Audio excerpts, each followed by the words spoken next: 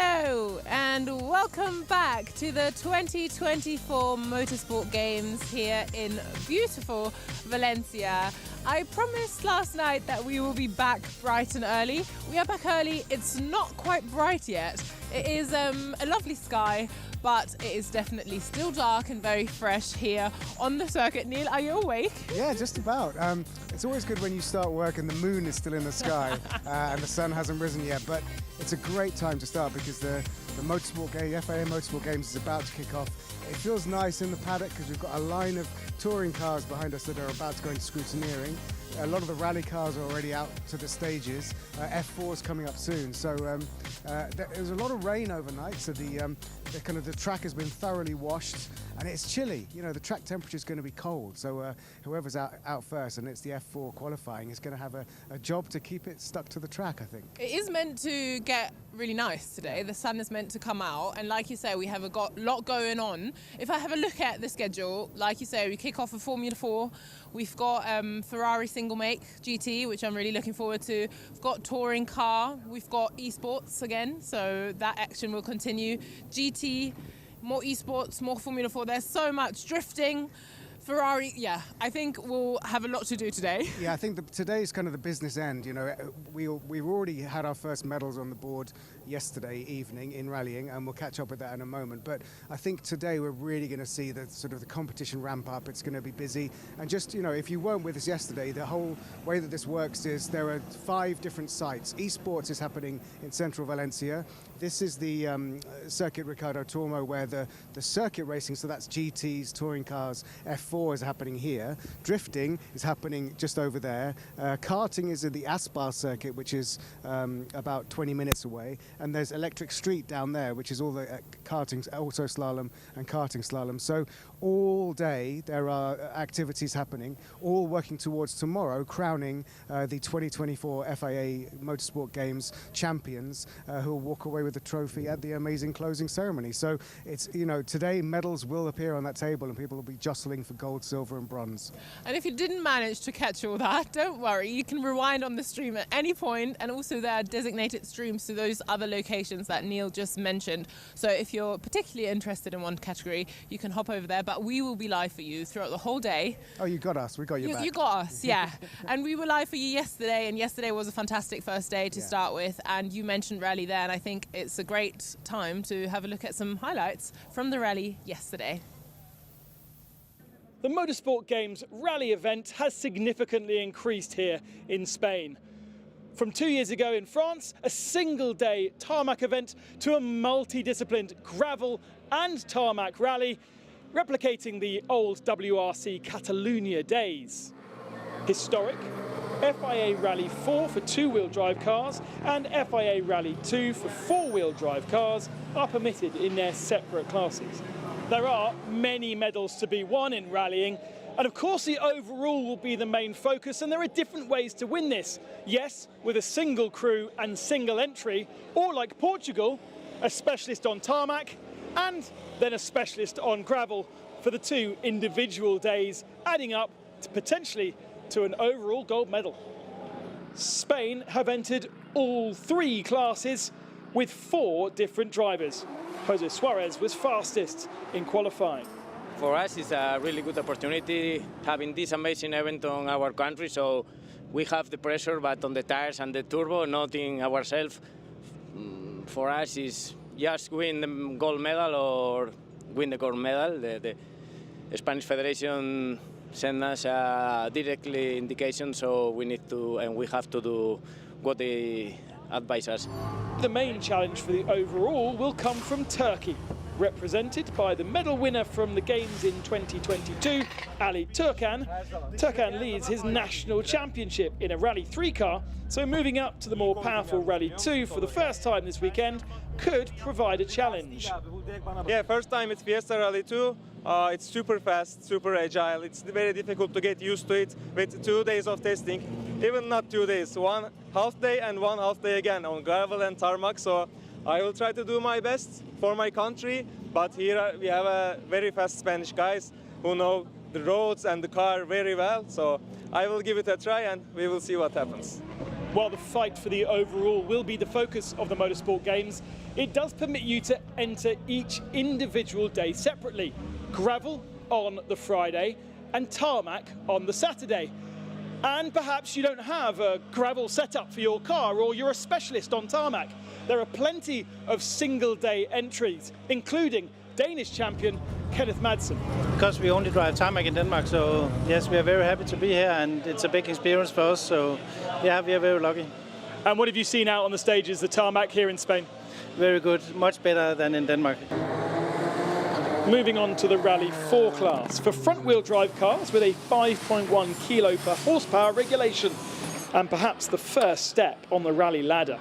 Again, it's Turkey who have entered a heavyweight from their national championship. Kerem is second in both the Latvian and Turkish championships in Rally 2, but steps down to Rally 4 for the Motorsport Games.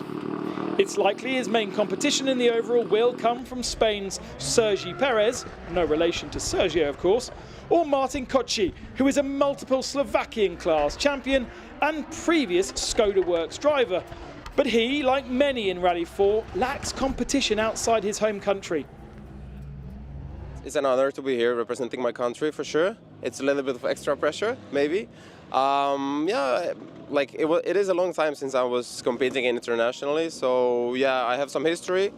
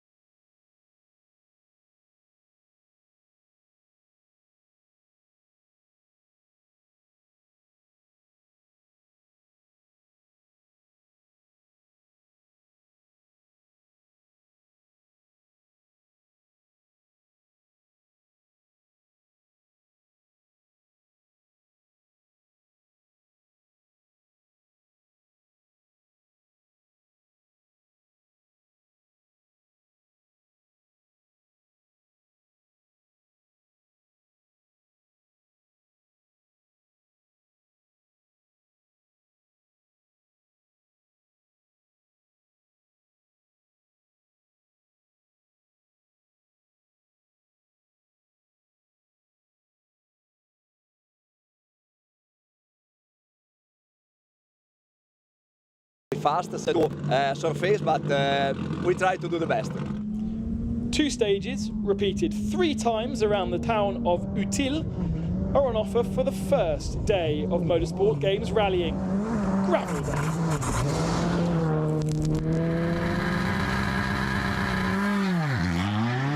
Day 1 kicked off with the United Kingdom first into the stage. A clear road ahead, but the loose surface would not offer anywhere near the same grip for Ollie Mellers as it would do for the later runners. His Iris was fast enough to finish the morning loop in 3rd overall, 1 minute 24 behind the leader.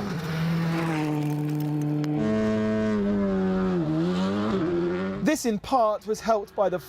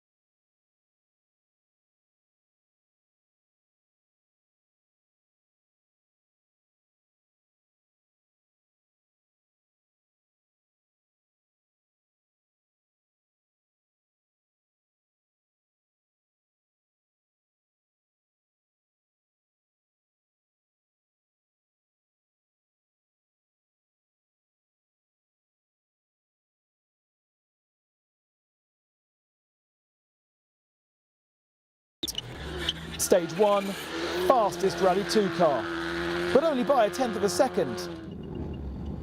Cajon gave away another 4 seconds to Suarez a stage later, but on the third stage of the loop, a repeat of stage 1, it was the Yaris that was the fastest by 5 seconds ahead. That left Cajon the fastest overall in the morning loop and leader of the overall, while Suarez leads Rally 2 gravel. In Rally 4 there was plenty of drama straight off the bat for favourites Team Turkey. Tipped for success, Kerim Kazaz stopped his 208 4 kilometres from the end of the very first stage with a drive shaft issue. The end of his day, and now his focus purely on tarmac tomorrow. Also to abandon on the stage was the Argentines of Luciano Bononomi with an entry into today only and a very damaged Peugeot. It was game over.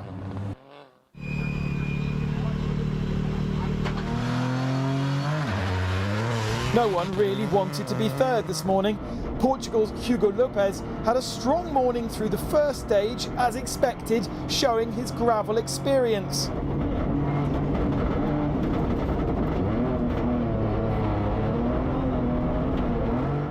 The rougher sections, however, on the second stage were less to his liking. This junction particularly on the third stage of the loop. The car and the gearbox really didn't like that impact, and it was a worry if he could get back to service. That offered Luis Eduardo Steidl from Brazil the opportunity for third. He was quite solidly ahead of the rest and inherited bronze medal, even after damaging the front right and picking up a puncture on the final stage of the loop. Out front, the fight was between two men. I say fight because Spain's Sergi Perez certainly had the upper hand. Going slow in qualifying gave him a slightly lower starting position, and he hit the ground running, going 12 seconds faster than his compatriot on stage 1. Stage 2, it was 8 seconds faster, but by stage 3, Martin Kocic from Slovakia was able to match him. Kocic is readjusting to front-wheel drive for this event, and a bald left rear tyre certainly would not have helped with his feel in the car on stage 3. But he did claw 2 seconds back on that lead by the end of the stage.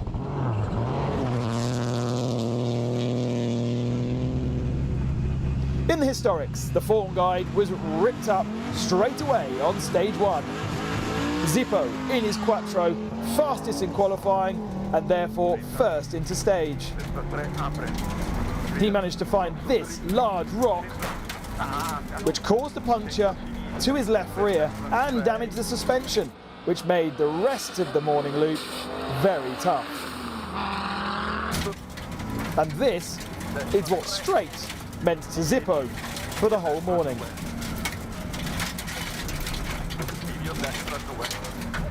To benefit Team United Kingdom, Ernie and Annie Graham in their Escort found themselves third fastest in stage 1 and best gravel competitor.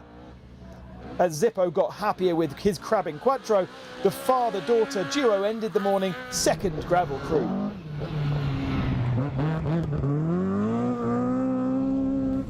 Kjell and Peter Fransson from Sweden in their Alpine 310 also benefited from Zippo's misfortune. You can't imagine this pretty little car being thrashed through the rocks, but on the wide open sweepers, it looks majestic. They were in touch with second overall by the end of the morning. Less fun for Siegfried and Renat Meyer in their German liveried Volvo 240. It made it halfway through stage 1 before its ignition packed up. 10-minute repair, they were able to continue. You might also ask where bronze medal winner from 2022 Antonio Sainz was. Problems in practice, the Porsche didn't really seem to be singing on the gravel. Must be hard work to drive.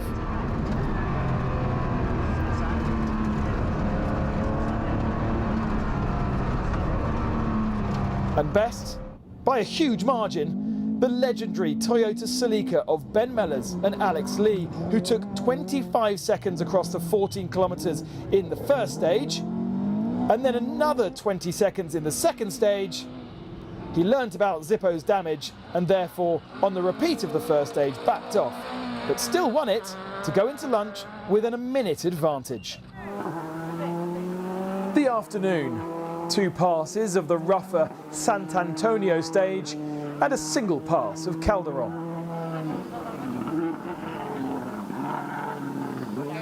Ollie Mellors held 3rd position before lunch, but as soon as the first roundabout leaving service felt an issue. A loose prop shaft gave them a horrible vibration all afternoon and eventually caused a drive shaft leak. More importantly though, it stopped Team UK from pushing and they dropped down the order. This should have been to the benefit of Jari Litten from Sweden, but his Skoda ended up parked on the side of the road in stage 4, the end of his rally. Instead, Qatar's Abdulaziz Al-Kawari moved up to 4th in gravel. And Mexico inherited 3rd overall after being 2nd on stage 5. No change at the top, with Cachon dominating the afternoon and Spain once again fastest. His nearest challenger, Turkey's Ali Turkan, played it safe all afternoon.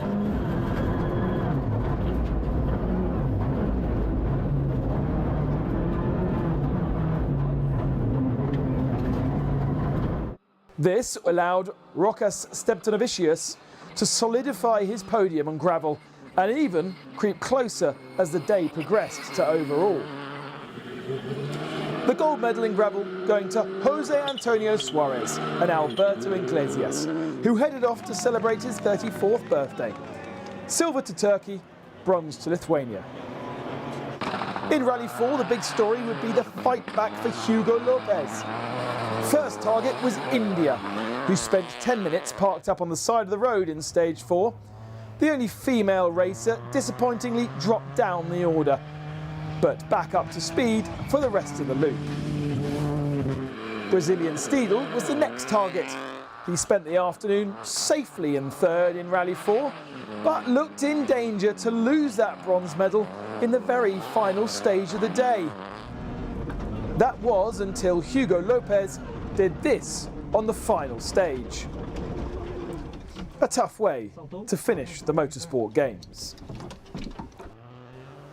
Slovakian Martin Koci lost 11 seconds in the first of the 2 stages of the afternoon to his leader, but won the final stage of the loop.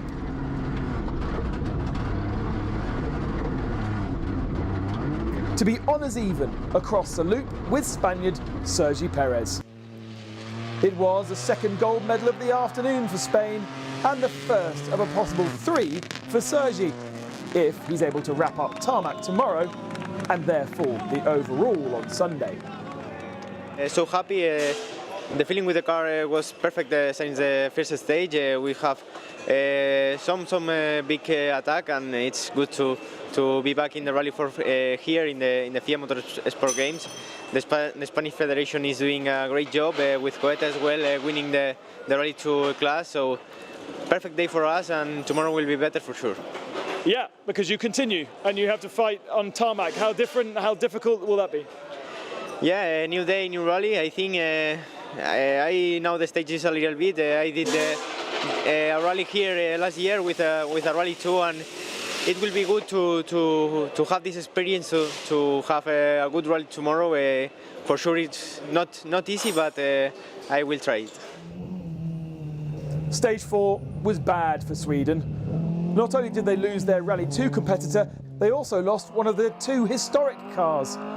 Arguably the most attractive of the field, the Volvo 544 Sport of Kim Sevius had been happily in 3rd in gravel, but sadly expired.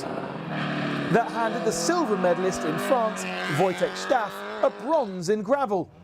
The Czech driver had a quiet day in his Ascona and will be in the hunt tomorrow once he gets onto more favoured surfaces.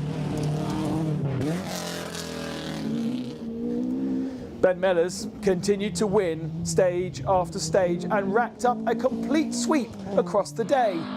His winning margin in stage 6 was nearly a whole minute. The Celica may have filled with dust, but the 2.5-minute advantage over the rest of the field going into Saturday is a comfortable buffer. Zippo was struggling. The car was tired after being rattled around the Valencian rocks, and his comfort hold on the gold in gravel was wearing thin.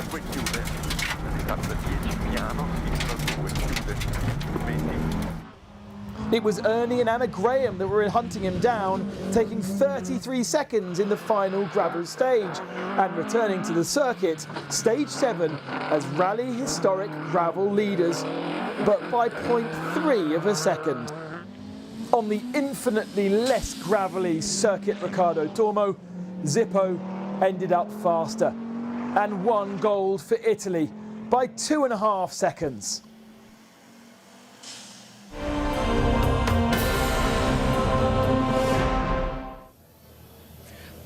This is a fantastic car to start with, isn't it? Yeah, it's it's part of the historic rally category, and it's been put to bed because this did gravel yesterday, so it's sitting here in the service park as part of the historics. But over here should be the Alpine rally car, which will be out on the stages because that's doing tarmac today.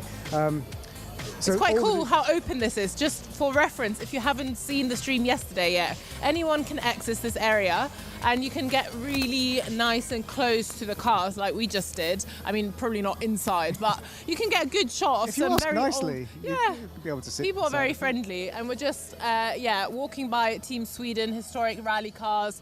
And Team Sweden is one of the big teams, a lot of people, but we've got a lot of nations, not just big teams, also teams who brought, like you said yesterday, one single athlete.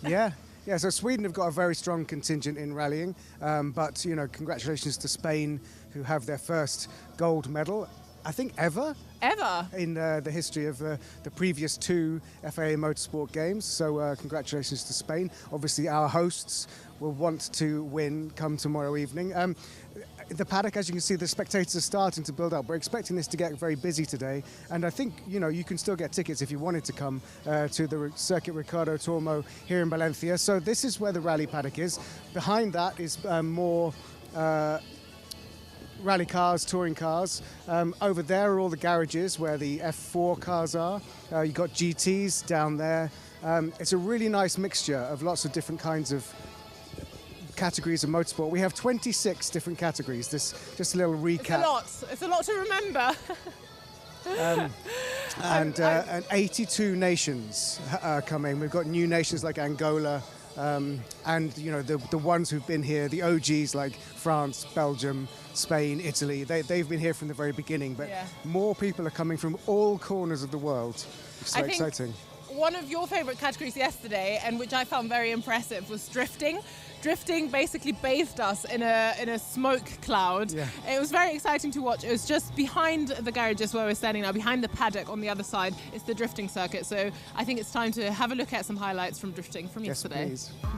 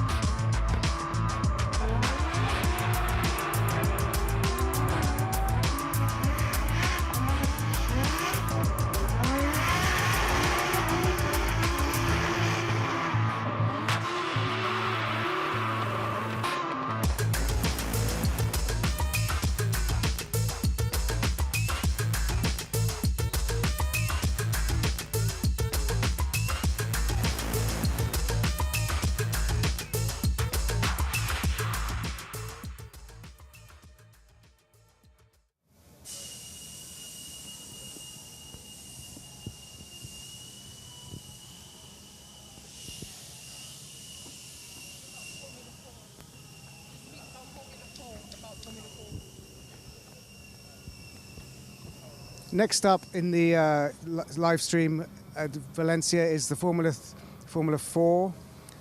So we'll be going to qualifying for that very, very shortly. So there's a chance for the drivers to make their last preparations, get themselves strapped into the cars and head out. They're literally going to be opening the road today. The circuit is completely green, very cold, chilly, and a chance for a lot of these young drivers have moved up from karting.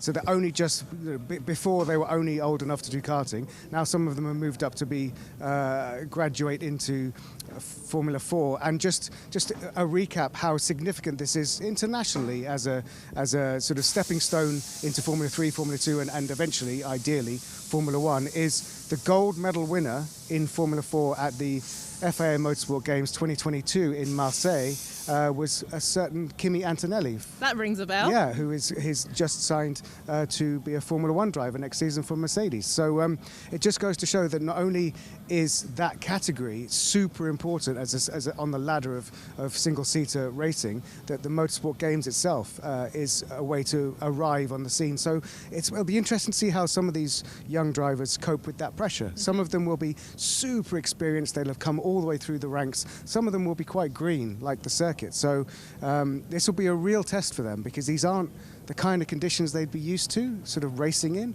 and they've got to get this session done. They've got to try and qualify as far up the grid as they can to go for gold and make a good impression internationally.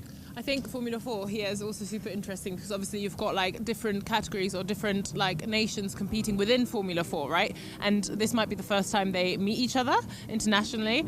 And also Formula 4 is obviously a reference for a lot of people who only be into Formula 1 to get them stuck into the Motorsport Games and then also see all the other things that are going on here, right? Yeah, it's super exciting. So the individual domestic leagues, the individual domestic championships have all come together for this race of nations. So as you say, they'll be benchmarking themselves against people from across the globe that they've never been on the same grid as each other before.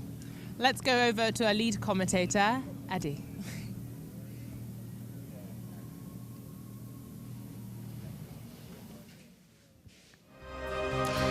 Day 2, the 2024 FIA Motorsport Games here in Valencia is just about ready to go, and it is just about light because on track at 8:30 will be the drivers for the single-seater action for Formula 4 for their qualifying session in anticipation of 2 races, qualifying race and then the main race for which there are medals. Wet tyres being used, stipulated indeed by the race director. There was a lot of rain last night.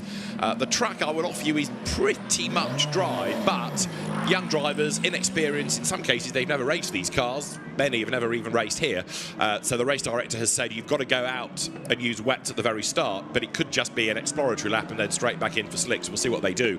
David Addison and Joe Osborne trackside. Yesterday we enjoyed 2 long free practice sessions, but here on a damp track, Joe, at the crack of sparrows, really, it's a real wake-up call, and anything they learned yesterday, well, pretty much a lot goes out of the window because the track surface is so different. Yeah, couldn't be more different. And yeah, as you said, I think most people are going to dive to the pits pretty early to get some slicks on. Why do I think that? Because there's not a lot of spray being thrown up. A little bit here on the exit of T12, potentially in 13. But that first part of the lap looked very dry. Little wetter there into the last corner at 14 downhill. But in this short session, you need to be on the right tyre at the end of it. And that's what the drivers should be doing, is working from the backwards of this session, working out 22 minutes remaining, staying out for another lap. So if you think you can be on slicks in 22 minutes, I would be getting those tyres on as early as possible to generate some heat. And it'd be interesting to see if anyone does. But at the moment, it looks like everyone's just trying to find their feet and see maybe they're going to put a bank of lap time in on the wets, then think about it. But the spray is quite sporadic. In places, there's not a lot. For example, here, coming out of turn 1 into turn 2, as we have a yellow flag somewhere in turn 1. But then the sort of disparity in nature is going to be difficult, really, to see what's happened. Someone being caught out first lap into turn 1, gets it back round, no harm done there for Team Slovakia there. Yeah, Mata Driva, the driver. So we did hear some tyres squeal, and that was the reason for it. Big lose. So yeah, as Joe rightly says, the road is wetter in parts than others. The other element to all of this is perhaps some will not go out at the very start and just let others clean the circuit for them. But I think actually everybody has ventured out. It might only be for an installation lap. Of course, the other aspect to all of this is that you might as well go out and learn the circuit. And if it's going to be a dry day, which the forecast says it will be, you're not really losing anything by taking laps out of a set of wet tyres. You're getting the mileage, you're learning about the circuit, but you're not actually destroying the tyres you want to use for the races. Yeah, really true. And speaking to some of the drivers this morning, that's exactly their attitude, that this will be the only session the wets are probably needed for, and then they'll go on to the control slick, of which they've only got one set now to get them through. So actually all of these laps not on their slicks, they'll be quite happy keeping them fresher for the race. Obviously drivers think like that, not realising every other driver's exactly the same. So your tyre is no fresher, so the delta remains the same. Drivers now starting to veer off the traditional dry line, trying to find a bit of grip. All of these curbs and painted white lines as well will be extra slippy compared to the regular surface. Now, yesterday, the driver to beat in free practice 2 was Team Israel's Ariel Elkin, and he was impressive. He'd been good in FP1, he was quickest in FP2, but he will get a 3-place grid drop for the qualifying race that comes up later in the day. So no matter where he finishes in the times, he's going to drop places because he put 2 wheels over the white line on the approach to turn 1. That contravenes the race director's instructions, and so a 3-place grid drop. The result there for Team United Kingdom is Reza Seaworthen, who went well at the end of the session yesterday, but then lost the lap time for track limits, so ended up further down the order than really he perhaps ought to have been. And you can see how he's having to fight the car. Just got away with that, but that looked really nervy. Yeah, he looked confident with the entry, and suddenly it snaps around. So it's always hard to see from the outside. Did the driver do that on purpose? Did they trail the brake a little bit longer, a little bit harder, which helps the rotation, gives more grip to the front than the rear? Looking quick at the moment, Rez, and that's backed up with a purple Sector 1, obviously. So coming through Sector 2 now, tricky brake zone into 8, so lots of drivers locking up. They were the 2 biggest issues these drivers were facing yesterday. The first one you alluded to, track limits. It was so many, wasn't it, at times? I'd say every driver lost at least 3 or 4 laps of their session. And then the second one was really locking up the brakes. We saw some drivers having to finish the session early because they'd had such big lockups. They'd gone down to canvas, so obviously it was no longer safe or fast. Purple Sector 2 as well for Reza as we follow him all the way through the lap. Turn 12 uphill, careful not to run too wide. Still be flat through 13. These Formula 4 cars do generate a good amount of downforce. Into 14, easiest place to lock up. We're seeing the exit now, and I think Reza's looking like he's going to go provisional pole position for United Kingdom. And as he comes across the line, it is Ariel Elkin, in fact, who is slightly faster, but will get his 3-place grid drop. Here is Reza Seaworthen, who does now go quickest. So Team United Kingdom to the top of the times, a 1:49.3, whereas yesterday in the dry it was a 1:35. So a good chunk slower in these semi-wet conditions, but clearly it's affecting things. So Ariel Elkin second +3, so he's going to drop to 5th if things stay as they are. And black and orange mechanical warning flags are now being offered to a number of nations for not having the rear rain light on.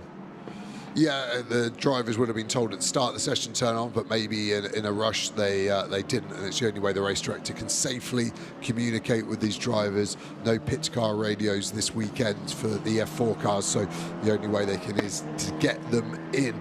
But obviously that's going to lose you 2 laps out there learning and everything, so those guys are going to want to get in as quickly as they can and rectify the issue. I'm still surprised how little it's drying in places, but then for example, out of here at 5 and 6, I think slicks would be quicker. I just don't think there's actually going to be much time to get the slicks on and get them hot enough. And people are still improving, even at this stage, with thinking slicks, but the wets are still able to work. Now, they're getting, well, hello, a mistake being made there by Team Malta's Nicky Gaucher. He rejoins up at turn 2. The cars are getting a bit lighter on fuel. The wets are getting warmer and a bit more grippy, perhaps, but they're still able to cut through this pretty minimal amount of water on the road. And that was Gaucher losing it coming out of turn 2 for Malta. And Reza Seaworthen is proving the point about being able to go quicker with an absolute best and a personal best for Team UK. He's in the last sector. He's heading up towards the line. It was a 49.3, 7/10 quicker than anybody else last time. And when Reza Seaworthen comes across the line, he will need to beat a 49.1 of Ariel Elkin, and he's in the 47s now. So there, Reza Seaworthen, 1 minute 47.652. That's over half a second quicker than Yevan David, the Sri Lankan driver, up to second now. Yeah, and they're really close to the crossover point now. 12 seconds off a dry time. Short lap here at Valencia, 4 kilometres. What you tend to do as a driver is how many brake zones have you got? And then there's a delta between the wet and the dry time. So 8 brake zones here at Valencia, looking to lose a second on a wet tyre to a dry before the crossover. So I think they probably need to be somewhere in the sort of 40, 45s before we're in a real crossover point where slicks may be a viable option. Well, Reza Seaworthen is still pushing on, another absolute best in Sector 1. Ariel Elkin, by the way, now is down to 4th, plus his 3 grid drop places. Up to 3rd for Team Luxembourg has come Chester Kiefer. He's been racing in French Formula 4 this year, but Chester Kiefer now into the top 3. Oscar Wirtz was briefly 2nd, but he is now back down to 5th in the times. But it's all still shuffling, as now Yevan David goes even quicker in Sector 1.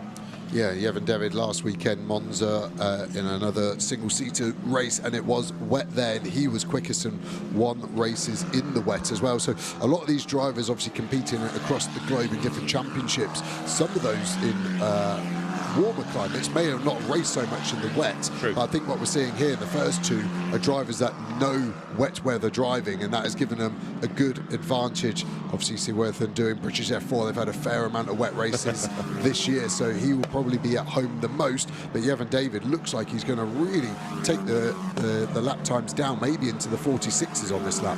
Well, Seaworthen has done a 46.7 now to be the fastest, and Yevan David will go across the timing line and stay second fastest, in fact. So that lap was a 46.8. It is 54 thousandths now, the margin between the top 2. After his spin, Nicky Gauchi comes into the pit lane and will rejoin, still on the wets, and 14 minutes on the clock. Nobody really looking yet as though they're ready to bolt and take that gamble, because on a wet tyre, you're still improving lap times. Yeah, and when they're not warmed, as in the slick is just bolted onto the car, no tyre oven, heating devices, it's going to take 5-6 minutes to get any meaningful heat, meaning you've probably only got time for 4 or 5 flyers. So I think the safe bet is to stay on these wets. Yeah. The only thing is, if you're somewhere out of position, you're not happy, somewhere outside the top 10, looking maybe at Brazil, Hong Kong, these guys, maybe it's worth a roll of the dice just to see if that can get you up the order. But you're going to lose so many laps, as you say, trying to get them up to temperature when a wet can still generate warmth and a good lap time for you. Now, for the home nation, for Team Spain, the man to watch has been Juan Cota, and he is currently 6th in the times. There he is, coming out of turn 2. There, it looks dry, doesn't it? But you go elsewhere around the lap, and it looks decidedly slippery. But even though the drivers are still pushing, there are parts of the circuit where the car gets away from them. But I don't think that's the tyres going off. I think that's just the grip level. Yeah, it's like a greasy stage, isn't it, in Sector 1? So as a driver, you just don't get any bite when there's no water to offer any friction like there is in the part of the lap towards the end. It's almost easier, this greasy stage. The tyre just sits on top of it. See a big slide out of 14 there, rain lights flashing away as Team Portugal are going to cross the line, see if they can improve on their 6th place at the moment. Chega Note stays there, looking for wetter parts of the track as well now, trying to cool those wets, not to overheat the surface of the tyre. Australia yet to do a lap because Griffin Peebles has lost lap times for track limit abuses. So Team Australia needs to get on with the programme here. There are 21 nations represented in F4, and it is now an Australian time offered for the top 10 by Griffin Peebles. He's gone 10th, so finally he's got one on the board, and hopefully that's going to stay. Juan Cota, in the meantime, 7th and pushing on, and Griffin Peebles drops to 11th because Japan improves now into the top 10. So Tosai Moriyama just knocks him down a place. Juan Cota up to the top 3 now as he goes across the timing line then. So Team Spain which won gold medals in rallying last night, in Rally 2 and Rally 4 gravel, the two standalone competitions for the gravel stages. So Spain had a good start yesterday, and more medals possibly to come on the track today and tomorrow. Yeah, as we follow Peebles, that you're saying from Australia, has managed to do 1 lap in half a session, so hopefully he does more than 2 laps in this 25-minute session. He's in a bit of traffic at the moment, but looks like he's fast. Someone who is fast, David, you can see on the timing screen there 2 purple sectors. We had a similar vibe from him earlier, didn't we? Then his sector 3 wasn't particularly hot. He needs a good sector 3 as we go, looking at the Team Sri Lanka car out of 14. A little bit of traffic in front, but he'll just be getting a slipstream. He's going to be breaking the beam. Needs to beat that 146.7 as he crosses it now. 146.2, clear by half a second. Great lap. Very impressive, isn't it? So Yevan David then for Sri Lanka to the top, and for Argentina now, Gino Trapper being black flagged for not having the rain light either on or it's not working. So disappointment there as you look at the number 23, Griffin Peebles' car. So this is Team Australia. He was up and down the order and he slipped down to 15th, but with personal best in sectors, 13th is the reward at the end of the lap. So he has improved, but it could have been even better, but for a big slide coming through turn 12. Yeah, huge snap of oversteers. He picks the throttle up at the apex. Just had too much steering lock on. That's what I love with single series. You can see their hand positioning. He had over 90 degrees of lock, picked the throttle up, and the rear said no thank you, and it gave him a big snap. That was easily 5 or 6 tenths lost. And when it's this tight, that would be putting him probably up to 9th position. So hopefully he can get a tidier lap in this one coming up. As Yevan David again, purple sector in sector 1, so these wet tyres are hanging on very well right now. Now the clock has still just about 10 more minutes to go, and Yevan David is the quickest then, half a second to the good. So Sri Lanka, the UK, and now up to 3rd, despite his moment at the very start, for Team Slovakia, Matus Riba. So he's somebody else with lots of F4 experience and going nicely, and he's done now 146.9. At the moment, and this is possibly down to the weather, only the top 5 within a second of each other. But I think that's going to close towards the end of the session as the track dries out. Yeah, the only thing I'm surprised no one's come in, checked tyre pressures yet to potentially do a bleed, because every lap you do generating more and more energy, going faster and faster. You just start to build the pressure, and then the car can start to move around underneath you. Maybe a tyre pressure bleed is a nice halfway health change, not going to the slick tyre, but maybe giving your set of wets a second chance to improve your lap time, as Yevan David improves again, 45.8 now. And Ariel Elkin is down to 6th. We've got drama at turn 12 with 2 cars stranded. One trying to get going again is Team Japan, and that one is moving to Moriyama. And who was the other one that was involved in all of that? Moriyama for Japan Malta, gets going again. Was it right? Number 8. Yeah, Nicky Gauci for Team Malta is the other one. So how did it all kick off? This is part of the answer. So Japan looking down the inside, Malta trying to get out of the way on entry, and then the gap just diminishes there. It's, for me, a proper racing instant. To me, Japan would have expected Malta to get out of the way because they opened up the corner. Malta then turns in, which they're obviously allowed to do, and Japan's speed was just so high, it understeered them in there. I think both have got away with that without damage, and I assume that's going to be investigated after the session. All the FIA race directors will have all the onboard footage and be able to make a decision if any action is needed from that incident. And both have got going again, so the road is clear, and that's good news for the likes of Yevan David, who was quicker than anybody again in Sector 1, but lost a bit of time in Sector 2, but the road is now clear. Reza Siwa then in the meantime has improved in the middle, but not quite as good in the first sector, and now drivers going for the wetter part of the road, aren't they, to keep those tyres cool for the remaining 8 minutes. Yevan David goes across the line, quicker still, 1:45.8, no, slightly slower this time, 1:46.1. Time was a little bit later coming up on the timing screen in the booth, and so he's a couple of tenths down. So it started really well, but sectors 2 and 3 just ebbed away a bit. Yeah, and we've actually just seen Argentina have to come in after that black flag. They're not going to be allowed to back out. So a small mistake not turning the rain light on potentially has really hurt them. 16th at the moment, but as the track improves, that may keep dropping, is my fear for Argentina there. So 7 minutes and change on the clock. And there's another one with a black flag now, and it is for track limits, except it's car 5. And a car 5 we do not have in the entry. So the plot thickens there. In the meantime, Matus Rieber for Slovakia pressing on, and there for Luxembourg, Chester Kiefer, who was going well earlier on. He's dropped to 9th now, but Matus Rieber looking good, improving in the first sector. Whoops, big slide, further proof of how hard he's trying. Yeah, just working it through there. Easy flat in the dry, but in the wet they're just having to have a slight lift out the throttle, more to manage the understeer, but as you lift off the throttle, can snap the rear round as you're taking weight off it, thus grip into 12. It's watch his hands, white gloves working away, sliding out nice and wide. Can he improve on this 4th place? It's been a scrappy lap from what we've seen halfway round, so maybe it's not going to be this time by. You can see that in sector 2, a lot of understeer there into the last corner, having to really put a lot of steering lock on, try to get the front end in, and it's going to cross the line. We're now running out of time quickly, aren't we? Already 6 minutes remaining. This session has evaporated quicker than the water on track, it feels. So for Team Australia, Griffin Peebles still presses on and making the run now through turn 13 to 14 at the end of the lap.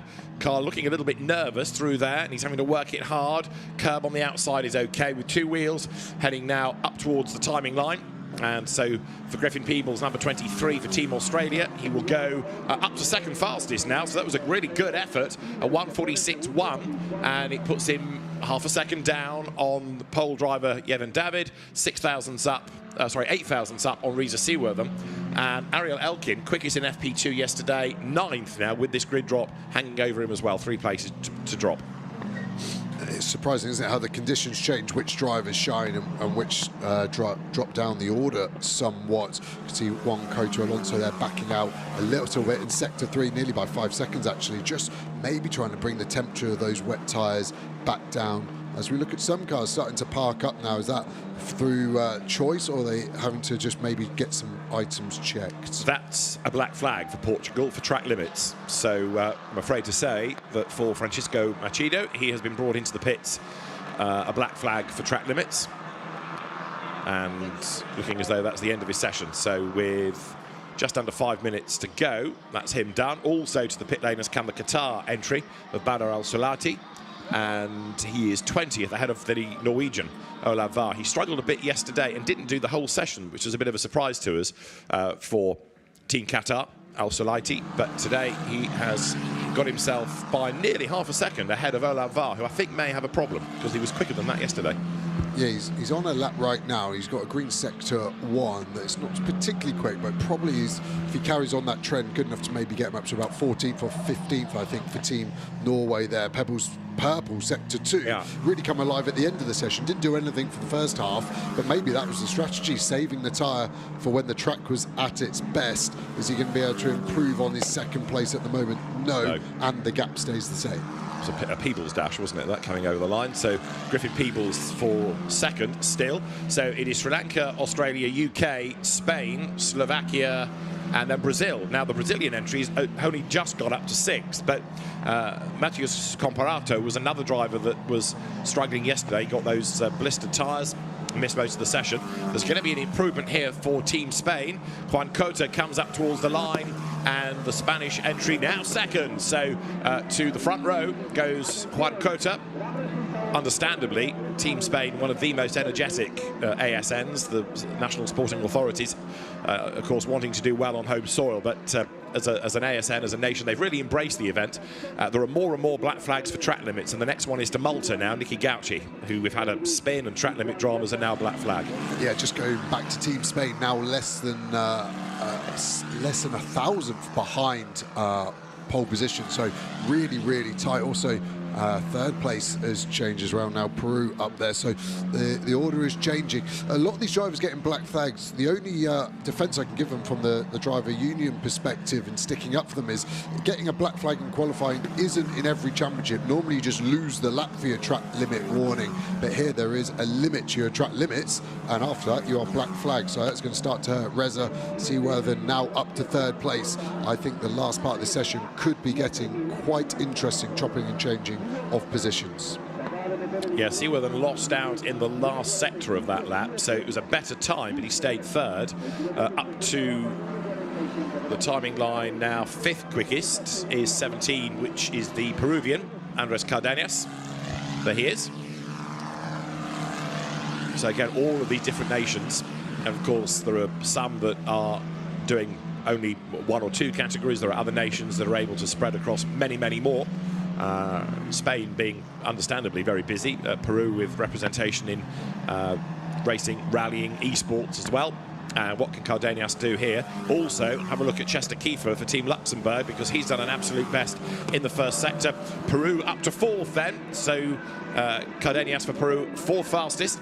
So it's Sri Lanka, Spain, UK, Peru, but we want to see what Luxembourg can do, and it's an absolute best in Sector 1 then for Chester Kiefer.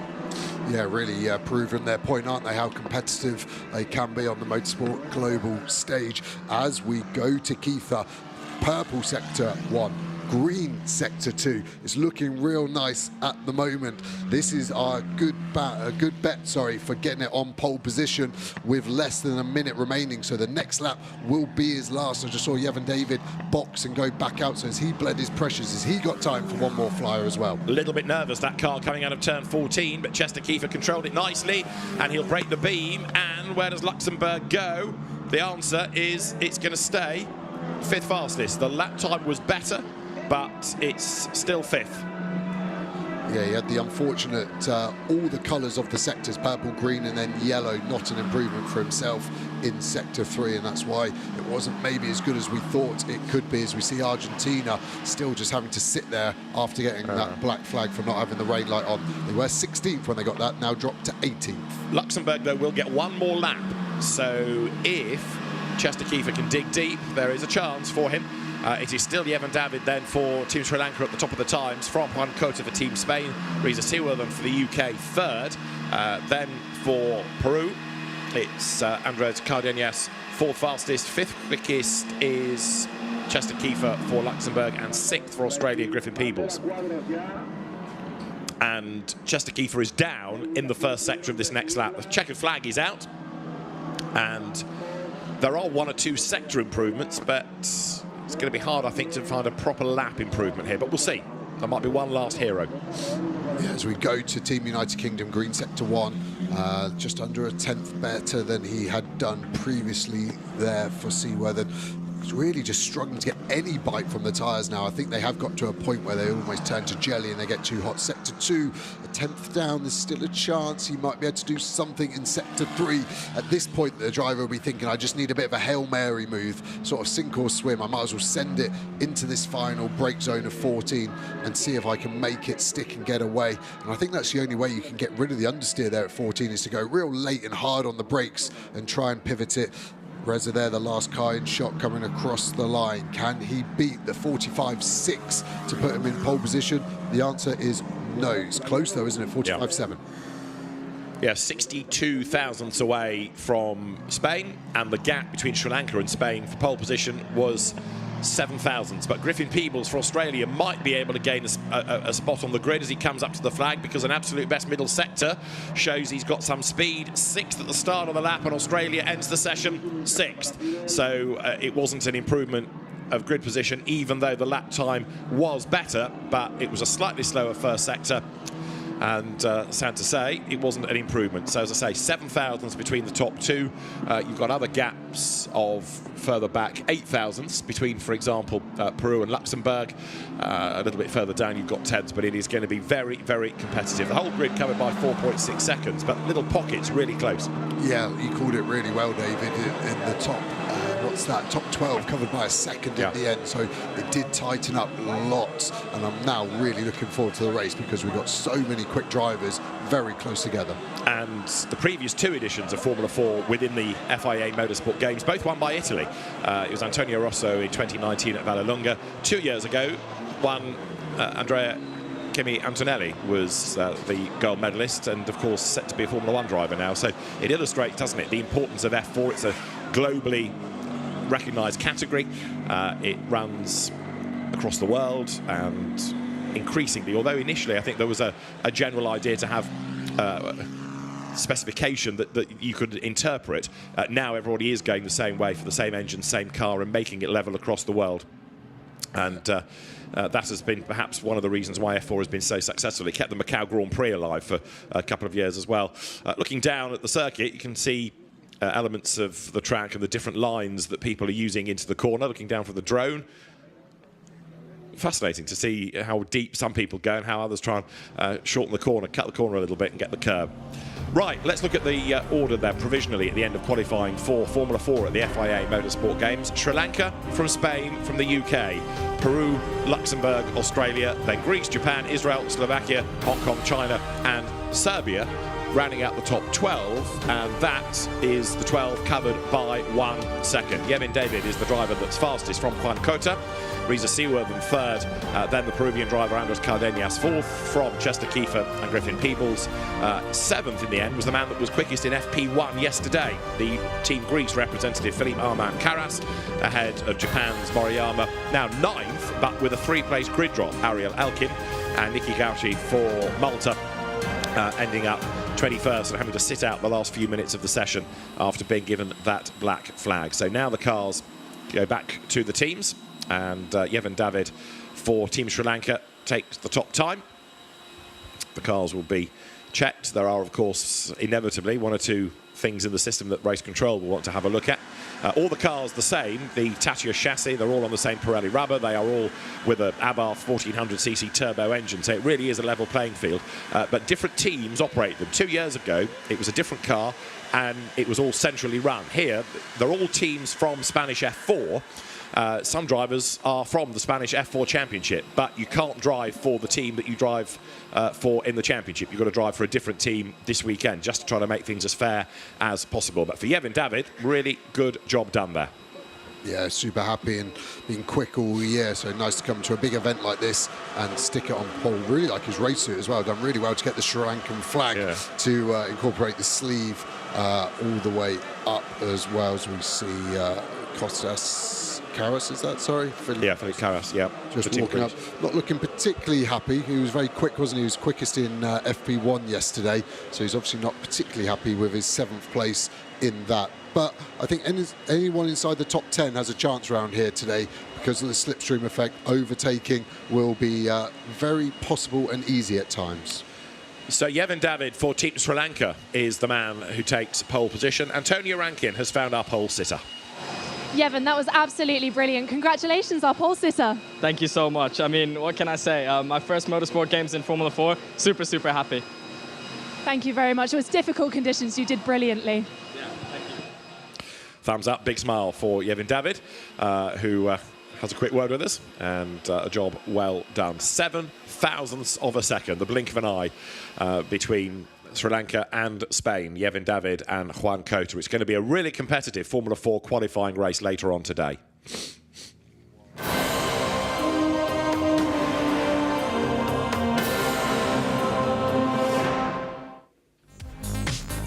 Qualifying for the Formula 4 category at the FIA Motorsport Games was held on a wet track, and wet tyres stipulated by race control as the drivers ventured out onto the circuit. It was wet and the wet tyres worked all the way through the session, but it wasn't a properly wet track. It was greasy in parts. There was a little bit more spray on the pit straight than maybe had been anticipated, but the drivers coped well with the conditions. 1 or 2 drivers ended up having their own dramas, like Team Slovakia's Matus Riba. Others ended up being black flagged for constant track limit problems. And having been fastest in free practice 2, Ariel Elkin was a man to watch in qualifying, but he never quite got it hooked up, and in the end was only 9th fastest and ended up with a 3-place grid drop, a legacy of FP2 as well. Drama as Malta and Japan got together, but they were both able to rejoin, although there was a spin for Niki Gauchi up at turn 2 for Malta, as well as his dramas down at turn 12. And in the end, he will be given a black flag for track limits and have to sit out the last few minutes. Matus Riba was 10th for Slovakia. Pushing hard towards the end of the session was Griffin Peebles for Team Australia. He would get himself into the top 6. 5th, though, went the way of Luxembourg's Chester Kiefer. 4th fastest in the end would be for Peru, the driver Andres Cardenas, and that another look at the incident between Malta and Japan. Reza Seaworthen, though, would take third for Team United Kingdom, having been at the top early on, but he couldn't quite match the pace of Juan Cota for Team Spain, who would be second fastest, and Cota, in turn, was 7 thousandths of a second down from the flying Sri Lankan driver, Yevan David, who looked mighty impressive to take provisional pole position for the Formula 4 qualifying race for the 2024 FIA Motorsport Games. Thank you, David and Joe. And yeah, extraordinary variety of lines. Look at turn 11, the inexperience showing maybe, or just testing the limits of this very, very chilly, cold, damp track. First things out on the for the Formula 4. So the single-seaters are all spec cars, all these young drivers chancing their arm. Great result for Sri Lanka. We're going to move on to some more sort of single make very shortly, but I just wanted to point out some of the GT cars that we've got coming up, which is the GT3 category. So there you've got Mercedes next door to Audi, next door to Porsche. It's going to be very exciting when we see these cars out on track, and I think their lines might be a little bit more disciplined around the circuit, sort of all sort of hitting the same kind of lines, I would imagine. Yeah, maybe. I mean, we'll see. I think these cars are spectacular, especially for the audience. They're coming in already, and everyone's kind of coming close, taking pictures, and just the liveries look so cool as well. Like the flags being displayed, it's quite fantastic, isn't it? You don't see it every day. No, I love it. Just to reiterate that this is the very rare chance. If you're a racing driver, you'll race for your team, you'll race for the manufacturer, you'll race for your sponsors. This is the only time that they actually get to race for their country, and so they wear the flag on the livery of the car. This is Chinese Taipei, and we've just seen Sri Lanka qualify on pole in Formula 4. Yeah. So it really is, they all want the gold rush to try and take home the trophy tomorrow. Let's move around a little bit. We're going to do like a half circle. On the other side, we've got the Ferrari hospitality. So let's just slowly walk over there.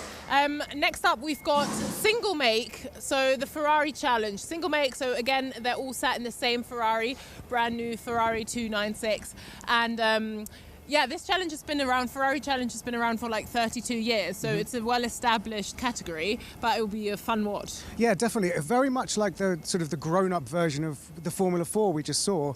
Individual countries, individual continents have their own Ferrari Challenge series, but this is one of the rare times they all come together. There's also the Finale Mondiale when a lot of the different championships come together, but this is a chance for all of these Ferraris to race against each other, and of course they bring a very swish hospitality area into the paddock. And I know that it's always a big competition of who gets to make do the single make, who's the producer, and it is Ferrari. So let's have a look at the Ferrari single make challenge. Back to our commentator team.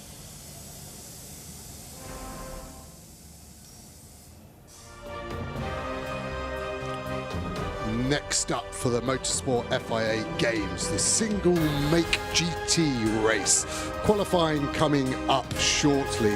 Track conditions here drying out, but as we've just seen from the Formula 4, everyone's staying on wets for their session. So jeopardy already in the air before cars even make the circuit. Giles Bourne here, joined by David Addison. We had an excellent session one for our first day here on track. How's it going to go, do you think, here for the single make GT qualifying session?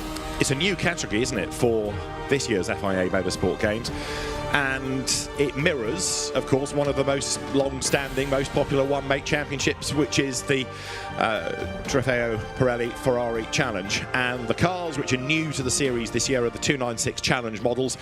In the real world, if you like, they have a hybrid unit that's been ditched to get more power. So these are close on 700 horsepower, 2.9 litre V6 twin turbo engines. They are wonderful bits of kit, and it's a really competitive series. Now there are drivers from Europe, the drivers from there's a North American championship, so Lisa Clark, for example, Racer Mama, she goes under the title of, she's on the entry list as well. But is it going to be competitive? You bet it is. You've got James Owen for Team UK, who was the winner in the World Finals, Ferrari Mondiale, last week, and so he definitely is a man to watch, coached by touring car racer Bobby Thompson. And there are lots of other drivers, he was saying to me yesterday, who are forces to be reckoned with that he competes against in the European Championship. So it is going to be competitive, that is for sure. And another new discipline. We've got plenty of GT history within the FIA Motorsport Games. It was a GT race that created all of this, really, the FIA GT Nations Cup that we had at Bahrain circuit in 2018. But this, again, levels the playing field. Everybody with the same equipment. They're different teams operating the cars, but everybody has the same base car to begin with. Yeah, and like you said, the 296 new this year for the Challenge Series, and it is an absolute weapon of a car. I've been fortunate enough to coach, drive, and work with the car. It is so fast. So we always used to having the Challenge car being slightly slower than the GT3 brother to the 296 in Scrim, but here I think the lap times could be quite similar because of that 700 horsepower these cars producing. The GT3 cars more in the mid 500s, so they are absolutely phenomenal and one of the best selling one make series car ever, and Ferrari really do a great job, and that's why they get all of these amateur drivers coming together racing across the world, as we see some of those world flags on the roofs of these cars showing the sort of variety we're getting in the countries that have entered. Yesterday in their free practice session we had Georgia actually fastest at the end of it, so quite hard to call. Most cars looking like they're on the wet tyres. Be good to get Antonio just to keep an eye. Is anyone putting the slick Pirelli on? Because it was close at the end of the previous F4 session, I thought. These cars do have ABS traction control, so a little bit easier as we see Team Sweden there giving us the good luck symbol, and yeah, hopefully he can be a bit higher than the P2 he's alluding to. Christian Kinch for Team Sweden. There is Team Italy, and it is Paolo Scudieri in the AF Corsa run car representing his nation. Started off in the Trofeo Abarth, but has been a Ferrari Challenge regular now for many seasons. But you've got the likes of not just James Owen as the man to beat, but you've got Christoph Herney for Switzerland, who's a former European champion. You've got Alvaro Ramos for Portugal, who's won the Portuguese Speed Championship effectively in a GT4 car. Axel Sartingen, who was the European champion in 2023. David Kayala, or Data Kayala, as he prefers to be known, who's won lots of touring car and legends competitions in Georgia. So it is going to be competitive, that is for sure. And there is somebody who was fined for being late for the administrative checks earlier on in the week, the Lebanese driver Talal Shire. Right, green light goes on at the end of the pit lane, and this qualifying session, 30 minutes it is, and we're in business. Yeah, just seeing everyone with their rain lights on, apart from Team United Kingdom, the white car at the back there, obviously with the Union Jack on the bonnet. These guys do have radio communication, so the teams will be able to tell them. We saw in that F4 session, didn't we, people getting the mechanical warning flag, then eventually black flag if they didn't turn it on, so hopefully won't come a cropper for that for Team United Kingdom. Weaving left to right, trying to get some heat in these tyres. These will be brand new wets. They haven't been on the wet track this weekend, so the releasing agent will just be on the top of these tyres, and they're very slippy until that is off. So yeah, interesting to see who can get these tyres turned on quickest, get a lap in this 30-minute session, and then potentially look at a different tyre for later on. There's no spray again, is there, in this first part of the lap? The sun is out as well now. That's going to really aid drying the track, which was particularly wet in T12 and 13, I thought, at the end of the last session. So be interesting to see if these cars are still kicking up spray. And for many drivers, it's the first time they will have raced here. James Owen has done some mileage around here for Team UK, as an example. He drove in the GT Winter Series, so although he's not perhaps raced this car here, he has some knowledge of the track, and others likewise. Over the years, the circuit has played host to the Ferrari Challenge, but the new for this year 296 model looks a long car, but it's a serious racing car, that's for sure. And the qualifying session underway, the road drying, one or two drivers being a little bit more committed than others there, as Team Italy, I think it was, trying to get through the traffic. Paolo Scudieri found himself boxed in and now able to get through past that slower car. Yeah, this outlap, just trying to find a bit of space, less critical. So we see the sun really shining through the windscreen onto the Georgian driver's eyes there. That's going to be quite an annoyance. Most drivers normally run a tinted visor in a GT car that you can obviously have up if you don't need it, and then down if you do. But I think there it just looked like there was no visor at all on the Stilo helmet of the Georgian driver, so that could be a bit of a problem. Spotting your braking point is hard enough, then when you've got the sun blazing through your retinas, it definitely doesn't help. Yeah, it is like somebody's literally turned on a big light in the last 10 minutes compared to what we had for the F4 qualifying session. Out onto the circuit will venture Christian Kinch in the Team Sweden entry, run by Go Motorsport and Herta Racing. Other teams, we've touched on AF Corsa. The Team UK entry, run by a team familiar from this year's GT World Challenge, or from the DTM as well, which is Licky Moly Team Engschler. So there are some good brains operating these cars and some good people behind the wheel. Yeah, best teams in the world coming together in this championship and all the other support series as well here this weekend at Valencia. So, yeah, the drivers don't have any excuses there using an inexperienced team. They're all able to pick the team they wanted to run with, which obviously should be giving them the fastest car out there. You see one of the cars in the background, just trying to work out who that is exactly at the moment, but no wheels on the car, so maybe they are waiting for it to get a bit dry and just go straight to the slick tyres, which should be 10 seconds a lap quicker. That is the delta that you can get if you get the right tyre at the right point. So you're looking at Spain, and it is Ivan Velasco Sanchez behind the wheel, former Clio Cup Spain racer. He's raced Minis and moved to Ferraris for this season with good success. So Ivan Velasco Sanchez will certainly be one to watch. Whether there's any circuit knowledge to be gained, we will see over the course of this session. Right now, though, Georgia looking really quick, because Data Kayala is faster than anybody in the first sector than the middle sector. Although, yes, and the lap time that he offers up is a 1:45.6. So yesterday we got them into the 34s in bone dry conditions. It is a start-up lap anyway, but there is more time to come, that's for sure. But Velasco Sanchez will be the next one to look for.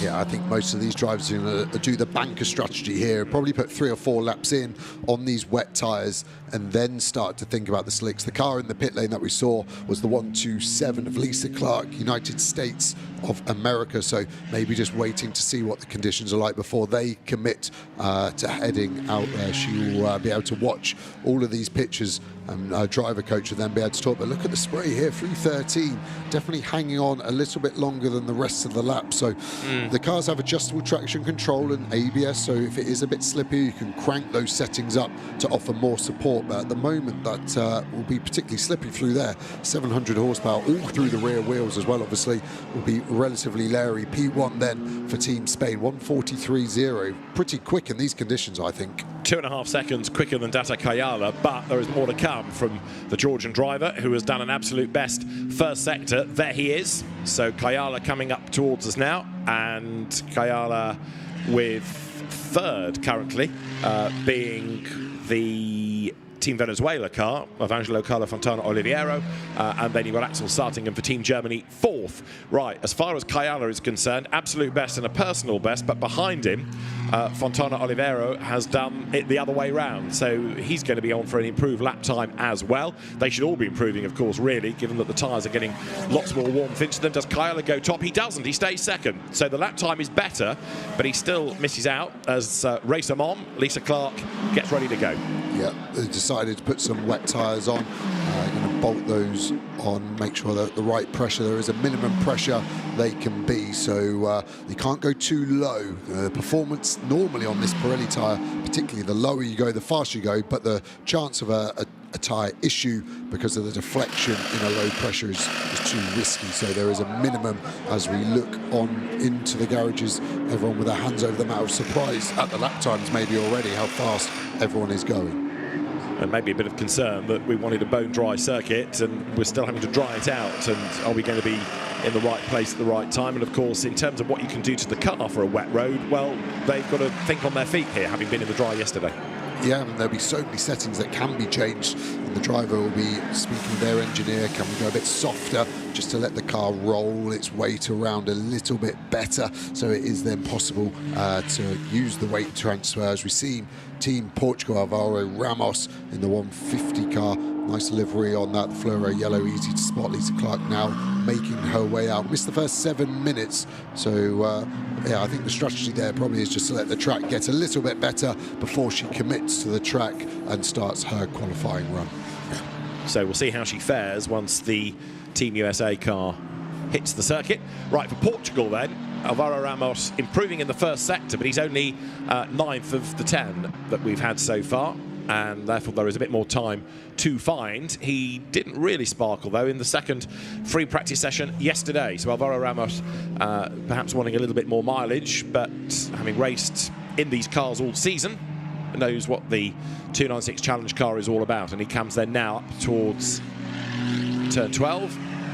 So for Portugal, Ramos should be an improver, but now at the very top of the times it is Venezuela, because Angelo Oliveira has done a 142.7. He's 0.3 quicker than Spain's Ivan Velasco Sanchez. Yeah, the lap times are going to keep improving, I think, for the next 2 or 3 laps. But then I do think the wet tyre is going to start to go off, because it's just going to get so hot. The surface of the tyre starts to kind of grain up, so there's less contact, and that just gets worse and worse. Generates more heat, which creates more graining, which generates more heat. Team Germany here coming onto the back straight out of 6. Very easy to do a track limit on the exit there. Everyone being very respectful. A little bit easier to be respectful of track limits in the wet, because the curb's obviously that bit slippier. So as it dries out, maybe we'll start to see some more track limit warnings. We were seeing black flags given for F4 drivers doing too many misdemeanors on the track limit, so the drivers will have that in the back of their mind, that they don't want to use it too much. Venezuela really pushing on there. You can see the visor down, not letting the sun affect him. Purple sector 1, about to break the beam here for sector 2. You can just see the shadow there. It's not his best, but it's not by far, is it, 200ths behind. So there's still a chance this could improve his lap time and give a bigger gap to second place. Bit of spray being kicked into his face, though. So a little bit down in the middle sector, and he's going to encounter that other car in exactly the wrong part of the circuit, isn't he? Because he couldn't really dive up the inside, and just that little bit of hesitation is going to go against him. And then, to add insult to injury, the car, I think it's Team Germany's Axel Sartingen, goes for the pit lane. Again, a lot of spray being generated, relatively speaking, on the pit straight, and Oliveira doesn't improve. He will go again. What about James Owen, who goes across the line for Team UK? He does improve up to 3rd there, just going down towards turn 1. The car being a little bit nervous, maybe, as he stands on the brakes. Yeah, I mean, with the conditions at the moment, it's surprisingly patchy. There isn't a logic you can apply. Parts are lap drier than others, that's normal. But even there, when we're watching at 14 from the drone, it looked bone dry all the way through the corner. Then on the exit, there was a huge amount of spray. So it must just be where we had the thunderstorm last night, rain so heavy.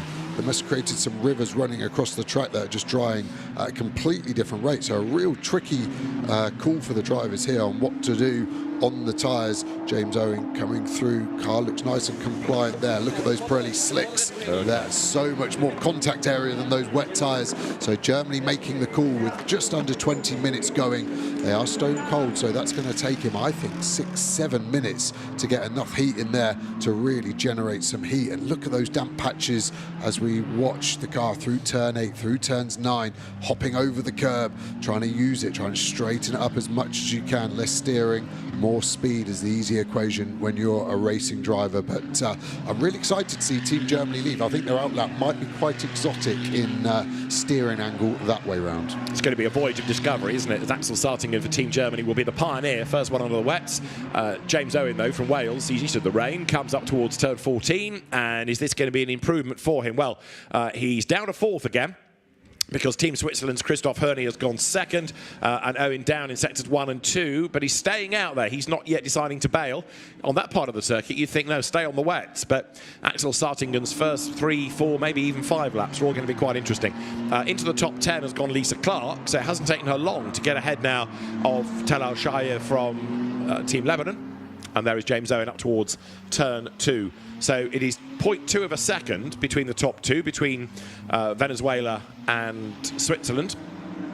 And there is Lisa Clark, who raced in the Ferrari Challenge race that supported the Le Mans 24 Hours last year. So she has done quite a bit of travelling and racing to Europe, but normally competes in the North American Championship.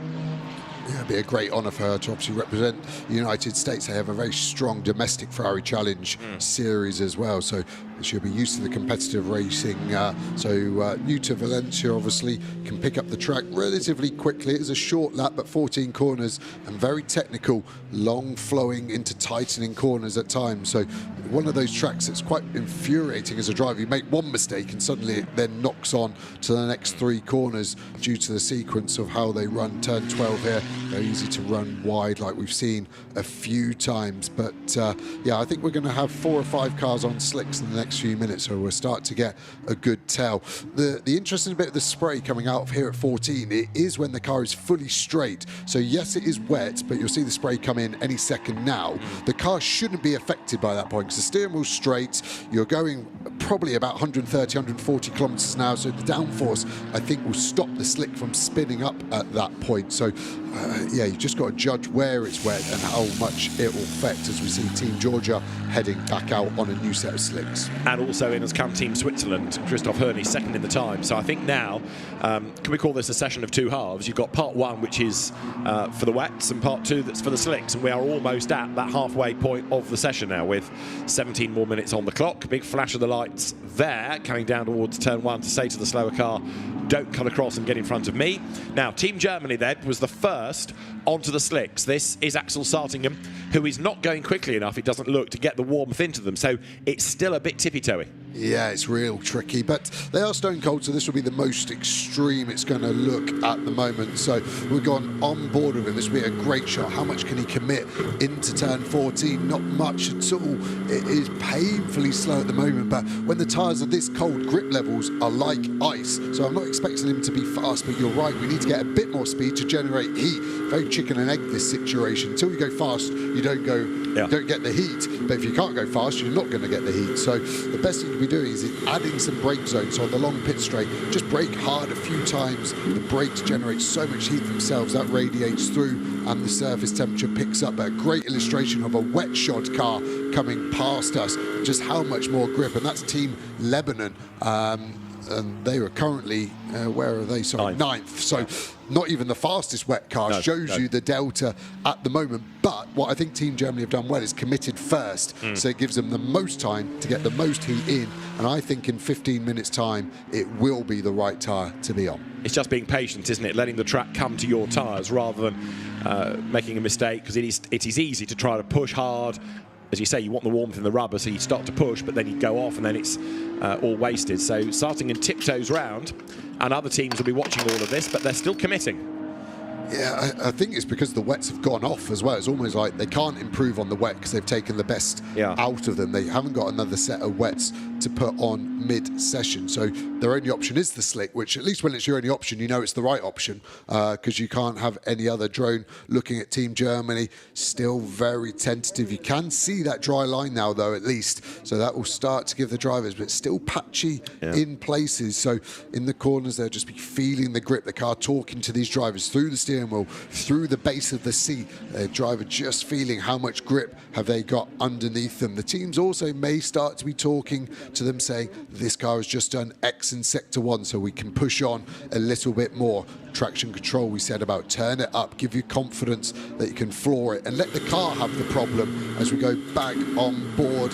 Just trying to look at the traction control settings on the dash. Can't quite see it because of the sunlight. We're in quite a high gear as well, so trying to keep out the torque of this turbo engine, twin turbos that spool up very quickly, and suddenly you go from feeling like you've got 400 horsepower to 700 when those turbos kick in down to third. So at the moment I feel like we're just a gear higher everywhere, trying to mitigate the wheel spin that might come from the torque, as we see more slick tyres this time being fitted to James Owen in Team United Kingdom. So in one sector alone, Axel Sartingham in sector 1, 13 seconds slower than the absolute best in sector 1. Not the lap, one sector. So we are still a long way from the slicks kicking in, but we will get there as the Engstler run car of James Owen is set to make its way back out on track. We've had a lap time taken off Spain. Ivan Velasco has lost a lap time, but with the slicks on, James Owen will be ready to go. Paolo Scudieri for Team Italy, good to go as well, and still on wets. Yeah, so the only one we've seen come in and then leave again on wets. Be interesting to see what they did. Was it a setup change? Did they just bleed the pressures? Is that the team saying to him, listen, this car's 13 seconds off in one sector alone. We don't think it's going to happen, and the team have made the call and potentially overruled the driver on what they're saying. It does look like it's getting slightly quicker each lap though, but it's a huge delta to find in what we're going to have, probably only going to get another 6 or 7 flying laps. It's really going to be hard now to get the heat up, and I think anyone leaving on slicks now, I think James Owen has got a big ask ahead of him to get to this stage 3 laps later than Team Germany. So Axel Sartingen, when he went through last time, did a 2:17 on the slicks, and we'll see what he can do on the next lap in order to monitor whether or not the times are improving. So the laps that he's doing are, if you like, proper ones. They're flying laps as best he can without just stepping over that line and putting the car in the gravel. So Axel Sartingen on this lap is still round about 12 seconds down in sector 1. So he's picking up the pace a little bit. The other one on slicks that made the change early is Datakayala from Georgia. And this will be his first lap on the slick, first flying lap, and it's 2:13, so that's better. So let's keep an eye on these two nations and see how they're doing on the slicks. 2:13 now is the better slick lap, but it's a 1:42 from a wet. Yeah, so 4 seconds quicker than Team Germany's first lap, and the energy looked higher, didn't it? You could see the car darting around a little more, so I think they're just a little bit more confident. Team Germany now 2:10, so 7 seconds quicker on their last lap, so it is getting there, but there's still a long way to go as we see Venezuela also on slicks. Can they get the power down? Can they get that 700 horsepower all the way through the rear tyres? Still looking tentative. The clock is going to evaporate for these drivers. Yeah. When you need it to go slow as a driver, it goes fast, and when you need it to go fast, it goes slow. It's amazing how being a racing driver, you can bend physics and change how time reacts. Switzerland, are they taking the slicks off and putting the wets back on? It looks like it. I think that's the first team we've seen do that, actually reverse their decision. Yeah. Still got time to get out there, so if the driver's saying I can't do it, then listen to the driver and put the wets back on. Yeah, because 11 minutes, it's just not drying out quickly enough, and there's proof. Lisa Clark has had a spin through turn 12, so now to try to turn around the car, the danger is she gets onto the wet grass, and then there's temperature loss that way as you put more water on the tyre. She's on the escape road and trying to rejoin without getting in anybody's way, so she's off the circuit. Just out of our window I can see her rejoining, and there you can see that Lisa Clark now needs to find a safe moment to rejoin them. She doesn't want to get in anybody's way, but it just snapped away. Yeah, really went quickly again. That's just what happens when you're on slick tyres, cold slick tyres on a damp track, and that much power. Not really an obvious mistake. It was just came round super fast, as you can see, rejoining, trying to give the racing line at least to the drivers coming past. James Owen still in the pits on the slick tyres. We saw that car, so he's obviously done an out-in lap. He's come straight back in and said, no. Give me those wets. So we're seeing now a few cars doing that, track improving. At the moment, I can't say what the right decision is. It looked like Venezuela are generating enough temperature to maybe get somewhere near Georgia the same, but can Germany do the same? A 2:06 now for Georgia, so I think that's the fastest slick time we've seen thus far, but still 26 seconds off. 2:05 we've just had also from Spain. So Velasco's done a 2:05, and Sartingen for Germany's done a 2:07. So they're all starting to get there, as in the times are coming down. But are they going to come down quickly enough? 10 minutes remain. It's going to be touch and go. I mean, they're going in the right direction, but they've got to be better than a wet time, not just equaling it. Yeah, it's still quite chilly here. It's only 13 degrees track temperature, 14.5 ambient. So it's obviously not much wind either, 4 meters a second of wind. So as we see those conditions coming up, and the humidity pretty high as well. So I think the track is just not dried as quickly as we thought, and it's caught a few drivers and teams out potentially. But I generally think it's a flip of the coin of what is the right strategy at the moment. And we've got everyone covered, haven't we? We've had some cars stay out on wets, some come in for slicks, back to wets. And some staying on slick, so someone's going to get it right at least. It's deceptive in as much as we were saying that it's become much brighter and sunnier, and it has, and maybe that tricked the teams into thinking it was going to be warmer than it was, and because it's a very clear blue sky, maybe they thought, right, this is going to dry out so quickly, and it just has not done. The temperature hasn't really risen hugely, so it is still a greasy road. 8 minutes remain. and last time through Spain got to a 2-minute 1, but that's still giving you round about 20 seconds to find in 8 minutes, and I'm not convinced it's going to dry out enough. It depends, doesn't it? One lap, they went 7 seconds quicker than the lap before. So if they keep doing that at that rate, it just about does turn the tide. But yeah, it'll be a diminishing return after a while. It won't stay at 7 seconds a lap. That is the problem.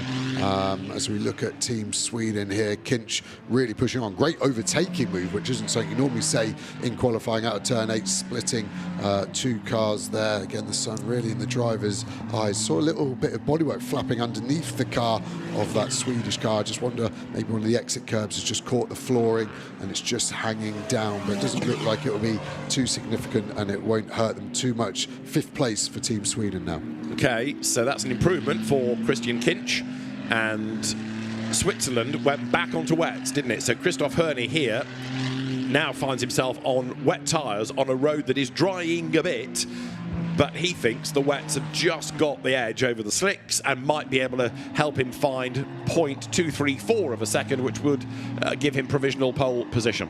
There's a second qualifying session for the Ferrari Challenge style cars for the one-make GT discipline later on in the day.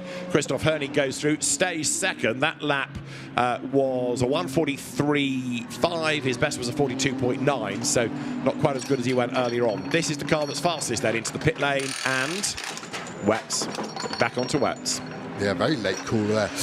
An interesting thing is, I can't remember the last time I saw a purple sector. They were done very early on the session. So people are improving their lap time, but we're not seeing ultimate fastest sectors. And I think that's because the wets have gone off at the point the track was at its best. So if you were to redo this session as a driver and you had the confidence, I actually think you would wait for the first 10-15 minutes to go and then go out on wets, and you'd get the best of the tyre on the best of the track. But no one did that, understandably, because that is a big decision to make, to effectively lose half his session. As you can see, that bit of bodywork just flapping away just before the rear right tyre. I think on the Ferrari there, it's just where the sill meets the main floor, and something's just popped off as a big slide. And I think that is why it's hanging down. The exit curb has just ripped it off effectively. Now, James Owen for Team UK, personal best, absolute best. Kinch stays 5th for Sweden, but the Welsh wizard is working his magic out there for Team UK. James Owen, there he is, with only really 1 corner to go, and this looks very good indeed. Back onto the wets.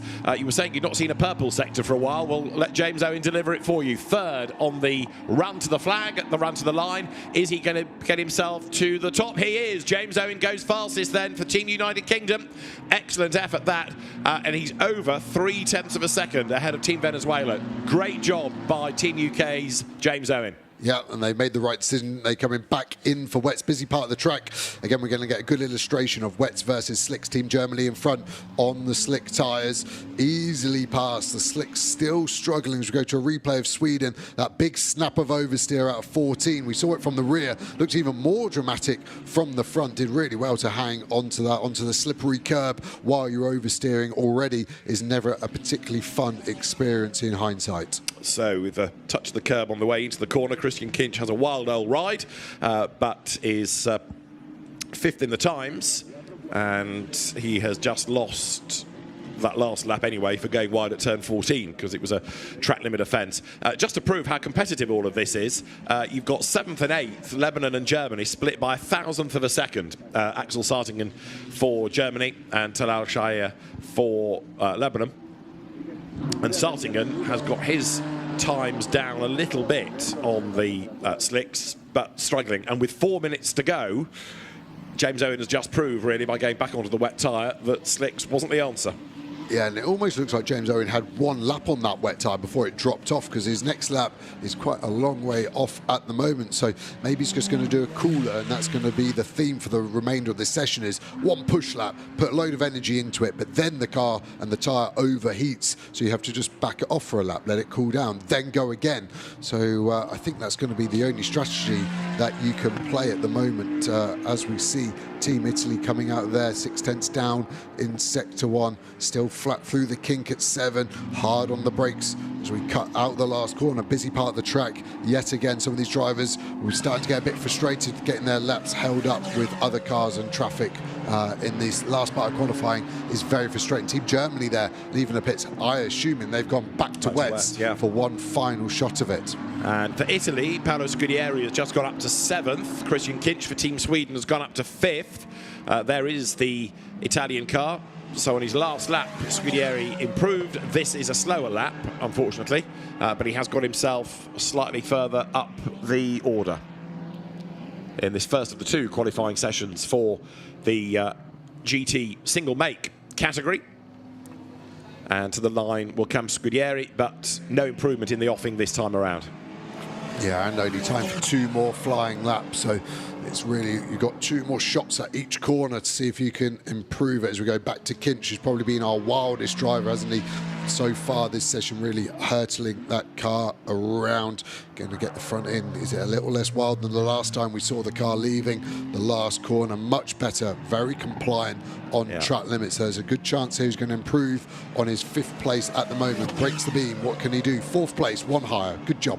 Yeah, he's chipped away, hasn't he, Christian Kinch, for Team Sweden. He's made the right call on the tyres and he stayed out and been able to improve late in the session. This is the car second, Venezuelan's entry, and it's now at turn 14 with the middle sector good and the first sector not quite so good in the end for Angelo Oliviero, and he comes up towards the timing line, breaks the beam and does not improve, so still 3/10 away from James Owen.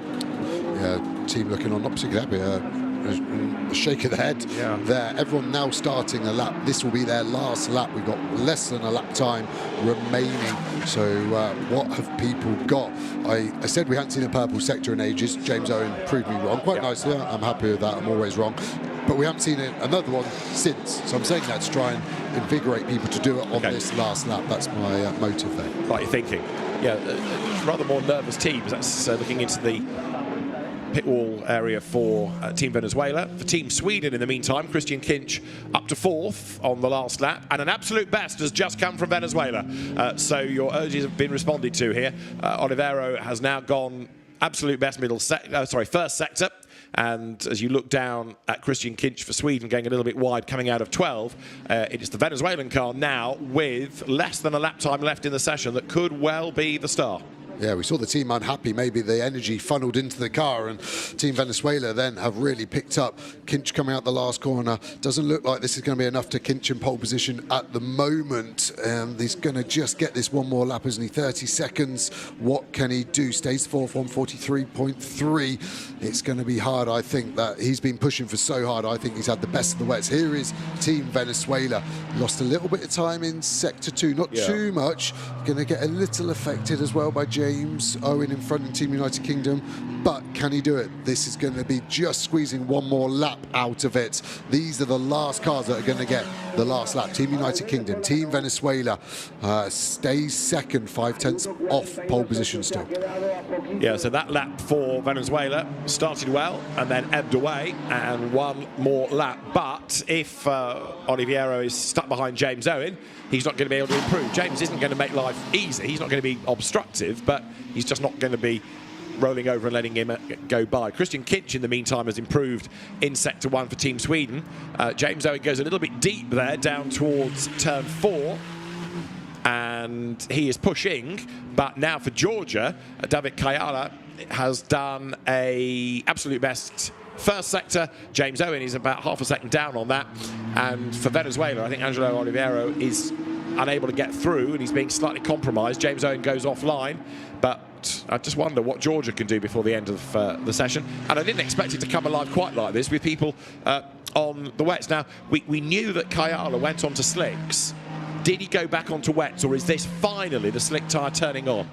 Hard to call. I'm just trying to look at the tyre wall. It's more yellow, the slick tyre. To me, that looks like a wet as my first guess. I would say it's almost definitely a wet, actually. Yeah. So they must have gone back. This is going to be really close to pole position here as he's going to break the beam. 6th at the moment. Purple Sector 1. What can he do? He does go pole position by 400 a second. Mega lap from Georgia there and takes the checker flag. 43 thousandths then is the margin, and Q1 topped by Georgia from the UK and then Venezuela. But a great effort done by Daza Kayala to go to the very top. And for Sweden, Christian Kinch getting 5th in the end. James Owen will take the flag but will be perhaps a little bit miffed that it's not the fastest time that he claims. He will be second at the very end, goes through. That lap was a 45 anyway, so he rounds out the session, but didn't go any faster. So Team UK second, and Team Germany, Axel Sartingen, the first one to go to the slicks, and then ultimately going back to the wets. In the end, only 9th fastest. Great shot of Team Georgia. You could see him coming out of turn 1, punching the air with delight. The team had obviously already told him your pole position within, what, 10 seconds of doing it. So, yeah, he will be purely overjoyed. Really good for Georgia to get a pole position as well in a super competitive championship race like this single make GT race will be. And Team Italy's Paolo Scudieri, 7th at the end of the session. So he's there or thereabouts, but it's going to be competitive, that is for sure. And that was kind of what James Owen was suggesting pre-event, that there are some very good people within this entry.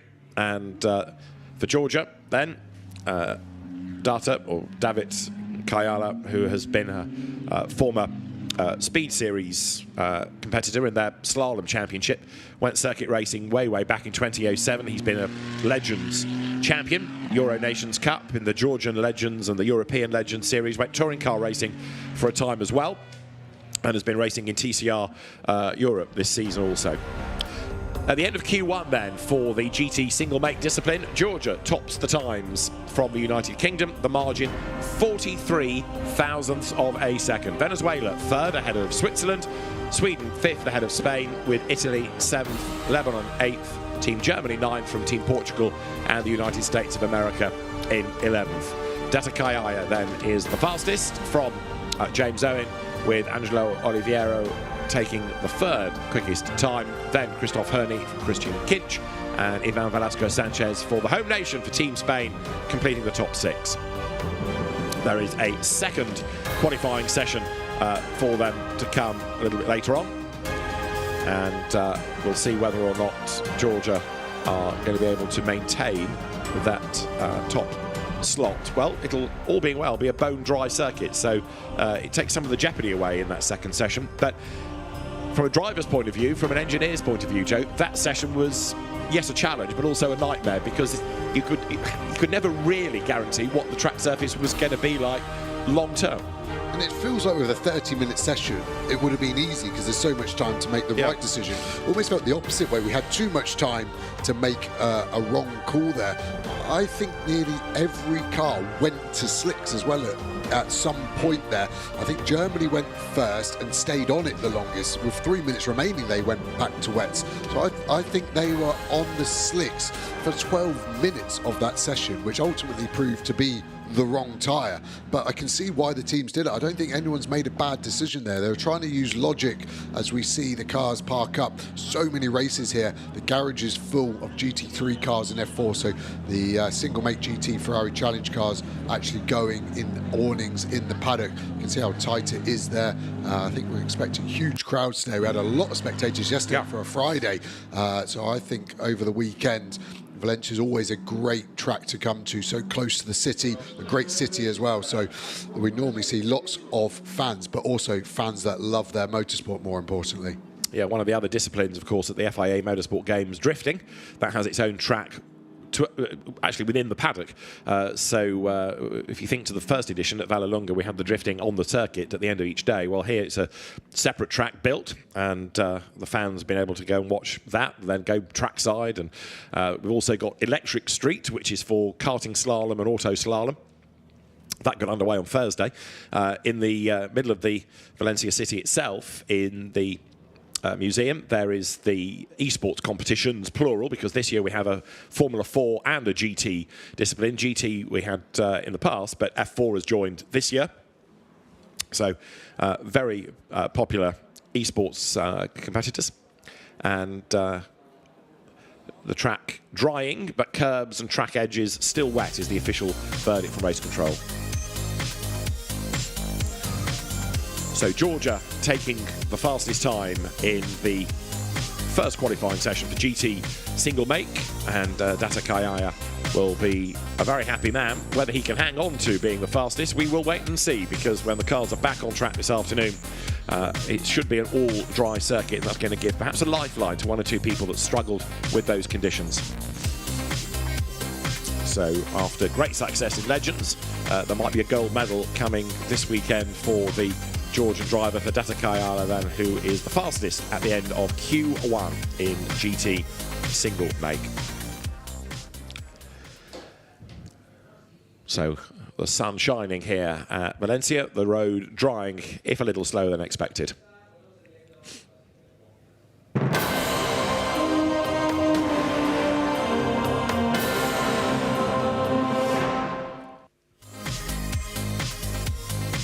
Qualifying 1 for single make GT began on a wet but drying road.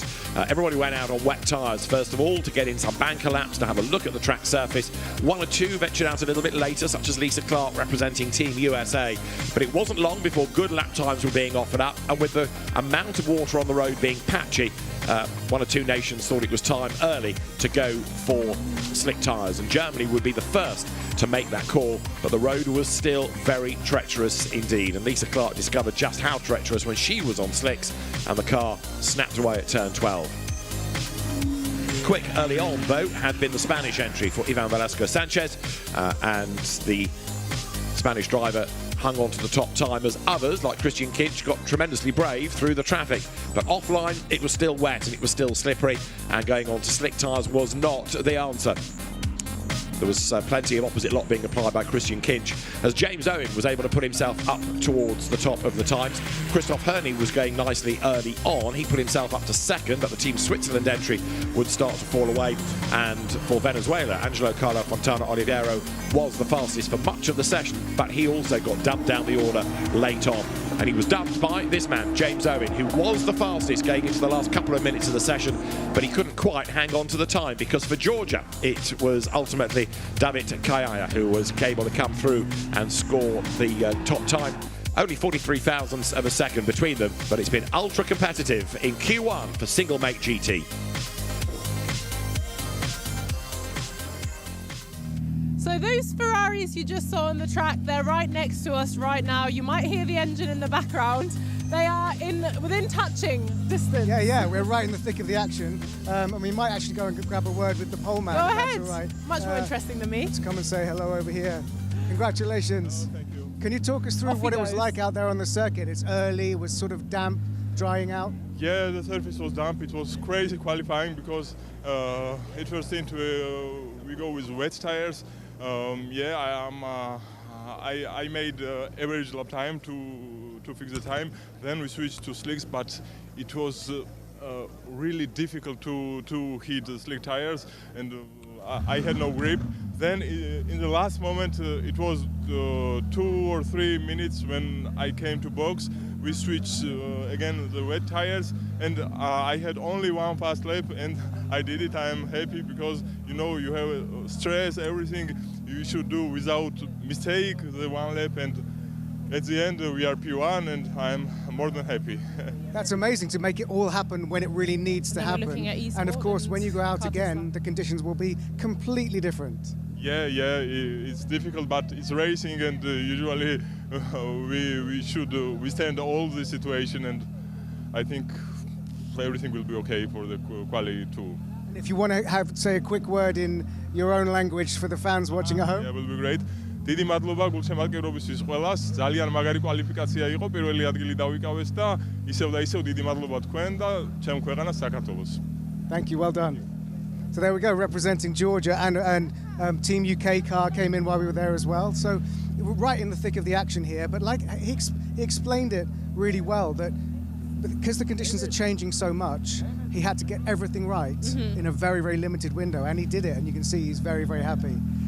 Another category where you have to get everything right is esports. Yeah. It was very close yesterday. They were racing in Valencia in the Arts and Science Museums yesterday already with a really, really close result at the end of the day, and they're back at it today, so that was fantastic. We'll look at the esports in a minute, but we've got touring cars coming up first. Now, touring cars, another great category. Might look a bit similar to what we've seen already, but it's quite different. Have you got some intel on touring cars? Yeah, so we're moving straight along. Obviously, these GTs were all Ferraris. The GTs that they're racing in on Assetto Corsa in esports are a variety of cars. Now, touring cars are, of course, up to 2-litre production vehicles using the TCR spec of cars, and so I think we've got Honda Civics, an Audi, and Hyundais. There's a mixture of cars, but there's some great drivers to look out for. It's nice, as we've spoken about before, the youngest competitors at the FIA Motorsport Games this year are like 8 years old. The oldest is 70, but there's also transgenerational, and one of the drivers representing Spain is Eric Genet, who is the son of Jordi Genet, who is a Spanish touring car legend. We're just in the way of the Venezuelan Ferrari there. Sorry, guys. Permiso. So yes, we've got a Brit, a Swedish driver in touring cars to look out for. So there's plenty on offer, but exactly the same as the single make GTs and the Formula 4 before them. The conditions are changing. We might change from cold early morning spec quite soon to take off our jackets into shirts. They're having to deal with what tyres to use and how much grip there is on that circuit, which is drying rapidly. So it's a fascinating process, and it's just going to keep getting better all day. Another driver to watch out for, Canadian female driver. We'll go straight in there, touring cars with elite commentators now. We are ready for qualifying for touring cars at the FIA Motorsport Games, and the circuit, which was pretty wet this morning, is drying, but it's drying slowly, and we're looking forward to seeing how the touring cars are going to cope with that front-wheel drive 2-litre turbocharged cars running to TCR regulations that has been around for a decade or plus now, and has been adopted by many different nations. So it is a rule set that is around the globe, and that's echoing what we've had, for example, in GT3 and also in Formula 4 as other circuit racing categories. Cars making their way down the pit lane. David Addison and Joe Osborne are trackside, and although the sun shines and there's not a cloud to be seen, it's not exactly the warmest of days, and this circuit is taking an age to dry out. Yeah, the first two sessions we've had, F4 and single make GT, the Ferrari Challenge cars, I thought they would all be on slicks by the end of their respective sessions. Neither have been. So we've been thrown a bit of a wild card in that regard. TCR cars quite different. Obviously front-wheel drive now generate a lot of temperature very easily in the front, but not in the rears. We do see that strategy where they will sometimes come into the pits and put those fronts onto the rear and vice versa to help distribute the hot tyres around the car easier. But we're seeing wet tyres on the back of the Bangladesh car here, so they will be heading out, getting some laps in, and then they'll be able to see exactly what they've got underneath them. 30-minute session, so plenty of time to come in, change tyres if they want it, even change some of the setup. You can see they're brand new wets as well. You see the writing on them, but they do have a releasing agent on them, remember, so a slippy substance that helps the tyre come out of the mould in the production facilities, but is like ice for the first few corners. So interesting to see where people go on their tyre strategy at the start of this qualifying. Indeed so, and whether they're going to be using all of those 30 minutes or biding their time and taking as few laps as they can out of a set of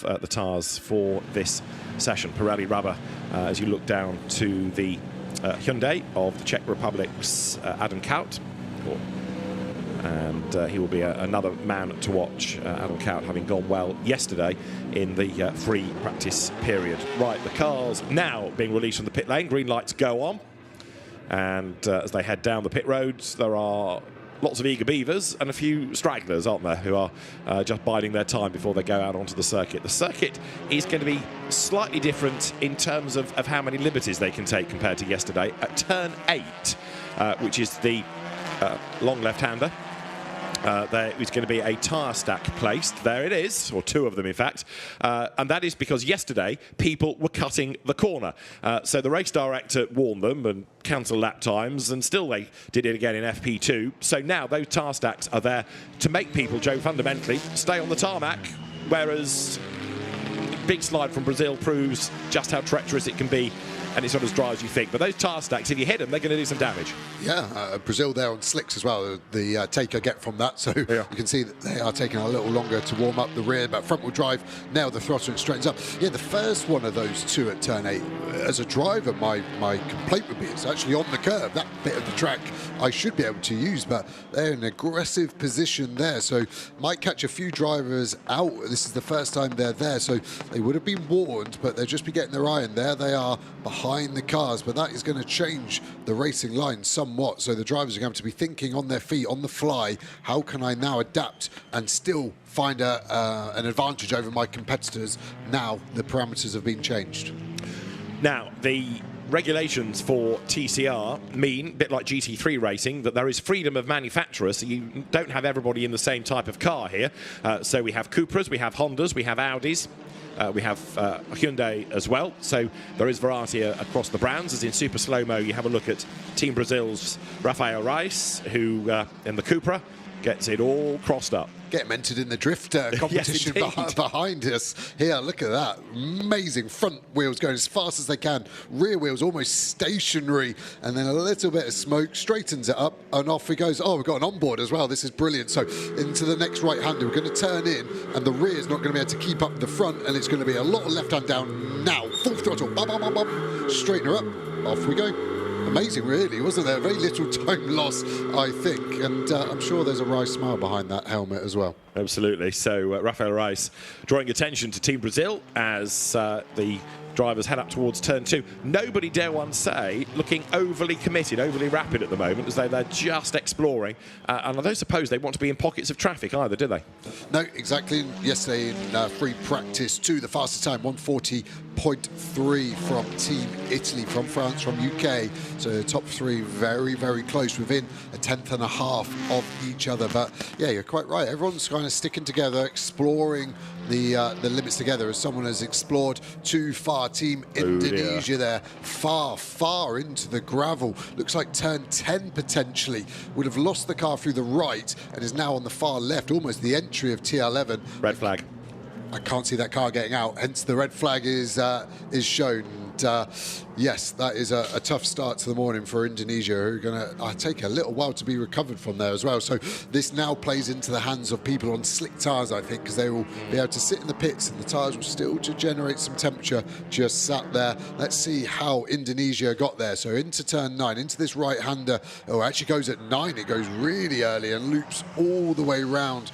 Very easily done. Gravel Trap doing a mega job of stopping the car before it got to the barrier. But yeah, it shows you the energy and the momentum that car had. So he's a long way off. It was a clip of the curb at 9, wasn't it? And around it went. So off the road, Umar Abdullah, who has been in the TCR Asia Championship this year, and a win, lies 4th within it. There is Eric Hane making for Team Spain his way back to the pit lane, the son of Jorge Hane. Therefore the nephew of Marc Hane, and there is the Brazilian driver Rafael Reis for the pit lane as well. But Eric Hane will be one to watch, the 17-year-old. Now, because this is a qualifying session, the clock stops, but 27 minutes are on it. When they go back out, you've got to take, of course, the out lap out of this, and then a lap to get things up to temperature again. I would fear that whatever temperature was generated in those slicks will have gone by the time we go green again. Yeah, so 25% would be my guess. There'll still be some residue heat, so it won't be as bad as an out lap at the start of the session, but for sure not in the window as much. I think what I'd be doing here as a driver and a team, if I was on wet tyres, I'd be looking at the cars that are on slicks. Are any of them taking the slicks off? If they're not, then I would be copying them and putting my slicks on. Likewise, if their slicks are putting wets on, then you know they're not happy, and I would continue on my way. So you've got to just be looking down the pit lane and trying to gauge there. You can see a tyre change, getting ready for Czech Republic there. Germany coming in to park up as well. Brazil pushing back. So there are some tyres coming off. Is that just the front to rear on Spain? They were on slicks. As we see the Czech Republic taking off their front tyres, they are taking off slicks and putting the rear, a brand new front on actually. So maybe they were just using a used slick to see the track. Yeah. Now they're ready to put the new tyre on and extract the most performance. But what presumably they will do is one relative push lap and then do a tyre cross. So you've got the warmer tyres not just on one side of the car. So they'll do a lap, cross, go back out. So it's going to be 2 or 3 laps, therefore, before they start doing times. Yeah, and it shows you why it's a team sport, because the mechanics are going to be really important here, doing that cross as quickly as they can. Obviously, giving the driver the most amount of time.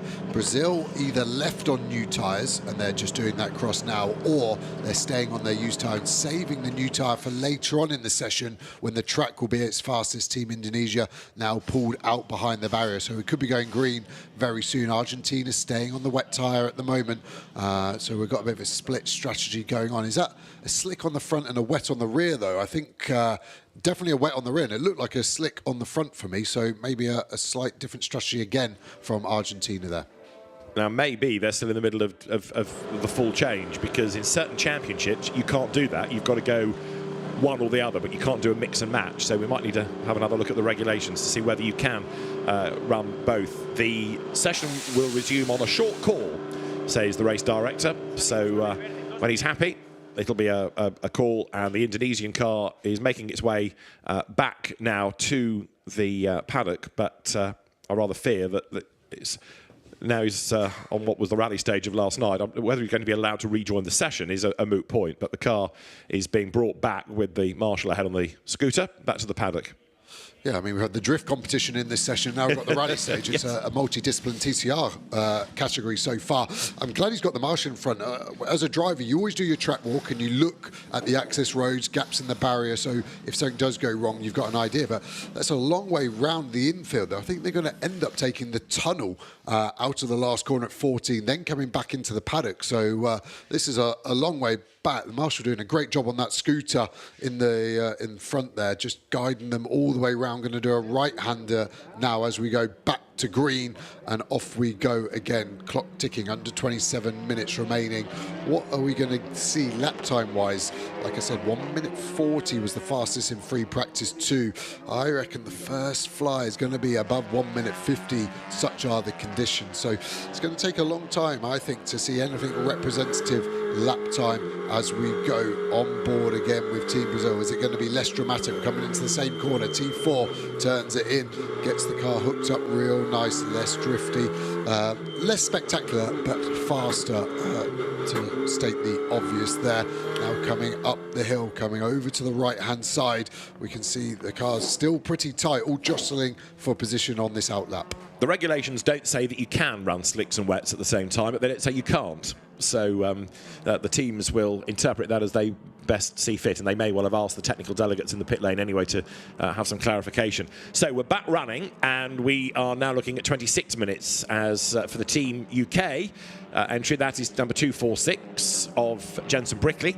246 was the number he ran in Brisker Mini Stocks a few years ago before he came into junior saloon car racing. And Jensen, Fiesta Junior champion, BRSCC Fiesta champion, and currently the championship leader of TCR Spain. What else but for a British driver? He's not raced here in TCR Spain, but he's gone really well in that championship. So Jensen Brickley, quick driver. His father was a Brisker Formula 1 stock car racer many moons ago. For Team Turkey, another driver to watch, Zekai Özcan, who is third currently in the TCR European Endurance Championship, having raced in the Italian series a year ago. Right, so Jensen Brickley then for Team UK. Rafael Reyes behind him up towards the line. A lot of weaving going on now to try to urge that warmth into the tyre. Yeah, it's going to be still tricky, isn't it, for another couple of laps. Surprised they're not trying to find a bigger gap at the moment, as we see France leaving the pit lane, doing a good job, staying to the right side of that white blend line. Team Brazil going to cut across the front of us any second now. There we go. So it is an awkward pit exit. I don't think France could have done anything better there. It is just an unfortunate nature. You can see how slow we're having to go on this outlap. You can hear the gearbox and differential chattering away. Race cars are designed to be driven fast, and they feel very agricultural at this sort of speed. So don't be alarmed, some of the noises coming out of the Team France car at this moment. With Aurélien Comte behind the wheel, who is second at the moment in TCR Europe with a race win. Number 19, Eric Genet then, who's moved from karts to Spanish F4 and then to touring cars, 5th in TCR Spain. Currently, there's another event of that, another championship weekend still to go. But Spain really embracing the FIA Motorsport Games. Everything we've talked about thus far has had not just a Spanish entry, but a competitive Spanish entry. Yeah, especially here with Janae. You could say it's in his genes, couldn't you, or his Janae, because it's got such a motorsport family. It goes all the way through the veins. So I think they're going to be very competitive in all categories. TCR, no different.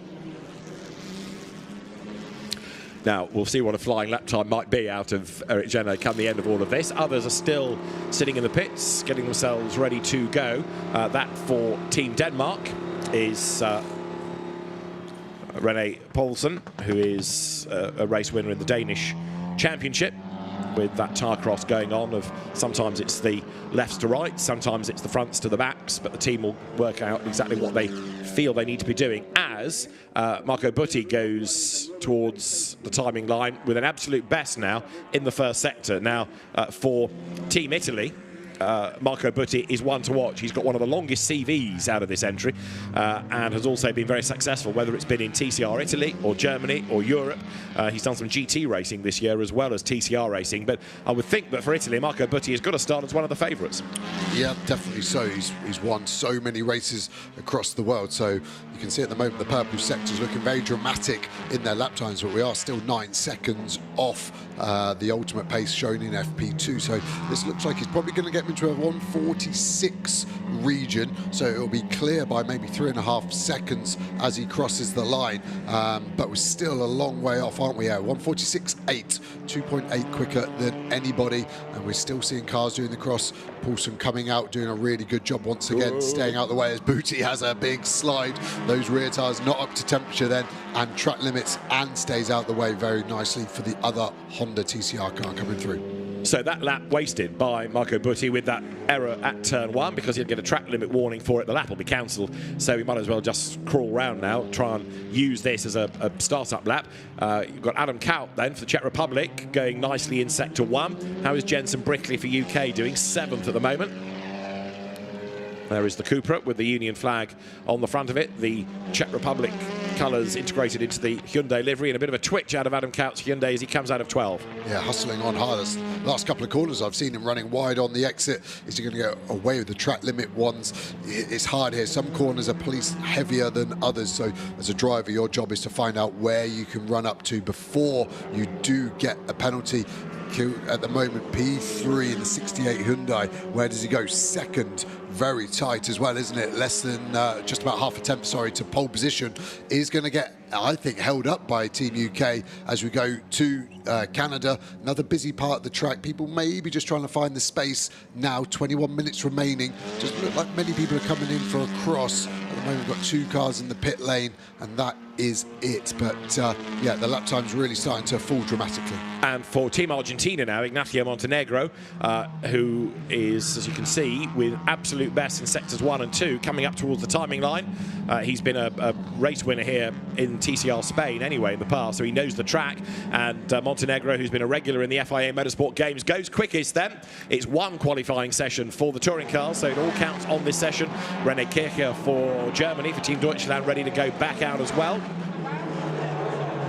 So René Kircher 6th in the Eastern European Championship, and comes then now ready to go. Car to be dropped down in a moment. Thumbs up. He's not the only one in the pit lane, because Aurelien Comte is back in as well. Yeah, so just seeing a different strategy from a few guys here, saving the new tyres. New tyres, TCR car Valencia, 1.5 to 2 seconds of lap time over an old slick. So there's no point putting that new slick on when the track's more than 2 seconds off. You're better to get your banker in on an old tyre, then come in for the new tyre. But that means you're going to be doing 2 sets of crosses, so there's not going to be actually many flying laps as we see Janae box. And we see Jensen Brickley going for a decent lap here, because he's already up to 5th and with an absolute best in the middle. What can Jensen Brickley do against Montenegro? He can go quicker. So Jensen Brickley up to the top of the times for Team UK. Excellent job done. 1:45.7, 3 tenths to the good. But Ignacio Montenegro is still pushing, and he is still out there wide coming out of the right-hander, but as he comes towards 12, Montenegro, another absolute best in Sector 2. Yeah, pushing on really well, car. Balance looking good. Booty behind, not looking as stable, is it? That car we've seen a lot more rotation. Is he running a bit more rake, both in Honda cars, but maybe the rear's a bit higher, which is offering more front grip, but less rear grip. Great shot, how much they can cut the curb at T14, hooks the front in. Montenegro about to break the beam. Can he reclaim first place? Yes, he can by 7/10. What's Booty got behind? Stays third, second off that Honda in front. Yeah, Marco Butti has got cars ahead and behind, so Butti sandwiched as he comes down towards turn 1 with traffic all around him. And Marco Butti on that lap, 4th, so not really being able as yet to take the cudgels up, and way out wide behind. Who was that getting it all wrong? I think that was Canada, potentially, or Belgium. Yeah, really wide. The track limit definitely done. It's awful as well when you do it on turn 1, sorry, because then the whole lap you just know isn't going to count because you've already lost that to track limits. France out, looks like on another set of tyres, really aggressively weaving. That is the best way to get tyre temp in the rear of a front-wheel drive car, and he's going to have a nice gap as we see Brickley coming through. 2 personal bests. Can he do anything in Sector 3? Needs to be a purple if he's going to get pole position provisionally. But remember, we are still 5 seconds off our fully dry times in the practice, so there's going to be a lot of movement, shaking still to go. Still not even halfway through this session. He does take P1 with a purple Sector 3. Great job from Team United Kingdom. Setup change going here. Love seeing the mechanics, what they're doing there. Look like a tweak. What would that be? Potentially roll bar. They were just finishing up, putting the link back on the rear roll bar there. Slicks going back on Team Brazil. I don't think we're going to see anything but slick tyres put on. 5 wheel nuts, electric gun will do them up. You can hear the torque, making sure they're right. They may also just check it manually with a torque wrench just to make sure the wheel gun is getting the correct torque. If they're in a rush, it is safe enough to trust the electric gun. Stands coming out. All these cars are able to be lifted up with an air lance system, so the air goes in, pressurizes the stands, which shoot out the bottom of the car and lift up the car instantly. Go on board with Comte, still warming these tyres up, so it's taking at least 2 laps to get the heat in, staying off the the higher curbs there. Can do some damage to the tyre when the pressure's a little lower. Brickley there, purple again in Sector 1. The session is going to just stay alive, I think, for the next 16 and a bit minutes.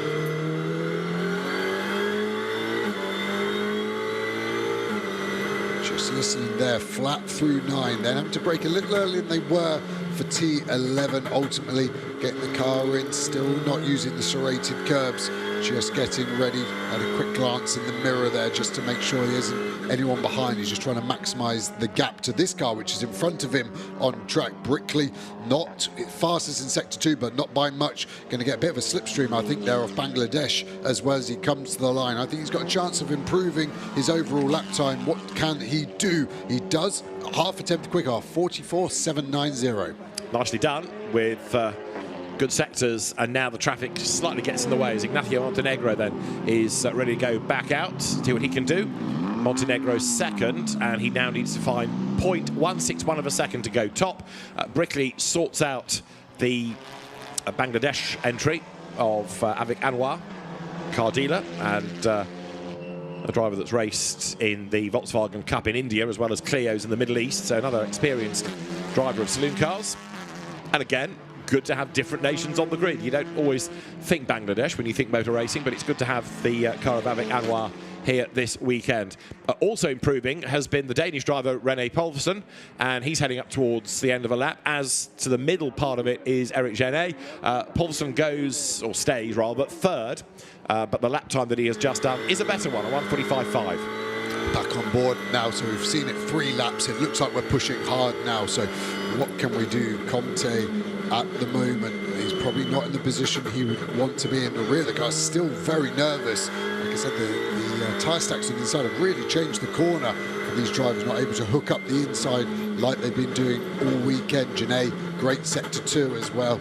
I think that's going to get us probably into 1 minute 43 lap times, so it's going to really start to move the yardstick on coming out the last corner, keep it legal, very legal as well. Actually probably gave up a tenth or two, because a kilometre an hour lower on the exit there, all the way down the pit straight, haunts you on the delta time. 1:44.1, not quite into the 43s like I thought. Comte still not pushing, the rear of the car still very loose, so going for another build lap, and they'll push again now to see if the car's ready to go up the order.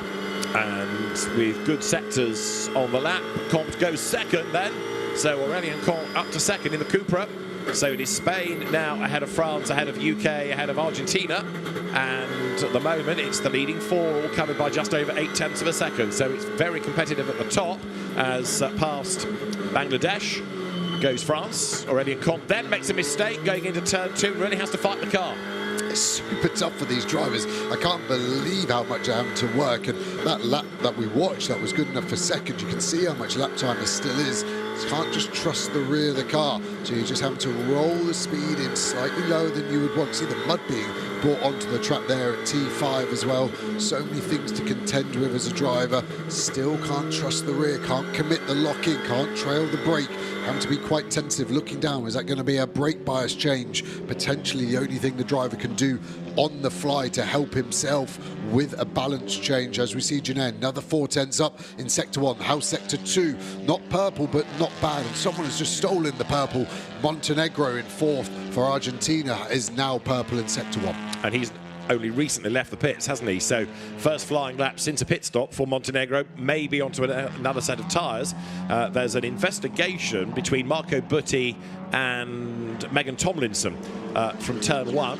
That's being looked at the end of the session. As to the timing line, they pour, and Eric Genet is the fastest still, and he's gone quicker, 1:43.7. In the background was Jensen Brickley, who is third, and he's trying to improve, but Ignacio Montenegro doing absolute best, and with the road to himself, should at the end of this put himself back on a pole position.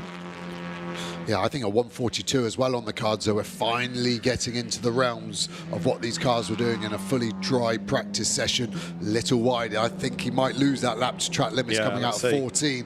That would be infuriating. The officials are being really hard but fair on it. It is a 42.9, but let's see if that lap stays on the leaderboard. Okay, so to the top goes Argentina, Ignacio Montenegro by 0.8, yes, 0.8 of a second. Although for Germany now, René Kircher has done the absolute best in Sector 1.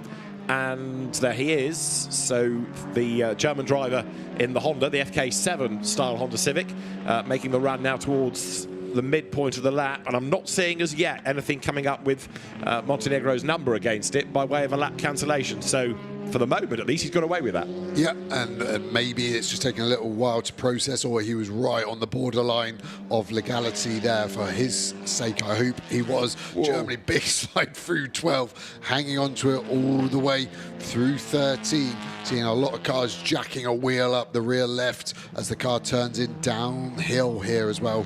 Very hard as a driver not to roll in a little bit too fast. Nice and legal as well on the exit. Montenegro as well, fastest again in Sector 1. It's going to be a battle of who times it right to the end, looking after these slick tyres. So Ignacio Montenegro at the top of the times then, as we look at René Kircher up to second, 0.6 shy. But Montenegro on this lap, he's going to find Avik Anwar from Bangladesh in his way. And dives through, curb and all. In fairness to Anwar, he got out of the way as quickly as he possibly could. And we have then the cars up towards the final 11 minutes of the session.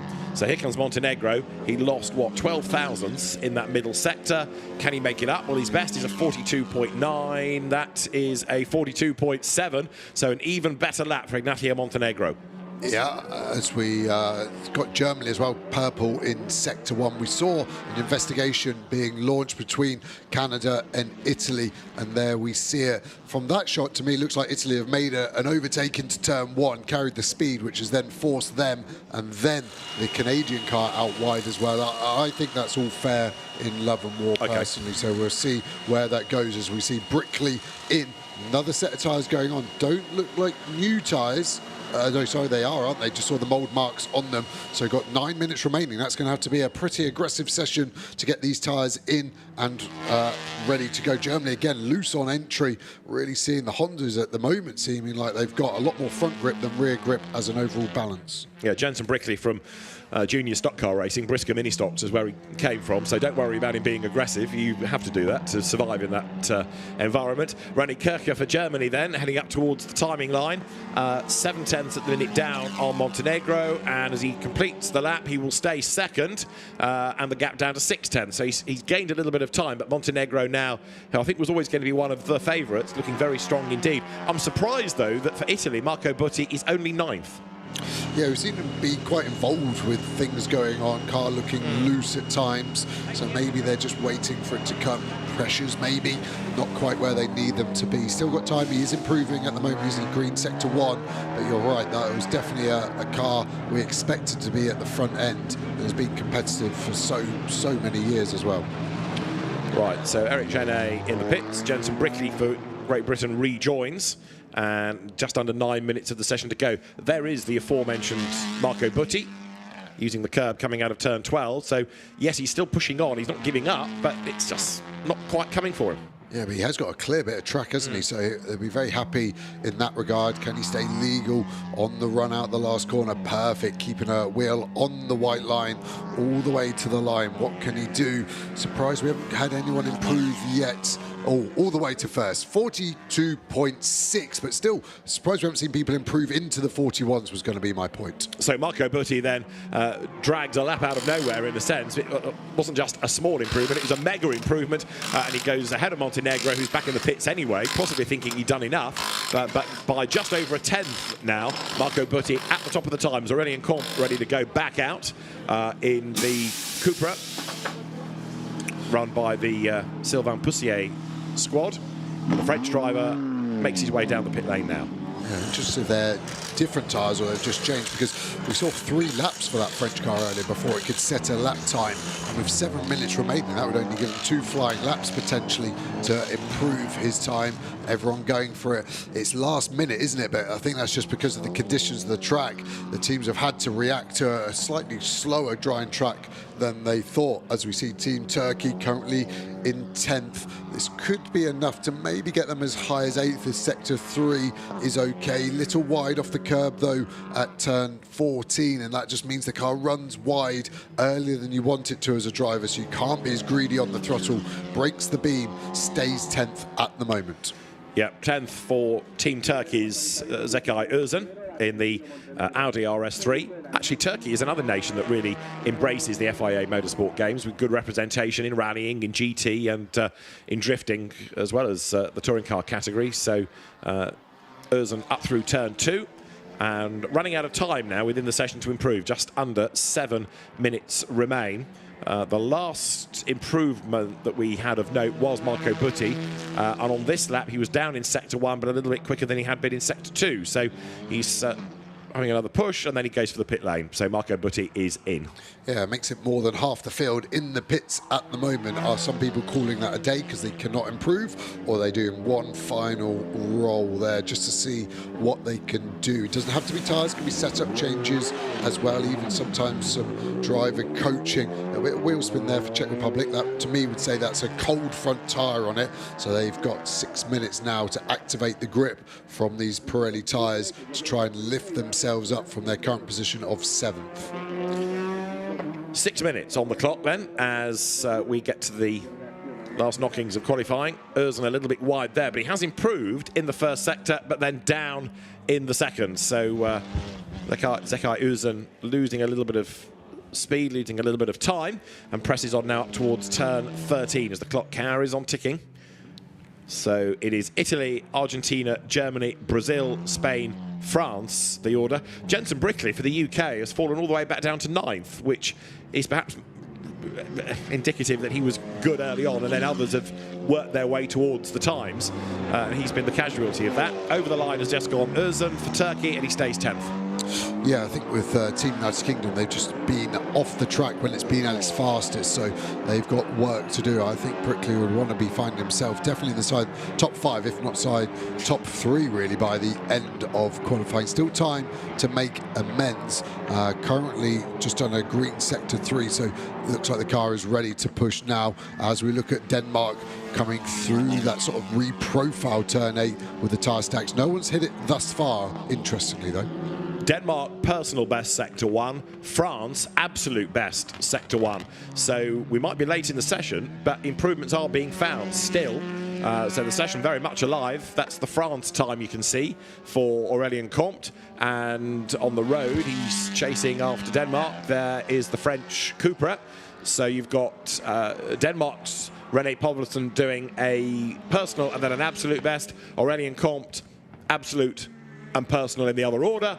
So they're both going to improve. Denmark is 8th currently. France is 6th currently.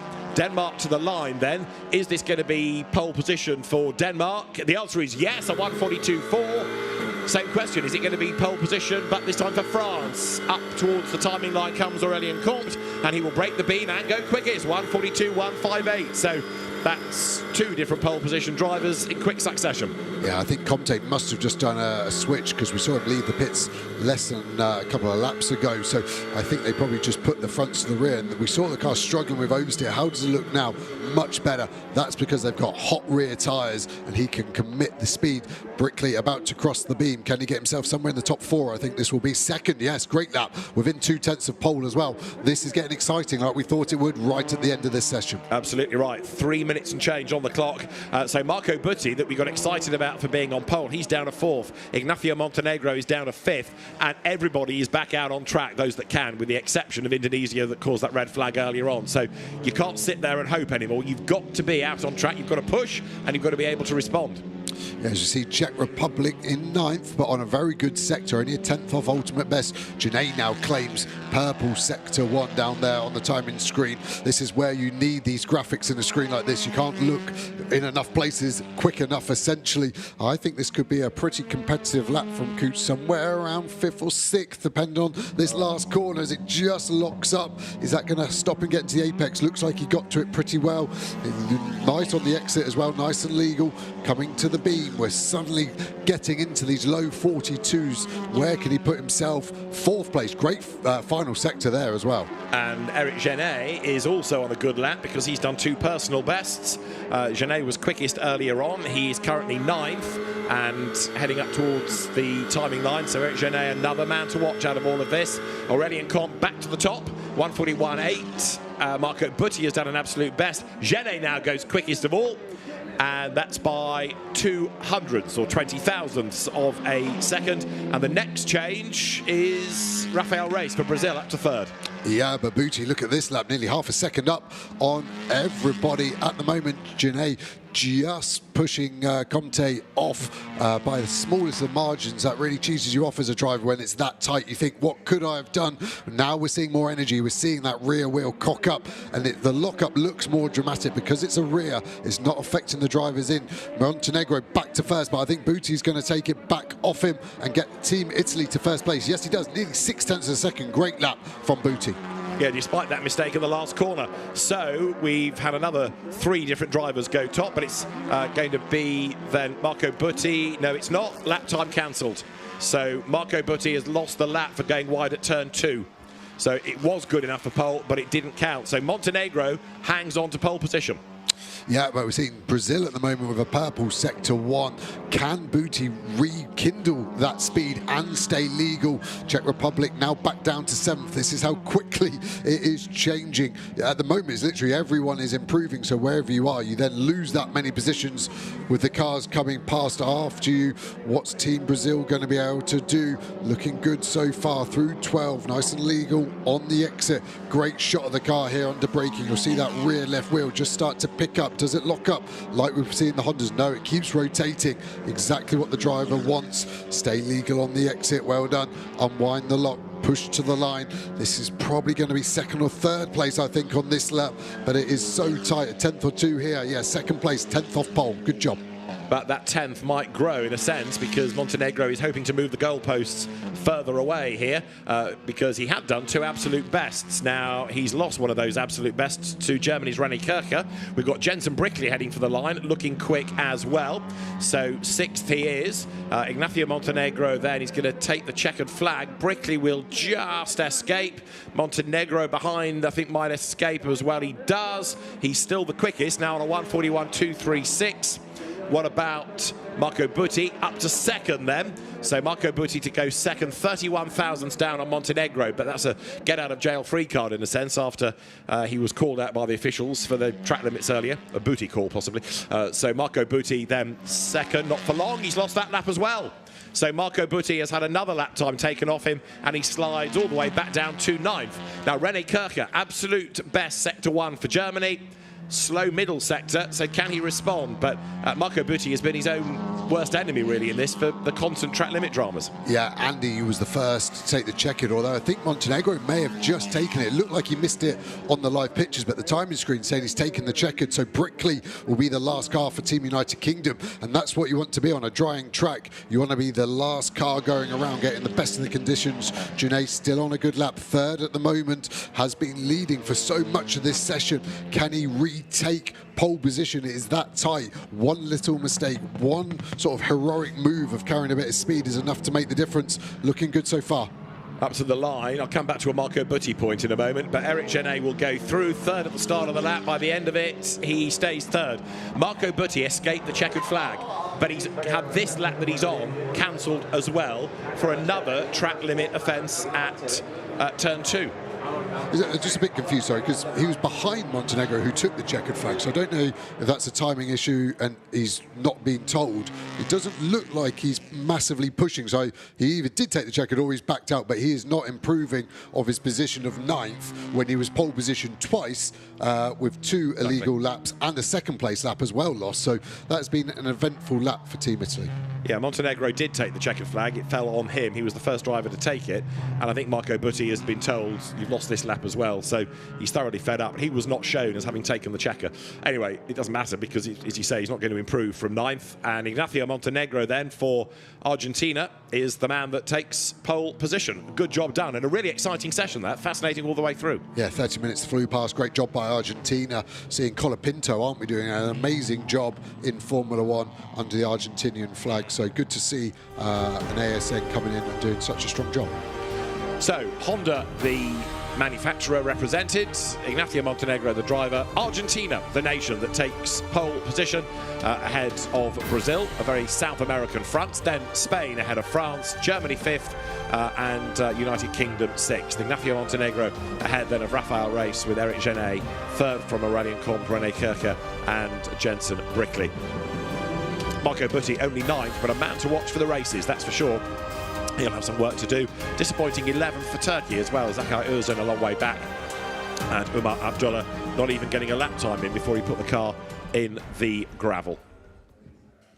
So it is provisional pole position for Argentina and for Ignacio Montenegro in touring cars.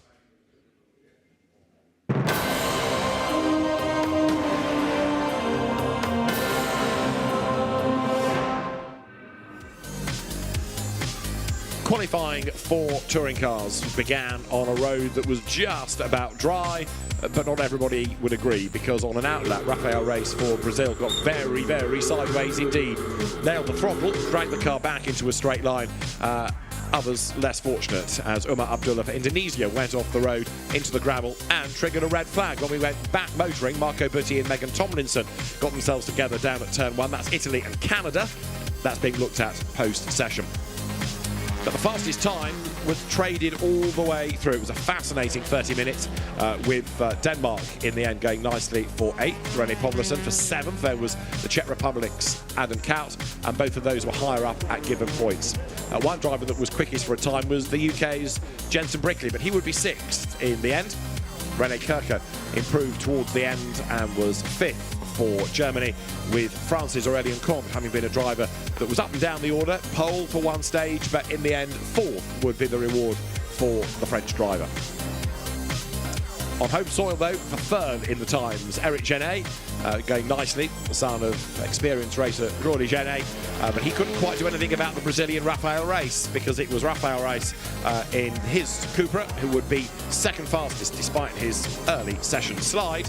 But for Argentina, Ignacio Montenegro had looked mighty all the way through the session, and with Marco Butti being repeatedly penalised for track limit offences, it was Ignacio Montenegro who would come through to take pole position by half a second as we get set for the qualifying race for touring cars at the end of a great session here in Valencia. Now I've managed to secure another guest. We're in the hustle and bustle of the paddock. Stuart Murray, welcome to the show. Thanks for joining us. Maybe we can start by you explaining what exactly your role is here at the FIA and with the Motorsport Games. Yes, well, my role at the FIA is I'm the Deputy Director of the Circuit Sport Department, and in my responsibility I'm responsible for touring cars, GTs, truck racing, historic motorsport and various other categories. And particularly on the event today and this weekend, I'm really looking after the GTs, the touring cars and the GT single make, which is the Ferrari Challenge cars. That must be really special for you to have your different responsibilities coming together, because that doesn't happen often, to have these different categories join, right? No, it's great to have all the teams here together because we have different disciplines. We have 4 different races between GT single make, GT sprint and the touring cars. So it's nice for us to be able to bring the whole community together because they all have the same ethos, which is of customer racing. So it's a real nice mix of some professional drivers, some amateur drivers, but it's drivers that are coming from all over the world to race the cars which they would race every weekend in their national or regional championships, and it's great to be able to bring them all together once every 2 years for the Motorsport Games to race for their countries. And I think that also reflects in the audience, right? The people that come, they might be fans of GT and then they get introduced to touring cars, or they see some historic cars here with the historic rallying, and that must be quite special as well, because I say there's not one group of spectator, there's so many different groups, right? I think that's one of the best things about the Motorsport Games, and this was one of the big revelations that we found when we first started in this competition in 2019. The amount of traditional motorsport fans who only watch circuit racing had never seen something like a drifting event before, and it was the perfect opportunity for us to highlight these more niche sports. And it was surprising the amount of people that came away and says, I'm now a drifting fan, I'm now a rally fan, having never watched any of this before. It's great to be able to showcase these stuff. And you must be busy. You've got the GT World Cup coming up as well. So is that straight into the next project, straight from here to there? It's even worse than that. I've just come straight from our last touring car event in China, straight to the Motorsport Games. In 2 weeks, we go off for the FIA GT World Cup in Macau, where we also have the final round of the Kumo FIA TCR World Tour and the FIA Formula Regional World Cup at the same time. So that's another really, really busy weekend for us, and that's one of our biggest ones of the year. But it's a nice mix-up compared to this event, which is aimed more towards mass participation. That event in Macau, the World Cup, is designed really for the top level. So we've got the professional drivers, professional teams, and they're all competing to kind of get that world title. Good luck with that. Sounds very busy. Yeah. Thank you very much, Stuart. We'll stay with GT for now, but we'll go into the esports category and have a look at that. Finals Day, everyone. Let's give it a cheer. Come on, are we ready for Finals Day? Or what? Let's get amongst it, shall we, Paul? And there we go then. Semi-final one is underway here from Valencia, and it's a great start by Igor Rodriguez. Straight over to the right-hand side. Sotomuto says, OK, then let's swap that. Let's go to the inside. Japan on the left, Germany and Venezuela behind them. There's a wide pan shot of turn one. You can see them all squeezing their way around. Too wide further down the order. It didn't look like there was much contact, Paul, but I tell you what, Igor Rodriguez is carrying on just where he left off. There's Venezuela around the outside of, I believe, is that the Spanish entry on the side? Yes, it is. The grey Spanish machine in the thick of it there, and really, really close together. Looks like the car in front of them is just Singapore there as Serbia trying to squeeze around the outside of Spain. Oh, there's a wiggle on the exit and a little bit of a tap. Sharp intake of breath from the crowd, but nice and tidy really in the opening corners, Paul. Now it's going to kick off. Yeah, a little bit of rubber is racing, of course, on these opening laps. You've got to get your elbows out at the start of a race. It's really, really important to make ground when the opportunity presents itself, and no opportunity will be greater than than the opening laps of any motor race, real or virtual, none the more so for a race such as this one. We're looking at the Venezuela car for the first time today. They're doing a good job up in 5th position, so they've got plenty of cars behind that are covering them from the bubble of not making it through. But at the front, Igor Rodriguez picking up where he left off yesterday. That's a mighty lead on these opening few corners. We've not even completed the first lap, and it's plus half a second at the front of the pack. A little bit further down, Switzerland are under massive pressure. Slovakia trying to go around the outside. They'll cut back to the inside, start to use the slipstream, and hopefully for them might put themselves in a launch position down into T1. Yeah, you've got to remember as well that they are the last 2 cars in qualifying positions at the moment as well, so they're fighting over the real cusp of whether they're going to make it through or not. For those of you watching along as well, if you look on the timing tower on the left-hand side of the screen, you'll all see a little yellow stripe next to the car number with the number 1 in there. That tells you how many pit stops they still have to make. So when a driver and a team's made their stop, that will go green, and it means that they are they have been in the pit lane and they don't need to come back down. So keep an eye on anybody that sort of suddenly rises up the order and still has that number 1 next to them, because they will have to make a pit stop in the later stages, and obviously that will cost them time in the long run. We look here at Switzerland now, looking a little bit more comfortable actually. Slovakia and Estonia just behind them, but they've got a bit of air in front of them to Turkey in the number 15 car there, just behind this little scrap. Germany in the middle now, with Japan ahead of them in 2nd place and Singapore in 4th. And to be fair, Paul, it looks like in this early stage they're just scoping out the competition a little bit and taking it easy, aren't they, to not push too hard and overdo it.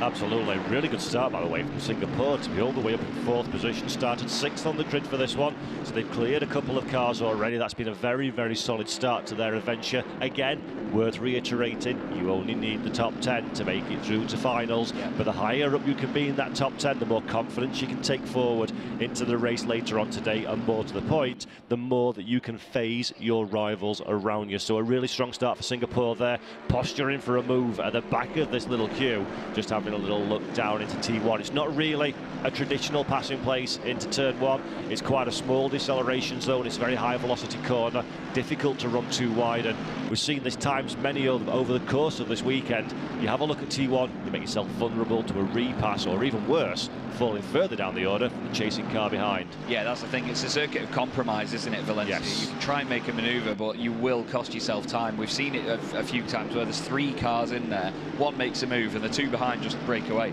You know, they just fall back completely. You cost yourself multiple seconds at any place here. You wouldn't expect it, looking at it on a track map, you know, when you know your circuits, you wouldn't expect to see it and think this is a circuit of compromise. It looks like one where it's not what we call a one-line circuit, you know, where there's only one way around the place. There's a few corners here where you can change it a little bit. This corner they're going through now, actually, as we look at the United Kingdom, you can open up the entrance to that corner to try and get a slingshot and then cut back on your opponents. It's not very easy to do, but you can at least give it a try anyway at some point. It's worth keeping an eye on some of the drivers that are making their way up the order from the last chance qualifiers as well. United Kingdom obviously making it through yesterday after chasing down France. France started this race 16th on the grid.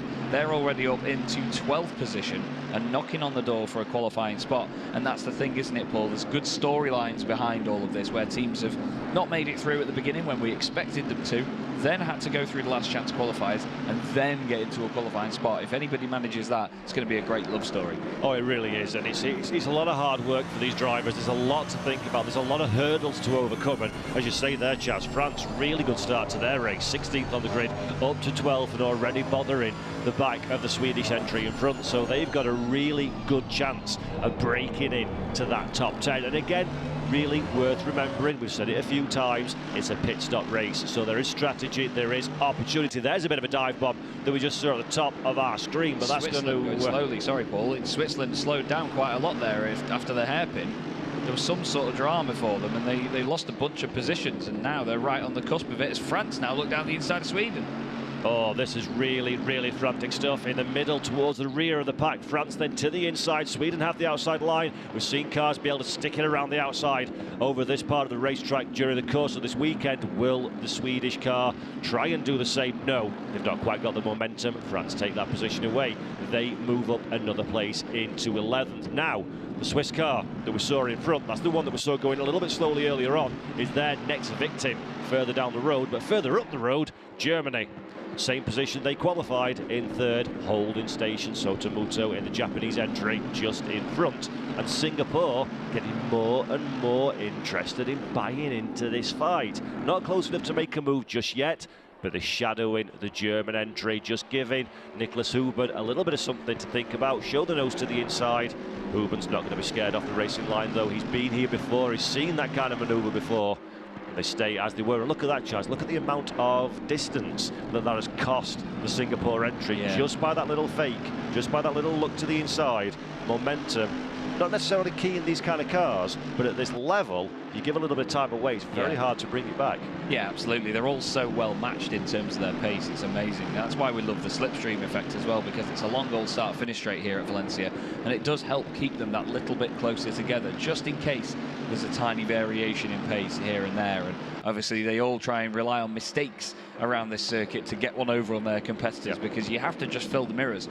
They're not going to fall for it if you try and fake it down the inside or if you try and send it. Here's the move from France potentially happening now on Switzerland. That's going to put them into a qualifying position if they get that done. Lovely stuff. Oh, the Swiss entry just clips the right rear of its fellow Mercedes there. But France now, from starting further down the order, Paul, in 16th, have made a fantastic effort here. Matisse is doing a great job and got himself into a qualifying position for now. He just needs to make sure he doesn't lose it again and get ahead of himself here.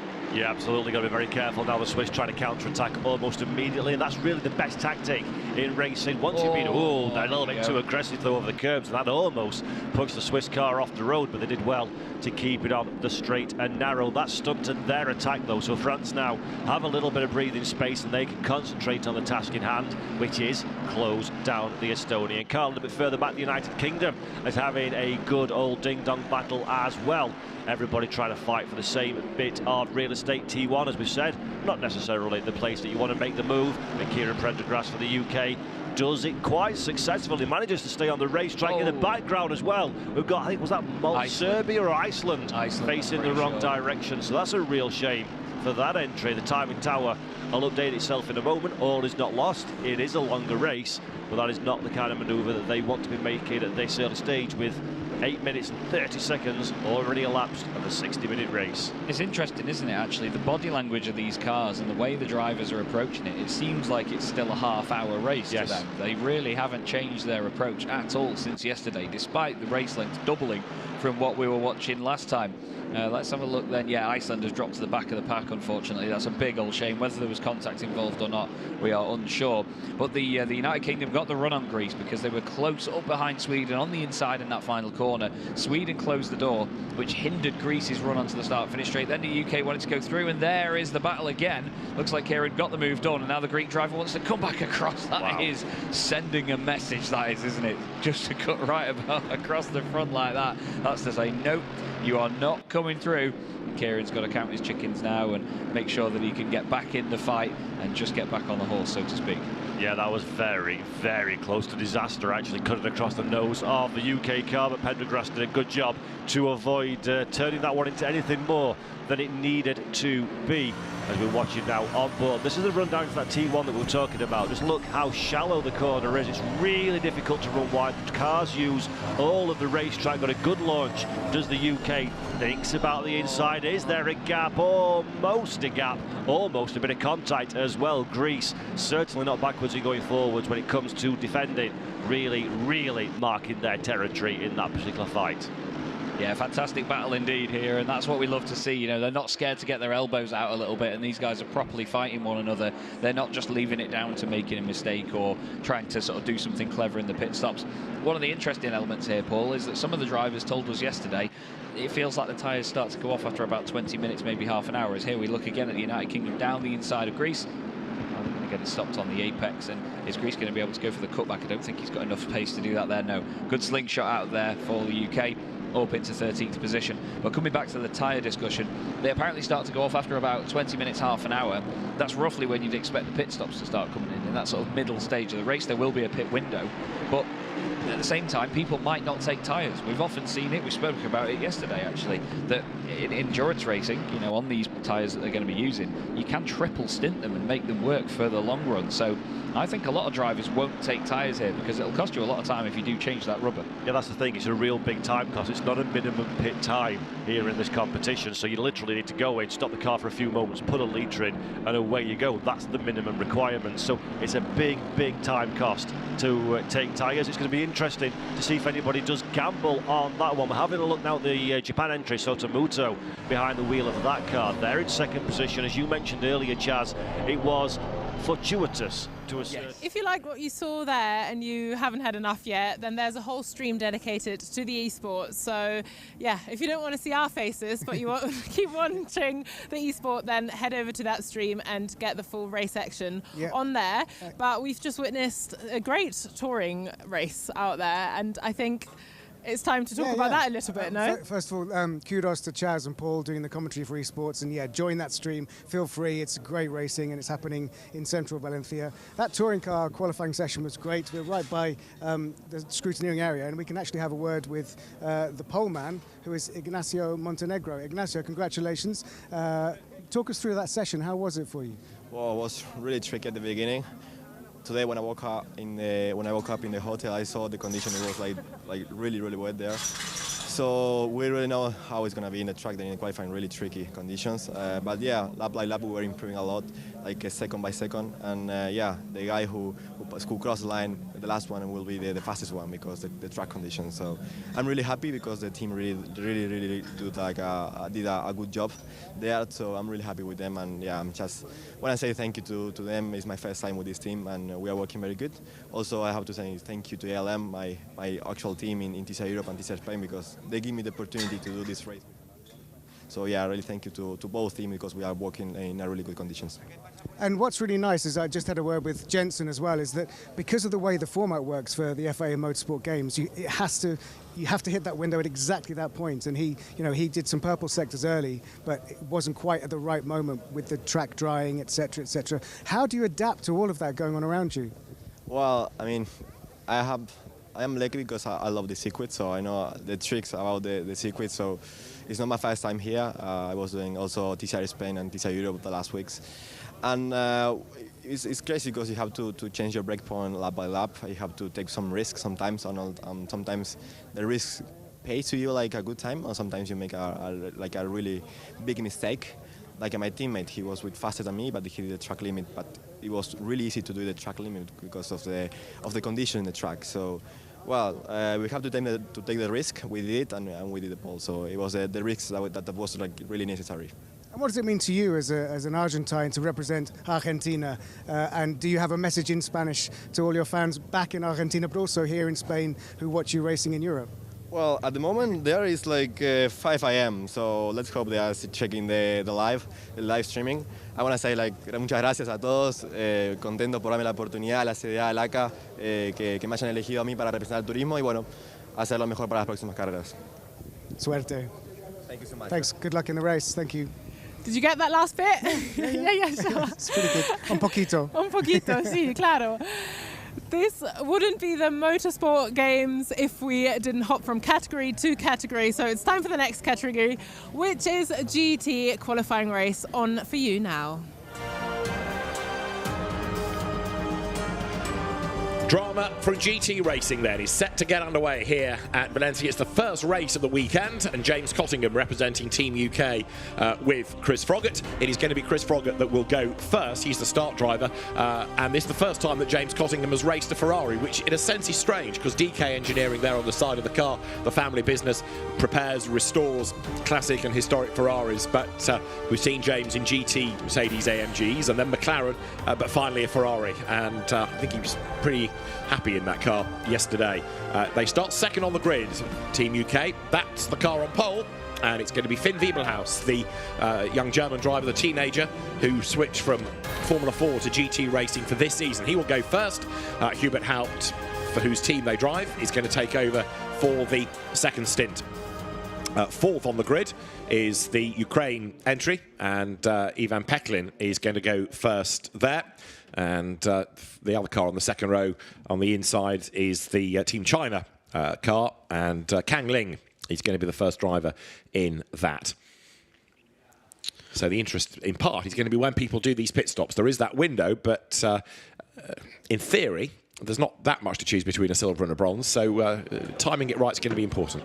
Yeah, this can be a busy pit lane as well, so people can get blocked in as we look into the cockpit of that Audi R8 GT3 of Kang Ling, China. They're looking confident, cool helmet design. See the cap on the top, looking quite relaxed, pulling up his gloves, making sure he's comfortable for the stint ahead of him. Nothing worse than putting on the gloves slightly wrong and one of the seams, the sewing bits just starts to dig into your finger, and it's all you can think about for the entirety of your stint. So the drivers are good to go, but before we get into the bones of the race, let's hear from one or two of the drivers. We found the Ukraine team there, but Antonia Rankin down on the grid has caught up with Team UK's James Cottingham and Chris Froggatt. Chris, James, it's a beautiful day in Valencia, and what a great one to celebrate, hopefully winning a race for your country. Yeah, fingers crossed. I mean, the track is still a little bit mixed conditions. Off the line seems a bit greasy still, so I think overtaking and passing here is quite tricky anyway, and now with a bit of a greasy track, it's going to be challenging, but doable. We'll try our best. James, what's your strategy going to be when you get into that car? Well, obviously it all depends on how much of a good start to the race Chris has. But yeah, no, look, you've got to stay out of trouble. We really want to have a great result in this race, ready for the final later on today. That's the most important thing. So, you know, if we can have a front row start for the last race, then that's really where we want to be. Well, we'll all be cheering you on. Good luck, guys. It's an interesting point James Cottingham makes. Staying out of trouble in this is part of it, because it's a small grid by the very nature of a nations type tournament. So you don't have to be on the front row to still get a good result out of the main race for the medals later on. And yeah, the racing drivers, of course, they want to win, but it's not worth binning it so early in the weekend. Yeah, let's see how that, we can remind them maybe of that into turn 2. I think it's going to be the big flashpoint. Turn 1, relatively fast left-hand, as the brake zone isn't so big, but turn 2 it's a left-hand hairpin, 180 degrees. See a lot of concertinaing up there. So, yeah, and it's the best chance to overtake, isn't it, the first lap when everyone's tight together? We always say it, but that's what the drivers know. So the risk versus reward calculator will be out in force, working out exactly how much that overtake is worth. If it goes wrong, you suddenly look like the zero and the hero is no longer possible. A quick word about Chris Froggatt. We heard from him a moment ago, but he is the captain of Team UK. He was 2 years ago, but actually couldn't take part because he was taken ill within about 2 days of the GT competition. So he was meant to be driving that year with Ian Logie. Sam Neary was flown out to replace him. So Chris Froggatt finally gets a chance at representing the UK. He did drive for Team UK in the GT Nations Cup back in 2018 and the first Motorsport Games in 19, but had to miss out 2022. So it's good to have him back, and a successful driver, of course. If you follow GT racing internationally, you'll know the name of Chris Froggatt. He's won his class in recent years in GT World Challenge Europe Sprint and also in Endurance. He was the runner-up in the Nations Cup competition back in 2018, the same year that he won the European Ferrari Challenge as well. And he's chopped and changed a bit in recent years in GT cars. This year they've gone back as a team to a Ferrari, and I think he's in a happy place. Yeah, it seemed to settle well. Cottingham as well, driving it for the first time, that Ferrari 296, and absolutely loving it. So good to see a new car come into GT3 and do so well in that 296. A car that has been around for a long time, this Mercedes AMG, now on an Evo 2, but still very, very competitive too. That's the Swiss entry. But let's go back to the grid. Antonia has caught up with Ukraine and the co-driver, ready for his second stint, Konstantin Gutsul.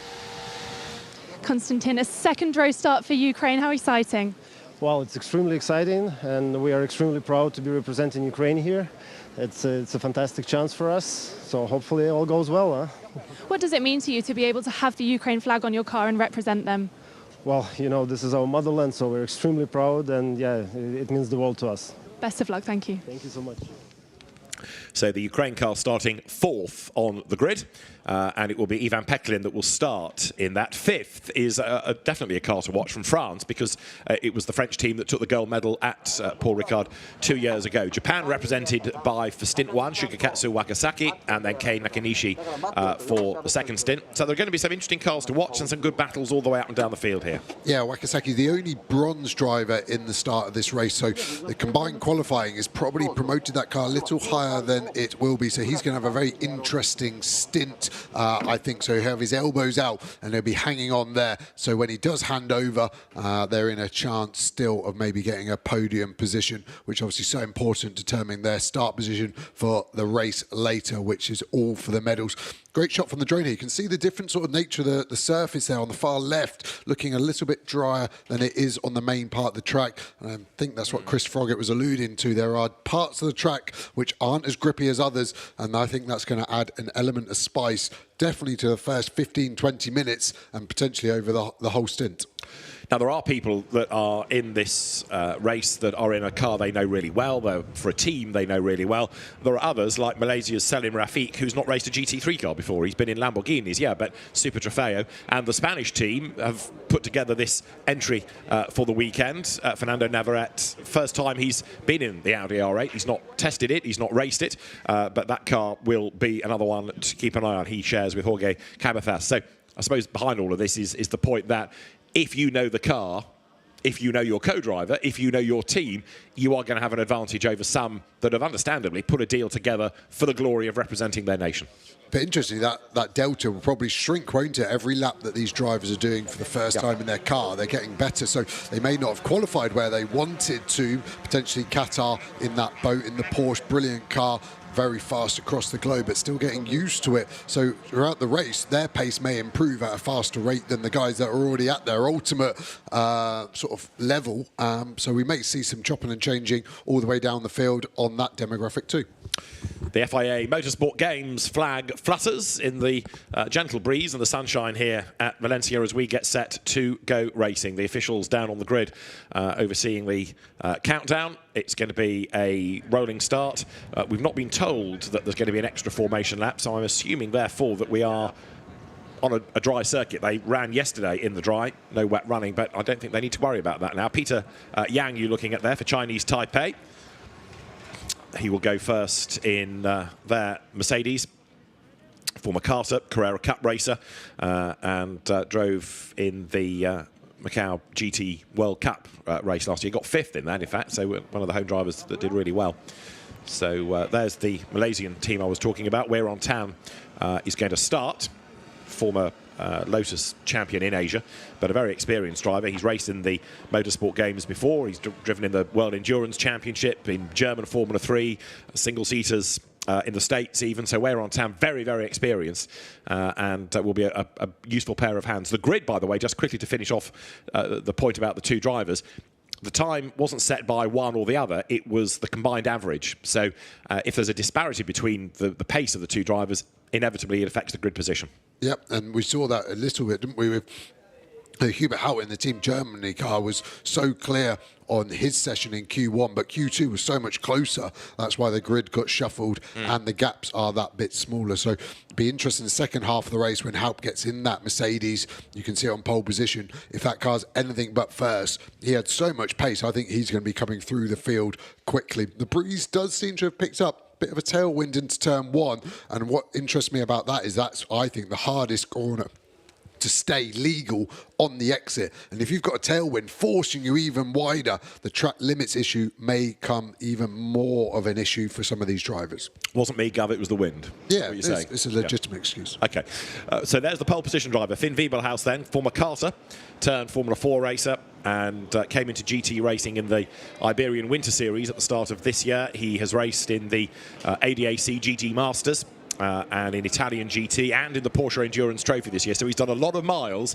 in GT-style cars, and he's also going to represent Germany in Sunday's GT Sprint. They have qualifying, a Super Pole and one race for one driver on Sunday here, and he will represent his country again for that. The flags of the nations now start to leave the grid, row by row by row. Then on the 1 minute board, engines will fire. It'll be a rolling start, so they will set off behind the pace car effectively as it is. And thumbs up from Chris Froggatt. He's on the outside of the front row, but has got to start as one of the favourites in a race that counts for a grid, but equally, it's going to count for glory, it's going to count for pride, and it is another useful kind of test session, as you were making the point, for those drivers that are new to, take your pick, car, team, GT3 racing, circuit. You know, there are so many unknowns. Yeah, as a driver, I can't ever think a qualifying race is a qualifying. You drop that word out of the title, it's a race. Right. So you can't use that as a mindset and be conservative at any point in this, I don't think. And the other reason is not just an ego thing of being conservative. If you're on the back foot and being cautious, you've got more chance of getting hit from the rear. Yeah. So I always just say, if you're the guy on the front foot, you're aggressive, you mitigate the risk of getting hit from the rear. That's 50% of the angle you can get hit from. Half the chance you're going to get hit would be my logic. Stood you well in your career, that, hasn't it? So the countdown continues, engines are fired, and very shortly we are going to have the cars released. The Valencia circuit then, which is a very busy central point to the FIA Motorsport Games, because there's lots of different track disciplines. There's also drifting. At the end of today, there's a rally stage around here. The cars are off on the tarmac roads in the hills not far away. There's Electric Street, where auto slalom and kart slalom take place. But for the moment, it's all eyes on the track. As the 15-second board is shown, engines are all running, and the cars in different liveries from how you normally see them, bedecked in the national colours, are ready to go. That familiar Sky Tempesta Racing livery for the Ferrari there on the outside of the front row. The pole position car, very proud Hubert Haupt when he was talking to us yesterday. And Finn Wiebelhaus now released from pole. And one last opportunity to get a bit of warmth into the Pirelli rubber. At 25 to 35 minutes, the pit window will be opened, and it's 56 seconds line to line. So it's a pretty quick pit stop, actually, that, given the length of the pit straight here.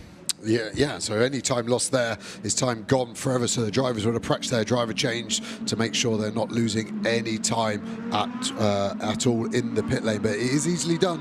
Obviously, seat belts, there's 5 points to plug in, radio, window nets. There's a lot to go wrong and can go wrong.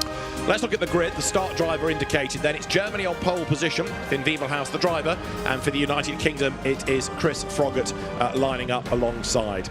Starting third on the grid is going to be China, and it is Kang Ling lining up alongside Ukraine. Ivan Peklin is the start driver there.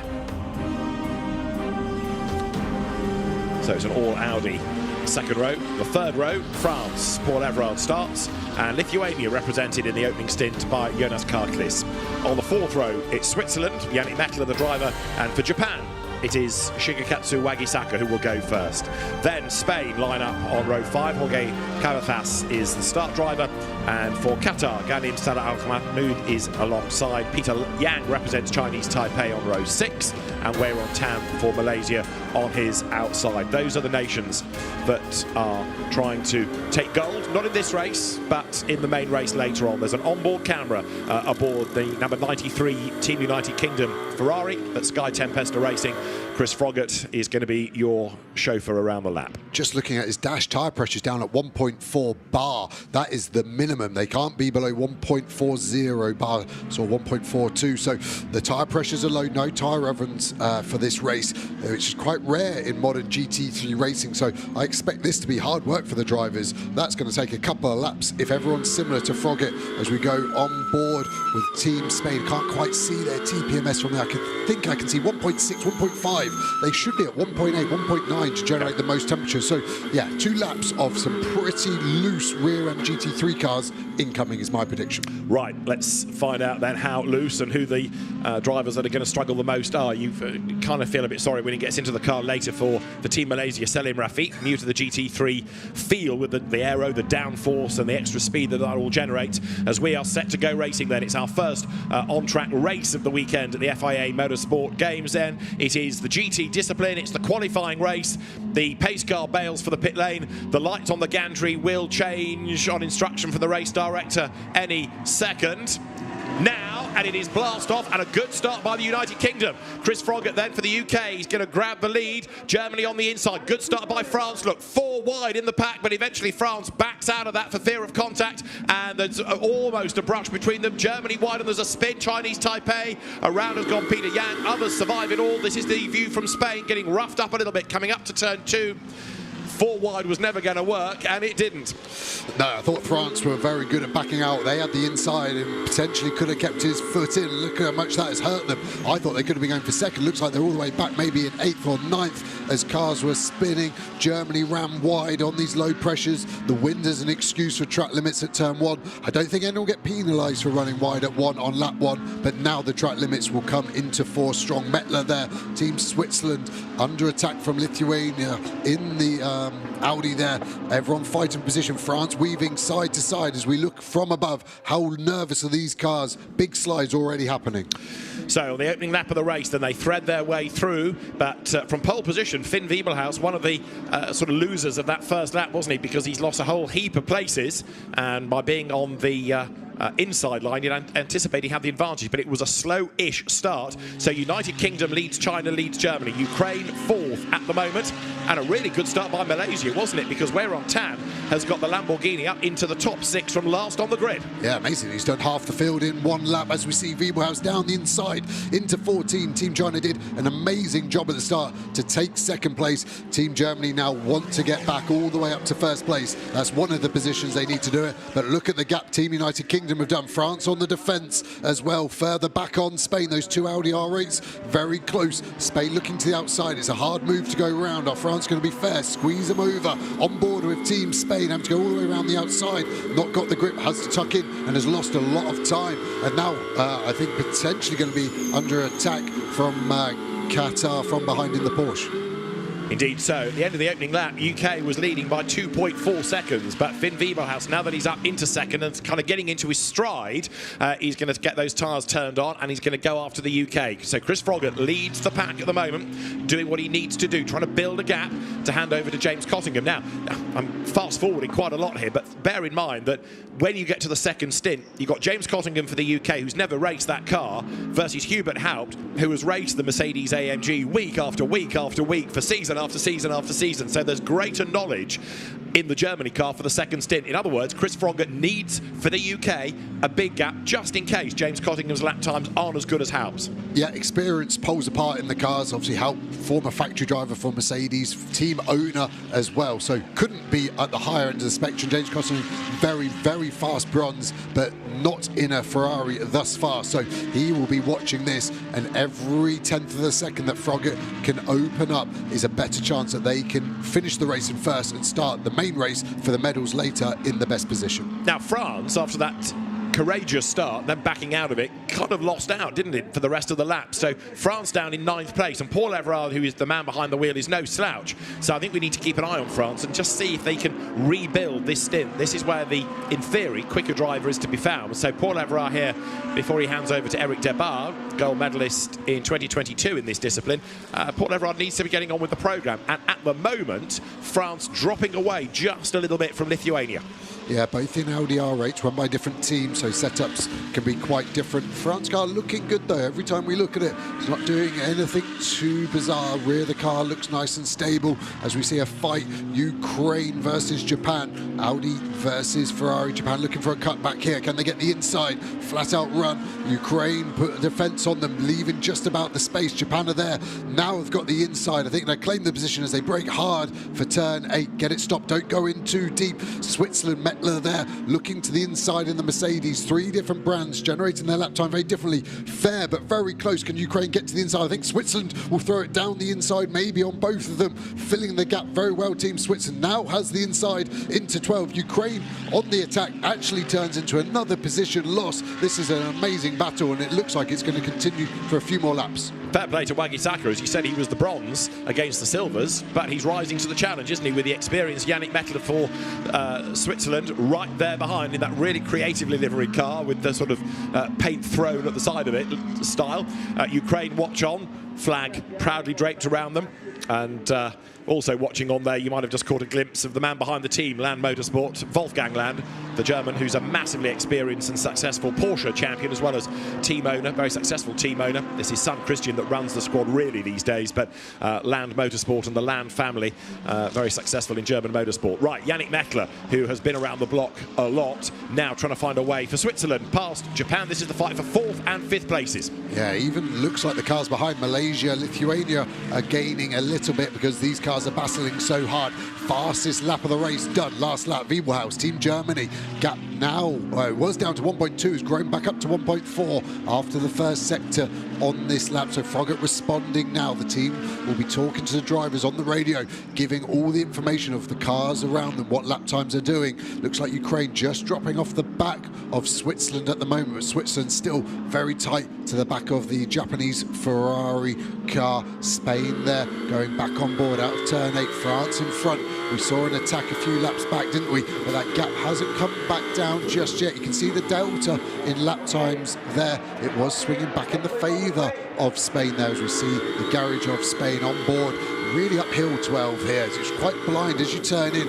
As we see it, Spinner in front. Is that Malaysia off into the gravel? It is. Are they going to keep the momentum? Don't get it stopped in the gravel. I think your best bet is actually do a U-turn to your left, which is exactly what they're doing. Interesting to see where he looped that round. Looked very early, so I'd assume as soon as he's turned in, maybe a bit of moisture on the entry curb has just lost the rear of the car. But Tan, after a mega start, is back to where he started. As we go a replay, let's see it in the background. Yeah, really early. Normally you see the cars hit the apex curb and lose it, but as soon as he turned in, it's gone around. I would assume he's opened the corner up on entry, used the curb, which has held a bit of moisture from the overnight storm and has looped him round, but did well to not get stuck in the gravel. Indeed so. He was able to keep the momentum going. He also, as Joe was saying, did a U-turn to his left, but that was downhill as well, so he was able to roll through the gravel. Now look at this in terms of coming down as well. The gap for the race lead, it was 1 second at the start of the lap. Chris Froggatt trying to stretch it back out again, but as we were suggesting he would, Finn Wiebelhaus, once he got second place for Team Germany, going after the United Kingdom. So it's the UK versus Germany for the race lead. And there is an incident that has been looked at, and there's no further action to be taken between Switzerland and Chinese Taipei. That was the spin from Chinese Taipei at turn 1. Right, so Germany hunting down the UK, and all of this taking you, of course, to the pit window. Yeah, look at the gaps, 2 tenths, then nearly a second found 2 laps ago. Last lap back to 2.5 tenths time gain, but I think that's the flow at the moment. Is this going to be a race on the track, or are we going to see a split strategy, maybe pitting on different laps, and the pit stops can actually create the easiest overtake as a driver? The cars look even. I can't see any massive gaining, so 2 tenths over a 4K. So let's look down the straight. You can see the first 2 have checked out. China, now are they starting to get caught by Japan? Japan are bringing with them Switzerland and Ukraine as well. So I think there's a few battle packs forming as the cars and the tyres, just come into it's got a second phase of their life. Although France still struggling. Paul Everard is still mired down in 8th place and not making the progress. And Where on Town for Malaysia is at the back of the pack. So he has got a lot of work to do. There is France.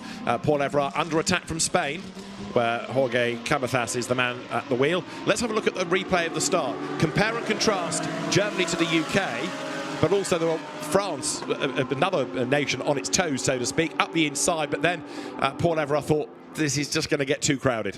Yeah, he backed out of it. You see Chinese Taipei actually almost brake too late. Yeah. And the only gap was on the inside of Switzerland, which then took them onto the grass and caused their spin. So, yeah, just look at the white Mercedes on the inside now, just diving. There's contact, but racing incident, definitely not Switzerland's fault. Everyone running wide all the way up to the gravel. This is where I think France, everyone should have kept his foot in. You've got the inside, and physics dictates if you've got the inside and there is contact, you run wide. And just look at the lack of grip he then has and loses all of these places. We go on board with Spain, 4 wide in front. You see Chinese Taipei come into shot potentially. No, we go too far wide. Then everyone gets forced out wide. There's Team France, and we're about 8 wide as we see Switzerland on the inside of Japan. That looks like move done, and good job by Yannick Mettler onto the home straight now and claims that position. So that's 4th place for Switzerland. Down to 5th is Japan. Yannick Mettler, very experienced GT racer, and another spot gain then as he comes across the line. Behind is Japan, and then 6th is Ukraine as they drop down to turn 1. The lead gap still hovering around 11/10 of a second between UK and Germany, and there in 3rd is China. Now the gap between China and Switzerland is 1.3 seconds. And the way that Yannick Mettler there for Switzerland is going, he's going to be up with him before long, I would propose. Yeah, very quick last lap getting the move done. He's now got clean air as well, which is so important to these modern GT3 cars. Generates so much of the lap time through downforce. You can see the aggressive rear wing, but even the splitters, the dive planes on the front end. When you're stuck behind a car within a second, you're getting all the turbulent air and you get less downforce, and you start to use the tyre a bit more and the lap time drops away. Last lap for Frogger, actually 2/10 quicker than Germany, so United Kingdom extending their lead back up once more. The ebb and flow of this race settling into a rhythm. I think it will be a race between their teammates as we go to a replay of this overtake. Switzerland get the inside through 13, then keep it on the white line. Japan doing a hard but fair job. Mettler does well not to go in too fast with the Mercedes and let the position go. He has really pulled a good gap though, hasn't he, to Japan behind already. And I think Japan now coming under attack from Ukraine because Ivan Petlin is closing on Wakisaka as the teams look on. So the SPS Automotive Performance Squad that runs the Swiss entry, another experienced squad operating a car, watching on from the pit bunker. Leaders go by and the gap is down. Germany catching the UK, 9/10 of a second now. It was over a second last time. China 3rd, and the gap China to Switzerland is down to a second as well. So it's concertinaing nicely for the lead and for 3rd place. But, and I know I sound like a stuck record, I'm getting really worried about France because Paul Everard in 8th place is just not making the progress. Yeah, really strange with how good the start could have been. I wonder if it's just playing on the back of his mind or that is the pace the car is affording him. You're right though, China lost 3/10 to Switzerland on that last lap, so Mettler within a couple of laps will be within striking distance potentially of overtaking and getting up to a podium position.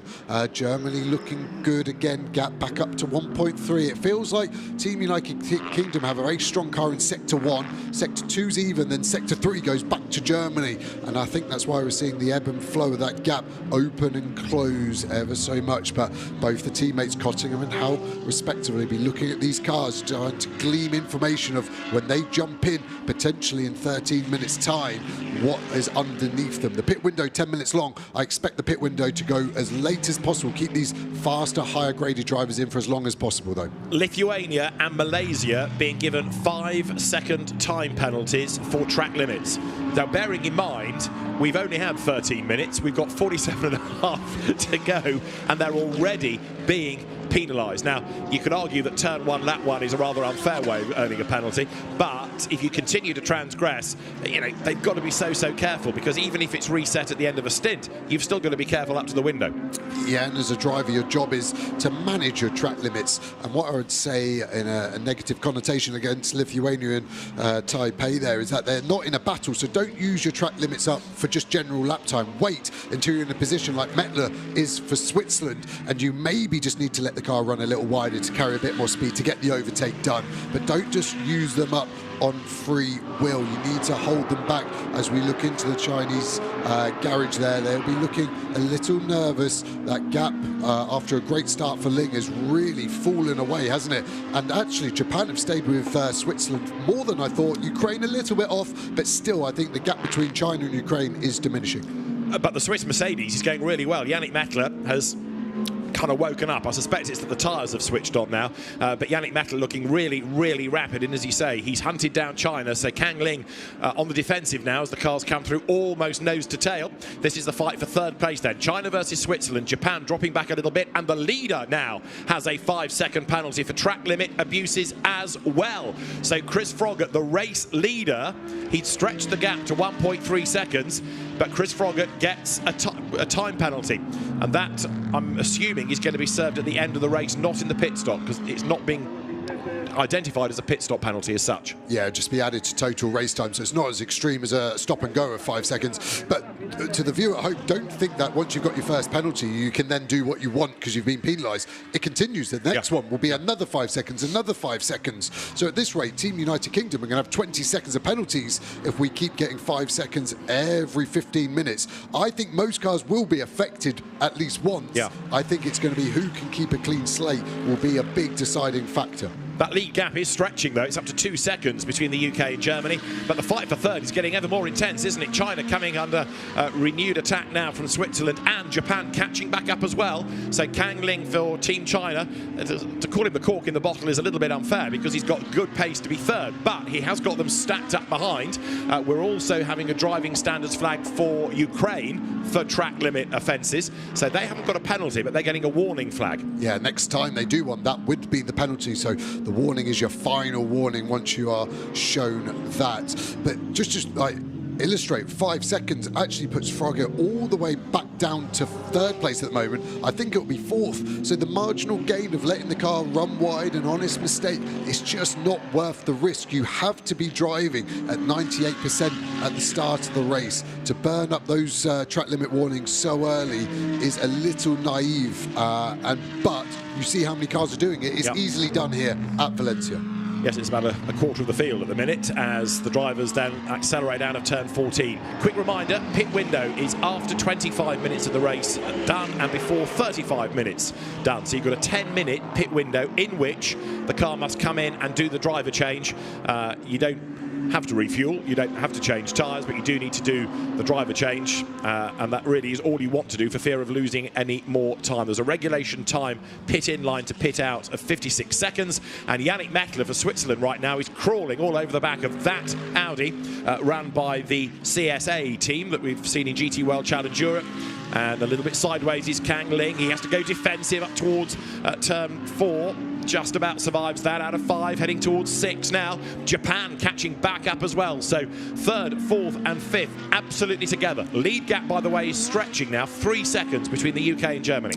Yeah, Switzerland on the flashes or the headlights, trying to catch the eye of Team China, trying to distract them. Mettler was so close. I don't think you could have got a Swiss precision watch part between the two cars at turn 5. Team China, interestingly, being the fastest in the speed traps. I think that's because they got a very trimmed out aero car, and that's why we saw such a big slide at turn 4. But then China have the advantage, and I think that's why we saw Mettler catch so quickly but can't execute the overtake, because China are so quick at the end of these straights where you need to be at your closest to get the overtake done. It's interesting, isn't it? Because we know that there isn't a big presence anymore from Audi as a manufacturer, but that R8 is still a really good turnkey GT car, and myriad teams operating them and still getting great results out of them. Over the line then comes China, then it is Switzerland, 3rd and 4th. The margin between those two is just 0.2 of a second. The lead gap, though, is extending markedly lap after lap. Bearing in mind that Finn Wiebelhaus was catching Chris Froggatt a few laps ago, it's now up to 4.2 seconds. So Froggatt's nearly overcome the UK's penalty. Yeah, and we saw the tyre pressures, didn't we, on the green flag lap. Froggatt was as low as could be. So I think that is the car going off for Germany, and Team United Kingdom going for maybe a slightly slower burner strategy-wise. Switzerland now catching back up to Team China. China going there. There's obviously setup changes that could have been done. It was a little bit damp. Have potentially Germany gone with a softer setup, so when the car is cold, the tyre pressures are low, it was happier, and now it's fully dry. A stiffer car would be quicker. There's an infinite amount of reasons, and as a racing driver, excuses off the back of that. Switzerland really hustling on, maybe starting to get a bit frustrated. We've seen the headlight flasher, and the problem is when you get frustrated, you start to get desperate, and desperate moves are never good moves. At the moment, all fair and all clean. Great drone shot showing the different of angle. Team China starting to open up the corners nicely, getting good exits. I think Mettler's best chance is on the exit of 12 here, trying to get a run and then throw it down the inside into 14. Not quite close enough at the moment. Can look to the inside. There's potentially a gap there. Not close enough this lap though. Needs to find another idea to get past that Team China car. And is that other idea just to sit as close as he can and try and buy the place on the pit stops? Because if he can't do it on the track, it might have to be down to the crew and cycling through as rapidly as. He's going to have a look at turn 1 then. Switzerland looks to the inside, feinted to the inside against China. They just dropped Japan ever so slightly, but Kang Ling is going to go a little bit wider, maybe coming out of the corner. Again, lights are flashing. Switzerland to the inside as Yannick Mettler attacks up at turn 2.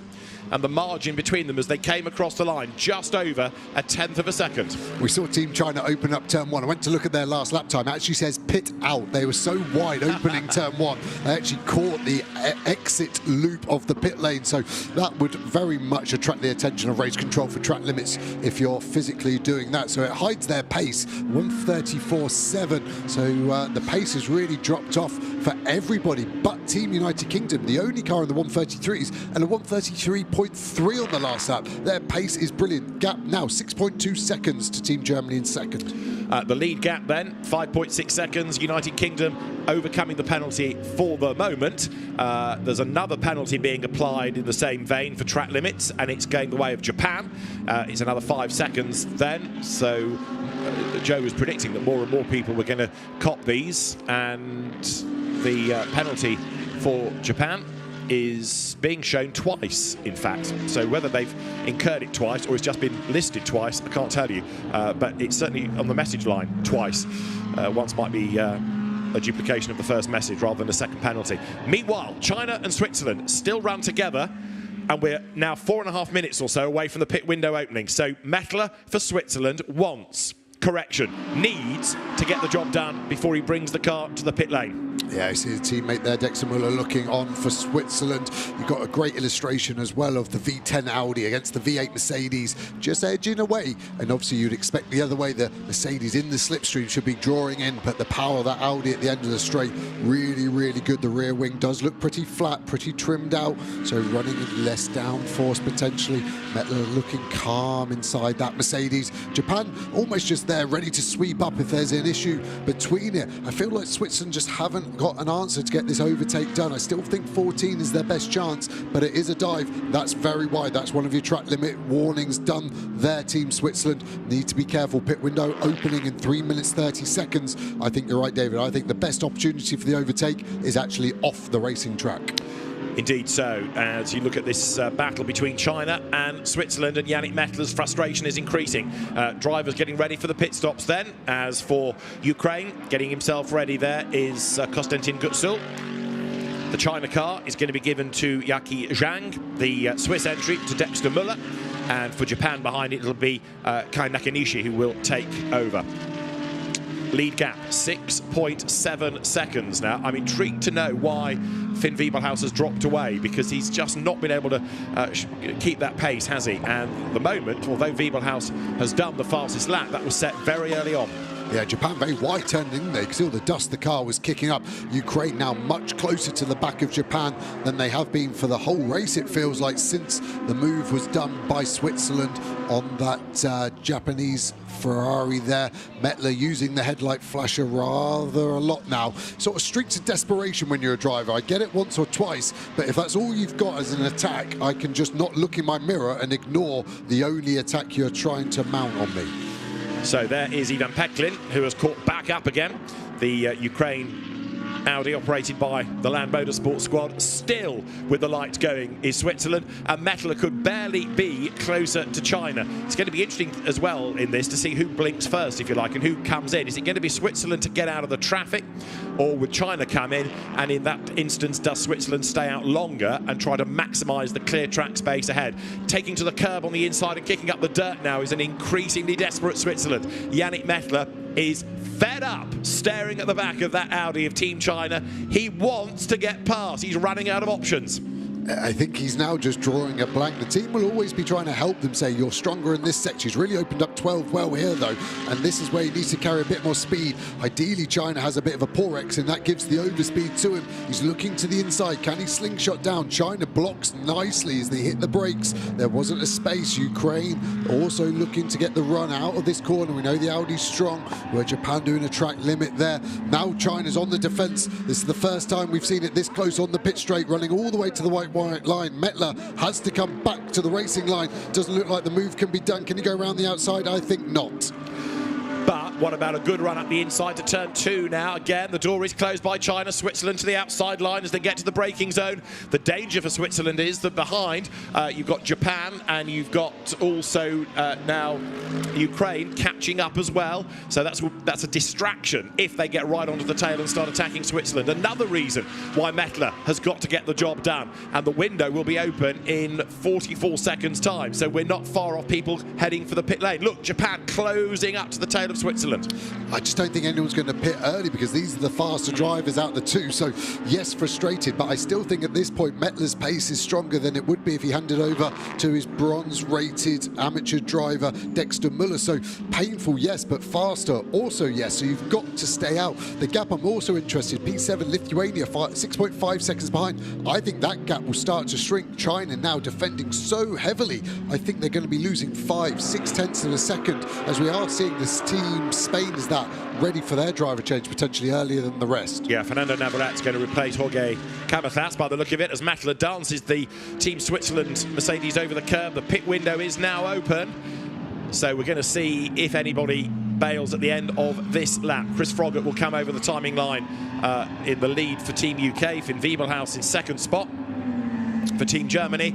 China stays out, Switzerland stays out, and again, nose to tail over the timing line to the inside, tries to think Mettler, but he's just not quite close enough at the end of the straight. That Audi is a very well-driven car. Kangling, to be fair to him, when he came to Europe to race in Formula 3 many years ago, did not really shine, but he's developed into a really good GT racer, and the evidence is here for all to see. To the pit lane comes Team Spain, and now on track, the battle for third place takes up attention once more. Yeah, 50 kilometres an hour being limited there automatically for the driver. You're right, we haven't seen China make a single mistake yet, and that is all that Mettler would need to get that Mercedes past. I am worried for Mettler. He's starting to do more track limits in that Mercedes, the Swiss car there.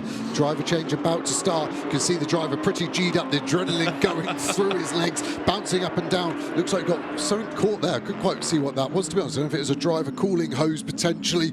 China still making all their apexes. If you're on the apex, it's very hard to get overtaken. I feel that's Team China's strategy here, is get it stopped. Mettler looking so close, but still just not a gap opening up whatsoever. And the same thing's happening behind Ukraine, all over the back of Japan. So Japan has dropped off the back of Switzerland for the moment, and Ukraine, Ivan Pelkin at the wheel, looking for a way through. Peklin now up to turn 12. Mettler for Switzerland is wide as well. And as the leaders accelerate now up towards turn 13, Chinese Taipei into the pits. So that is Peter Yang to give way to Kuo Chin Kuo, leader through. So UK, Germany still 1 and 2. The next pair for third, the next pair for fifth. And again, China with a bit of an advantage, coming past the pits of about a length over Switzerland. And Kangling takes more liberties than anybody in terms of opening up turn 1. I really like it. I don't think he's getting penalised for it, so you might as well, as we see, as Chris Froggatt run wide, yes, out of 12. That is a big, big moment. That would have been a couple of seconds time loss. Is there any damage to that car? The splitter's so low, skipping across the gravel like that. Very easy just to bend one of the stays, and it points down, going on board here with another pit stop. One of the Audis coming in, looking for their team. Pull to the right, stop the car straight. Lithuania, they were gaining on that pack. So it looks like, are they doing their penalties here? The car's not being worked on. I think the 5 seconds are being added in the pit stop. So by the time we get to the end of the race, everything will be clean, as long as they haven't attracted even more penalties. Indeed, yes, they're not being specified as pit stops. We've had the change between Ukraine and Japan, though. Peklin's got past Wakisaka, and this is how it all happened. So coming out of turn 1, we'd seen the battle between China and Switzerland, and just a really good exit. Look at the huge speed differential. The Audi charging up on the inside, and Peklin goes through without really too much of a struggle, almost as though Japan had a problem. Yeah, exactly. It's like it's missed a downshift and it's in too high a gear as Wakisaka's gone for the throttle. The torque isn't there. Maybe he's in 5th, not 4th. And Ukraine had a great run, yes, but it was more the Japanese Ferrari who was slow, I think. So after not putting a foot wrong so far, the only bronze-graded driver in this stint has just lost a place to Ukraine, but still doing strong in 6th overall. Right, we still have the United Kingdom, Germany 1-2, but the margin is 11 seconds between them. Now 5 of those are going to be negated on the pit stop with the penalty for the UK car, but it's been, other than the track limit penalty and other than his gravity excursion, a good stint by Chris Froggatt in terms of trying to build up that lead. Now though, Chris Froggatt has caught up with the cars released from their pit stop, so having had a clear road ahead of him, now he's got stuck in traffic. Yeah, big traffic as well. These guys are on their out laps. Got the Spanish car there, and then we've also got the 71 Audi and Lithuania. Big slide from them. These cars close. What are Team UK going to do? They could squeeze another 3 laps out of Froggatt. He should be clear of the traffic by the end of this lap, but that definitely would have lost him a couple of seconds. So that gap coming down, it's all going to go over to the teammates, isn't it? And we've seen how fast Team Germany are with their qualifying driver in that first session, Hubert Howe. Yannick Mettler is going to go to bed tonight having visions of that Audi's back end sort of implanted on his eyes, because he stared at it for the bulk of this opening stint. Closing right up again there, look, as they come down through turn 11, but to no avail. Thinks about the inside line, can't do it there either. They come up to turn 12 now, and although the Audi possibly goes a little bit wider there, the danger arguably behind now is Ukraine, because Peklin, having cleared Japan, setting off in pursuit. And I think Japan's got a problem, because that Ferrari has lost a lot of time. Okay, interesting. They definitely didn't accelerate out of one. It wasn't even in shot. Cotting there. Team UK ready to go, potentially in the next couple of laps. Mettler, again, the worst thing about this for Switzerland is the exhaust of the Audi are the same height as the driver intake cooling for the Mercedes. So yes, he'll be dreaming of it, but I think he'll be smelling it as well. That big V10 engine pumping out a load of fumes right into Mettler's face. And look how quickly now Ukraine is catching up. Peklin is getting closer and closer all the time. The margin between them is coming down, but Peklin's last lap was a fair chunk quicker than those ahead, so he's catching up, whereas Japan's last lap was 2 seconds slower. I think that AF Corsa run Ferrari's got a problem. Look, no longer is it in shot. It's really dropped off the back. Yeah, it can't be a huge problem because it's not boxed. I agree with you if it's maybe just tire pressure. Big slide of Peklin there, and the Ukraine car coming out using all the exit curb. Germany in a lap or two earlier than I think United Kingdom. Interesting there. I wonder if we could hear from the start driver, Weeblehouse, just to see what happened to the pace, how leaving looks like all calm and relaxed in their garage. Whereas now, finally, Switzerland up the inside of China. There's a little bit of a rub, but that was the opportunity that Mettler has been waiting for half an hour, and finally was able to take it. Switzerland is through and clears China, and look, straight away the gap starts to stretch, illustrating that Mercedes was always the quicker car, but the well-driven, defensively driven Audi of China was able to fend it off. Ukraine is right up there as well, but that was quite a move by Yannick Mettler for Switzerland. He was just able to find a gap on the inside, and finally Kangling made a tiny error. And he's got 2 laps now until he has to box of clear air. So be interesting. We saw the end of it. It just looked like finally China had left a car width that Switzerland very much prized open. Let's have a look at a replay. So they're coming out of turn 8 through 9 and 10. It's 11. The next right-hander, they get it done. Mettler looking pretty calm, then suddenly dives to the inside because China just runs a little deep, missed the braking point potentially there, went in too hot, and Mettler was there to pounce, wasn't he? Great job. Bit of rubbing, but fair in my opinion. So Switzerland up now into 2nd place, because remember, you take for the moment Germany out of the equation with that pit stop. So Hubert Haupt has taken over the Team Germany entry, but will gain places back when others make their mandatory pit stops. But you can see the pace that the Switzerland Mercedes has got now that Yannick Mettler is getting away demonstrably from Kangling for China, and Ukraine, Ivan Peklin catching up as well, ready for their pit stop. So they're running out of time before the window closes. You've got to be in the pits, even if you've not actually done the stop itself by the time the window closes. That's the leader.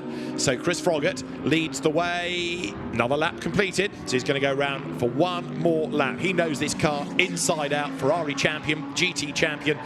James Cottingham new to racing it, but a very experienced peddler himself. He will get in very shortly. There is Yannick Mettler then in 2nd place. Now the last lap from the leader was a 1:33. I'm just intrigued to see what Yannick Mettler can do as China pits, Ukraine pits. So the 2 Audis nose to tail on the track, nose to tail as they come down the pit lane.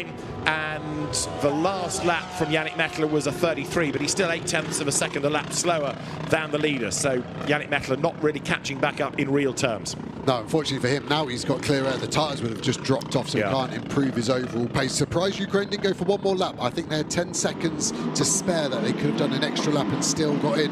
So it's an Audi race in the pit stop. Car coming to a stop. You can see the next driver ready. Lollipop illustrate to the driver where we need to be stopping. Driver change.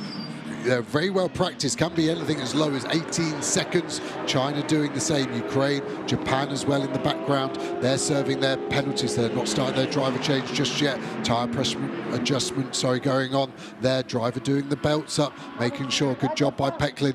Car looks a little leery at the end. Mechanic giving a bit of a shake of the head, maybe just seen the rear tyre pressure and gone, wow, that's high. And good luck for the rest of your stint.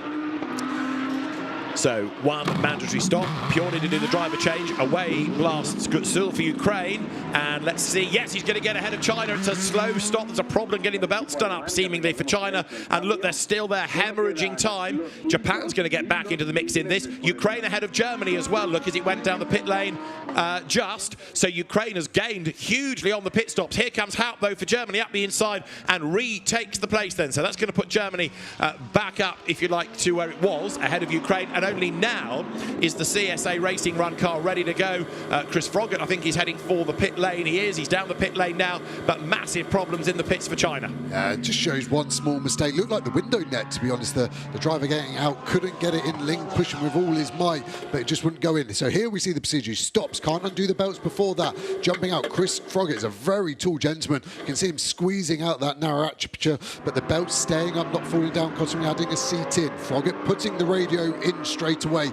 Then Switzerland doing exactly the same procedure. These two drivers, though, Mettler and Müller, share every year for the last 3 years, so they'll be very, very well versed. Kostrin doing his belts up. You can see Mettler now helping in. Window net stuck on a bit of Velcro to the outside the car, like that on the Mercedes, means it can't fall down. And this is the race. We're in turn 12. When's that Ferrari going to get released? Now. He's got the pit straight and turn 13 as a lead as Kostrin goes on his merry way. So Switzerland blasts back into the race. Germany has already pitted. So this is where the shuffle is going to come. But I think Germany has lost out badly with those slow laps from Wiebelhaus for whatever reason. But look at that. Switzerland has gained hugely over Germany. Yeah, really have. And I think they did 2 extra laps with the pros as well, Switzerland and the UK. And that shows you the differential between our amateurs and our pros. The amateurs very, very quick, but it's not their job. Battle in the foreground. Lithuania against France. We've seen those Audis fighting, and Spain in the background as well. Looks like Lithuania has got the pace, just needs to get it stopped. Sorry, Spain on the inside, yeah. Exactly, getting it done. So those Audis have been running as a trio the whole race, and now Spain are in front of France. Spain currently the leaders of the medal table with 2 gold medals in total, based on the rallying last night. So Spain now with Fernando Navarrete at the wheel. He's not raced this car before, but you wouldn't think it, would you? Because he's straight away taken on and got past Eric Debard, the gold medalist from 2 years ago. Now behind for Lithuania, it is Arūnas Gečauskas, and he will be inching its way closer to France over the course of this lap. But for the UK, the lead car now driven by James Cottingham, and Dexter Müller taking over for Switzerland. There is the leader, so the pit stop had to include that 5 seconds.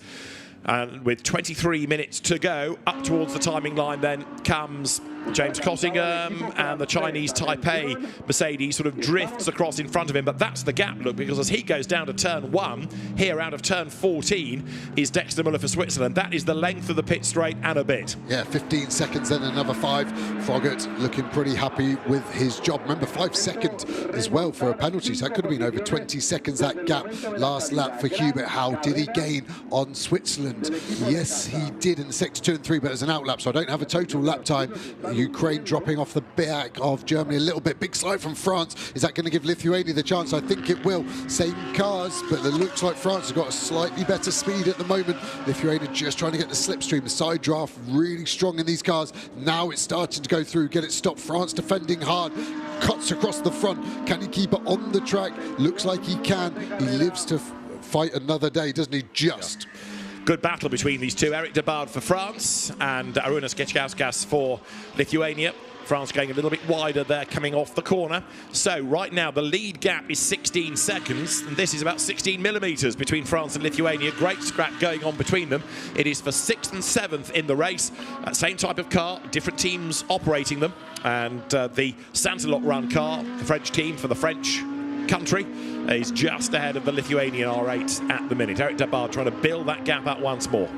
Yeah, it looks like Germany is closing on Switzerland. I think in the next 3 laps they'll be in striking distance, so that will give Germany a chance to start on the front row for the medal race later on today. Be roles reverse, won't it? UK on pole, Germany second, and we saw how quickly that can change. Lithuania to the inside, just backs out of it. Clever driving from all. France left the gap, but Lithuania knew it was a high-risk move, so decided to back out of it, but is starting to look frustrated once more. Chinese Taipei and Qatar have now got 5-second penalties as well for track limit offences as the two Audis run nose to tail. Lithuania looking for a gap, goes to the inside, coming into turn 14. It's brave and it doesn't quite work. Contact avoided, but Debar couldn't get the apex, so he runs out wide. France loses the place. Lithuania goes through, and Eric Debar for France has to slot back in and try to retaliate once more. Down to turn 1 then. France feints to the inside. You've got to be really brave though to brake so late going into the corner. Lithuania stays ahead, and actually the gap stretches as they come through turn 1. Yeah, I think Lithuania have now got the pace to pull away from France. Good driving by both drivers, super aware. France opened the wheel up to avoid any contact at 14, but then that made them run wide, which then lost them the place ultimately. Hard but fair racing. Here's Hubert how Team Germany has caught Switzerland all the way up. Neighbouring countries, neighbouring on track as well now. The last lap for James Cottingham was slower than the last lap for Hubert Haupt, and Germany versus Switzerland trying to find a way through on the inside, and he's going to do it. Is he coming off the corner? Not quite. He tried to do to Switzerland what Switzerland did to China earlier on in the race. Haupt again on the inside line, coming up to 12. Can't do it there, and he's getting a little bit frustrated. He knows he's quicker. He knows he wants to get past, but that was exactly the situation Switzerland found itself in earlier on up against China. Down towards turn 14 they come, and Haupt again late on the brakes, closing right up. Great shot that from the drone as you look down on the pit straight. Haupt's got good drive off the corner for Germany. Germany to the inside and Switzerland to the outside, and the job will be done by Germany on the run into turn 1. Germany goes by, so Hubert Haupt gains the place. The car run by his team. Germany through on the inside, job done, up into second place, and 20 seconds is the margin now between the top two. Now, Yannick Mettler drove the Team Switzerland Mercedes in that first stint and had a real battle with Team China's Kang Ling. We can hear all about that because Yannick is with Antonio Rankin. Yannick, first of all, happy birthday. Not the best birthday present to watch the car be passed there, but you were having a fantastic battle with the Chinese car. Absolutely, and I mean, Dexter just took on the fight with Hubert, who is a very experienced bronze, so yeah, that's not making the stint I had less fun. It was really enjoyable. Unfortunately, there was a little contact at the start, so I had to actually, I think I lost the position first. Had to recover, but yeah, the car was mega today, and I just felt we were into for something, and yeah, just made one move after the other, which on that track is very tricky, so very happy it worked out, and yeah, what better birthday to wish for. Well, the car is obviously very fast. Can you talk us through the battle that you were having there? Because you really did seem to have the superior pace. Yes, actually, like following other cars here, you lose quite a bit of pace in the dirty air. But I noticed that I didn't drop after a few laps, so I knew I had more fuel in the tank, and it was just a question of time until he would do a mistake under the pressure, and that's what he did, and I just managed to squeeze by. So yeah, well, it was good fun, but now the main focus is on this afternoon's main race. So the goal was just to get a little bit to the front on the grid, to be in a good position to hopefully battle for gold. Well, you are in one of the best positions you can be. Enjoy the rest of your day. So, Yannick Mettler celebrating his birthday, and you never know, when we get to the medals race, it might be a different story. So, Dexter Miller at the wheel of the car, but it has fallen back now. In as much as 2 seconds is the margin between Germany and Switzerland. But what about the UK and Germany? Well, it's 19 seconds, and last time around, Hubert Haupt was slightly quicker than James Cottingham. So, the gap is coming down a little, if not much. Yeah, 0.8 of a second faster on that last lap, but with 17 minutes remaining, unless Cottingham has a big issue. Could be a track limit one, could get a penalty, could make it spicy, but I think the AF course Ferrari team would just be telling Cottingham, just relax, we don't need anything special. Your pace in the 35s as it is fine. That's a huge gap of 20 seconds. I even think Hubert Haupt will probably be thinking, I'm just going to back off and just make sure I get the car home without making any silly mistakes. Remember, this is the qualifying race, and this determines the grid order for the main race race this afternoon. So yes, you could try and catch Gosling, but I don't think it's feasibly possible in the time that you've got remaining. So James Cottingham, new to the car, but doing a good job, because every lap he does, he learns a little bit more about it. That's not to say that he's an am, not to say that he's an inexperienced driver, but he just does not know this specific GT3 car. But you wouldn't think it, would you? The way that he's pressing on at the moment. He spent most of his year in GT3 McLarens, in GT World Challenge Europe and in the FIA World Endurance Championship. And James, who made his name initially in historic racing with great success in a myriad different cars, but came into modern GT racing a few years ago, was instantly impressive at Brands Hatch, carried on for a couple more seasons, came oh so close to winning last year's British GT Championship, didn't he, in that last round at Donington, only for his co-driver to pick up a penalty, and it all unravelled around him. Good battle going on here between Japan and Qatar. For Japan now, it is Kai Nakanishi, and losing a place because up the inside goes the Ibrahim Ali Al Ghodani driven Qatar Porsche that then goes wide and very nearly came into the pit lane. Yeah, very wide. There's a bizarre line coming out of the corner there. Japan now got the run. I think there's a chance of the move getting reversed into turn one. It was a great initial lunge by Qatar. Super late on the brakes as well, so that's their best form of defence. Brake late in the car you're fighting. It's very hard to get overtaken, obviously. Japan still looking racy, looking to the inside into turn two, but it looks like that Porsche from Qatar has got the pace, I think, now to start to pull away. I think the livery on that Porsche, the Qatari colours, look really good, don't they? And that car, it's always good to have Porsches within a GT grid. You've got two of the best brands available, haven't you? Historic brands, Porsche versus Ferrari. Here you've got Mercedes AMG versus Lamborghini. It's Chinese Taipei versus Malaysia. Absolutely dead set level all the way down the pit straight. And the last of the late breakers is Chinese Taipei up on the inside. And a place gained back then by Kuo Xin Kuo, moving himself past Salim Rafiq. So that was the car that spun at the start, remember, the Chinese Taipei Mercedes, and that's just given them 11th place. Yeah, and to get past the Lamborghini, which also had a spin, so it's the race between the spinners. Hubert Howe in the background catching these two as well, so he'll just have to take his time, making sure he doesn't get caught up while lapping cars. Easily done. You expect the driver to see they're showing the blue flag, but sometimes their attention is elsewhere and that can catch you out as well. As we see the three Audis now getting spaced out. France have really struggled in this race in both stints. Maybe they did go a little softer on the setup, thinking the track level grip wasn't going to be where it's at, but obviously they can change that setup for the long, important race this afternoon. So what about France? In the meantime, Eric Debar, 7th spot, and falling away a little bit from that very rapid Lithuanian Audi. The Lithuanian car currently being driven by Arūnas Gečauskas, and a good stint being put in from the former Time Attack and then touring car racer. There is a Lithuanian car, so that Audi, what's its chances of gaining further ground? Fernando Navarrete for Team Spain is the one that he's chasing, and the gap between them is 3.9 seconds, and last time around, yeah, Lithuania a little bit quicker. It's not going to be an easy catch, but it is doable. Yeah, and he's just got to be asking the question.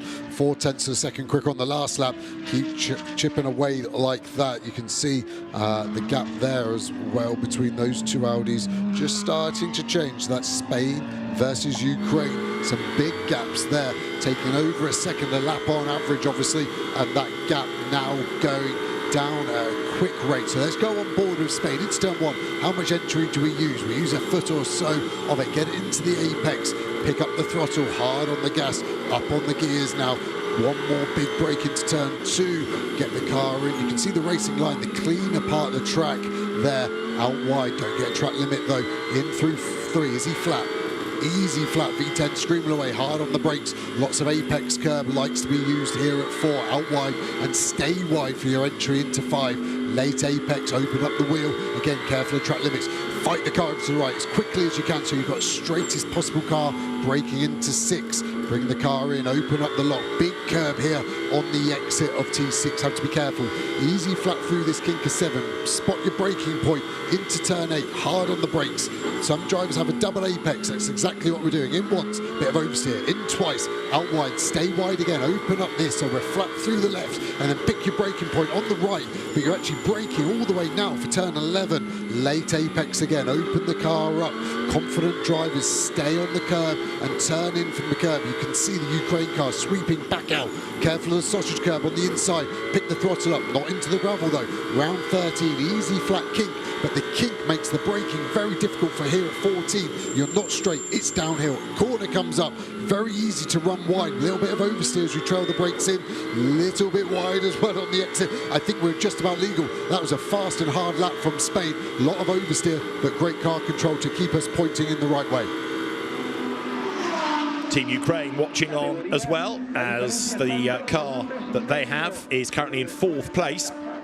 And the margin over Spain, 2.5 seconds. Last lap, it was Spain quicker by about 9/10 of a second. So there is a change on the cards for 4th place here. Remember, this is, a big spin for Japan, first of all. Let's get that out of the way. Kei Nakanishi is the spinner over at turn 11, and he's on the outside of the road trying to get the car to fire up again. I was going to say, this is only to give you a grid for the main medals race later on, but right now, Nakanishi hemorrhaging places. The cars sort of take about 30 seconds, don't they, to sort of reset and restart. Nakanishi then trying to get going again. The race director will give him time, but if after, say, a minute, the thing hasn't moved, and it does now move, you would have to neutralise the race. But thankfully, we don't get to that point because Kei Nakanishi is away.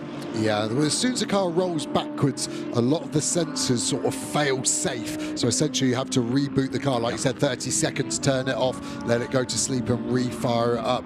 Be interesting to see if that was all by himself. He was running by himself, as we see Switzerland then cutting through. They've had a pretty eventful race, Japan. They looked super strong at the start, then started to fade, and obviously then potentially, as let's have a look at a replay, the slow-mo of Spain. You can see him coming through that kink there at turn 3, getting the car in, driver working hard behind the wheel through turn 4. You can see the energy in the car bouncing around, springs and dampers working in perfect harmony to give the driver the best possible grip and feel all the way up to the gravel trap, inch perfect and a little bit more.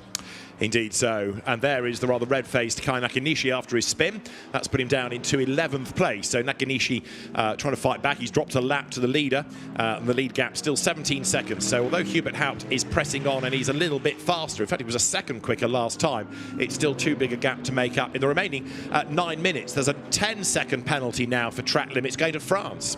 So Eric Debard for France has got 10 seconds worth of penalties.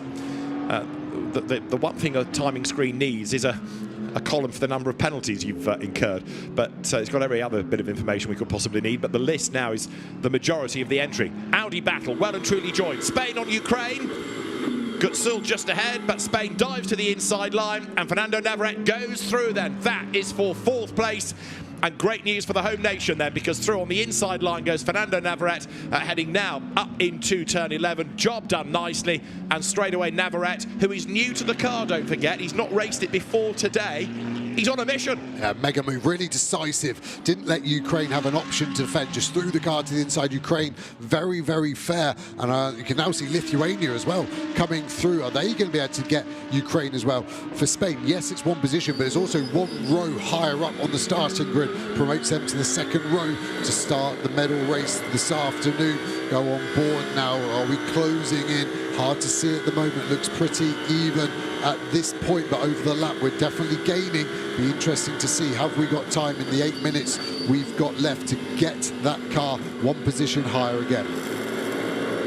Well, Spain really doing a good job here. The gap between Switzerland and Spain is 6.7 seconds, and we've got 8 minutes of the race remaining.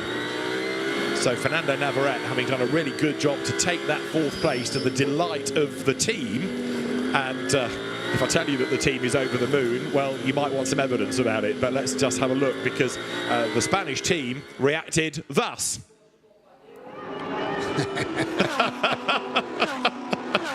Read into that what you will. He looked quite pensive, didn't he, Jorge, there? Like, just think about it. Like, he's thinking maybe we're now going to push a little bit hard for no reason. Probably not going to catch Switzerland. But, yeah, if his teammate there can spot him doing 200 kilometres an hour pointing to his temples, yes, then he is thinking pretty well, would be my excuse for the driver in Team Spain at the moment.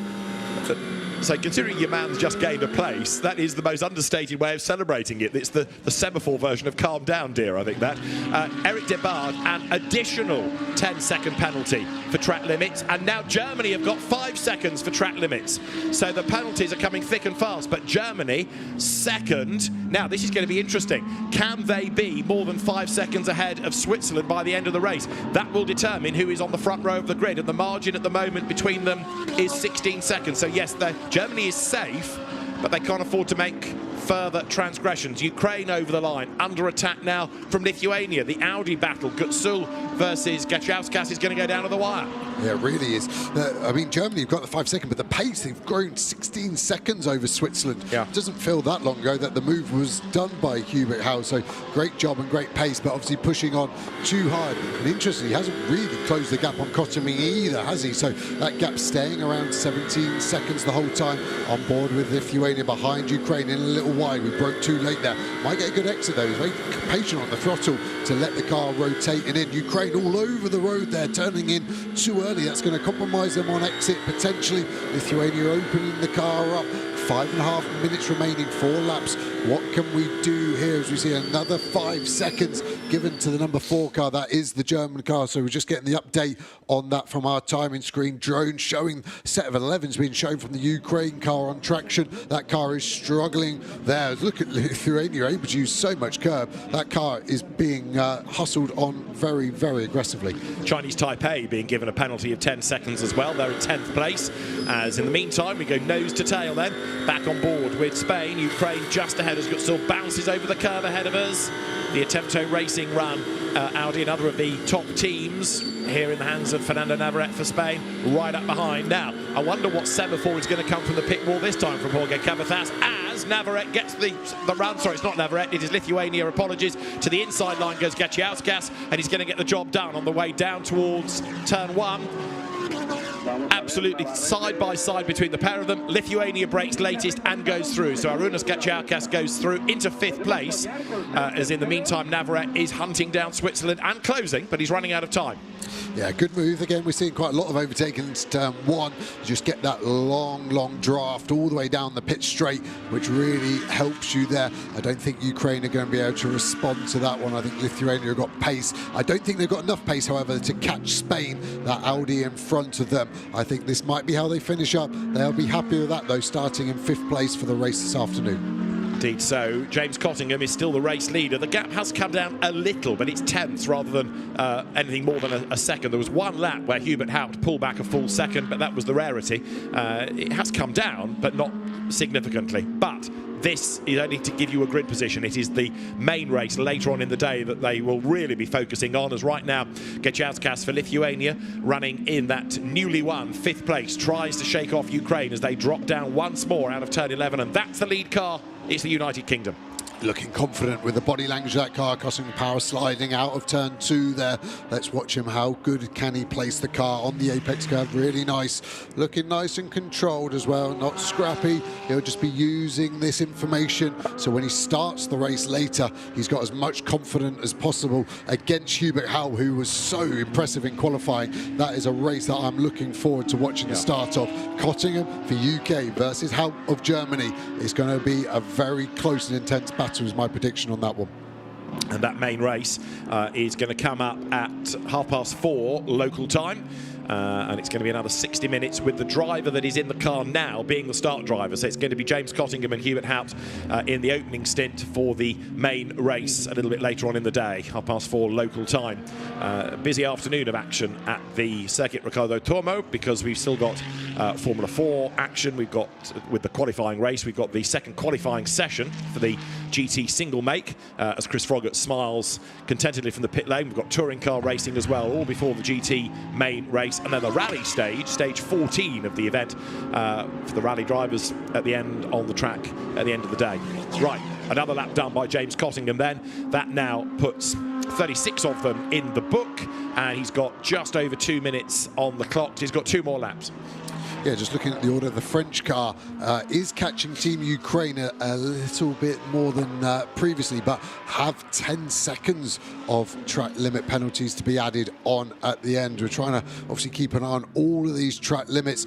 93 customers just had another track limit warning, so definitely doesn't need to be adding any more spice. That still has a 15-second gap, so all good at the moment, but another misdemeanor, that could be 5 seconds, and it's down to 10, and suddenly you are then starting to panic about everything. Only a minute and a half coming up. We're seeing the Team Spain having to do all the work here, not just a driver, pit crew as well. Really impressive. Yeah, France has got 2 separate 10-second penalties to be applied. So Eric Debard for France, 7th on the road, but he's going to be hit really badly at the end of the race when those penalties are added on. Yeah, a bit of a debacle there, isn't it? It's really fallen away from them. It's just, you just can't make the time back as a driver. You're looking for tenths, and when you're losing 20 seconds, then you just need to bring it back a level. And there is time between these 2 races to maybe look at that. And again, as the pros' job, it is to speak with the bronze, to look at the data in the video, to try and make sure that you are maximising the performance on and off track. Now, in terms of who hasn't got a penalty, I think Switzerland is possibly about your only one. So there is the Swiss entry. Dexter Müller at the wheel. He's 21 seconds back from Germany, from Hubert Haupt, so there's no catching there. And he's not going to be caught, or is he, by Fernando Navarrete for Team Spain. Not fast enough. It was about a 10th last time that he was slower than. So I think Switzerland is safe in 3rd, but we are into the last minute of the race then, as up behind Chinese Taipei, which has a penalty before you ask, 10th on the road, comes Switzerland. So actually, to have got through without penalty, I think Switzerland has done pretty well compared to everybody else here. But maybe there should be a medal for that. I still love the livery on that car, with the sort of throw the paint pot at it and walk away style effect. Yeah, their flag's a big plus as well, isn't it? So it's a real nice effort by there to stay penalty free as well. Great shot here of just illustrating the gap that Team UK have, because Germany are still not into shot there. So Cottingham is now on his final lap, just going to be bringing it home. This is where, as a driver, you just want to make sure you're hitting all your marks, you're nice and relaxed and not doing anything silly. As soon as concentration levels drop, it's amazing how one mistake breeds into another. We can see the concentration on Cottingham barely blinking through this last part of Sector 2, bringing it into Turn 11. You can again see the G-force of the whole car rocking around. Pretty physical on these drivers, this tight, twisty 4 kilometres at Valencia. And Chris Froggatt then is watching the clock, and he's watching his teammate, and he's watching himself occasionally. As the checkered flag is imminent, it will be ready at the end of this lap. The GT discipline qualifying race then is going to be won by the United Kingdom's team. It's going to be James Cottingham to bring it home. A good opening stint by Chris Froggatt, and James Cottingham accelerates up towards the checkered flag. GT qualifying race honours won by the United Kingdom. James Cottingham and Chris Froggatt take the race win, and it is going to be a very happy Chris Froggatt then. Bearing in mind he picked up a penalty and he went through the gravel. James Cottingham brings the car home drama-free. It's a long wait before you get Germany for 2nd place, and Hubert Haupt brings the car across the line now. But good news and a race win for United Kingdom. They've got to do it again, though, later on in the day for the medals. This one is just the hors d'oeuvre, really. Here for 3rd place is Switzerland. Dexter Müller coming to the checkered flag after that lively stint offered up by co-driver Yannick Mettler earlier on. So it's United Kingdom, Germany, Switzerland, the top 3. But there's nothing at stake other than grid positions. The medals come in the race that begins at 4:30. And there is a very happy James Cottingham. Not bad. Win first time out in the Ferrari. But it's a well-sorted car. And James, as we've been making the point, is an experienced GT3 driver, even if it's not in that particular car. And there he is on his in-lap. So a race win, but no medal yet for Team United Kingdom. And drama for Spain on the last lap. So Fernando Navarrete having, I think he's taken the flag and then celebrated down at Turn 1. I'll give him the benefit of the doubt and say celebrated rather than a spin, but that was on the runoff at Turn 1. Fernando Navarrete 4th for Team Spain, and had gone over the limit, either deliberately or accidentally. Maybe it was the only lap his teammate didn't tell him to think about it. That's, again, what the coaching was doing. But best time to have a misdemeanor is on the in-lap. The only thing is race control can sometimes look dimly upon it, because you should be in control of the car. Let's have a look. So we have taken the checkered flag, gone to see the crowd. Nice. So, no, that's fine. Sorry, I thought he'd rotated the car and give a bit of a rev. And Leaves 11's on the road, yeah. So it's not a donut, but hopefully race control will accept that was entering into the spirit of the event. But a good drive by James Cottingham. I don't want to sort of pick on Chris Froggatt, but he was the one that got the track limit penalty and did have a trip through the gravel.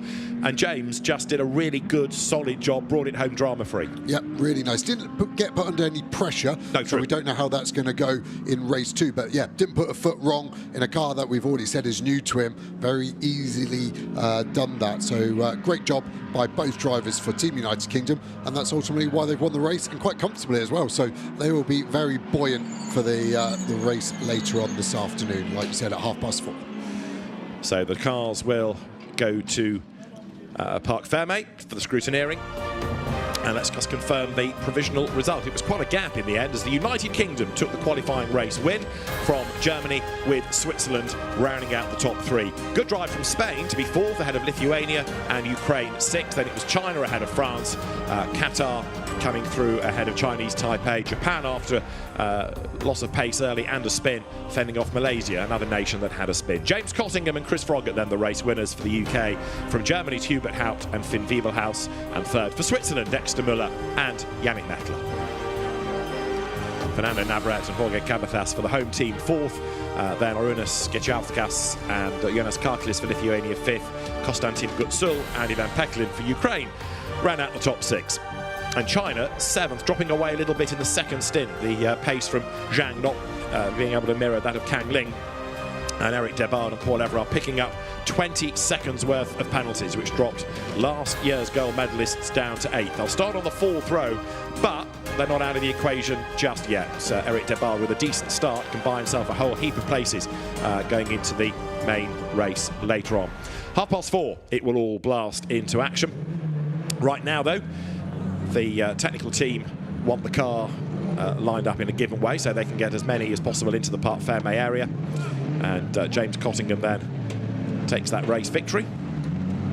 The Sky Tempesta Racing team that operates the car. In fact, there aren't many Ferraris in the world that AF Corsa doesn't operate. Yes, there are myriad other teams, I'll grant you, but they just seem to have such a huge fleet of whether it's GT or hypercars or one-make cars or domestic GT cars. The list goes on. And Stefan Rattel, who is not just Mr. GT, but he's also Mr. Motorsport Games. It's an SRO Motorsports Group event. Congratulates James Cottingham for Team UK, and as you can see from his crash helmet, also a member of the British Racing Drivers Club. And he's come through the ranks really well and quickly, hasn't he? Now racing FIA World Endurance Championship in a McLaren, James Cottingham. So, yeah, it's going to be interesting to see how he goes this afternoon. I think there's going to be a lot more pressure from Team Germany at the start. Hubert Haupt starting alongside him, covering the front row between those two cars. A really good first outing in that car for James Cottingham, and if he was a little bit nervous before, I'm not suggesting he would have been because he's a confident chap, but if he were nervous, then there's no need to be now, because that was a very good stint indeed. So James Cottingham and Chris Froggatt are the race winners. It's the qualifying race, and Antonia Rankin, microphone in hand, is with them in Parc Fermé. James, Chris, God, guys, that was absolutely brilliant. Hopefully you'll be able to repeat that later. Yeah, absolutely. For me, the race was great. A nice start, managed to get ahead of Germany at the beginning, and we sort of maintained position. A couple of mistakes along the way, track limits I didn't really want to do, but in the end it was okay. We managed to recoup, and James did a great job to bring it home, and we start on pole for the main race. Yeah, James, for your first go, that was absolutely exemplar. Yeah, no, really enjoyed it, thank you. I think we were lucky at the start with the damp weather, because I think we had that bit of an advantage, which meant Chris just put that to best use and pulled out the lead he did.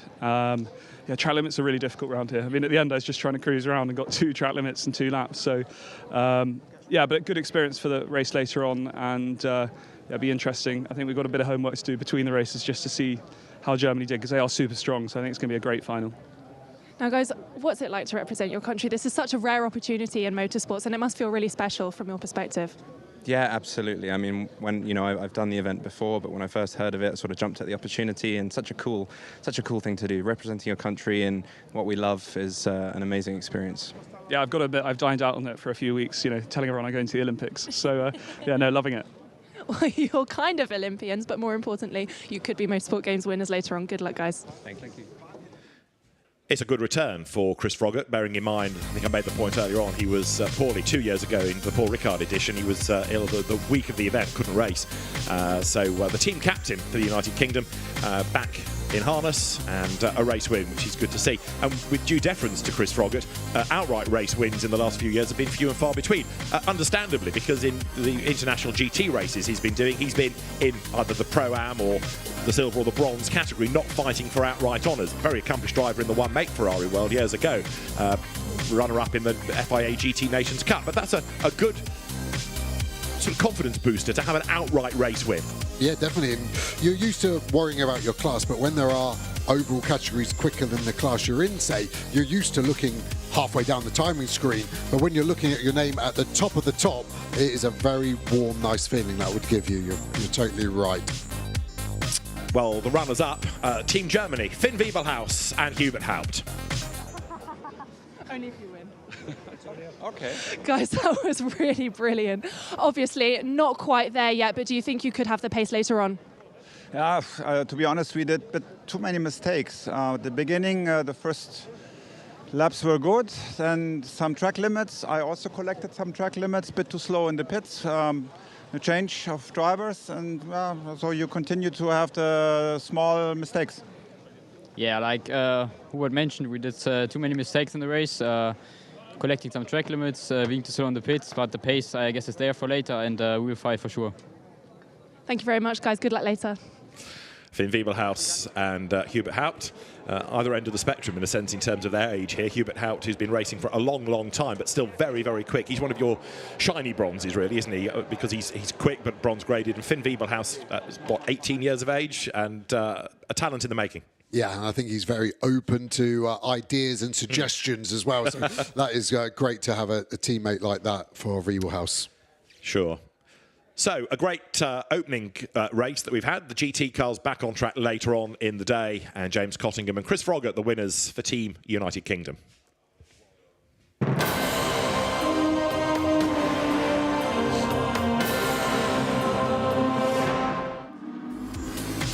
Qualifying race action for the GT discipline at the 2024 FIA Motorsport Games began with Germany on pole position, but Germany was outdragged by the United Kingdom on the way to turn one as Chris Froggatt took over the race lead. They were 4 wide for second, and a bit of contact further back as Chinese Taipei tagged Switzerland and forced them wide, and they lost places.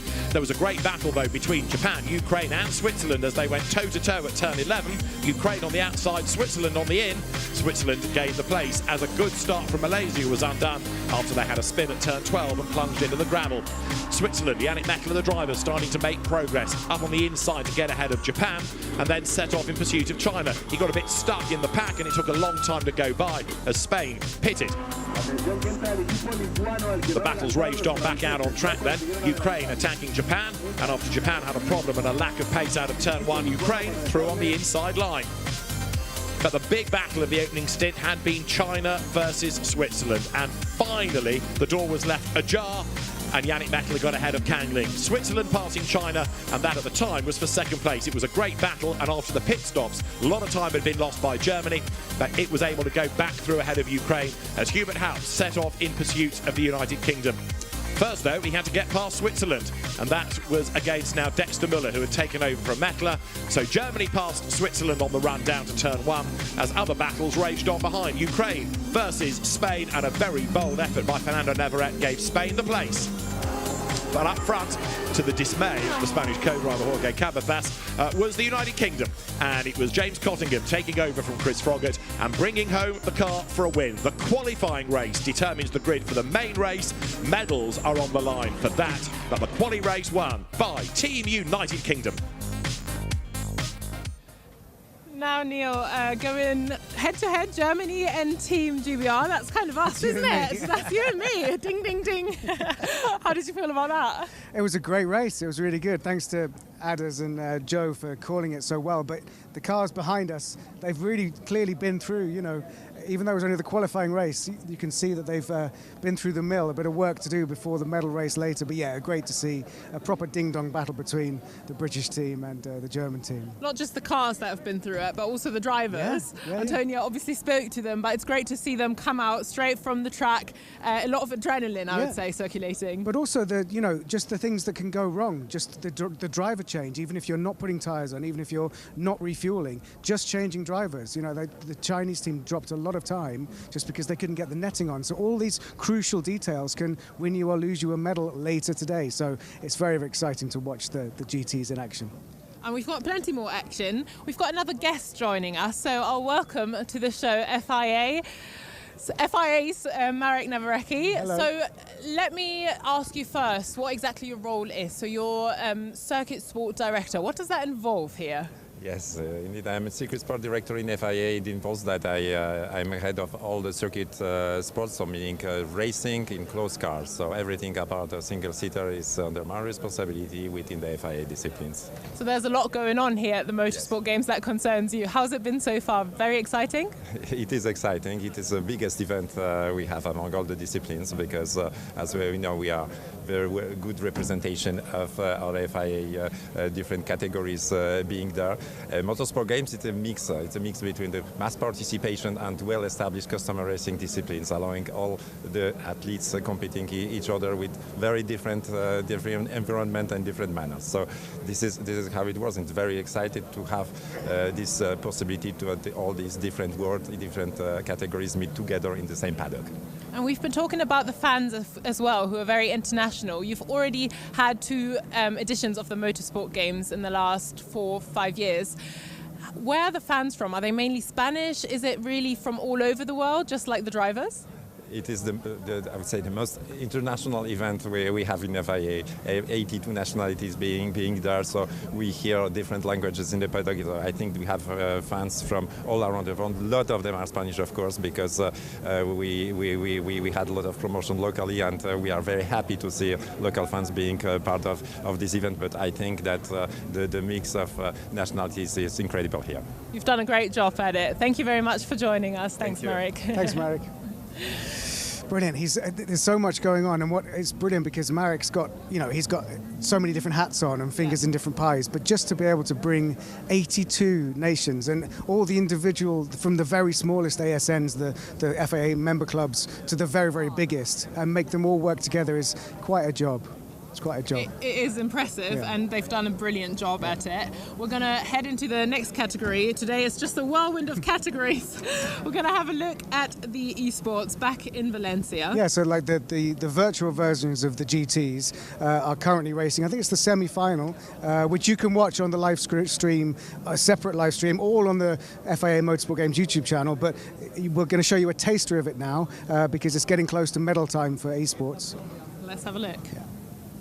As you can see, 2x2 Noah's Ark formation, our 20 GT3 Mercedes cars go. They're all looking to the lights at the top of the tower, and in a few moments' time, FIA Motorsport Games 2024, race number 2 of Saturday here in Valencia is go, and they steam down to the first corner. The green flags, they are a-waving. The Czech Republic, very leery in their lane change into T1. That's going to put the car behind into a little bit of strife. Now there's a big guy going with contact. Australia are round at the back of the shot. There you can see them going backwards into the barrier. They managed to avoid contact with any of the Armco, so that's a little bit of good news, but a messy start mid-pack, exactly what you want to avoid in these semi-endurance races, and that is the worst possible outcome for Filipa Makida. Absolutely is. Looked like she got a little bit sideways on the exit of the corner, and then I'm not sure whether that came as a result of contact with another car. Definitely bounced off another one of them to head over to the left-hand side, but I don't know how that started. We'll have to wait and see. But a massive shame indeed. Already a drive-through penalty for Azerbaijan down in 14th place. So they are going to obviously lose a massive amount of time as well. The Moroccan driver tries to turn in there, but unfortunately there was a Mercedes in the way. And they have another car alongside them. Now is that Malaysia coming through? It is indeed. They cut across the front of them, sideways into the hairpin. Look at them all trying to cover off the line from the car behind them though, Paul. It's so nip and tuck in these early stages, but not for Czech Republic. They've had a great start. There's a lot of liberties being taken there, isn't there? From some of those drivers really cutting off the noses of the cars behind, putting all of the risk into that, all of the opportunity into the hands of their rivals. It could very easily go very wrong indeed. Czech Republic though, Wojtek Fiala behind the wheel of car number 19. They started in pole position. They've converted that into an early race lead as the cars cross the line for the very first time in this 60-minute race. 58 minutes, 20 seconds left on the clock. It is the Czech Republic from Belgium and the Republic of Korea are in third position. Lithuania in fourth. Then from Malaysia, Morocco, Chile, Hong Kong, China, Netherlands, and the United States of America. Sorry, my eyesight's not that good. I can't see that one quite clearly. It's gotten to that point of the day here at the museum where the lighting is actually sort of lighting up outside the window to us. So it's very bright out there, but the screen goes a little bit darker when it detects that much light. So we're sort of squinting away here at the desk. There's a lot of white paper and white shirts around, so it's not easy to do. But still, there's not that many white Mercedes around in this race, actually. Right. A lot of these are in a very, very colourful position. There's a lot of the more sort of easy to identify liveries are together, which makes our lives much more easy. We look here at the Chilean entry. Inestrosa was fantastic yesterday. Finds himself in 7th position right now, but won't be too upset with that at the moment because it's still a final qualifying position at the end of the day. He's got a lot of cars to fight around him as well, and let's face it, Paul, this is the very early stages of the race right now. We saw earlier how much it can change just over the course of one stint, let alone 2 stints after the pit stops. Yeah, it's all about positioning yourself in these early stages. You have the go crazy stuff on the opening lap where the opportunities open up and the gaps present themselves, and then you do a bit of settling down, trying to find your way in the race, understand where you are and what the opportunities are. Azerbaijan, by the way, they've served their drive-through penalty. They've dropped to the back of the field. Of course, they still need to do the mandatory stop, but they got in there quickly. Clever move that, Chaz. While everybody's compacted and squabbling, get that penalty out of the way, and then you know where you stand, don't you, for the rest of the race? Yeah, exactly. You make the race a lot more literal from that perspective. You know, you just get the penalty done, like you say, and then there's nothing hanging over you. Then it's dealt with and it's out of the way. So yeah, good stuff from them to do that as soon as possible. They do get 3 laps to do it, but there's no point really sort of spoiling anyone else's race up to that point, knowing that's hanging over you and having a go. We look here at Wojtek Fiala, doing a fantastic job in the opening laps here. He's opened up a lead of over a second as well, so even down that long start-finish straight here, Belgium will not get any slipstream from that angle. Republic of Korea in 3rd position, still holding station at the moment, 0.8 of a second or so ahead of Lithuania. That just comes down to about 7 now. There is a bit of an accordion effect, as we say, Paul, in the middle of this racetrack, isn't there, where the gaps do change quite drastically, but when you compare them lap after lap, they don't move around that much because of what a high level we're at here. Absolutely. All of these drivers, each and every single one of these drivers are performing at an incredibly high level, pushing the absolute envelope of what these GT3 Mercedes AMG 2020 Evo cars are capable of doing. So when you get to this, it's diminishing returns at this level, isn't it? You can't go find a second over your rival. It just doesn't happen. You're talking tenths, thousandths, hundredths of a second. Portugal down in 13th position, first time we checked in on this car during the course of this race. They're a little bit outside of where they need to be at this moment in time. Portugal started down in 15th. So they've made a couple of spots in the early running. It's been a solid start to their day, and they're very much firmly planted towards the rear end of the Israel machine ahead. So good start for Portugal, and there we see the driver camera. Look at that face of concentration again. Full focus. You can't leave anything, Chaz, on the table in these competitions. Now, Ricardo Lado's been around a long time doing this. He knows exactly what the score is. He knows his chickens, you could say, Paul. And right now, he's trying to count them all, as we would say in the UK, and try and pick his way forward in the field. Lithuania, 4th place, full of the Republic of Korea in their face right now. And the Malaysian car behind is hardly a subtle machine to have behind you either. I think that's actually a really clever tactic by the Malaysians to have a bright yellow car, because it's even more distracting, isn't it? It's the Ayrton Senna tactic, wasn't it? He had the bright yellow helmet, so his rivals would know who he was, and you'd already mentally phase them before you even make the move. But I dare say that the Lithuania machine is the one that is most on in the charge at this moment in time. We're right on board with the car. Just ahead of us is the Republic of Korea.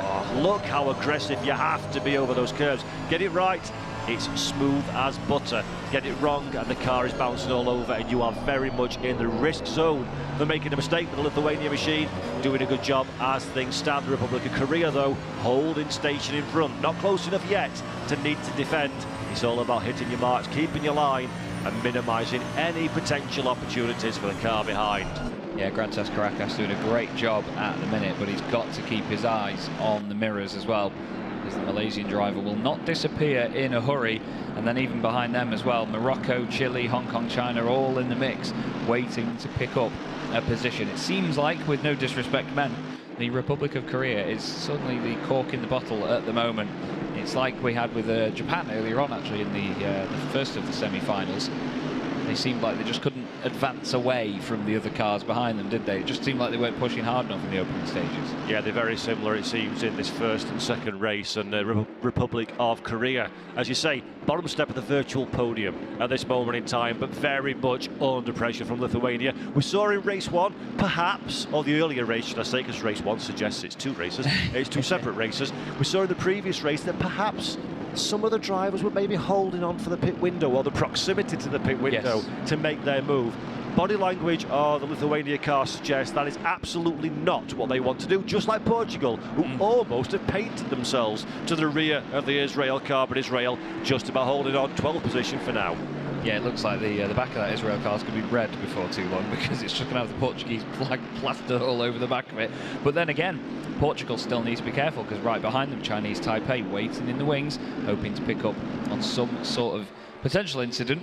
Obviously, we don't want incidents, but it's an easy way to get a position or two. Republic of Korea still holding on in third place. Oh, out of shape through turn 1 though, and that's how easily done it is.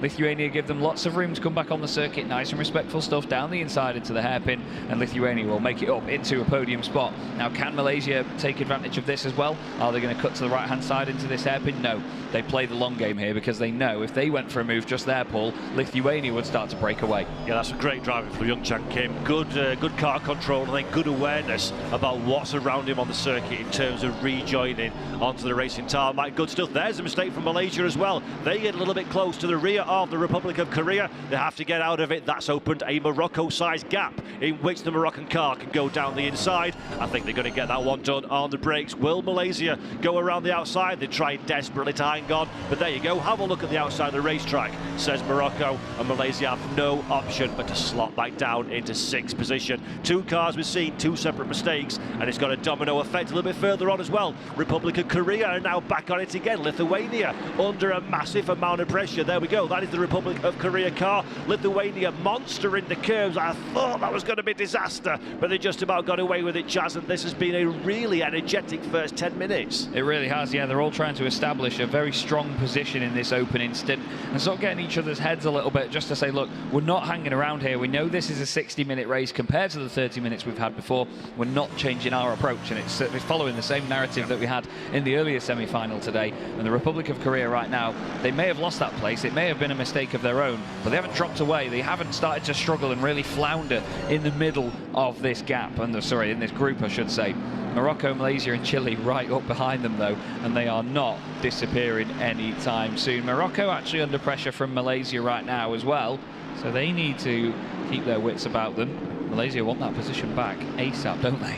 They really do. I love the Malaysian livery, the yellow livery. As a commentator, it's great because you look for that one, then look who's around them, and that gives you a reference point. Yeah, it's a reference point, that's the thing. Really, really is a lovely livery. I love yellow myself, I must admit. Love those colour schemes. As we look at the Republic of Korea again, under big pressure. Having a look to the inside goes the Moroccan car. No opportunity on this occasion. Now they're all hugging the apex.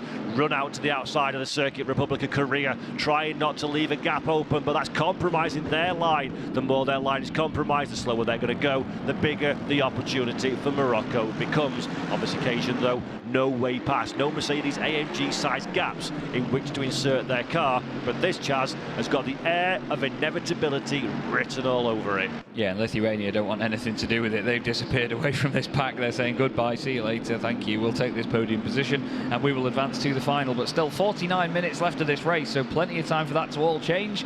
And at the front, Czech Republic continue to lead over Belgium and Lithuania. But this is the exciting mid-pack that we need to keep our eyes on, because any of these drivers, you know, Paul, they're fighting over 4th place. They could all come together and they could all drop outside of qualifying positions. This is the thing. It's that balance between keeping it tidy, keeping it clean, and not risking anything and hanging back, but also by hanging back, putting yourself in a dangerous position.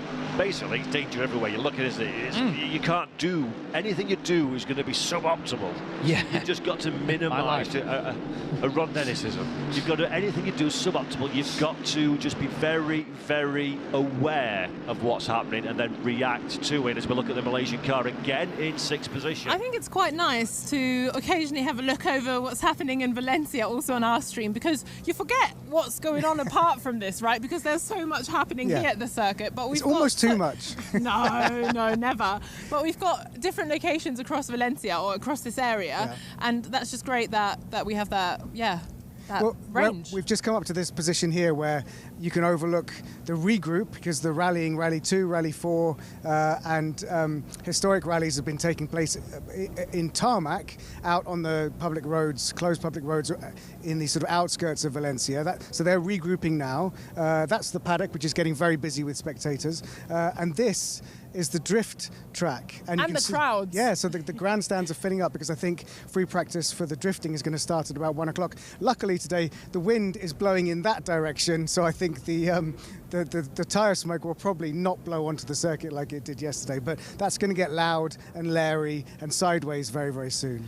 And like we've mentioned before, we've got different streams. For example, we've got the eSport final tonight, which has a separate stream. We'll obviously be talking about that as well, but if you're really dedicated to that, you can hop over there. Another stream that we've got is karting. We're going to have a little look at that in a minute at a summary, because the first qualifying race of the junior sprint category was on, which is again a total pace change. So I feel like in this stream we haven't really spoken much about the karting yet, and that's largely because it's not happening here. It's at the Aspar circuit, the new circuit, which is about a 15-minute drive away. But it is being covered. It has its own dedicated stream. But let's catch up with it now with our commentator, Anthony Jordan.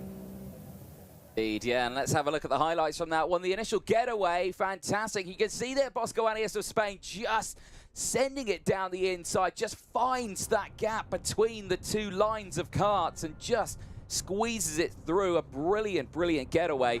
We saw the earlier incidents there, a couple of drivers off, and there you can see actually quite a big contact with the wall there for Jakub Gasparovic. That was him out in the first lap.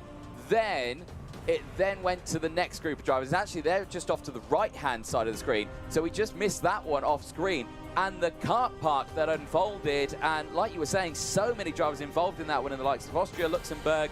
You had the likes of the Peru, Georgia, Italy there, Slovakia, Chile. They were all involved in that moment. There was the scary moment for India's driver, Jagrat Detroja, going wheel to wheel with Chiara Batig, and that involved then Chiara Batig now being under investigation for that one.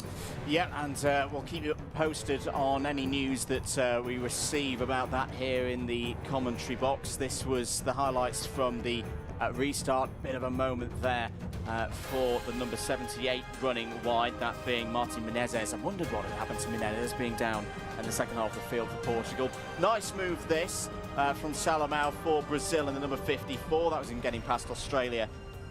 Australia's Riley Harrison.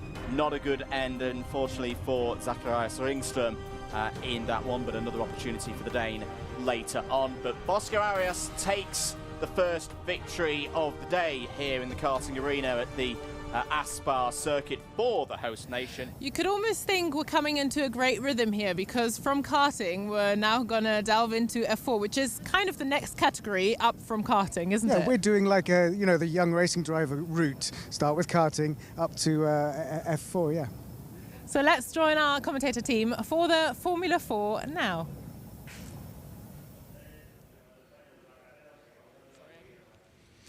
The grid is formed for the Formula 4 qualifying race here in Valencia, and it is Sri Lanka on pole position, down further on the grid with a three-place grid drop. Israel, Ariel Elkin representing them, and Greece, Philippe Armand Carras, 7th on the grid. Now, he was quickest in the second free practice session yesterday, but couldn't translate that in qualifying. No, we saw some fast times coming at the end of that session as well, but yeah, the Greek car, very, very good. Japan here, Toshi Maruyama doing really well. Look like they're ready to go, don't they? Very G'd up. A lot of these drivers team up with a driver coach that will help them through their journey all the way through. Then we go to Slovakia of Riba. He was very quick in FP2 as well, wasn't he? We saw him actually have a spin on his outlap in qualifying before composing himself and finding himself at the sharp end of the grid, racing under that brutal fish team that his father obviously helped set up.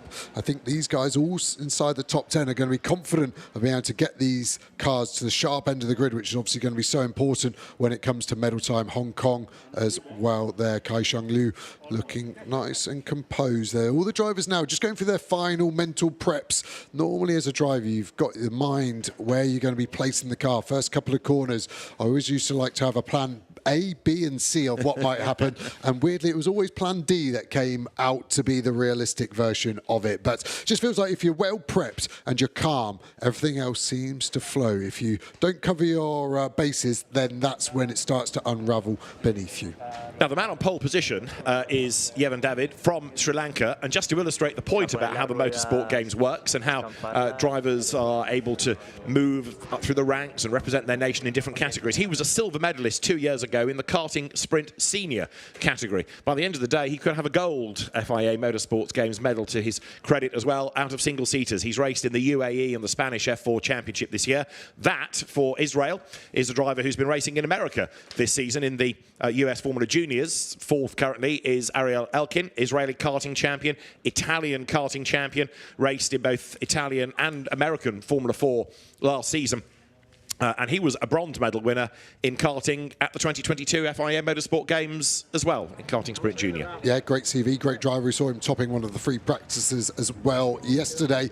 He had already inherited a three-place grid drop, hadn't he, like you said, for crossing the white line in one of those free practices on pit exit. So that really hurt him, and then just couldn't seem to hook up the pace towards the end of qualifying where it really mattered. Brazil there, onto Czech Republic. So many nations being represented here, and yeah, everyone's so proud to represent it. So rare in motorsport to be able to use the whole car effectively as the flag. As you see some of those flags walking away, Austria, Angola. Great to see countries that we don't always naturally relate to motorsport doing so well at the FIA Motorsport Games.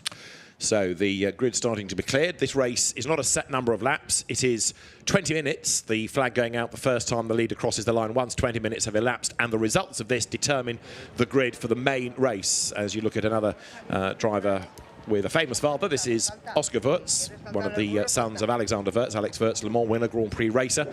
Oscar Wurz yo-yoed a bit in qualifying, was up, was down, was up, was down, but in the end, only on the 8th row of the grid, only 15th. So he's got some work to do here. Yeah, definitely wasn't happy at the end of that. We saw that as he trudged away at the end of qualifying on TV. Here we see that Angolan car, Lorenzo Campos. Again, all of these drivers saw the back end of the grid. Completely different mentality. Nothing to lose at this point. You might as well get on the front foot and be nice and aggressive. Portugal here, Francisco Manchedo. Again, looking very composed, just taking the final few deep breaths. Sometimes the drivers don't even like to make eye contact with the camera. The distraction is too much, so they ignore the obvious camera being shoved in their face. Now, Formula 4 cars, everyone has the same. They are a slicks and wing single-seater. Some people moan about wings, say you can't overtake, but actually you can if the circuit allows, and these are relatively narrow cars. There are bits around here, corner after corner, where it's tough to overtake, but a nice long straight like this, is this a good slipstreaming part of the course? Yeah, turn one isn't the biggest break zone. We saw in the GT race before, didn't we? Quite a few of the overtakes done into turn one, so turn one for sure. Turn number 2 as well is the next obvious one, the biggest break of the lap. You've also got chances to send lunges up at 6, 8 and 11, and then 14 as well, where we saw lots of these F4 cars locking a front left brake down the hill. We saw some locking up so hard they in fact went all the way down to canvas, so that could be a potential issue in this 20-minute race. And therefore Qatar, towards the rear of the grid, is Bader Al Sulaiti, the 2023 Qatar karting champion. Next on the grid is the Maltese karting champion, Niki Gauci, who's tested but not raced F4s up to this weekend. He's done hill climbs in Malta. Very, very good karter is Niki. He was in the kart enduro at Motorsport Games 2 years ago. So there's a lot of mileage there, but he's had a tough day thus far with penalties, with a spin and a bit of contact in the qualifying session, spin of his own. So it's been a tough day, but I think getting a race under his belt will boost his confidence for tomorrow. Yeah, and all the experience he'll be getting, this is exactly where he wants his career to go. So quite a brutal introduction, your first ever F4 race being in the FIA Motorsport Games, but the experience he's going to get from that is huge. Look at that grid, so many fast competitive drivers across so many championships across the globe in F4, so many regional championships, almost has a bit of a world final feel to it. Everyone coming together, representing their nation, yes, but at the end of the day, these young drivers all want to do the best for themselves. So the green flag is shown, and the cars then set off on this formation lap, a chance to get some warmth into the Pirelli rubber, although not everybody away as they should be. But the car in question there, I think I'm right in saying, was the Slovakian car, doesn't fall to the back of the grid and therefore should be able to keep the grid position that it had earned out of qualifying. If everybody overtakes you, then you have to start at the back, but if it's everybody bar one, then you're all right to take your grid position. So Sri Lanka on pole, Yevin David the driver, and Spain alongside with Juan Cota representing his country. For Peru, third comes Andres Cardenas, and for Luxembourg, Chester Kiefer. Fifth on the grid, Australia, Griffin Peebles the driver, and for the United Kingdom, Reza Siwathan. Seventh, Philippe Carras for Greece, and eighth is Tosai Moriyama for Japan. Slovakia, ninth on the grid. Matus Riba is going to be alongside Hong Kong, China's Kei-Shun Liu. On the sixth row, there is Serbia, Andrea Kostic, the driver, and for Israel comes Ariel Elkim. Brazil, a long way back on row 7. Matheus Comparato is one to watch. As for Czechia, the Czech Republic is Maximilian Carhan. Then for Austria, there is Oscar Wurz, and for Angola, Lorenzo Campos. The ninth row, Portugal and Argentina. Francisco Machido goes for Portugal, and Argentina represented by Gino Trappa. On row 10, Norway and Qatar. Norway's driver is Olav Var. For Qatar, it is Beda Al Sulaiti, and at the back of the grid come Malta, and Niki Gauci drives for his nation. See the safety car just lining up there on the outside of turn 12, 13, just a left shot here, so they all just follow on the opening lap just to clean up any carnage. But I think everyone realizing that they've got a race later on as well is just potentially going to be a bit more respectful than we've seen previously in an F4 race. Let's see anyway. Yeah, there's always that chance of banging wheels. These are young guns, feisty drivers, but it's this race that gives you a grid for the main race. It's the main race that gives you the medals, and thinking medals as the cars come to the grid. Spain currently is the leading nation. Medals were being awarded yesterday because we had some of the rally contests decided yesterday, and so it is Spain with 2 golds to Italy's 1. Third, currently United Kingdom with a silver, so has Turkey, and so has Slovakia. So there is Juan Cota for Spain, and that's the nation that leads the medals table going into this qualifying race. No medals on the line here, but just to make the point, we need to keep referring to this medals table. It's fascinating to see how it's going to change and evolve. Spain leading at the moment. We're ready to go then. 20 minutes are ahead of us, the qualifying race for Formula 4, and now the pressure is on. A good start, absolutely essential here. Yeah, Javan David hitting his marks perfectly. Look at that yellow line aligned with the front right.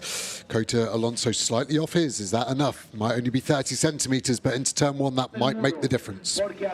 Green flag at the back shows that everybody has returned for the formation lap and we are ready to go. Lights out, blast off, and let's see who has made the best start as 1 or 2 cars are stranded on the grid.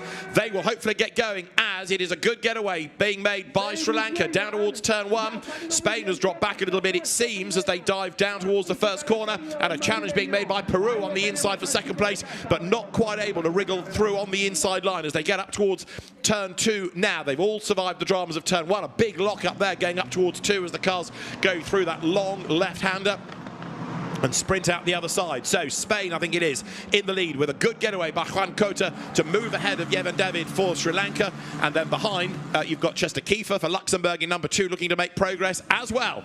Yeah, forcing Reza Siwathan from the United Kingdom out wide there. Really good battle. I think there was even contact between those two coming out too. Saw a bit of tyre smoke. Hong Kong locking up big time into turn 2. Looked like it was Australia and Greece away slowly off the grid. Looks like they've dropped all the way back. So both cars with a bad start there. Peru mounted a good attack, but it didn't look like they were able to make it stick. The cars then coming out of turn 8 for the first time, and it is then Spain and Sri Lanka battling for the race lead. Juan Cota was ahead when we last saw as the cars dropped then now out of turn 11, and it is just Spain, Sri Lanka, the top two. Peru is third with Cardenas, but that good getaway by Team Spain, putting Juan Cota into the lead of the race right now as they wriggle their way up towards 13 for the first time and then onto the pit straight. So it is going to be Juan Cota ahead, but only just because, look, Yevin David is right up behind the Spanish F4 regular, and the Sri Lankan driver now trying to get a tow, and he is closing. On the defensive goes Cota.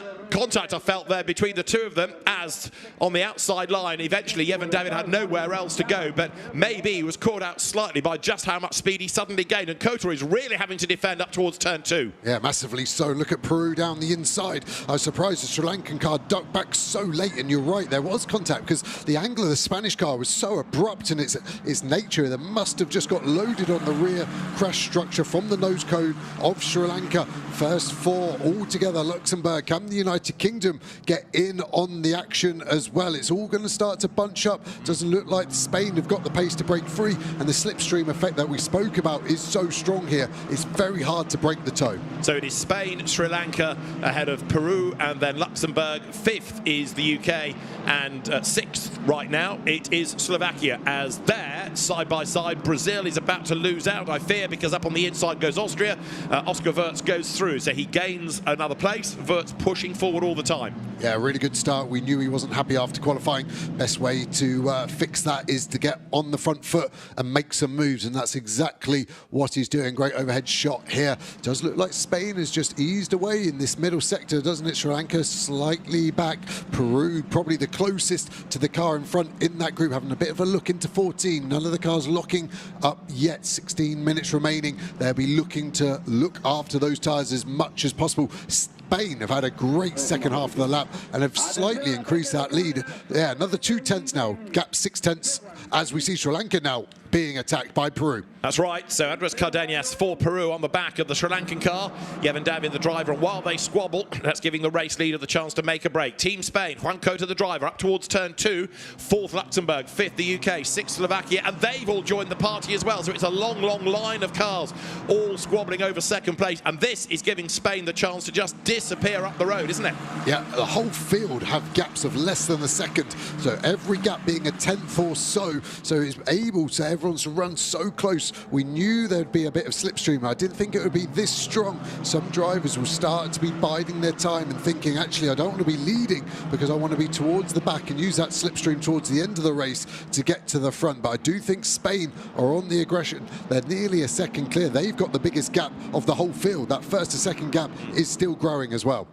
And down at the foot now is Norway, because Olav Vara has dropped behind Malta. Nicky Gacci has gained a place as the cars now dive again down through 11. Look down from the drone, you can see the small gap that Spain has got. It's not yet a second. Fastest lap thus far by Israel. Ariel Elkin we need to keep an eye on. He's up into 7th. Yeah, Luxembourg running wide there, giving the place to the United Kingdom. Easy overtake when the driver runs wide.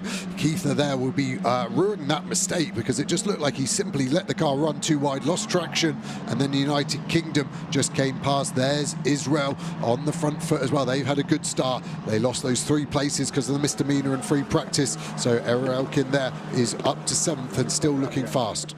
Leaders come over the line. You can see the battle is on for 4th place, where it is the UK under attack from Luxembourg. Seaworthen just ahead for the UK. Then it's just a Kiefer behind for Luxembourg. The lead gap, 7 tenths of a second. Although Cota is not under any attack in the lead for Spain, he's not disappearing up the road. They're just about staying with him. Yeah, the slipstream stays effective for really 1.2, 1.3 seconds. So Sri Lanka will be doing everything in their power to stay in that pocket of air that just gets you sucked along at a slightly faster rate down the straights. Not too much dirty air. And Alonso looked like he probably went for the attack, pushed real hard to try and break that toe, but maybe has overworked his tyres this early on. Very easy to do. They grain up quite quickly, these Pirelli tyres on the F4, if you push too hard too early. Good little battle lower down as well. Slovakia versus Israel here. Matos Riba in the orange car for Slovakia. Ariel Elkin for Israel right up behind him. Now, Elkin was the driver that topped FP2. Struggled a bit this morning in the damp in qualifying and had a grid drop. But now he's proving how well he can race because he's brought that car up to 7th, having started 12th on the grid. So Israel making good progress, and he's not done yet. Really good. Japan just sitting behind, waiting for this to potentially boil over. Nice, aggressive, but fair defence there from Slovakia. Israel starting to get a little bit more impatient potentially. This battle is going to heat up. I do think Japan as well is sitting in a nice place, like I said, behind. Any mistake, any gap shown on the inside, they'll be there to pounce and take advantage of either of these cars. To the timing line they come once more then, and the lead gap was just about 0.8 of a second last time. It's now 0.9 as a big dive comes from Peru on the inside for second place against Sri Lanka, and the job is done. Or is it? Side by side they ran. Sri Lanka given no room at all. They're both off the road. Sri Lanka hangs on to the place. There wasn't a lot that Yevon David could do there, and in fairness to Peru, Andres Cardenas didn't really force the issue. He's on the outside line coming out of 2. He now gets the squeeze. Up the curb at 3 goes Sri Lanka, but the job is done at 4. Finally through on the inside line goes Peru. Great racing. Really great racing. Cars running wide. Who's at front of the apex? Let's have a look and determine if that was fair. I think it was all fair because they both were using the maximum part of track limits to their positive, shall we say. And I think now Peru looks like they've got pace, but look at the Spanish car. That has gone. 1.6 seconds is the gap nearly there. As we see United Kingdom now on the attack. Sri Lanka look like they're struggling in the mid part of this race. And Austria being given the driving standards flag. Oscar Wirtz then being warned about track limit offences. Yawn, here they go again. But it's the same for everybody. The drivers know what the regulation is. Getting a replay here of Yevon David for Sri Lanka being squeezed out wide at turn 1. But in fairness, Cardenas didn't try and gain there because I think he might have realised he would have been in some strife with the officials. But he did try round the outside at turn 2.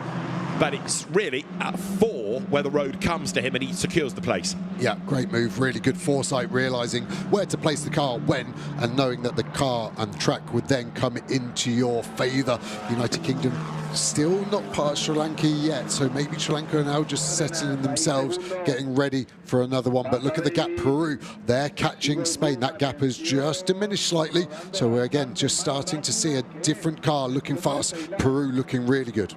Indeed, so Peru was impressive in qualifying this morning. And look, even for penultimate place, they are side by side with Norway and Qatar squabbling. And Norway goes ahead there. Olav Var goes ahead. That's your leader. That's Spain. That's second. It's Peru. Third, Sri Lanka. Fourth, UK. Fifth, Luxembourg. And now the gaps are just starting to open up between that leading quintet and Slovakia sixth. In the background, you can see Matos Riba, the son of Martin Riba, who's been a touring car and a Lamborghini Super Trofeo racer, the man behind the Brutal Fish team, Riba meaning fish, and Matos Riba trying to shake off Israel, Japan, and in his efforts to do so, he's dropping back from that leading quintet. But right now, the lead gap is up to 1.5 seconds, give or take, so it's going to be hard for Peru now to catch Spain. Yeah, just watching this next lap, they took half a tenth out in Sector 1, Peru to Spain. Let's see if he can get it sub 1 minute, 1.4, sorry, at the end of Sector 2, out of turn 11. We will break the beam for that one there. Cars using all the track and more. Yeah, look at the gap, 1.1. This is on Peru. I think will be 7 tenths by the end of the lap as they get a part of the slipstream on the pit straight. Vert still running close as well to the car in front of Czech Republic. So looking to the inside, big lock-up as well there. Getting it stopped, yes, just. Are they going to stay legal? Yes. And I expect Verts then to cut to the inside as he does, to block the inside. Great move. Yeah, that was Austria making a pretty big dive against Serbia. Andrea Kostic losing out against Oscar Verts for Austria. So a good effort that, and Verts goes through, although Kostic tries to fight back as they drop down towards turn 1. They're going to be side by side again, and Kostic on the outside tries to go all the way around the outside of Verts. Let's see what happens. They're almost touching wheels as they break for turn 2. Kostic on the outside. Austria stays ahead, but only just. Serbia slots back in behind. Great racing, really fair. Lots of space being afforded. Brazil look to fill the space there, now being overtaken themselves. And Peru have done the fastest lap. So Andres Cardenas has done the fastest lap of the race, and the gap down from 1.5 seconds to 1 second. So it's on now, I think. The chase is on between Peru against Spain. Further back, the battles continue with Brazil there gaining ground on the inside. Matheus Comparato qualified badly, but 11th at the start of the lap, looking to gain ground. Yeah, he's on the defence, though, isn't he, against same-speaking country of Portugal to the outside, nearly 3 wide under braking for T8, just all trying to get the switch back on each other. United Kingdom have closed the gap as well now. That's down to 3/10. Battles all the way down here. Portugal looking nice and calm behind the wheel. Lock up for Brazil, runs wide. Can Portugal pounce? No. Brazil closes that door nice and positively. Vert starting to get a little closer to the Japanese car in front as well. There's a lot to look at here, almost too much. Can I offer you the first recipient of the When It's Not Your Day, It's Not Your Day award? It is Qatar driver Badr El Suraiti, who has been given a 5-second penalty for track limit offences, followed by a 10-second penalty for track limit offences, and he's last anyway. So the poor chap, new to F4, is having a pretty tough time. Now, for the race lead, we're down to 0.6 of a second. It's gone from 1.4 to 1 to 6/10 over the last 2 laps. Yeah, 3 and 4/10 gained on the last 2 laps alone. So this gap could evaporate in another couple of laps. I think what Peru need to do here is strike while the iron's hot. Why you catch is one thing, but how you overtake is another. You've got to use the momentum that's afforded you as you've closed the gap, but don't sit there and wait. Hit early and hard. More updates from the penalty hotline is that now there's a drive-through going the way of Qatar, and a 5-second penalty is also being offered up to Austria. Oscar Wirtz is being given a 5-second penalty, but a drive-through now, because of already having had 2 time penalties, going the way of the Qatar driver, who is, as I say, in last place anyway, and clearly struggling, and now a drive-through is just going to add to the woes. Yeah, it's going to be a hard one from there. Just a little worried if it was a drive-through, it's going to potentially mean that car from Qatar gets lapped towards the end of the race as well, which might add a bit of spice that's not needed. Gap coming down, Peru to Spain. What's it going to be? Where's the move going to be? We saw a great overtake from Peru into turn 1 on Sri Lanka 4 laps or so ago. I think that's a good opportunity at the end of this straight. Let's just watch the gap flow all the way down. 0.6 of a second. To me, that looks more like 4.5 tenths as they cross the line. Let's see. Andres Cardenas then in second place, was 0.6 of a second back. He's still 0.6 of a second back. In fact, he was the gold winner of the Karting Sprint Junior medal in the 2022 FIA Motorsport Games. It's this perennial problem with karting, isn't it? It's only kind of really interesting 2 or 3 years after the drivers have moved out of it, and then you start to realise who they are, and then you look back and you see all these names that have done so well in it, but at the time you don't really know that much about them. But certainly drawing attention to himself now is Andres Cardenas, because he's catching the race leader. He was second in the Winter Series for F4 at the start of this year. He's been racing in the Spanish Championship this season, and he's virtually now on the back, isn't he, of Juan Cota for Spain. So it's Spain versus Peru, and we are not that far now away from the end of the race, because the clock ticks on down. We've only got 6 minutes of what's been a really lively race to go. Yeah, it's going to be 3 more laps at the end of this one, so not many opportunities to take the top spot to start on pole position for the race, deciding the medals tomorrow for the F4 cars. Nice shot there, the Sri Lankan car dropping back. United Kingdom still close, not close enough for an obvious move at the moment, but close enough to maybe pounce if a mistake is done by that Sri Lankan car in front. Race leaders go through, and there for United Kingdom is Reza Seaworthen, who is chasing after Yevon David, who I think will be a bit miffed, really, after what happened at the start and losing that race lead.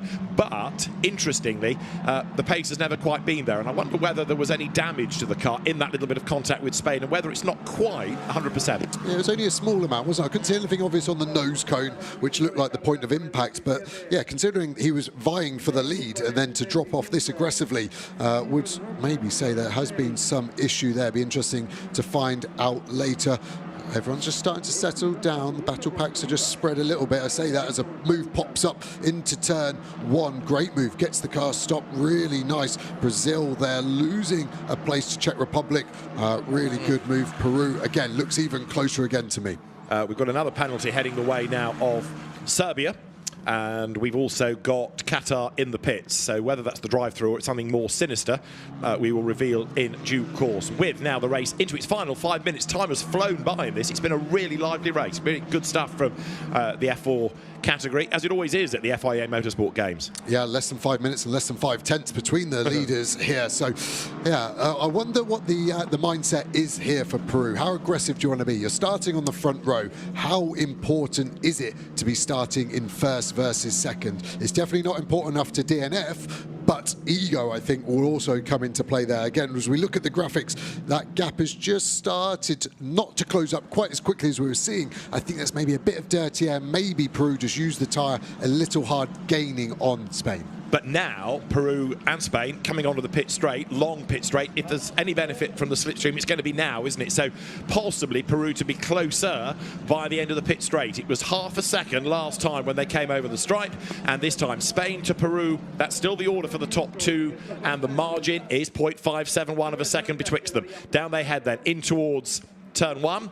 Qatar, by the way, did serve the drive-through, has rejoined, but possibly to be lapped as the leaders go by. Still third Sri Lanka, fourth United Kingdom, fifth Luxembourg, and sixth is Slovakia. We see another defence this time, Brazil on Portugal. We've seen that battle going on for the last 5 or 6 laps. Portugal still not able to get past Brazil to the inside of turn number 2. Looks like further enough along this time. Get it stopped, rotate it in. Good move from Portugal there. Yeah. And I think they've got pace to burn. I think they might be able to gap Brazil over the last couple of laps. A really quirky one in this has been Israel. Ariel Elkin got himself up to 7th on the opening lap, and has then, unfortunately, not progressed. He's been stuck in the traffic, never been able to get past Matus Riba, whereas others, and the Peruvian driver, Andres Cardenas, is an example of it, have been able to get through the traffic, and he is almost on the tail of the race leader again. And here they are, coming now up from turn 10 to 11. For third place, it is still Yevon David ahead of Reza Seaworthen, the United Kingdom representative. Into turn 11 they come. There are the race leaders, and 2 3/4 minutes on the clock. So certainly 2 more laps at the end of this, I would have thought. Yeah, agreed with that. So you can see Sri Lanka running a little wide for the last couple of corners. That will just give a little bit of hope to this United Kingdom car that he can get his way round and up to the final podium position. No medals in this race. Look at Reza working hard behind the wheel there. Nice rotation. Rear of the car moving for him well to help get round that final tricky corner at 14. Reza Seaworthen then for United Kingdom, part of the ever-growing Edge Management stable, the company that's run by Phil Gloop, racer, broadcaster himself, who's got this good knack of being able to find young, talented drivers in karting, in junior Ginetta racing or junior single-seater ranks, and looking after them in that early part of their career. And in Reza Seaworthen, he's got another very, very capable driver, race winner in British Formula 4 this year. But Reza has not quite, for the UK, been able to find that last couple of tenths to have a go at Yevon David of Sri Lanka. Yeah, it's always hard. New team for him this weekend. New track as well. Not turned a lap here before the weekend. But yeah, you allude to the management companies. They're so important for these young drivers to be guided in the world of motorsport. It's very hard to pick your path on the way through, and finding a management company like Edge is very, very important. So any young drivers out there looking a bit lost, then I'll definitely look to getting a management company involved. Well, right now, Juan Cota is managing this lead situation very effectively indeed. He's fended off the Peruvian car, really, for the second half of the race, and they're going to have 1 more lap to run at the end of this. And are we seeing the answer to your question of how Peru plays this? Because Cardenas is close, but he's never really forced the issue. He's not come charging up the inside. He's not constantly darting around in the mirrors. It looks as though if a gap was presenting itself, he might go for it. And if this were the medal race, he might go for it, but he's content to sit there and make sure he's on the front row. Yeah, another factor as well, they have to use these tyres in the race as well later. So a lot of the drivers almost wary of that, and I think that's why we're not seeing many lockups. They're all being tentative on the brakes because they know the important race for these tyres is the next time out tomorrow. And I think that is exactly what Peru have done. They've realised they've done a mega job, and let's not waste it now by pushing too hard at the wrong point onto the final lap. Time penalty for track limits has gone to Argentina's Gino Trapper. Spain leading the way. They've had a really good start to the FIA Motorsport Games. As I said before the start of this race, leading the medal table at the moment, Spain. No medals on this, but pole position for the medal gaining race later on in the weekend is going to be quite something then, as the cars then wriggle their way up once more to the back part of the circuit. And this is the short straight that blasts you over the top of the circuit. Kink at turn 7, corner at turn 8, and it's a 14-corner lap. Still nose to tail, but I think Spain, barring a mistake, is on for a race win. Yep, only 3 more brake zones to go. 1 into turn 11 here. As long as you don't lock up and run deep, you're okay. Looks okay. Peru placing the car nicely. 2 more brakes to go into turn number 12. It's a very short brake, very fast right-hander coming up. So open the corner up, little brake, chuck it in and go. Now you've got the trickiest corner of the lap in my opinion, turn 14. It looks very composed for the full 20 30-minute race. I expect nothing else from Coach Alonso into the last corner. And 1 corner to go. It's a left-hander as well. 20 minutes for the qualifying race, 30 for the main race, which is on Sunday. This Saturday qualifying race, though, is going to be won by Spain. Juan Cota accelerates up towards the checkered flag. Spanish driver wins on home soil in the qualifying race for the Formula 4 discipline at the 2024 FIA Motorsport Games. It is Peru second, Andres Cardenas third to Sri Lanka, Yevan David, United Kingdom fourth, fifth Luxembourg, and sixth was a virtual dead heat, I think, as they came across the line. But it was just Slovakia ahead by 71 thousandths from Israel, then Japan, then Austria, and then Serbia to round out the top 10. But that is provisional, that order, with a capital provisional, because we've been told that all track limits will be investigated after the session. So race control is going to be busy. There's a good reason, I suspect, why the qualifying race is a day before the main race. It's going to take a long time to make sure that the order is correct, ready for the grid to be formed for the medal-winning main race. But for the moment, we can celebrate the achievements of Juan Cota, because that was a really measured drive. And in fairness, he had to battle his way off the start to get the race lead, tick. Then he tried to build a gap, tick. He lost the gap, but he did not crack under the pressure. Yeah, he also got roughed up into turn one. He got a knock from the rear, so that would have played on his mind as well. But yeah, didn't put a foot wrong. And yes, we talk about track limits, but every time we saw the lead two anyway, they all looked very precise. So I think they should be okay for their grid positions tomorrow. And yeah, they are starting in the perfect place to go and try and get another gold medal for their nation. So the medals table currently, this is all based on rallying of Friday at the FIA Motorsport Games. Spain leading Italy and United Kingdom third. By the end of the day, that could change a little bit more, because there will be other disciplines like GT, for example, that will come to a close. Esports has been rattling on as well. There's an F4 element of esports, the virtual competition with an F4 aspect to that. There's a GT competition and a Formula 4 as well. So there's plenty of single-seater action, whether it's real or virtual. The provisional result of the qualifying race at the FIA Motorsport Games in Formula 4 shows a win for Spain from Peru, third Sri Lanka, the United Kingdom fourth ahead of Luxembourg, and then Slovakia. The top 10 rounded out by Israel, Japan, Australia and Czechia, the Czech Republic. The drivers, it's Juan Cota who can celebrate the win for Spain, for the home country, from Peruvian Andres Cardenas, and Sri Lankan driver Yevan David fending off Reza Seaworthen from the UK. Luxembourg's Chester Kiefer was ahead of Slovakia's Martos Riba. Israel's Ariel Elkin 7th from Toshio Moriyama. Griffin Peebles was behind the Japanese driver 9th for Australia, and it was the Czech Max Kahan who rounded out the top 10. And a word about the Team Qatar representative, Beda Al-Sulaiti, who had myriad time penalties and a drive-through, but in fairness, persevered, went back out, carried on, and just learning all the time will be of great benefit. Yeah, especially at such a competitive level like this, being able to review the data after the race to see exactly what they could have done. You can see the Sri Lankan driver there finishing third, but again, body language, after you start the race on pole position, it's quite hard to accept anything but a win. Indeed so. Well, the winning drivers then making their way to Parc Fermé. The podiums only come on the medal-winning races, and they are separate medal ceremonies within the paddock, within the village. And we'll be looking at some of those over the course of the weekend, no doubt. In the background, you can see the drift track that is getting itself ready for more action, with lots of fans lining the course. You've also, within the paddock, got the rally service park, and the rally teams will be heading back in because they have a special stage here at the end of the day. So there's the drifting in action. And because you've now got that to the competitive part of the weekend, they go in tandem. But it's all a bit more sedate in the pit lane. It's all a bit calmer as the teams check the cars. The Pirelli tyre technicians get their data, get the pressures. And how do those tyres look after 20 minutes of racing? They look pretty good. After an in-lap, you always get a bit of pickup, and they're the sort of splodges you can see on that. They will clean the tyres manually by hand in between the races to make sure that isn't there for the start of the race. But yeah, I couldn't see any lock-up marks like we saw yesterday in free practice 2. Some of those cars down to canvas. I only saw a handful of lockups over the whole race, over all 21 cars. So, yeah, I think everyone just was looking after those tyres for the big event tomorrow.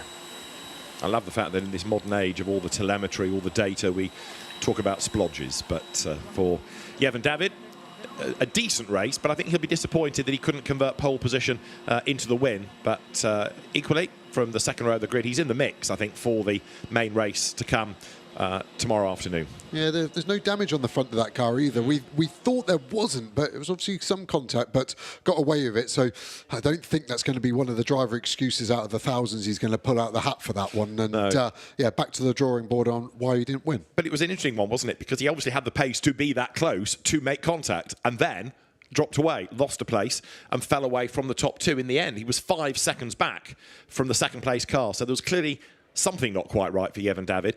Maybe they just got a really good setup for the damp road this morning and it didn't quite translate to a fully dry circuit. We'll find out, no doubt.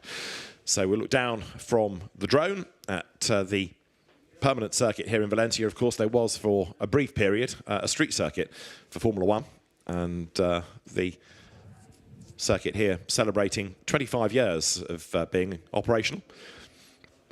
Very popular circuit for motorbikes as well as for cars. And the race-winning Spanish driver, Juan Cota, is a very happy man as he gets ready for tomorrow's main race in F4.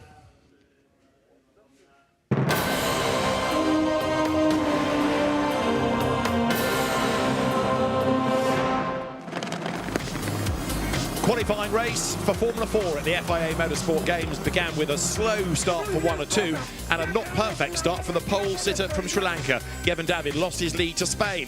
Juan Cota was ahead by the time they got to turn 1. And for Peru, Andres Cardenas had a look on the inside as well as they went into that first corner. He wasn't quite able to make the move stick.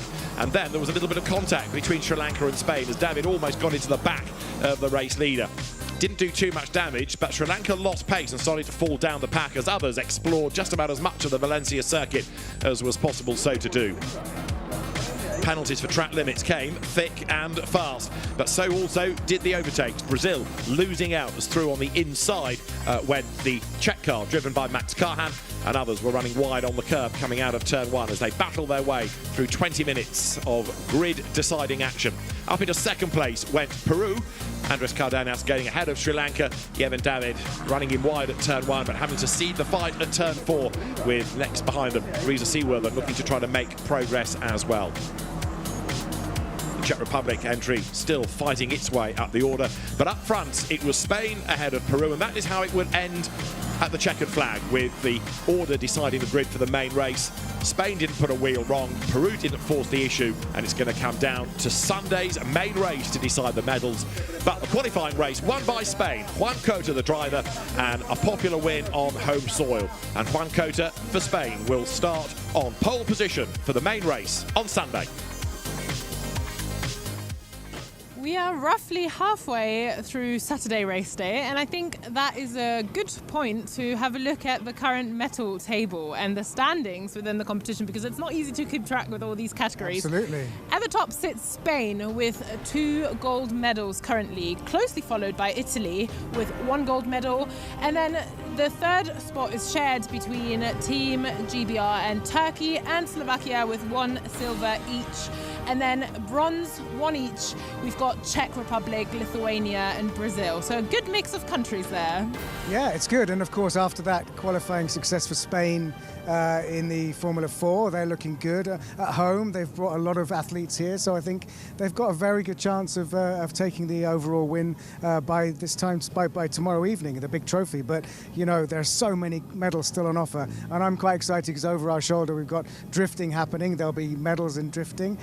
So if we're lucky, if we stay on this camera shot long enough, we might see some sideways tandem drift displays happening. And in fact, this bridge is completely packed with spectators who are all gathering for the best spot to watch the drifting without having to queue to be in the grandstands, which have been packed for hours. Drifting is kind of a fan favourite. I think it's because it's a bit different than other racing competitions here. You get rated out of 100 points in angle of drift, line and style. So the action's just started behind us and it's a fan favourite, as you can see from the crowds gathering. It is loud and it is smoky, but it is great to watch. I love it. It's very gnarly, it's very rad, and you know, they are in competition with each other, but time is irrelevant. They just got to stay as close to each other and as sideways as possible. So sideways is everything in drifting, but if you're learning your craft as a proper circuit racing driver, you'll start in karting, where sideways is always bad. Always bad if you're sideways in a kart. So let's see how the karting seniors are getting on in qualifying Heat 1, and then we'll check in on the karting mini qualifying Heat 1 with our commentary team, which is Anthony Jordan and Andrew Meyer.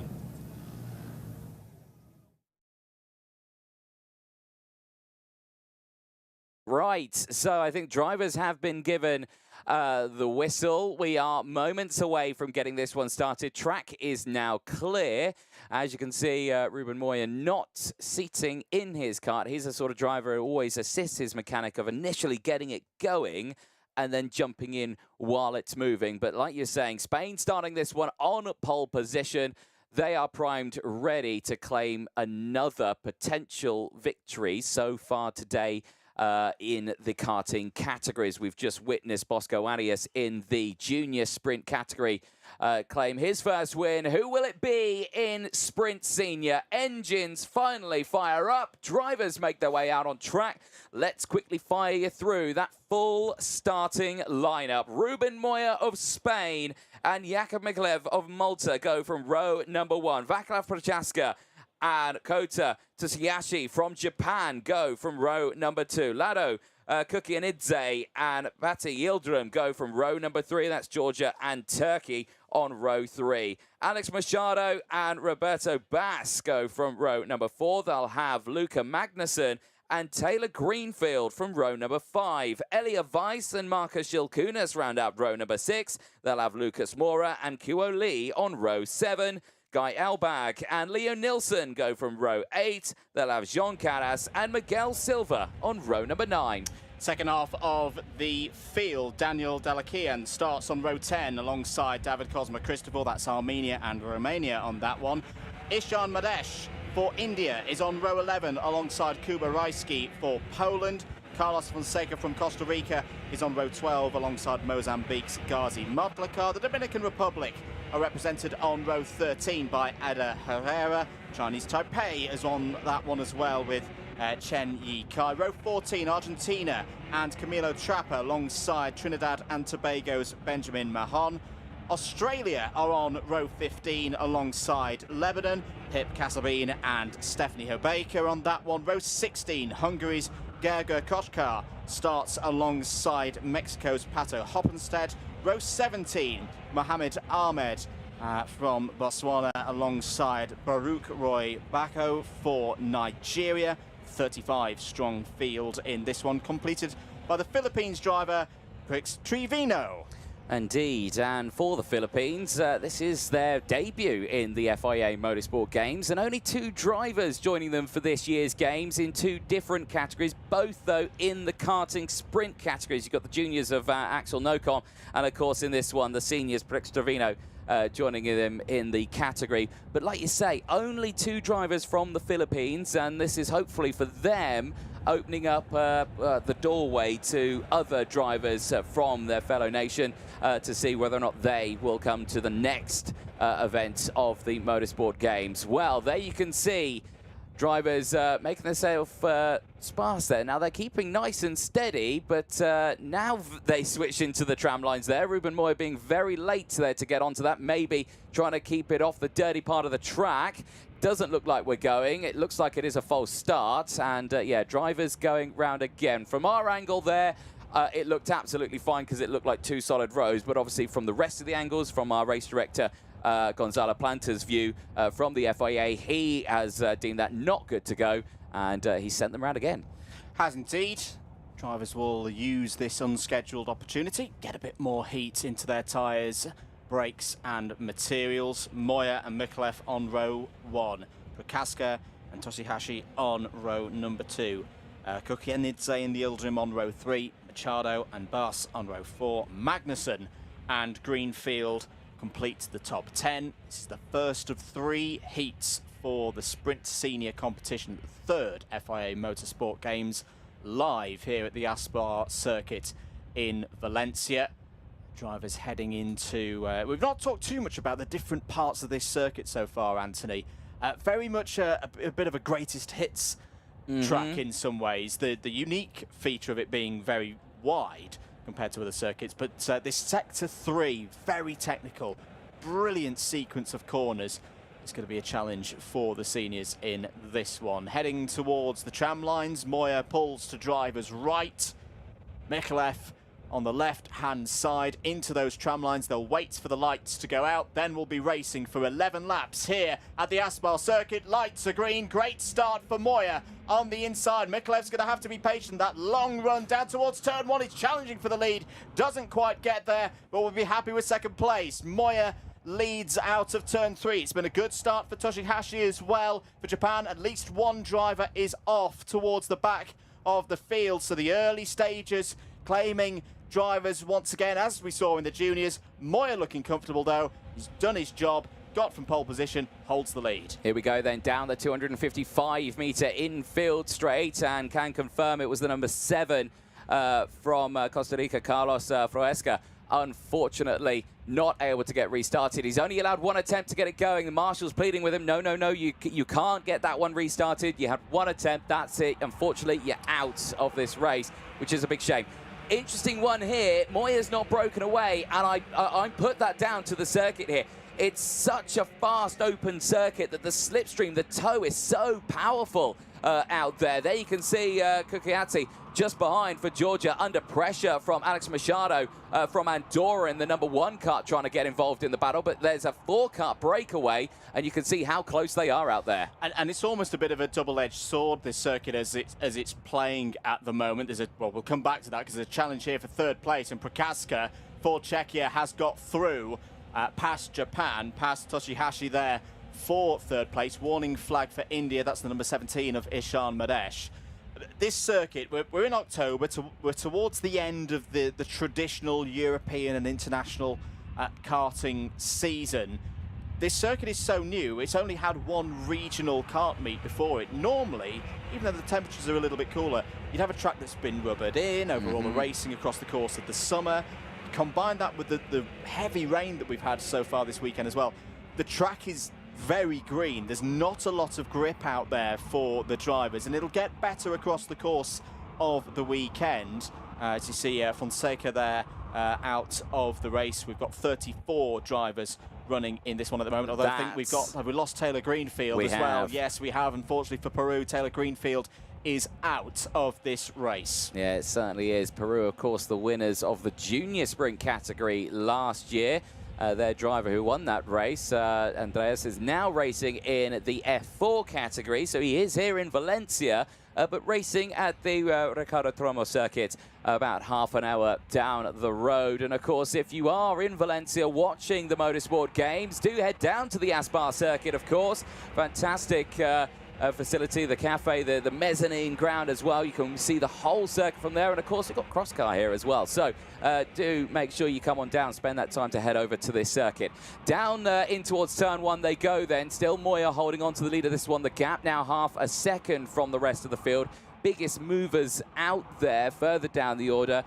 You've got Gregor Kaska, who's having a brilliant run. The Hungarian up 11 places so far in this race, and is just outside, or inside, I should say, the top 20. Back here with Prokaska, and as you can see, just trying to keep up with the likes of Mikalev just ahead, but as well is under pressure from the likes of the driver from Japan. Toshinasi still there, only a handful of tenths just further behind. As well, you've got Cookie and Idze in P6 also. Down 1 place, but still in that top group of drivers. Back through the final chicane then they go. Moya's lead still increasing, and is using his years of experience in karting here, but the battle for second place is on as Prokaska is trying to fight back here on Jakub Mikalev. Not able to find the way through though in towards turn number 1 and 2. He stays behind then as they exit out of sector number 1. This again, you can line it up, and he's going to line it up again. Gets the switch over out of turns 5 and 6. And there it is, just straight away. Can get on that power down that 255 meter infield straight, and secures it in towards turns 9 and 10. Same move that move we saw on Toshihashi earlier on in this race. So Prokaska has really got that part of the circuit sorted. Question is, has he got enough time now to try and close that gap, which at the moment is around a second, to the race leader for Team Spain, Ruben Moya, into the chicane through turns 20 and 21.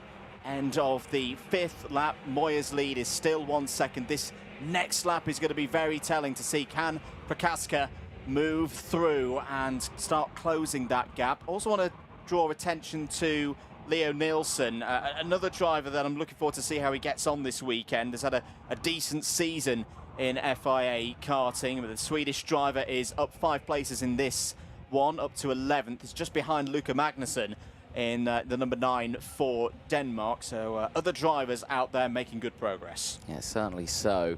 Good run on this one here. Nice, close fighting. It's all as close as it can be here between these top drivers.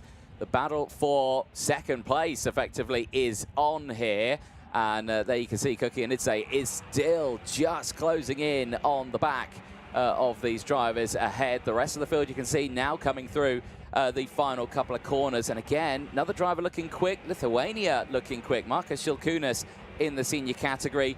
Well-known driver trying to push his way through the field, and there he is pushing his way through the field. The driver of the number 22 getting past the likes of Cookie and Idze and is fighting back through the field now. Good move there from Šilkūnas. Was fastest of anyone through that first sector, so is looking to attack in the second half of this race.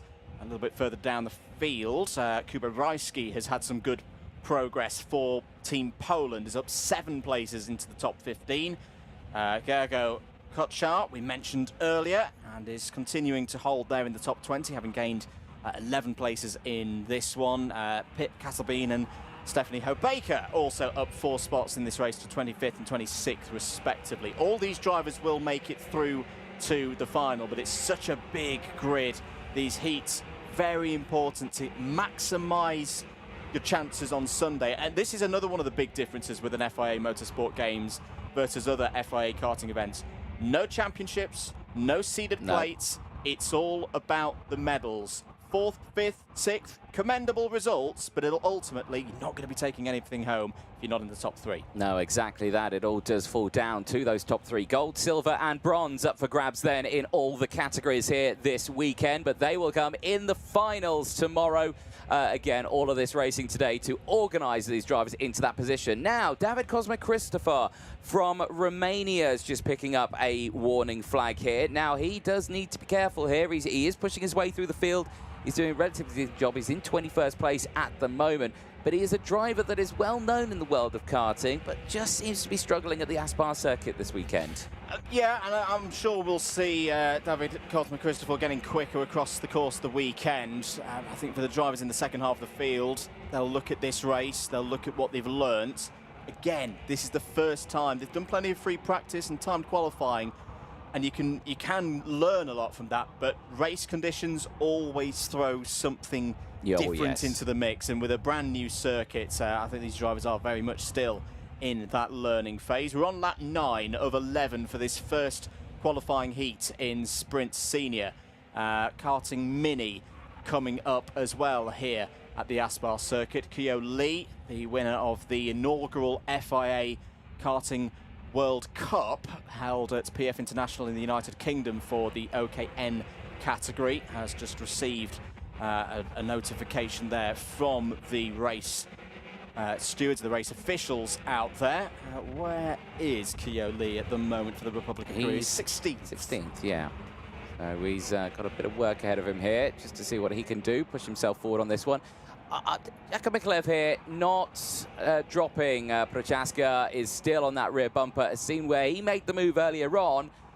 Gonna think he's gonna want to try and repeat that move, maybe carbon copy it, get it back if he can make this slipstream work here. As Šilkūnas, again, who we saw earlier on making the moves, is still on the move here. Fastest lap of the race now. Currently P6, up 6 places, but we stay focused on this battle here right now because I don't think Mikulev is done with this battle just yet. No, he's got to have to do it on the brakes. Prochaska has looked pretty good out of all of the traction zones these last 3 or 4 laps. The rest of the field going through. There's a quick look at the battle between Lars and Albach for 8th place.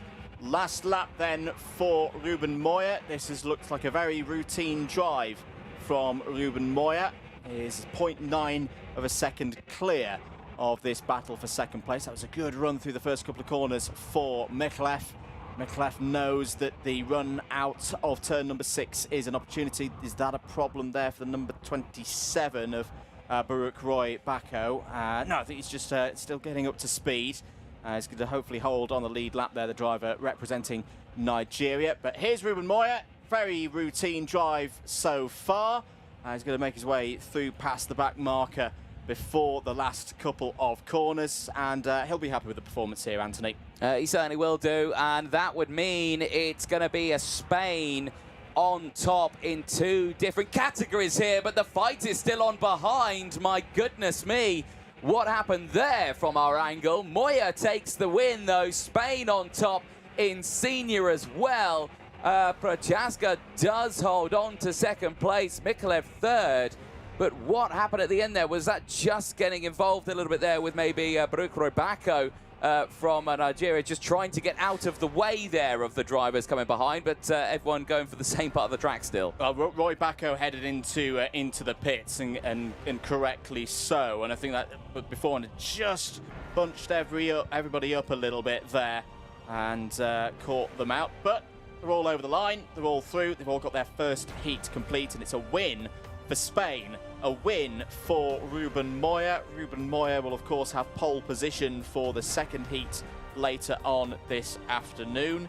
And in second place there, good start for Václav Prochaska. Czechia trying to add to their historic medal table in the karting disciplines. They had a bronze medal in the endurance 2 years ago in Marseille. We'll see the medal race, of course, for karting endurance later on this afternoon. Third place for Jakub Michelef. Yes, lost a position, but I think on a return from the front row of the grid, we'll be pretty pleased there with third. Certainly will do, and there you can see the full results then heading out on your screen for the field. But again, a very dramatic little race there for the seniors, but nice and calm. There, the rest of the field then, we've, say, the top 10, Leo Nilsson, Magnussen looking very strong, Elia Weiss, 12th place, Cookie and Idze, unfortunately dropping down to 13th place at the end of that one. Delakian finishing in 14th, ahead of Kyo Lee, Jakub Rashki from Karas, then it's Cosma from Mora, Silva from Koska, running up to the top 21. Here's a look at the highlights, and Andrew, that inside line from Moya worked well, but this one here from Michelef, I thought he was going for the lead there. So that shows that both lines here potentially work. They definitely do. I think the thing, because the track is so wide, if you do start on the outside, initially you're probably not going to get any advantage, but you can carry so much speed around the outside. That's going to be an interesting feature to see across the course of this weekend. Not a good start for Costa Rica. Fonseca out on lap 1. This was the start of the progress for Czechia.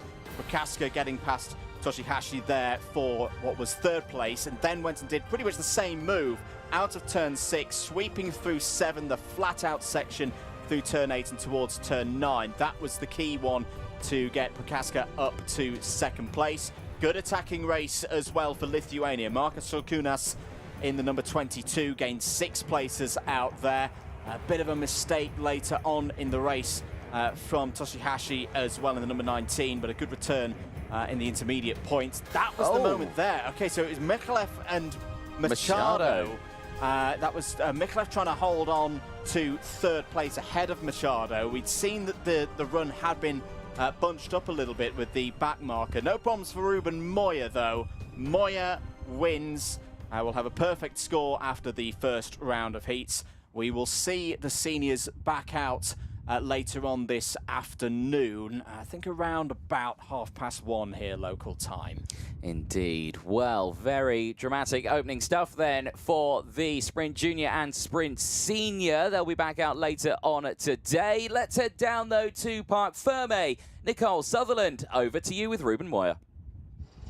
Thank you, Anthony. In Parc Ferme then, Ruben, I think you've just proved once again that Spain are the country to beat so far in this race. How are you feeling?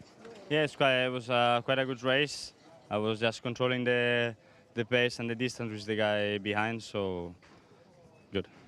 Obviously, this is a circuit we've not seen so far on FIA karting events. It's quite a wide track. Can you tell me a bit about what it's like to race on? Yes, the track is quite wide, but the tarmac is one of the best tarmacs I have ever drive because it's proper racetrack tarmac. So even if we don't have driver on the track track has a lot of grip, so it's quite nice. So do you think actually the way the tarmac is works quite well with the Mojo D2 tyre? It works good with everyone, but especially Mojo D2 tires that doesn't have nothing of grip. This tarmac helps a lot. And moving into the rest of the races for today then, Ruben, confidence level, is it increasing or are you just feeling steady, feeling calm? Yeah, I'm feeling steady. I know what I have. I know more or less what the other have, so I will just try to keep on with my strategy and try to give everything to win. A strategy, is that a secret or am I allowed to know what that is? If everyone who knows a little bit of racing should know. Great to hear from you, Ruben. We'll head back up into the box then ahead of our next race of today.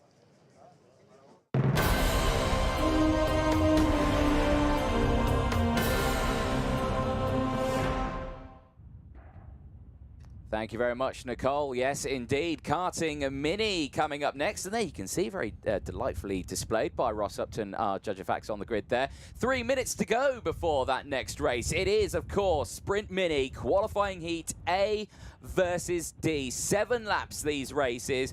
10-kilometer race distance. These drivers on the Paralin Opportunity chassis running on the XS configuration, which means these karts just that little bit more restricted than what they would usually be, but still mighty, mighty quick out there ahead of this field. And, well, in qualifying, America on top with the likes of Joshua Bergman. What a qualifying they had, and again, I think a nice surprise for the USA, a country that has not won medals, and I think it's their first proper appearance in karting in this one. They have raced in previous years. I think they started GT, then they did, I think, GT and Esports in the second round. This is the first time we're seeing them in karting, and they put it on pole. And Bergman was absolutely delighted, which we always love to see with the Minis, the enthusiasm they have. And I say, this very historic moment, we've not seen karting Mini as a discipline in the FIA Motorsport Games before. The continuation of the growth of these events that started back at Vallelunga in 2019. Unfortunately, there was delays through the period of 2020 and 2021 to the second edition in Marseille and at Paul Ricard in France for the second one. But yeah, ever growing is the FIA Motorsport Games, and for the Minis here, a chance to be the first ever gold medalist in this event. No, exactly, because it all did start a little bit later on. I mean, it was only six events. It was, I think, 50 nations in the first one. Then it went to 16 events in 2022, 72 nations, 26 events, and I think there's around 86 nations here across all the disciplines at Valencia. So it's only grown, as you mentioned. This is what we love about it. And like you say, the new inclusions here with, of course, karting Mini and as well cross-car Mini as well, who are here at the same circuit. So the Mini category in both off-road and the karting side of things as well. So that is absolutely fantastic to see.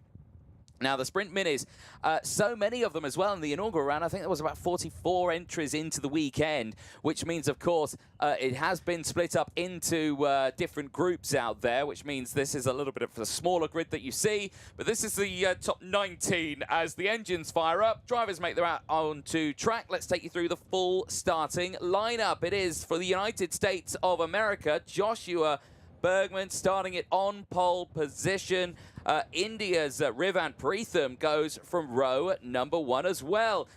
Xavier Lazaro for Portugal goes from row 2. They'll have the likes of Manuel Kalinda starting alongside. Nahil El Gahoudi and Michael Vino go from row number 3. They'll have Francisco Rojas and Pedro Santarosa on row number 4. Ayrton Tona and Rafael Cañas go from row number 5. Turkey have Chan Uzlair on row number 6. Hong Kong on that row as well with Mason Kwong. Luca Makura and Alonso Gonzalez go from row number 7. Cristobal Ricci and Gigi Mabagishvili start on row number 8. Saif Al Obeidi starts on row 9 alongside Anes Orellana. Eduardo Campos completes the 19 runners in this one. This is Groups A and D. Groups B and C will be in the next race. Same principle for the drivers as individuals. They all have 3 heats. 2 today, 1 tomorrow. The slight difference that you've alluded to there, Anthony, is that because we have more than 36 drivers, there is an eliminatory process.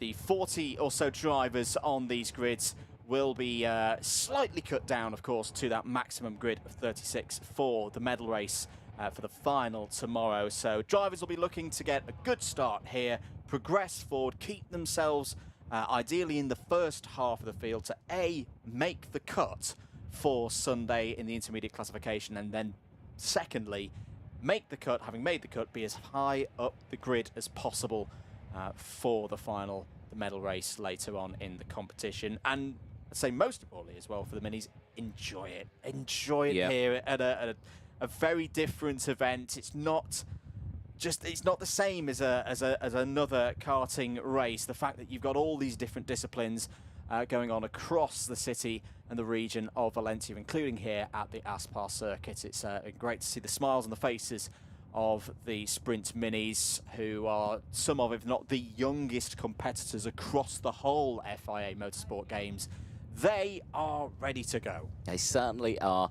Final few corners then, and well, you've got drivers with hands up in the back who are probably thinking, why are we going so slow so early? The red line is there. That's technically where they should be starting their formation, like 2x2 rolling start, but it is quite late on, so they do it quite early. Now, right, okay, so they're going through the chicane. Now, I don't think they were supposed to do that because the barriers were open. They were supposed to go straight over, and I think, yes, we are going to go round again because, as you can see, when they exit out of that final corner, they're already halfway down the tram lines and past the acceleration line, so that's why they should stay in there. So, again, they'll go round again, false start, but like you say, beginnings of, I think, what's going to be a pretty dramatic little race because these karts on a track this large, slipstream and towing is a huge, huge benefit. I think one of the biggest topics of discussion in a jovial way, looking forward to these races, is how many karts wide are we going to be in the minis into turn 1?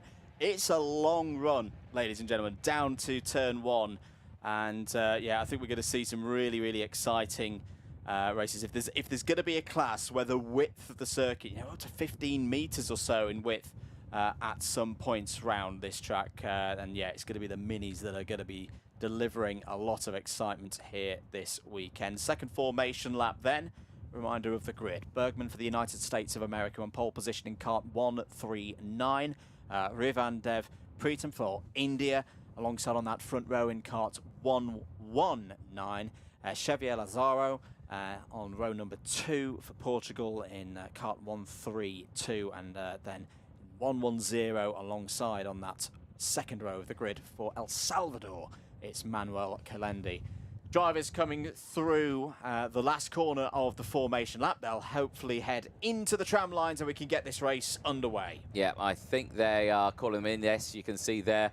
One of our officials here at the circuit, I believe that's Noelia standing there on the track, just directing the drivers into the tram lines. No, go straight on, straight on. There we go. We've got it straight through into those tram lines. Are we racing? Yes, we are. We are green and racing for the first time ever in FIA Motorsport Games in Sprint Mini, down in towards turn 1, and it's a brilliant start for that inside row, and America's Joshua Bergman still leads the way as they exit out of the first sector. Still moments there. There's a bit of drama in the background there. One driver not getting through, didn't quite see the cart number as it panned through, but we will try and get an update, and I think it was Malta's Ayrton Tonner, unfortunately, who is already out of this first race of the weekend. Shame there for Ayrton Tonner, but again, there's a good amount of opportunities to race through. It's just not going to be the start that the driver from Malta would have desired. So, at the front of the field, it's Joshua Bergman for the United States of America. Portugal have had a good start there as well, with Xavier Lazaro onto the pit straight, and through the chicane they go. This is going to be where it's going to get interesting now. This is the long run down towards turn number 1. How does Bergman defend this? It's so wide down there into turn 1. Was defended it with some pretty good top-end speed into turn 1. There's a good battle there as well between Francisco Rojas for Mexico and El Salvador's Manuel Calendi. So that's Mexico and El Salvador fighting over 4th place. Who's made good progress on that first lap?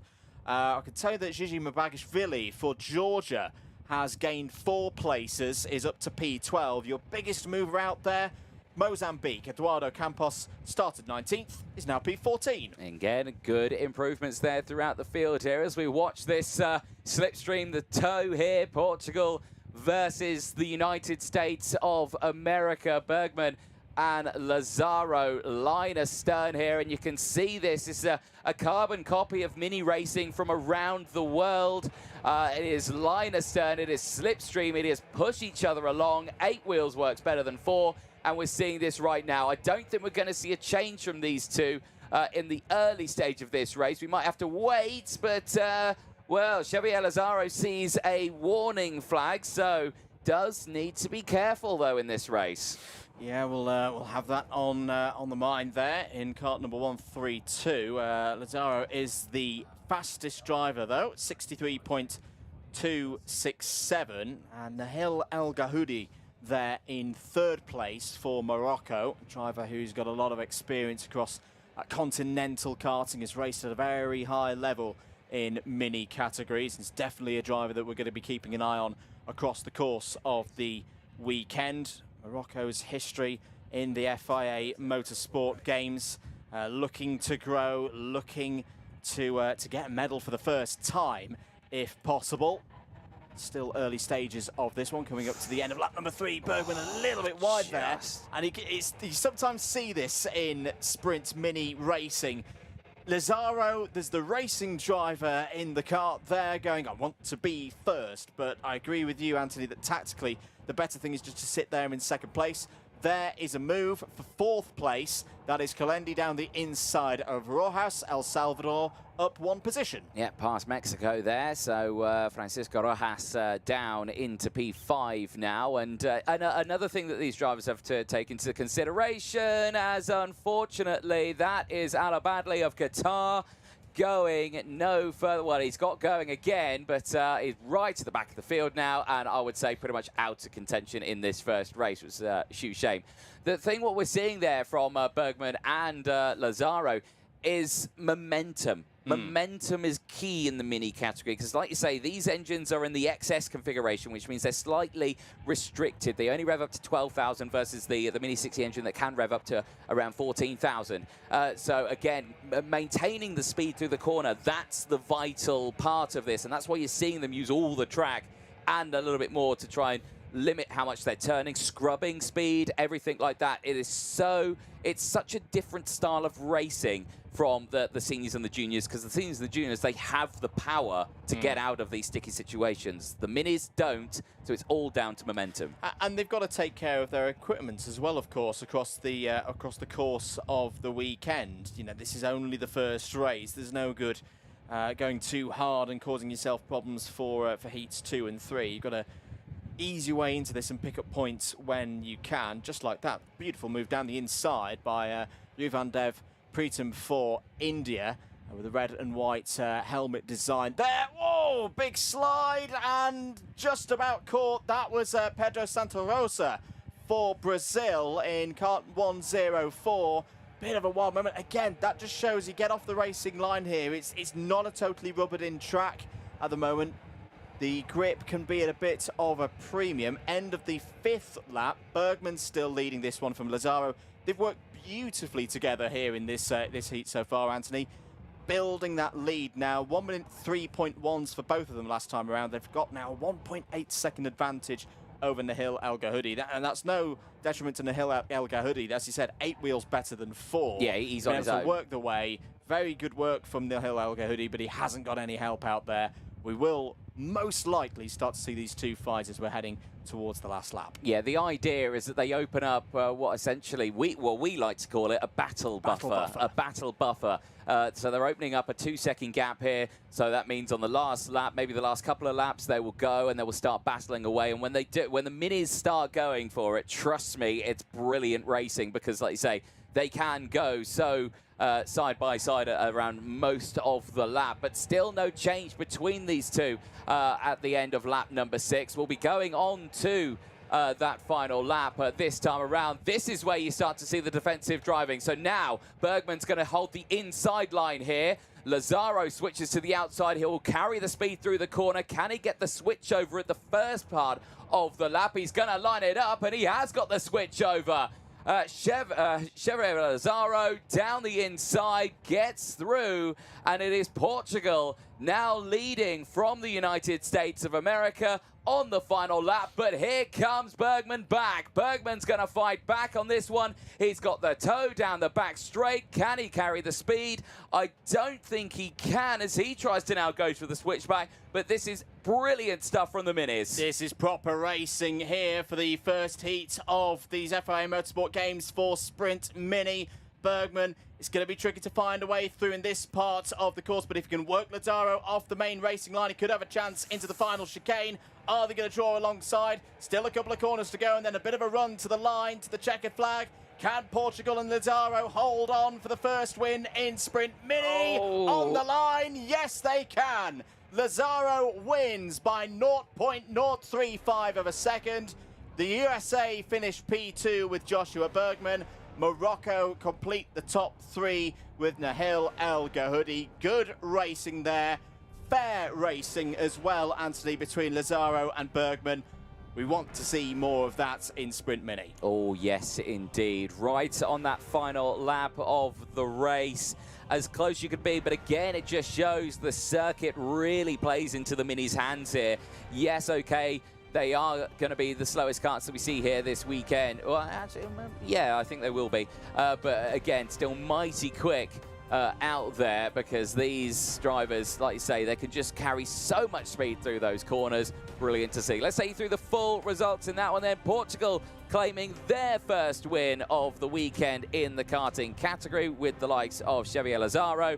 Joshua Bergman for the United States of America, third. Morocco seeing Nahil El Gahoudi, and El Salvador's Manuel Salenda finishing in P4. Rivan Pritham for India finishing in P5. Francisco Rojas of Mexico finishing in P6. Michael Vino from Indonesia finishing in 7th place from Pedro Santa Rosa from Brazil in P8. That half spin, meaning he didn't lose out on any positions, finishing where he started in P8. Costa Rica's Rafael Cañas finishing in 9th place, and Turkey's Kan Özler as well, finishing inside the top 10. The highlights from this one, there was the first initial, we've gone the wrong way, let's go round again, easily done. Of course, first time out on the circuit in a race situation, and sometimes it can get just that little bit confusing. Back into the tram line, second time's a charm. Great start from the inside row here, and look, all of them diving straight to the inside, not the 8 wide that we were expecting. Very, very well poised there by Bergman, because Bergman could have done that too much. There's still a puddle on driver's right that he was able to almost thread the invisible needle to not go too far to the right-hand side, but still defend the line, make sure that no one's going to get underneath through that first corner. Good battle this. This was between El Salvador and Mexico. Manuel Calendi going through there on the way to finishing P4. Good driving as well after a difficult start for Rivan Pritham there. That was the half spin, well held by Pedro Santa Rosa. Santa Rosa would come home in 8th place. There's another look at the reverse angle of it. This was the key moment, though. We always knew it was coming. Beautiful positioning from Xavier Lazaro for Portugal, getting down the inside and able to hold on for the remainder of the final lap. A good win to start the weekend. Yeah, indeed. And that overtake actually started at turn number 1. It finished at turn 3, and that just shows you've got to really think about it. It wasn't all plain sailing, though, because Joshua Bergman started to fight back down that back straight. They've got a long one there, 255-meter run. up in towards turns 9 and 10. But it was a photo finish on the line.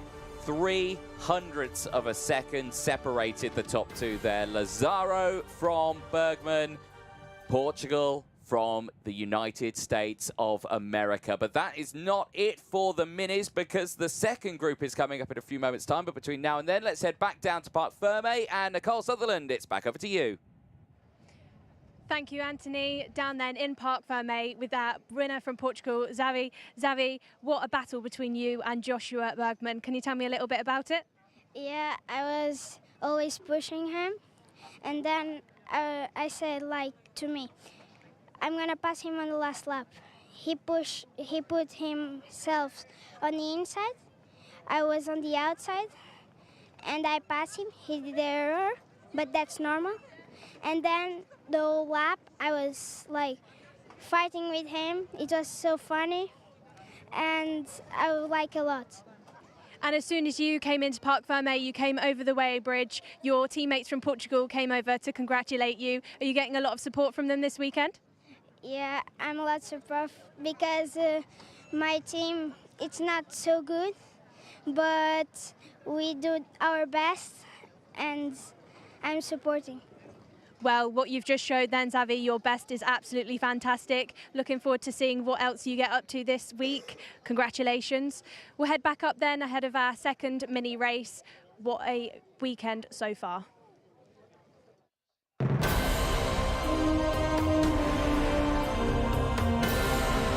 minis, though, ready to go for Groups A and C, their qualifying heat.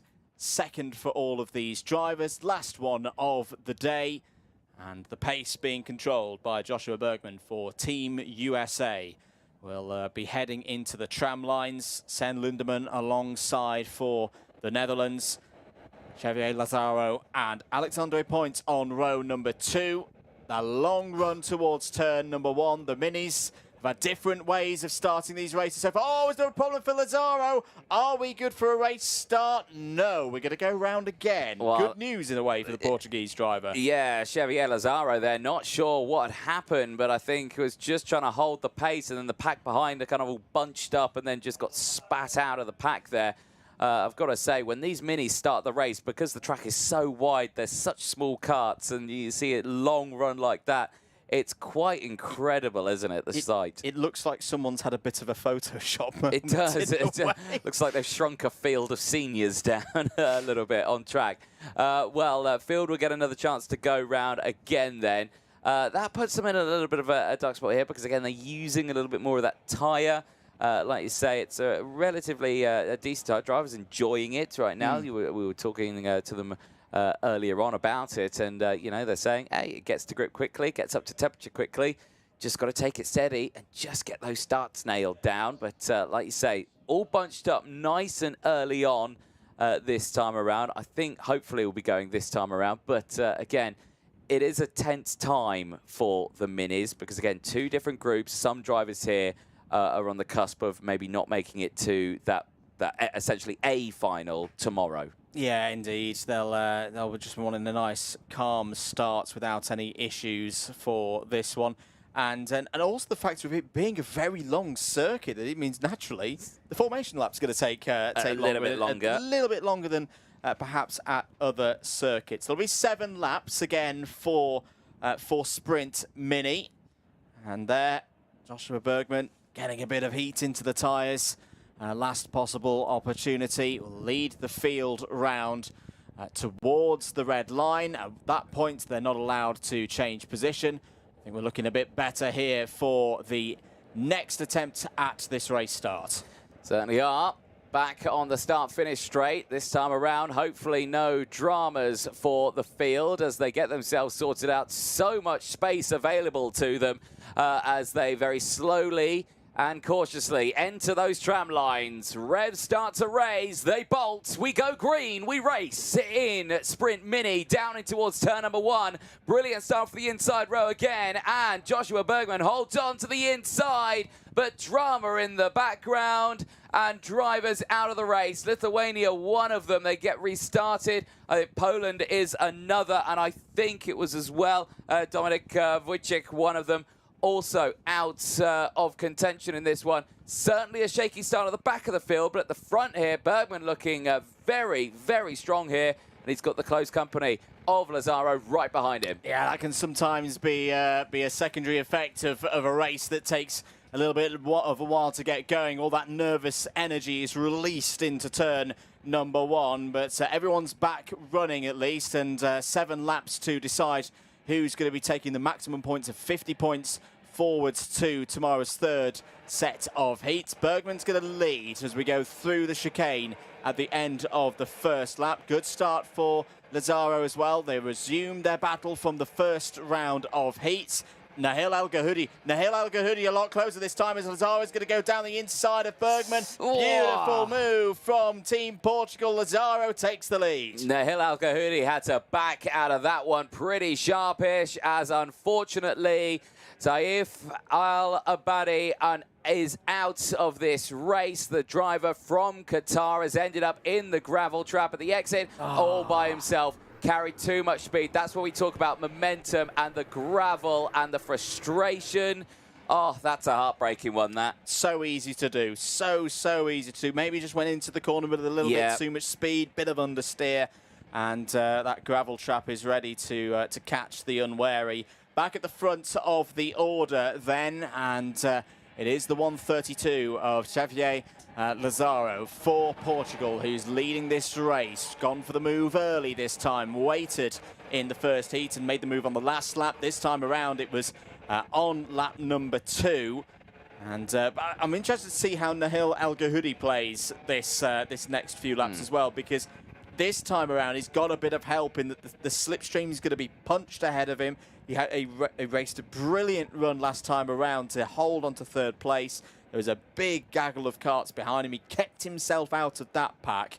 This is an opportunity now for the driver racing for Morocco to see what he can do in a wheel-to-wheel contest. No, exactly that. And this time around, these two in the front, they were exactly the same situation as well last time. Switched around this time. Bergman chasing, but they've got the company of a 3rd driver. They didn't have that last time out. It was just the 2 of them. So we didn't really get to see that sort of defensive and attacking style at the same time. We do this time around, and Nahil Al-Ghahoudi doing a brilliant job there. Sen Lindemann still there as well in P4 as part of that next group of drivers. Has the likes of Francisco Rojas and Ayrton Tona from Malta and Mexico just there as well. So they're having a very, very close race. In fact, there's actually 4 of them just behind in a close position. Turkey as well there with the likes of Usla just for company up 4 places. So still having a very strong run. Eyes on this one here, though. Bergman now with that fastest lap of the race, right on that rear bumper once again. And looks really good on the brakes, does Bergman. We saw that yesterday in timed qualifying when the American took pole position after the 2 groups of qualifying. Just looking a little bit further down on our timing screens here in the box. Great progress for Team Mozambique in the early stages of this race. Eduardo Campos, who gained 5 places in the first one, while he's got 9 in this one so far, is up to the top 10. It was a bit of a moment there for Sen Lindemann, a bit wide, and could fall into the clutches of Mexico's Francisco Rojas in that battle for 4th place. Lindemann trying to do everything that they can to race across the gap, but again, so hard to do. You know, it's hard to do against 2 drivers, but when you've got a group of 3, you know, the odds are continuously against you if you're on your own trying to cross that gap and get it in the battle. No, exactly that. Again, just stay focused, head deep, and just think about every move you want to do. You don't want to just go barreling in, as a lot later on the brakes there was Joshua Bergman. He has to be careful with things like that, because, of course, nose cone penalties are a problem. Again, if anyone brakes a little bit earlier than you expect, it's, you know, one of those kind of half and half sort of situations out there. But a drop nose is a 5-second time penalty no matter what the situation is. But just needs to focus now, maybe thinking, putting that kart maybe to the inside line or to the outside, not sticking right on that rear bumper into those harsh braking zones. Yeah, and I think he'll also be, he's playing an interesting game here of just subtly getting off the racing line, the same racing line as Lazzaro. I just wonder if he's trying to get in the peripheral vision of the Portuguese driver, you know, to maybe trigger Lazzaro to lose their concentration as we go on to lap number 6. Some good pace in that second group, by the way. They're not really being fully dropped. We talked about battle buffers earlier on in the first group. These two built up a 2-second gap last time around by this stage of the race. 2 seconds takes us down to Rojas in 5th place. So this is a closer race. The others are bringing their pace into play. No changes in the top 10 in that one. Here's a little go. This is Ursula trying to get down the inside of Ayrton Tonner, and that's nicely done by Can Ursula for Turkey, up to 6th place. Yep, indeed, nicely done. And just carrying that speed down that back straight, 255-meter run through turn 7 and 8. And again, just able to carry that momentum through turn 9.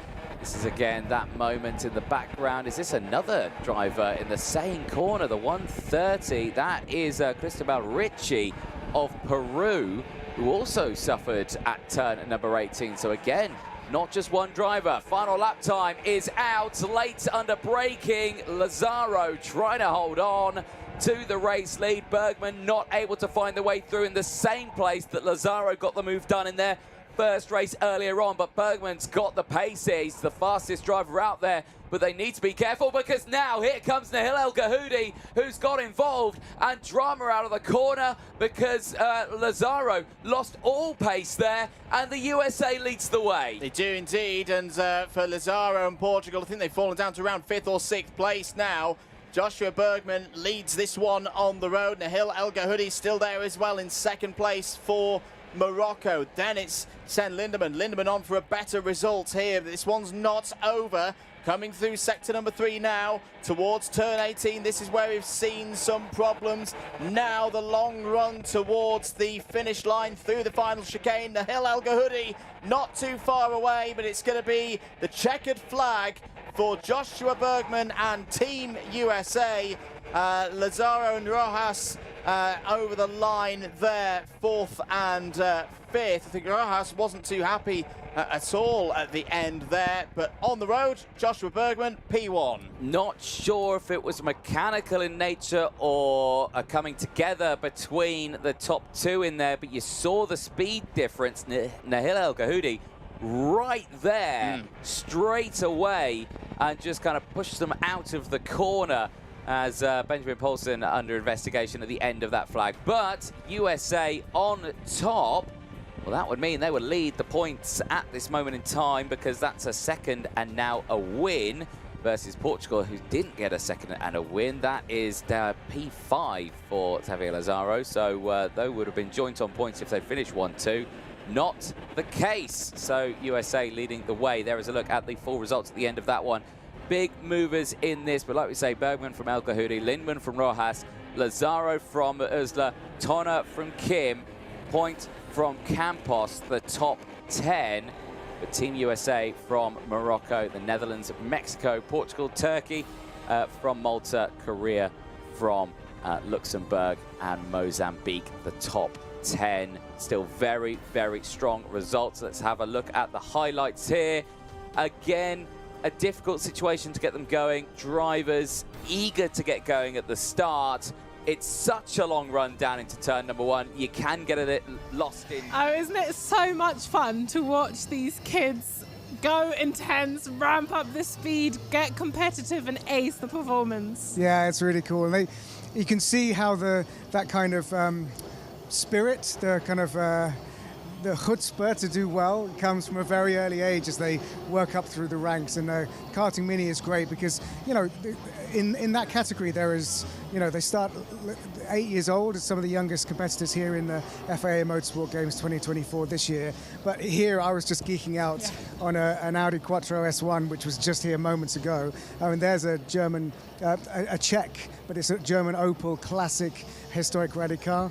And there's all the rally cars here. So, you know, it's from very, very young to very, very old and a bit of everything in between. We're going to have a look at the Ferrari single makers now, which are just opposite there and now on track. So let's have a look. Va bene, va bene. Q2 for the GT single make category here at the 2024 FIA Motorsport Games is underway, and you're looking at Germany and the United Kingdom. Axel Sartingen drives for Germany. It is James Owen for the UK, and they are making their way up towards the midpoint of the lap. A track surface much faster, much drier, much more comfortable for the drivers than it was this morning when it was a little bit wet and slippery. But the qualifying session to determine the grid with the times from Q1 also factored in, take you quicker of them, unless you are from Georgia, because David Kajir has lost his earlier lap because he used a set of tyres that had already been used at an event, and that is against the regulation. So although he was fastest, he does not yet have a lap time. So the Georgian car, and there it is, as Kajaya is out on track. He very much is the man to watch. Yeah, did really well early in those tricky conditions. Was quite happy to let the car slide around, so his car control is obviously on the top of his game. Yes, the cars have traction control, but to get the maximum performance, you want to be right on the bottom level of that, where the car still lets you rotate via throttle, flashing the lights for the camera. I can't see a car in front of him, so maybe he's just practicing the button. There is the 24 car in front, but that looks like it should be quite a long way ahead, the Spanish car of Sanchez. So he's obviously a bit stressed about not getting the space he wants. Maybe he's already on his new set of tyres and wants to make sure that he gets the most performance out of that car at this time. The best lap of anybody that we had in the wet this morning was a 1:42. We've already got a 36. So tear up a piece of paper from Q1, really. Everything is going to matter from what they can do in Q2, as their Kajir drops down towards turn 1 and is third at the moment, but possibly is, well, I was going to say, going to have to drop back and let the traffic go, but there was no suggestion of that from the way the car squirmed under braking. He's got that by the scruff of the neck, hasn't he? Really has. He was fastest in the free practice session with a time of a 1:34.2, so we're a couple of seconds off that still, but this lap at the moment looking good. How's his first sector looking? Looks okay. We'll just see what it does there, but this is the car on the move there. The Georgian car takes purple sector 1. Was that a spun car? No, it was just a frozen shot. That made my heart go a little bit, but German car pushing on even more. This should get them into the 1:32s, which was that fastest time set in free practice. No, it's not going to be in the 34, sorry. Misread that sector 2 a little bit there, but it does look like the British car's staying with them at the moment. Does indeed. So Axel Sartingen is the fastest. That was an improved lap, 1:34.898. It's just under half a second between Germany and the UK. Georgia third, the Lebanon fourth for Talal Shire, and now that changes. Sweden has just got up to third. Christian Kinch goes third fastest, but Kajir for Georgia doing 2 purples.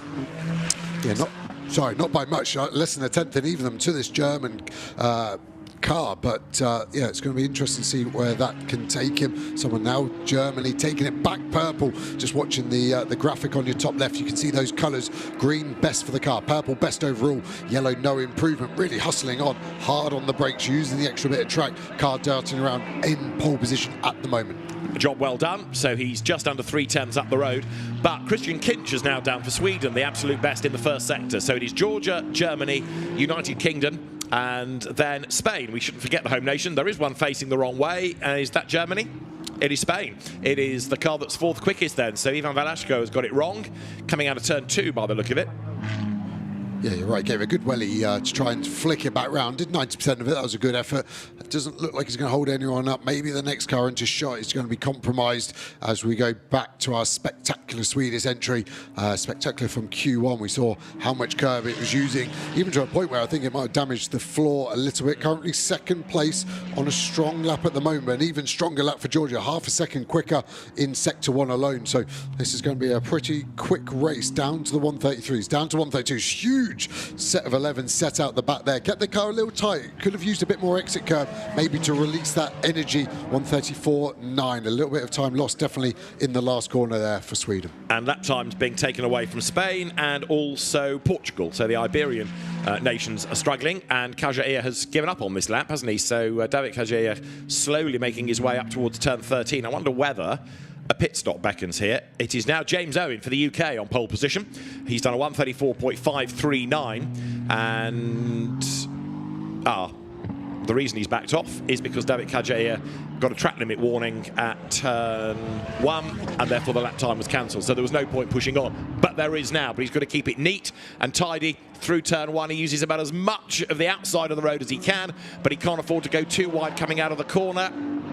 That's all right, I would have thought. Yeah, looks on the line, which is legal. That probably also explains why his Sector 1 was so fast. But then James Owen has beaten that anyway. So hopefully for Owen in the United Kingdom, that was legal in Sector 1. So obviously so much time to be gained just by letting the car run a little bit too wide. And then the race director has to get rid of that lap to keep it fair. And another lose, and it's Axel Sartingen for Germany, who has got it all wrong coming onto the pit straight, and he has missed the gravel trap by about a millimetre, but Axel Sartingen would have done that set of tyres absolutely no good, and he boxes as a consequence. Yeah, I'm not surprised. I think they'll definitely be flat spotted. That's a high-speed spin there, 130, 140 kilometres an hour, I'd predict he was doing as he was going backwards for a good couple hundred of metres, and those tyres not rotating. That's why we get the smoke and the squeal from them. So I think those tyres might be done. Be interesting to see what they've got in reserve there for the German car. So we look at Georgia again, 2 purple sectors currently, though, all the way down in 10th on his average because of the issue that you said about earlier, David, in Q1, using the wrong set of tyres. Someone just stealing that purple sector 2. It's actually the Spanish car that we saw facing the wrong way not that long ago. We're going to break the beam here for the Georgian car. 133.4, fastest overall in this session. And Axel Sartingen is sorting out that set of tyres and also his laundry, because that was probably quite a heart-stopping moment. Real Code Brown spin that at the last corner. Right, in the meantime, Georgia to the top, and the margin is now over a second. So Kajaya getting on with the programme nicely as Spain now goes up to second. Ivan Velasco brings the margin down to just 0.4 of a second. So a good effort that as he went through. Really good, yeah, halves the deficit, doesn't it? It was a second, now down to 4.5 tenths, so good job. Just checking the tyre pressures, they're obviously quite high. You can hear the amount of air they're bleeding out of them, so that will be the driver's excuse to why he spun. It's because the tyre pressures were wrong, not his driving. So they've obviously had a look round, they're happy with the tyres. There's another set of new tyres in the background there. You can see they've got the stickers on, so we know they're new. Are they going to maybe take these off? They're just repressuring them in case they need them later. As we see a bit of action here, the Spanish car just setting that time good enough for second, really close to contact with the America car there. I'd be surprised if there wasn't a little rub. Lisa Clark just not quite as quick out of turn 6 there, and Spain did not want to lose a single second. Sanchez relatively aggressive, but let's say it was just about fair for a qualifying session anyway. And Lisa Clark for the US, who had a spin in the first session. I think she got onto slicks and was caught out by the fact that there just wasn't enough temperature, not enough grip in the rubber. She had a spin at turn 12, and right now she is 9th. There is one car, I'm trying to work out which one it is. There's one car that's not yet gone out, because there should be 11, and there are only 10 that have recorded a lap time as yet. So which one are we missing? Venezuela. I thought I'd seen Venezuela in the pit lane. They were in the pit lane, but I don't think they've not left. gone out. You're right, absolutely. So, yeah, it is Angelo Fontana that has not yet gone out. Talk about biding his time. Yeah, he's lost a third of the session, so maybe they just had the one set of tyres left and they want to wait for the track to rubber up as much as possible as Sweden put some new rubber on that Kinch car. We saw him really lay down a load of rubber out the last corner, so those tyres obviously getting to the end of their performance window. These tyres last a long time relatively. You can get 200, 250 kilometres out of them, but every kilometre from the first, the performance only goes away. So the driver might improve, but the tyres going away. So one of those factors sometimes outweighs the other, and you have to make a change. Now, how's Switzerland getting on? Christoph Herney is 6th, which is a little bit disappointing. He was briefly up near the pointy end in Q1, but then got muscled down the order. Representing Switzerland then is the very experienced Christoph Herney. He's got the road to himself at the moment, and he needs to find round about half a second to gain a place against Sweden. Yeah, nice bit of clear track, just coming away from the curb there, flat out through the kink, up to 230, 240 kilometers an hour before you brake all the way down to 4th gear here. These Ferrari Challenge cars, quite long gears because it is a road car gearbox and they're used to using 8-speed. They are almost like a gear higher than what you would use in a GT3 car, for example. So I remember the first time I drove it, you want to be down an extra gear, but actually all the torque is quite high up in the rev range. Bit of smoke, or was that maybe even steam as he's hit the water on the exit curb coming out of T11. No dramas coming out of 12, so it doesn't look like there's an issue with this car. But yeah, these cars have just got so much torque all the way through the rev range. Absolute pleasure to drive and super, super fast. This latest challenge car from Ferrari. Down the pit road then comes Christoph Herney, and as he does so, 17 minutes still on the clock. James Owen thinking about a new set of Pirellis for Team United Kingdom. James has got quite a nice collection of nice road cars, having a look at the circuit map and all the data and gears and speeds and what he should be doing. But he's raced here before, so he does know his way round. A big friendly wave from the Welshman. Yep, you're at the right place, James. Well done. That's the right map to have. It's got a one-dimensional sat-nav, that, isn't it? I assume he gives it back to his driver coach out the window. But yeah, the driver coach has just made some notes there. Typically, when you're coaching someone, you'll give them 2 or 3 areas where their biggest gains can be. Don't want to overload a driver.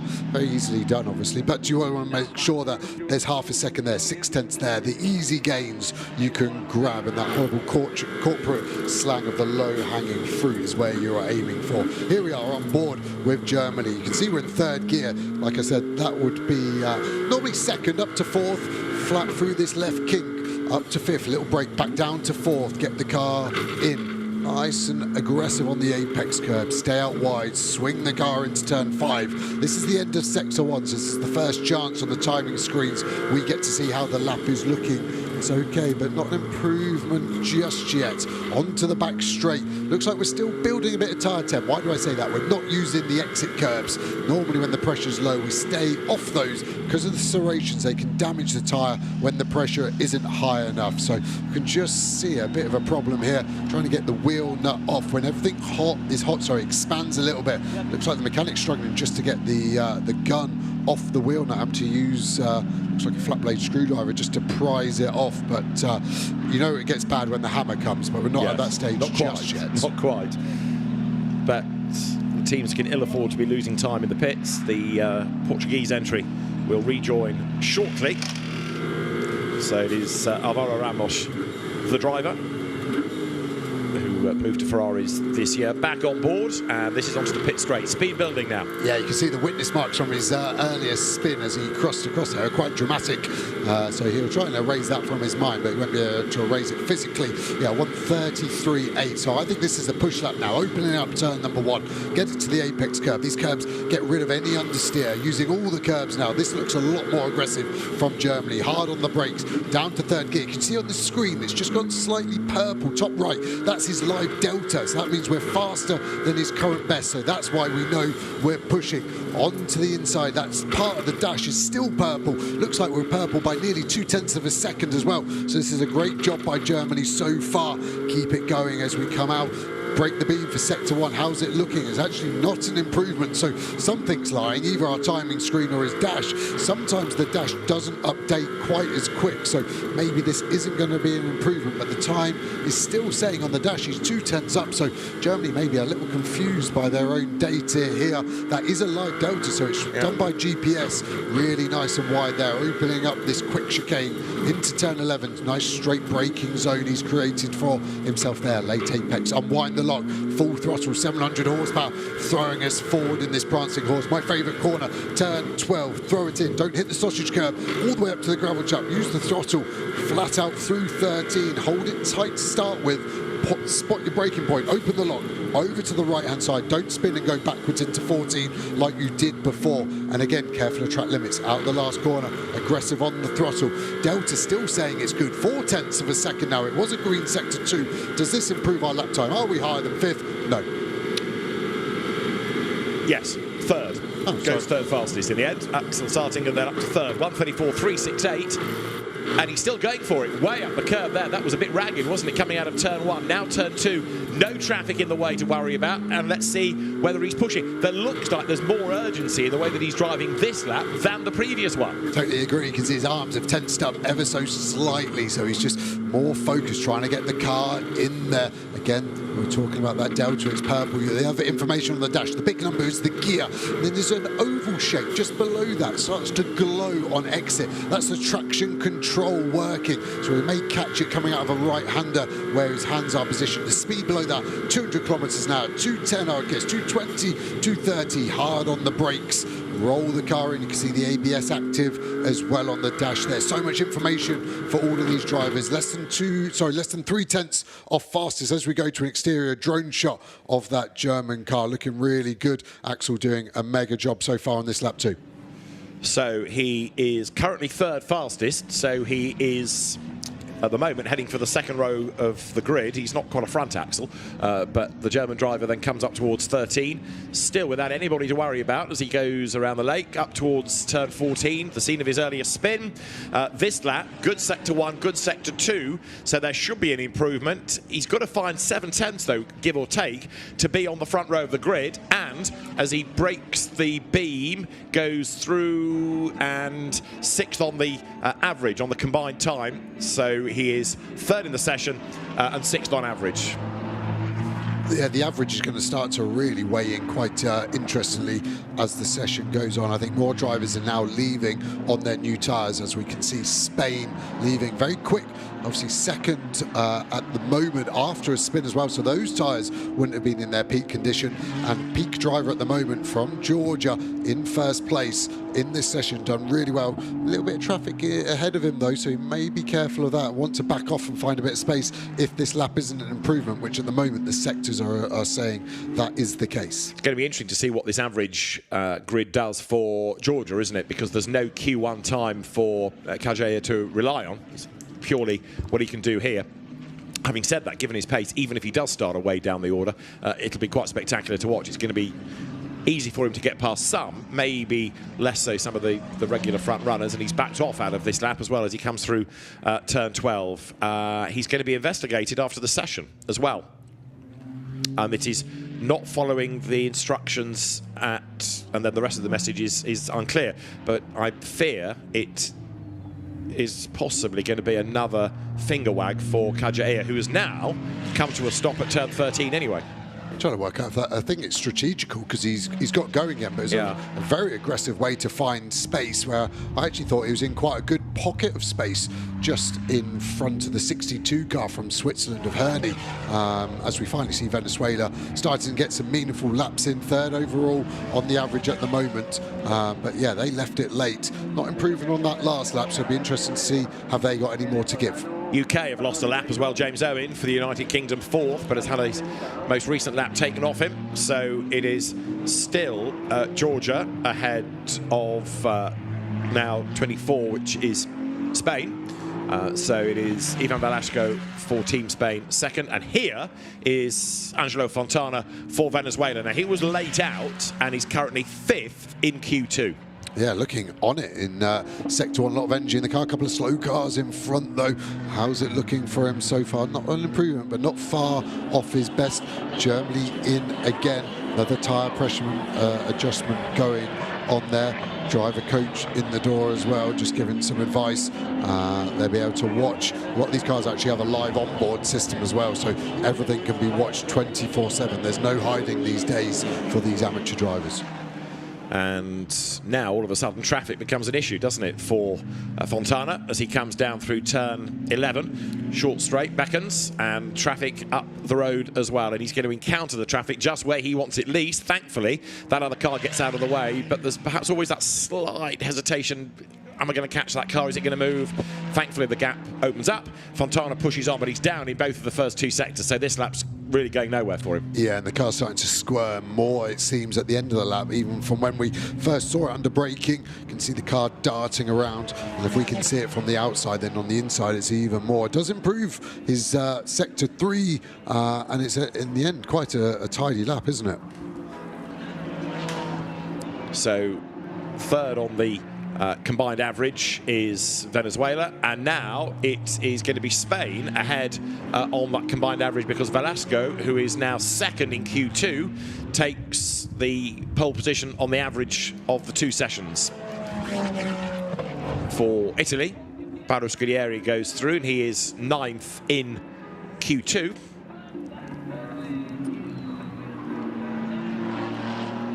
So the single make GT, which gets 1 race on the final day of the FIA Motorsport Games. Lots of track time afforded to them, 2 free practice sessions, 2 qualifying, all building up to 1 race, which comes, as I say, on Sunday. Still seeing some track limits, aren't we? Georgia have lost last couple of laps, as well as they're trying to improve their overall position. I have to say, everyone's done a very good job of finding some space. Just looking at the track map, everyone's almost equidistant across this Valencia 4-kilometre, 14-corner lap. So hopefully people can stay there. Another purple sector for Spain in Sector 1. How's it going to look into Sector 2? Big break into 8. You can see how big those carbon brakes are. They start to glow in dim light as well. Drone getting nice and close, struggling to keep up with the 700 horsepower car. Flew here, hard on the brakes, get back to the left, open up for a late apex, and off we go. We're going to break the beam for Sector 2, just under the gantry here. How's it looking? Another purple as well. So this could be a very, very strong lap for Spain. Although the best time of the session is now from David Kajaya, who has done a 1:33.344 now, and that's 0.3 quicker than anybody else, but he doesn't have another time to help with the average, so he's got to rely purely on this as Spain comes up to the line. So in Q2 it is Georgia at the top, 11th though on the average. What about Spain? The answer is pole position, a 1:33.052 there as he goes across the line. So it is now fastest in Q2 and the fastest average for Spain. Good effort with 6 minutes to go. Yeah, and our Spanish colleague goes wild next door in the commentary booth, so a lot of home support for Spain, obviously leading the medal chart at the moment after yesterday's first medal giving events in rally, and that's the fastest lap we've had of the weekend as well by some margin, 1.2 seconds quicker than any of the free practice times. So really starting to hustle on really well as we see Kinch now for Sweden crossing the line. Only 5 minutes remaining. The time has really flown by. I'm sure for some of these drivers they would like a bit more time as well just to go. Lisa Clark as well breaking the beam, 10th at the moment in this session. Venezuela improving on this lap, so for Angelo Fontana there is an improvement. Fontana up towards the line. Green. What's the 3rd sector going to be? It's another green, but 3rd is where he is. So provisionally James Owen, who is 4th in this session and was quickest in the end because the top time was taken away, James Owen could well be on for being 2nd on the average. We'll try and find him in a moment as Venezuela turns up now through turn 2. So currently it is good for Spain and conceivably good for the UK as well, but Venezuela not perhaps on this lap looking quite as quick down at 4. No, totally agree. Backed out of it quite early there. It was aggressive out of 2 and into 3, but must have either done a track limit at 1 or just seen the delta was impossible to beat. So time to go slow for a lap and then a time for a couple of pushes. Here's Team United Kingdom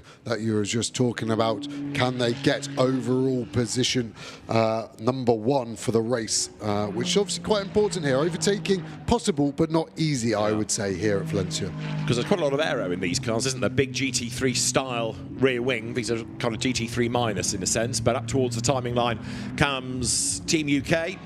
James Owen at the wheel, the North Wales driver, and he goes through. That lap was a slower one, a 1:36.6, a kind of start-up lap, and we saw 1 or 2 people do this earlier on in the day with a quick lap and then just let things recover, then go again, so not to stress the tyres too much. Here, though, David Kajaya has had more laps taken off him for track limit offences. He's under investigation for doing something wrong, which I think concerns the white line at the end of the pit lane. He's already been in strife with the officials for the wrong tyres out of Q1, so he's having a pretty torrid day. But when he's running, he's quick. Everyone loves a bad boy, right? Yeah, that's true. Just needs a bit of a break and he'll be well up there. But yeah, almost selfishly, if he does start from the back, which is obviously very likely to be last with what happened in Q1, it's going to be an exciting race watching him come through because he's got the pace to be right at the sharp end without a misdemeanor.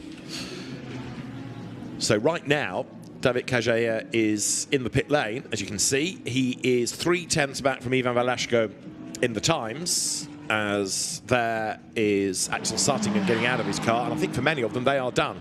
3 minutes to go. That's racer mum, or racer mom, for she's American, Lisa Clark, and having raced in the Le Mans support race for the Ferraris at the 24 Hours last year, no stranger to coming to Europe to race. 6 times she's won the Women's Cup in the Ferrari Challenge. And there aren't many representatives from the USA across the categories this year, but it's really good to have Lisa Clark here. Yeah, hugely experienced as well. And like we said earlier, the US Ferrari Challenge Series so strong. So that's where Ferrari have done such a good job, haven't they, launching all of these series across the world now. It doesn't matter which part of the world you're in, you can race a Ferrari Challenge car. Good to bring them all together here for the Motorsport Games and see who potentially is the strongest out of all the nations. 2 minutes to go then. Lisa Clark is 10th at the moment, ahead of Portugal. She's in the pits, as we've seen. Portugal is still out on track. This, in the meantime, is Italy, 9th. Paolo Scudieri in Q2, he is 9th. But, of course, it's the combined average that will determine the grid. And I suspect that even allowing for track limit penalties and everything else in the system, it's going to be a very jumbled grid, not necessarily what we think the order is at the very end. So Scudieri out of turn 14, heads up towards the line now. Doesn't run it out too wide. Good sector 1, not so good sector 2, and as he breaks the beam, he's up a place on the average, on the combined times for the grid. That means 7th for Scudieri. Yeah, good lap, really tidy. One more lap, everyone's starting now. Minutes ago, as we see Axel there out of his Team Germany car, just watching what's going on. Myrtle Motorsport there, very knowledgeable team within the Ferrari Challenge community. Not taking his helmet off yet. He's obviously not going back out, but he feels that's his little comfort blanket. If he keeps it on, it's going to bring him a bit more luck potentially. Now, Portugal currently at the foot of the times within Q2. So here, Alvaro Ramos trying to find effectively 0.8 of a second in order to go quicker and trump American Lisa Clark, but he's not been able to do so just yet as he comes up towards the line. So through goes Ramos, and that lap, no quicker. Yeah, you could say he was biding his time to start with, but no longer. He's hustling on under braking. See the car really quite leery, but then out of corner exit, just not letting the car flow quite enough, and that's some easy time. Unwind the lock on the power and carry it down the next straight. He'll be given everything. He'll know this is his last lap, so it is make or break. See if he can get himself inside the top 10. So Ramos, one of the relative few cars now out on track, because as you can see there are more and more sitting in the pits. But it's interesting, isn't it, that the session's at an end. I mean, there are 3 seconds on the clock, but drivers aren't getting out. I know they've got to drive the cars into Parc Fermé, but nobody apart from Axel Sartingen that keen to get out and watch what's going on. Ivan Velasco then, the fastest driver in Q2 and provisionally on the combined average, the pole position sitter as well. As a driver, it just always feels a bit arrogant getting out of your car before that checkered flag is thrown. So it almost feels like it's going to bring you bad luck or bad karma. So I used to do the same. You used to just sit in there, close the door, not to talk to anyone, didn't want to look at the timing screen and just hope that I was still fastest. And yeah, it just felt like you didn't want to bring any bad luck.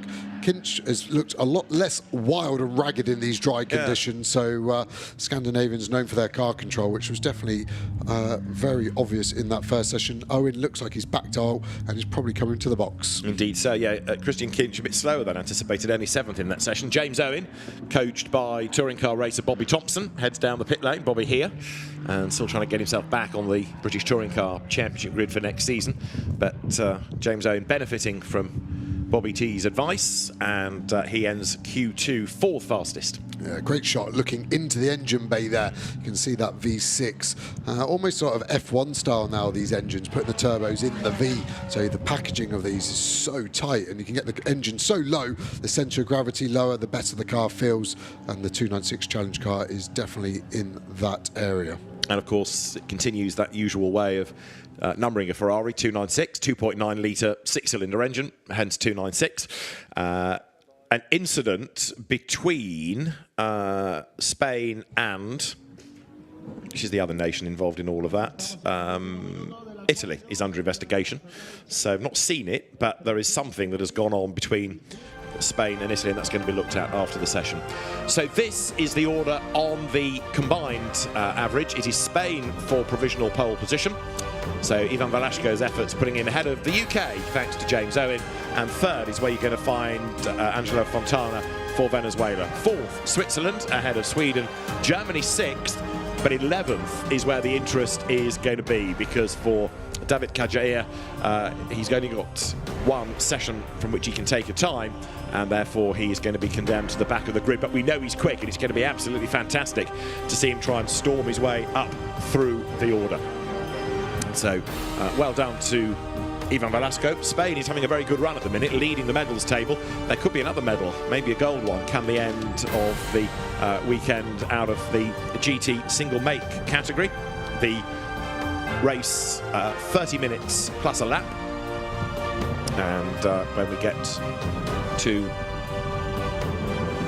the race itself, we'll find out tomorrow whether it's going to be gold for Spain or not. Meantime, as the sun shines over the Valencia circuit, the Ferrari Challenge cars from the single make GT qualifying session make their way down to the Parc Fermé area, and the circuit will be given over shortly to more activity with touring cars and GT racing still to come, and rallying on track at the end of the day. In the paddock there is drifting. At the other end of the Spanish circuit here is the special zone for the auto slalom and for karting slalom, so there's lots to keep the fans happy. Also within Motorsport Games there's esports in the city centre, there's karting, and there is the cross-car tournament at the nearby new Aspar circuit. But it is Spain then that tops the times, courtesy of Ivan Velasco Sanchez, the best lap at 1:33.052 during Q2, and a job well done for Team Spain.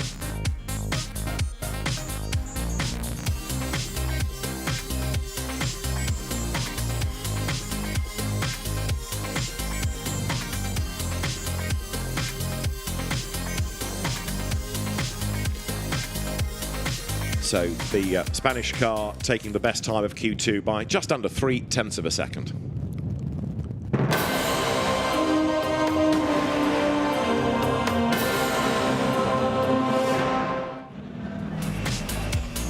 The second qualifying session for single make GT, all for the Ferrari 296 Challenge cars, was welcome for the drivers in as much as it was a dry circuit this time after having to cope with the wet weather from earlier on in the day. Italy for Paolo Scudieri's efforts, quick early on as he tried to get himself up the order. Trouble for one or two cars though, and in the pit lane, One Nation finding it difficult to get a tyre change done successfully. Alvaro Ramos for Portugal was pressing on, desperate to try to get himself up from the lower end of the order, whereas for Georgia, David Kajaya was also looking quick. So too, Switzerland, Christoph Herney, and he got himself up the order, but it was Axel Sartingen who was the first driver really to show good pace, but he did have a big spin at turn 14, and that rather compromised his efforts. Sartingen was able to recover, 5th in Q2. James Owen, though, was 4th fastest for Team United Kingdom, recent winner at the Ferrari Mondiale, the Ferrari World Finals. And for Team UK, 4th he would be behind Venezuela's Angelo Fontana. He, in turn, was just under half a second away from Georgia's David Kajaya, who is still being investigated by race control for an infringement early on in the session. But Kajaya certainly proved that he's got great pace. Not as good, though, as Spain, because Ivan Velasco Sanchez was the fastest, quickest in Q2, and on the combined average of the two sessions, putting himself on pole position for the 30-minute plus one lap race on Sunday. Very exciting stuff today. Yeah. It's all happening quickly, isn't it? It's brilliant. The paddock is completely buzzing. So many spectators. And what's really nice, the way that the FIA Motorsport Games works, is that the cars coming off the track and heading to Parc Fermé just basically walk their, tiptoe their way through the crowds, and everyone can get really close to these amazing cars, which we've just seen doing battle out on the circuit in the glorious Spanish sunshine. It's really, really spectacular. Of course, there are some 296s in the GT racing and the sprint racing and the endurance racing, but also these are the single make Ferrari GTs as well. So Spain going well so far since we've been here, which is good, and obviously that wasn't a great, didn't make it out to the grid for Germany there. Well, do you know what? If I see Spanish colours, I see German colours, I'm okay. Like, it doesn't matter to me. Once I see red and yellow, I'm happy because I'm also rooting for the Spanish team, of course, home team. There's an event happening, as you know. There are plenty of different streams. Karting Endurance, which is a 4-hour race with 3 drivers doing stints, is one of the races happening at the Aspar circuit. One of the crucial things about that is one of the drivers, every team, one of the 3 at least, has to be a female driver, has to be a woman. And in fact, the Portuguese team has an all-female lineup. And of course, a big part of the drive for the FIA Motorsport Games is to try and be more inclusive, to try and have gender parity across the board. And I believe we've got a guest who's about to join us who can talk a little bit more about that. Yes, she's joining us now. Hello, come here, bonjour. Thanks for joining us. Maybe you can tell us what your role is here at the FIA. It's great to speak to a woman because we've got many women competing and many female fans as well. So you can tell us more about that. Thank you so much. I mean, we are first of all very happy. I will just start by the girls who are sponsored by us from the Women in Motorsport Commission. We have 6 girls that are racing in the cross car mini category, and they're hilarious. They're from 8 years old to 12 years old.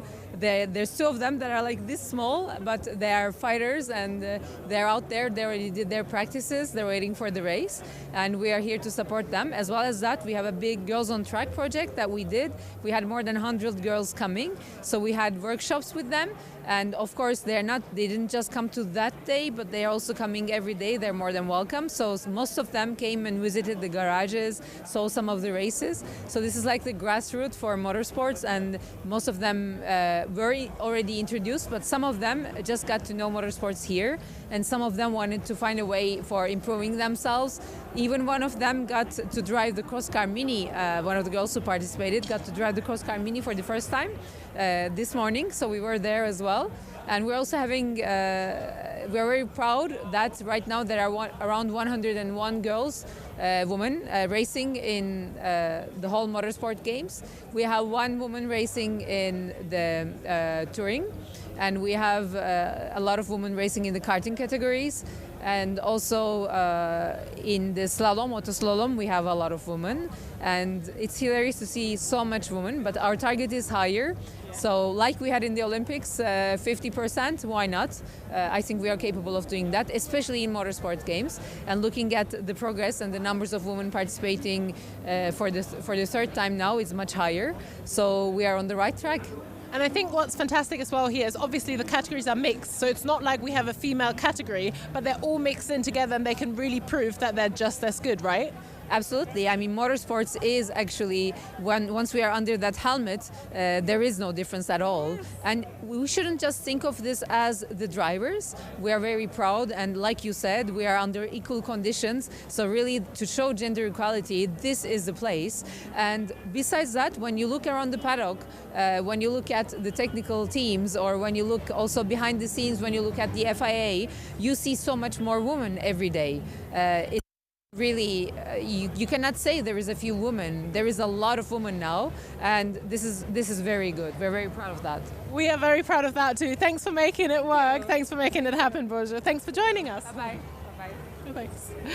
That's fantastic. I think it's so important to see representation. We have a lot of young fans that come here and see the women working and driving, and that is inspiration, isn't it? Also, just as what often happens with the FIA is people who know about the sport from the inside, when they work their way up, things get done differently. Berku was like a 7 times Turkish rally champion. She's absolutely been there from grassroots, worked her way up, and she knows what she's talking about. So massive respect to Berku and all the work the FIA are doing. So we're going back into the action. Enough from us. Back to the F4 Esports. Esports, yeah. We absolutely are. The revs will rise, as indeed will ours here in the commentary box, and we will get the first semi-final underway then from Spa-Francorchamps, and it's Singapore and Hungary on the front row. Hungary move over to the right-hand side slightly to try and cover it off, but Singapore keep that inside line nice and tidy. Italy trying to make a move down the inside as well. Brazil up there in 4th position too, and now we are going to start the slipstreaming already, Paul. Everybody through La Source for the first time, nice and clean. That is an important element of this race. Absolutely, you mentioned it there. They're very fragile in relation to what we've seen in the GTs. You've got to stay out of trouble, you've got to avoid contact, but that's the fight for the lead. We're getting a bit excited, even though we don't need to, because this lead going to change 100 million times. But look at Brazil on the outside for the run down into Le Combe for the very first time. That's the Brazilian car, I think it is. A little bit on the grass almost. The outside line is where you are vulnerable, but that will become the inside line. And look at that for a move. That was so tidy, but very gutsy at the same time, though. You have to have the confidence in your fellow competitors to cut all the way across like that. Back down the inside at Le Combe. We look here at Attila Bucci, the Hungarian driver, pulled off possibly the highlight move of the competition so far. Oh, there's cars off in the background of Brichet. That's the United Kingdom falling down the order, unfortunately, having a nightmare day. The United Kingdom, well, it's the Unitmare Kingdom at the moment, isn't it, to be honest? They've really dropped down. Israel involved in there as well. I think they seem to have dropped to the bottom of the timing tower with them. But Hungary hold on to third position at the moment. Brazil and Singapore breaking away as a bit of a duo, actually, Paul. If these guys continue fighting for third, that could certainly sort it out in terms of first and second.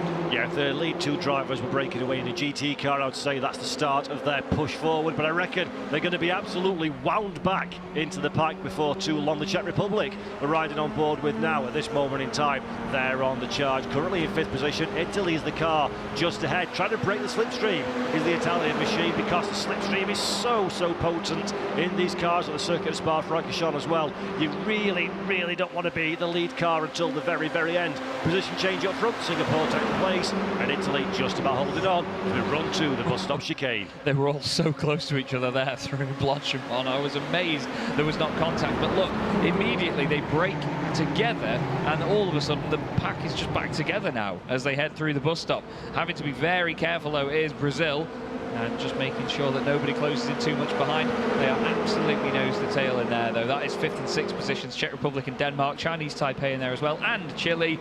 Oh, they're all just trying to avoid each other on the brakes more than anything. They weren't trying to make moves on one another. They were all just trying to get out of the way to make sure that the huge checkup that happened ahead of them didn't suddenly back up like some traffic back on our beloved M6 in the UK. And that's the thing, isn't it? It's a very different dynamic from what we've seen in the GT race previously. Yeah. Normally in that scenario, get your elbows out, fight for what you can. These guys are scattering, trying to avoid that's exactly the word.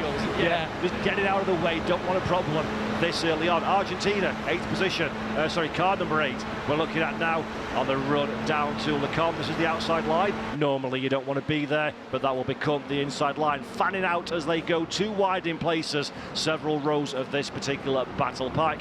And that is position not gained, surprisingly enough. Come off the throttle, stay out of trouble. It's not worth a fight at this moment in time. No, sometimes you will see people go for it around the outside of Le Combe to then get the inside for the exit. That's the best place to be, because then you can also sweep around the outside of Malmedy, the following corner, if you really need to. But we've seen drivers make it work first time round there. Interestingly, on that occasion, Argentina decided to back out of that one and say, nope, you know what, give it a bit more time, learn the craft of what this driver in front of me is doing, and see to go from there. Here's Tommaso Zappola in the Italian number 42 machine, side by side through Pouan, gradually just slotting back into place behind Hungary there. But look, it's a bit of a painful moment, Paul, because through this Fania chicane they can see the two cars in the lead of the race, who have swapped round again, by the way, just getting further and further away. Yep, that's the thing, as you squabble, the pack becomes slightly more spread apart, but again, the slipstream effect in these FIA F4 cars is so potent, and the track is so quick and so wide at Spa that it's difficult to break away. Trust me, if these two cars at the head of the pack stay there by the checkered flag,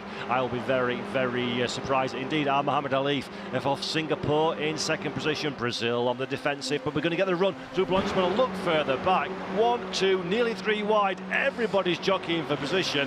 This is, I love these cars, Chaz. This is great stuff, isn't it? This has been one hell of an addition to the FIA Motorsport Games here in 2024, it's safe to say. Italy round the outside into the bus stop. That is gutsy as you like, but he's going to get it done. What about the cutback down the inside? Well, Hungary has seen that plenty of times before. They're actually blocked off here. It's the Czech Republic that are trying to come through now as well. Chinese Taipei in the mix. Denmark, actually, that is, sorry, just making this a quartet. They're nearly 3 wide into La Source. Everybody breaks. Everybody manages to avoid each other. That was close to contact there. Now they run side by side down towards Eau Rouge. On the left-hand side of our shot, it is Italy. On the right-hand side of the shot, it's the Czech Republic. Seems like the Czech Republic car, the latter, has got the run down towards Eau Rouge, and that is a very wise thing there, Paul, just to sit back in behind, then use the slipstream up the Kemmel Straight. I'm very reluctant to offer praise at this stage because that seems like I'm tempting fate. But there's been some very sensible car placement. Let's pretend we don't see bump drafting, because I really don't like that one on a personal note. But the Italian team trying to bump draft, just trying to help along the car ahead, the Czech Republic, give them a little bit of lump as we go round into Lecom once again. Mind your P's and Q's, make sure you give enough racing room to your rivals. Well done from all concerned. Italy, though, didn't work out at all for them. They've lost a couple of spots. Hungary and Denmark slide up into fourth and fifth, respectively. Yeah, it looked like Denmark were the ones that actually made the move on the inside of Lecom there. Just about stayed away from Italy. Italy trying to get the cut back down towards Bruchet on the exit of Malmedy. Didn't work for them that time round. Chile have gained a place. Chinese Taipei have now dropped down into 8th position. Croatia and Canada also going through at this moment in time.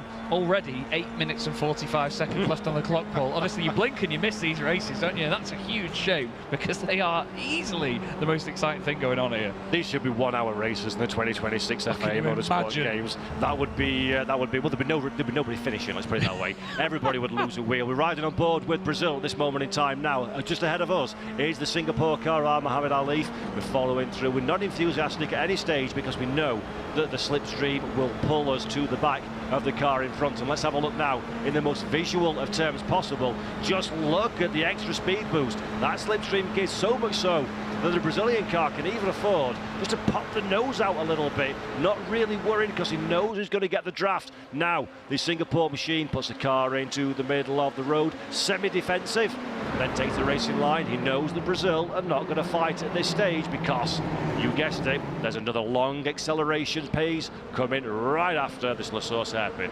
There, once again, we just saw a little example of what they do out of the final corner there. There's a humongous red and yellow curb that they can sort of ride the spine of the car along, and it can actually damage the floor of these cars. So you will see drivers running outside of track limits a little bit and then cutting back in at the final moment just to make sure they don't bang the floor of the car against that curb and make a bit of a mess of it, because the straight line speed here is very important as they get into the slipstream. So you want to make sure that you've got all the capability that you can have from these Formula 4 cars. As we've said, they're not the most powerful things in the world. I believe they're actually under 200 horsepower in a Formula 4 car. I don't think they're that powerful at all. 160 horsepower indeed. Thank you very much, Paul. Paul's actually done some research, and I haven't.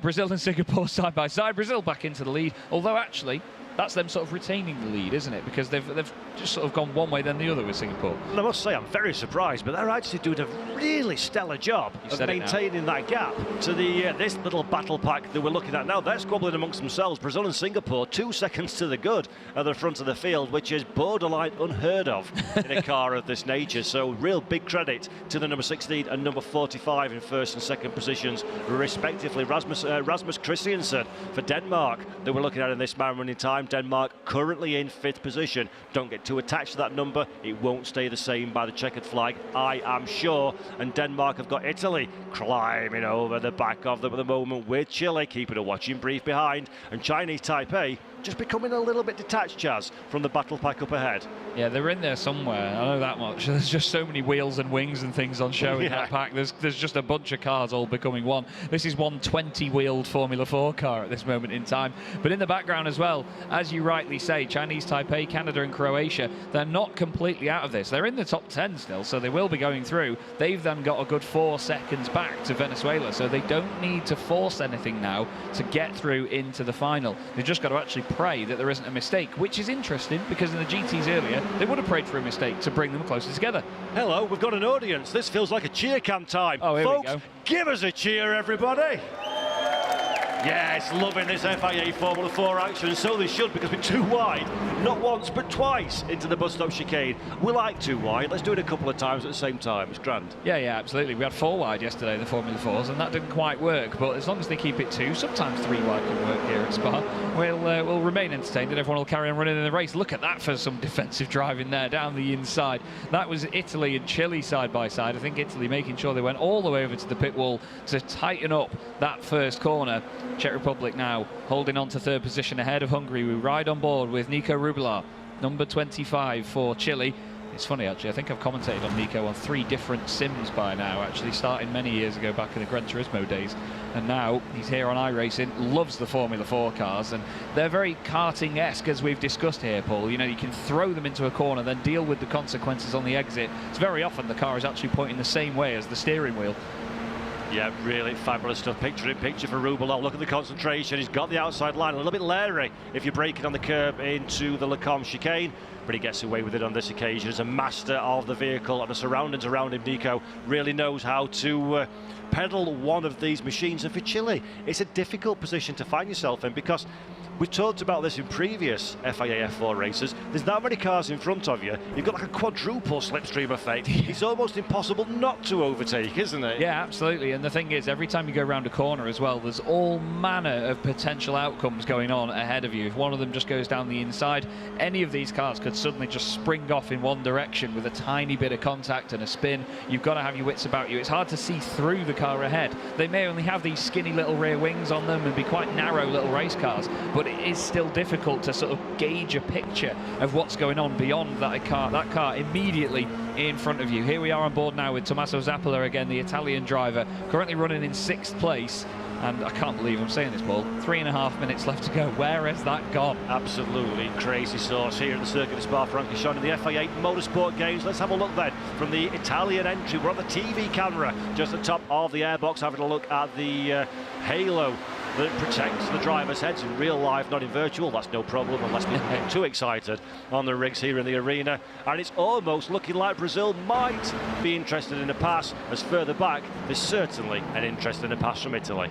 Yeah, definitely. We're going to have 2 more laps to go now, then 3 minutes. There's the little example I meant earlier about running wide of that curb, not scraping the car along it and damaging the floor. Brazil look quite confident in 2nd place here. You know, Singapore going really, really well at the moment and making this look relatively easy, actually. It's interesting that it's the sort of easiest lead that we've seen in these Formula 4s, I'd say, because usually it's a massive battle pack like this. This time, the battle pack is a little bit further behind. Czech Republic have gotten lucky here, actually, Paul, because they're able to move away a little bit from all of this. Italy and Hungary remain side by side, but they filter in good sportsmanship down towards Eau Rouge, because they know if they went side by side through there, that's more than just enough of a compromise. Yeah, absolutely. These Formula 4 cars are wonderful. You can put them everywhere, but side by side through Eau Rouge is the definition of an unintelligent style. So here we go then, 1, 2, 3, 4, 5 wide almost for the run down into Lecombe. That filters back down to 3 once again. You don't want to be on the outside of that particular challenge. A little bit of a snatch break as well, a little bit of telltale puff of tyre smoke, and really need to give each other racing room. Just about managed to pull that off, and even running a little bit late on the outside of the corner. A small ripple of applause from the audience signifies their pleasure at that particular move, and that was that hopefully will wake a few people up in the rigs to say, calm it down, lads, this is a bit close. Yeah, I went from holding my breath to a sudden exhale there, because that was very scary moments. I tell you what, Attila Bucci knows exactly how long the nose of that car is. The wing almost filtered right underneath that rear wheel of the car ahead through Malmedy. That was mighty, mighty impressive. You could see a little tap of the brakes as well mid-corner, because he knew he was going to understeer wide into the car next to him if he didn't do that. It's great sportsmanship, because sometimes when you're battling this closely, you have to make that little compromise here and there. Slow yourself down for the sake of a tenth of a second for you both to stay in the race, and that's really, really good quick thinking. Here's Portugal, David Sobrero in the middle of the pack. He's got Venezuela ahead, Barbados behind, and now we go back to the front of the field once again, because Brazil slipstreaming up to Singapore. Yep, so while they're still squabbling over who, basically this is a game of follow my leader. Who's going to be the leader into the last lap? If you're at this stage of the race on the final lap, you absolutely categorically don't want to be the point man going into the bus stop chicane, because you will be more vulnerable than a vulnerable thing in Vulnerableville. You really do need to avoid that situation. By the way, let's just cast my attention a minute to 10th position, the last of the cars that will make it through, and that is currently held by Croatia. They've got a big advantage over Portugal, who've managed to find a way past Venezuela a little earlier on in the race. Yeah, definitely. They've started to make a bit more progress, and now they're onto the back of that slipstream pack as well, and they've got a good gap behind them, so not too much to worry about at this stage. Really clever driving from these two at the front, though. They're not battling too hard. They're just cracking on with the task at hand. You could say, Paul, that they know their chickens, and they are doing a brilliant job of it. And this is the thing, you know, you could easily have a fight here, and Brazil will probably try and overtake Singapore at this point in the lap, but you won't see Singapore fight this one, I don't think, because they know they can slipstream them later to Blanchimont. Here we go. This is the move then to the inside. I'm surprised by this one, actually. I was sort of shaking my head as you said that. I thought Brazil would hold back all the way through this lap, but no, they've had their turn in the lead. It's not going to stay that way. Slipstream, as we keep saying, is powerful. These cars are relatively small, even though they're mighty. It's small in stature, mighty in nature. And Spa-Francorchamps is the kind of track where pretty much every corner you can overtake in an F4 car. I was going to say, yeah, in some cars maybe not, it's not quite the case, but yeah, definitely in these things, like we've said, they're like go-karts with wings, these Formula 4 cars. They are highly entertaining and just great fun to drive actually here on iRacing. I've spent a few laps in these machines around many a circuit. My local circuit back in the UK, Alton Park, matched with a Formula 4 car with all the undulation there is a joy. So I imagine these guys with this circuit as well, with Spa-Francorchamps being such a large, vast, open Grand Prix circuit, these cars will feel even smaller, but there's just more places for them to put them. Yeah, absolutely. Tailor-made is this combination. It's almost like we picked this especially, and that's a little bit, that's the curb strike that Chaz was talking about, where the bottom, the flat block plane of the car hits the curb and it kind of shimmies all the way along it. Your wheels don't touch the ground so much, and then you really are a bit of a passenger at this stage. For Mohamed Alif, though, that one's given him almost a bit of unexpected advantage, because he's got now that real estate to slipstream onto the back of Brazil for the passing to the bus stop. Yeah, absolutely. This could be the move for the victory right at the end here. Is he going to go for this? Is Mohamed Alif? He moves to the left-hand side. Now that's going to be the outside for the bus stop chicane. He's going to go as late as he dares on the brakes. Hold your breath, everyone, because here we go. Round the outside, he does it. Oh, there's contact, though. Brazil runs wide as well. Nothing malicious in that, but Luis is going to take the victory. Mohamed Alif will still be very happy with second position. Czech Republic in third, Italy fourth, Denmark fifth, then it's Chile, Hungary, Canada, Chinese Taipei, and Croatia. How brilliant is it, Neil, to have the F4 and then have like Spa-Francorchamps as a circuit, but we are in Spain. Yeah. We get the best of both worlds, don't we? Yeah, these sim racers come all the way from all around the world to come to Valencia to race at Spa-Francorchamps in an F4 car, and they could go home with a gold medal, which is brilliant. It's amazing. I think we are going to have a look at some drifting action, which is a clear fan favourite here. Earlier when the drifting was on, the bridges, which overlook basically the drifting circuit, were packed. Yeah, just over there behind us. The drifting is well underway, and we've got some spectacular shots. The first battle up, a match up, they kind of ride in tandem. We have Kevin Pazur in the BMW M2 from Estonia up against Japan's Koji Tada in the Toyota GR86. And it's a brilliant purpose-built drifting track. It's built specifically here at the Circuit Ricardo Tormo for the FIA Motorsport Games. And you can see how they sort of work together, but they're kind of competing for style, precision, and getting as close as they can. And let's have a look now at, we should have the Greek representative, Christos Chansaras in the BMW M3, and another Beamer next to him is Pieter van Hoerik of Belgium in the E46 M2. So an all BMW matchup here. And the beauty of this is that there are loads of people who are kind of, since the FIA started sort of an international FIA Drifting Championship, I think it was 2017, it's now become, you know, a properly sanctioned event. It used to be, you know, kind of something that you did on the streets, but now it's the real deal. And there's some great names to look out for, like Ali Maksid and Jacob Chigonsky. But basically, all of that is happening just over there. So if you get a sort of drift of smoke across behind us, or if we become sort of invisible for a moment, that is because drifting is happening and they are burning tyres. I've said it before and I'll say it again. I feel like drifting is the dancing of motorsport. Yeah. It is quite fun to watch, and it is like a little duo dance that they're doing up there. So definitely worth a watch. And And there's no kind of, they try not to touch in the same way that we're about to watch touring cars, where rubbing is racing, but you're not really supposed to touch each other. We'll have a look at touring cars right now. So we're back with our commentary team to have a look what touring is all about and go back to the track.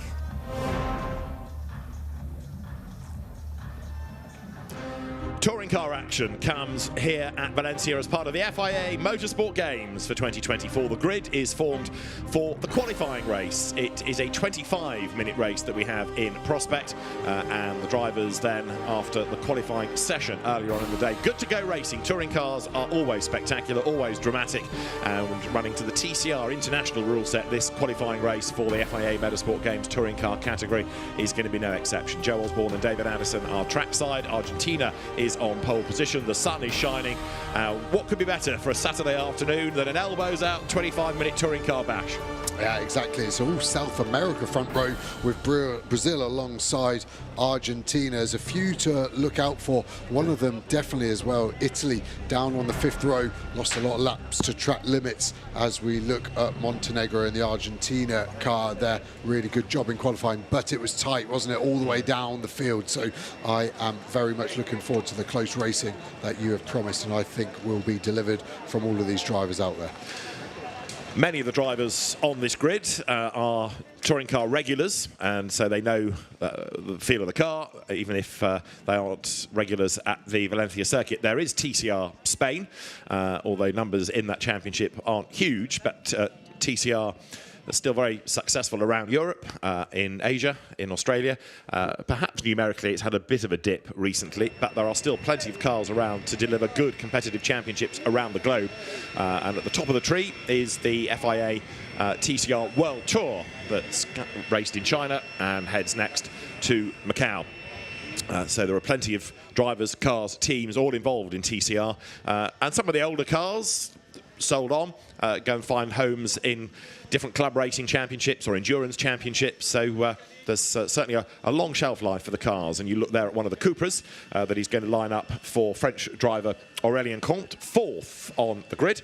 Aurélien Comte, who was the Peugeot RCZ champion back in 2014, but he is currently 2nd in TCR Europe, a race winner within that championship, and he was impressive in the qualifying session this morning, so Comte could be one to watch. Yeah, and obviously the track fully dry as well now. We had some interesting conditions this morning. Valencia overnight storm took a long time to dry, and we saw the touring cars take a little while to get some heat in those tyres, especially the rears. Obviously, remember these are all front-wheel drive cars, so not much energy goes through that rear axle, and that means the rear tyres don't heat up quite as quick as the front. So expect some nice big drifts from these cars on the first few laps as they generate that tyre temp across the rear tyres. You'll see a lot of cars as well vying for position, able to lean on each other, not too much of the lap time generated from downforce, so they're very good at following bumper to bumper and sometimes bumper inside other bumper. Well, the grid is, as we've been saying, headed by Argentina. It's a 1-by-1 staggered grid to make sure that there's no huge drama away from the line. They'll get a final formation lap to put some warmth into the Pirelli tyres. We're into the last minute of the countdown, which is why the grid is being cleared of officials, of camera crews, of engineers, and the final few people on there are going to be making sure that engines are fired up. And at the front, there will be a board that in a few moments, we'll say 15 seconds, by which stage the grid has to be clear, and then the cars are set to be released. There's a good mix of cars within the grid. You've got Cupras, you've got Hondas, 2 types of Honda Civic, also Audi and Hyundai represented. Sadly, Belgium had to withdraw due to a family emergency for Giovanni Scanardi, and also Sweden had to withdraw. But we've still got a good global representation, and could Argentina scoop the medals? Well, we'll see, because it's Argentina and Brazil at the front, from Spain and France, and then Germany and United Kingdom. Yeah, we've got a couple of countries as well that we've not seen in some of the other disciplines, Bangladesh and Indonesia as well. Indonesia actually didn't set a lap time in those tricky conditions, lost control of the car, didn't they? Through turn number 9, got stuck in the gravel and weren't able to rejoin for the remainder of the qualifying session. Green flag, and the cars are on their way. Yes, and then just to compound the woes for Indonesia. The car was worked on, having been hoiked out of the gravel, and it shouldn't, because it was therefore in breach of Part FEMA regulation, so €300 fine went the way of the team as well. So a bit of frustration all round. However, that was on a damp circuit that the spin happened. It's now bone dry, as you can see, although a bit of a twitch from the French Cooper there, of Aurélien Comte, going down towards turn 1. There are 1 or 2 drivers you could argue out of position on this grid, and let's have a look at how they line up then. Argentina and Brazil share the front row. Ignacio Montenegro, who races in Spain, on pole, and Brazilian Rafael Reis alongside him. Spaniard Eric Genet for the home country, for the home team, the medal table leaders, 3rd, and for France, Aurélien Comte starts 4th. 5th is Team Germany's René Kircher, and for United Kingdom, Jensen Brickley, the former Briscoe Mini Stocks racer and double saloon car champion back in the UK. He is ahead of Czech's Adam Kout and Denmark's René Poulsen. On the 5th row of the grid, you've got the Italian driver Marco Butti, one to watch after losing lots of laps in qualifying for track limit offences. And from Canada comes Megan Tomlinson alongside. Then is the Turkish driver Zekai Özlem, and from Bangladesh Avik Anwar, with the last driver on the grid being Umar Abdullah after his spin into the gravel in the qualifying session. He did not do a lap, so he's up against it in terms of track knowledge here, but it's going to be really intriguing up at the front. You've got to say, Ignacio Montenegro probably does start as the favourite because he looks so good in the qualifying session. This is the qualifying race, therefore there aren't any medals at stake for this. What we're doing here is deciding the grid for the longer, by 5 minutes, main race tomorrow. Yeah, the big consideration here at play is track limits. We've seen a lot of it in all of the races so far today, and people getting 5-second penalties. So I think that could be in play here to maybe the overall result. So the drivers have to have that in the back of their mind that yes, they need to be pushing, but if you push slightly too hard and run wide 4 times, you're going to get that 5-second penalty, and that's going to really shake up the order, I think, come the end of this 25-minute race. Yeah, true enough. So keeping out of trouble is one thing, and of course keeping a straight car is another. You do not want to give your team a whole load of work for the main race tomorrow. There's no warm-up session for any of the categories, so you go straight into the race. And the field now coming up towards the grid. They're looking at the back of the field.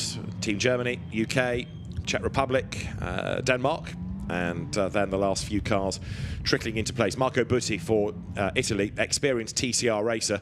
Disappointing, really, the grid position, but he kept throwing away the laps by exceeding track limits. And if he does it in the race, then it's going to be time penalty after time penalty. Yeah, he had 3 laps that were good enough for the front row, didn't he? And all 3 of them were taken away from him. So, yeah, he's got a lot of work to do at the start of this race. So Ignacio Montenegro then is the man on pole position.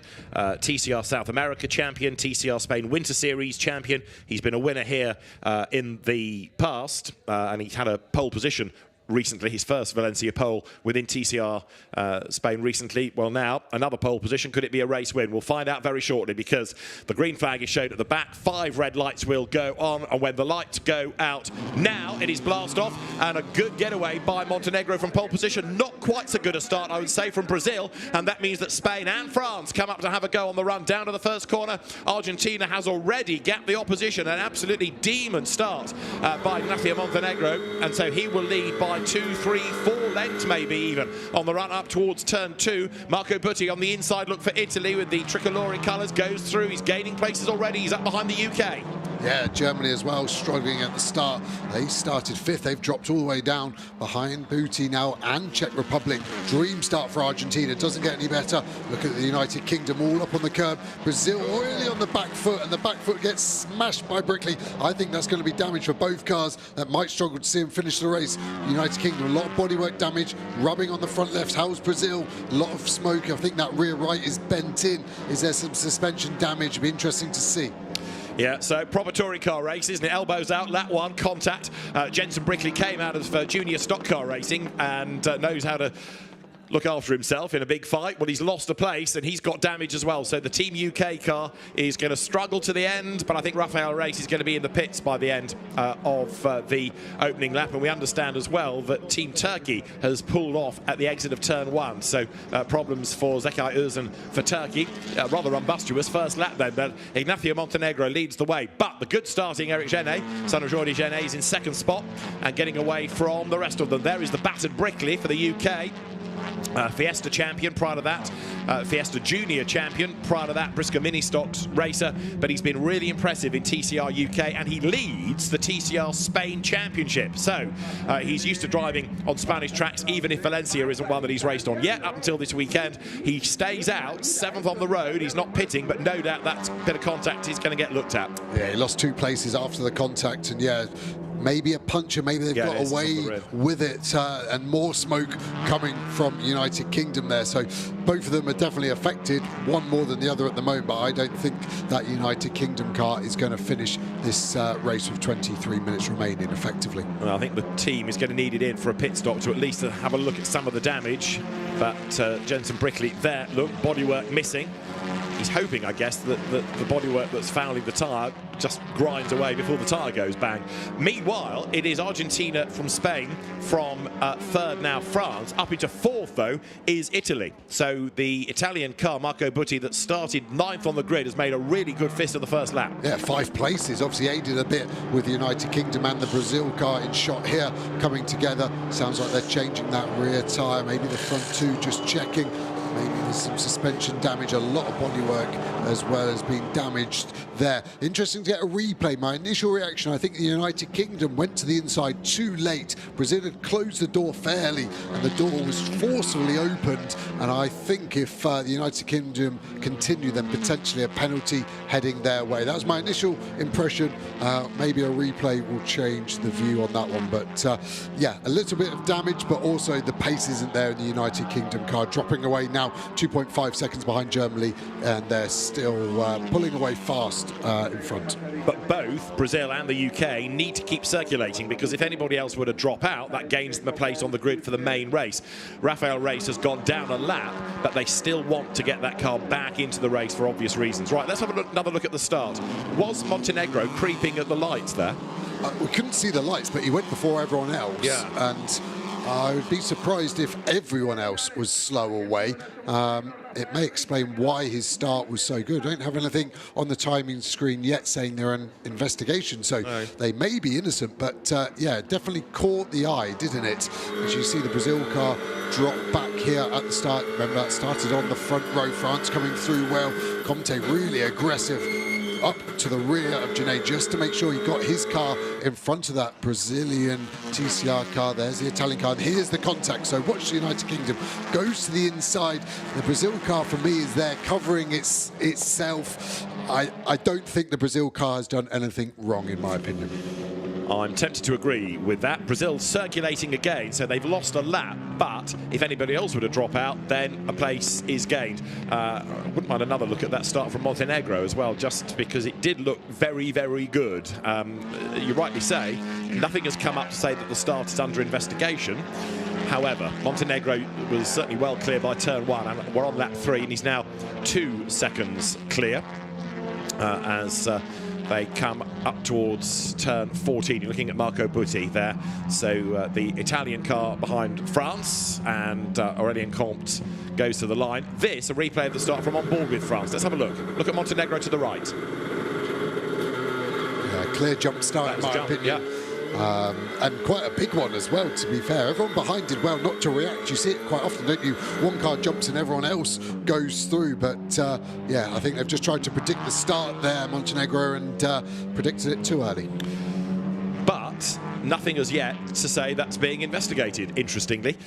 So I wonder whether one or two of the teams might query it post-race. Either way, Eric Genet for Spain is now 2.3 seconds back.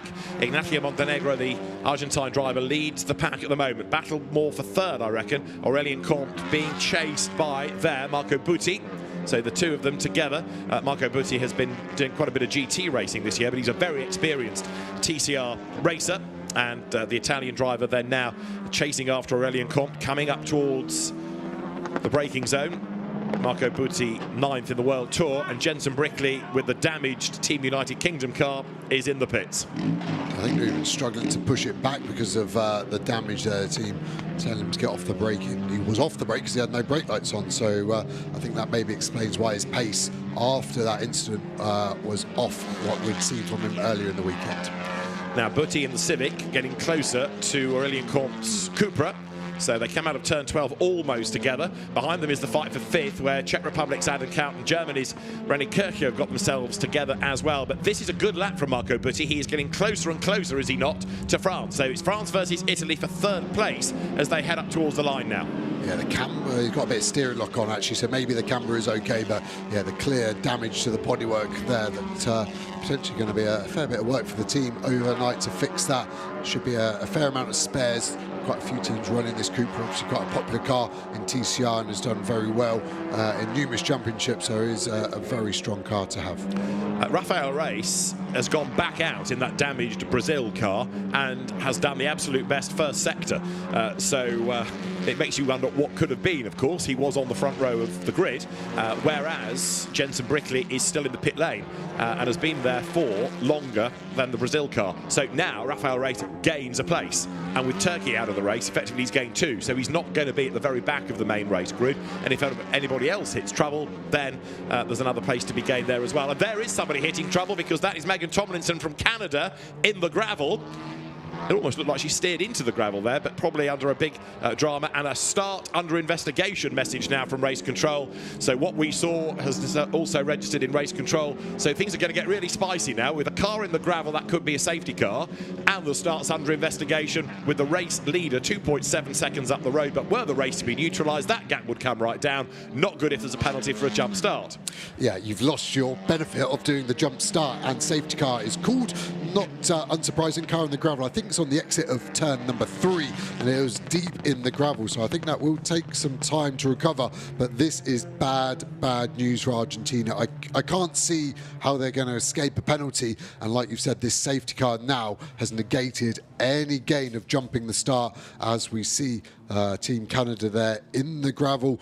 Marshall's really quick to the scene. It is on the exit of turn number 3, so they've got to it quickly, and this could potentially only be 2 or 3 laps under the safety car, and would maybe give us just around 10 minutes of race time remaining, wave past the Brazil car, so he's going to get one of those laps back. I don't think that it should put him on the same lap as the cars in front, so that has given him a good chance. The team has done a really good job to get that car in and out so quickly. So Rafael Reis trying to play catch up.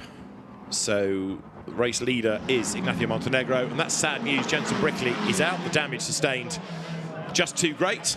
So the young Brit, who lives a stone's throw away from Mallory Park circuit, walks around the back of the car, and the team already setting to work, trying to repair that for tomorrow. But big shame. So Jensen Brickley clambers out, and you can see the expression, very frustrated. Yeah, it could have potentially be quite a painful one as a driver as well. Not just the up and the down, but the way you hold the steering wheel with your thumbs in the spokes.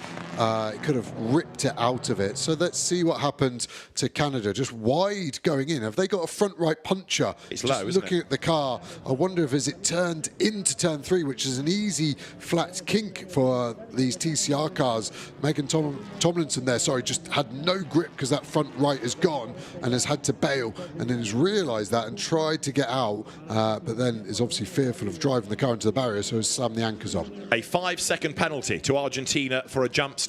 Ignacio Montenegro, the race leader, is being given a 5-second penalty for a jump start. 5 seconds actually is not that draconian, is it? It actually felt like he nearly went 5 seconds before the lights went out, but the safety car has put pay to it. The penalty shouldn't be affected by the safety car, so if it had stayed green, that potentially wouldn't have hurt too much, because his gap was getting up to 5 seconds by that point. But yeah, this is going to be hard now, probably with what, 6 flying laps going.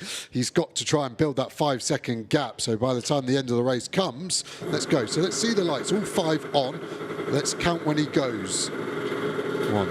It's like nearly a 1.5, 2 second jump, so to be added 3 on top, I think is not the harshest penalty we've ever seen, that's for sure. Yeah, quite often it's a 10-second penalty for a false start. Let's have another look at Brazil versus United Kingdom. This is going down towards turn 5, and Rafael Reis for Brazil is ahead. Jenson Brickley thinks, I'm going to switch sides because I'm quicker, but there isn't really a gap, and he's never alongside, is he?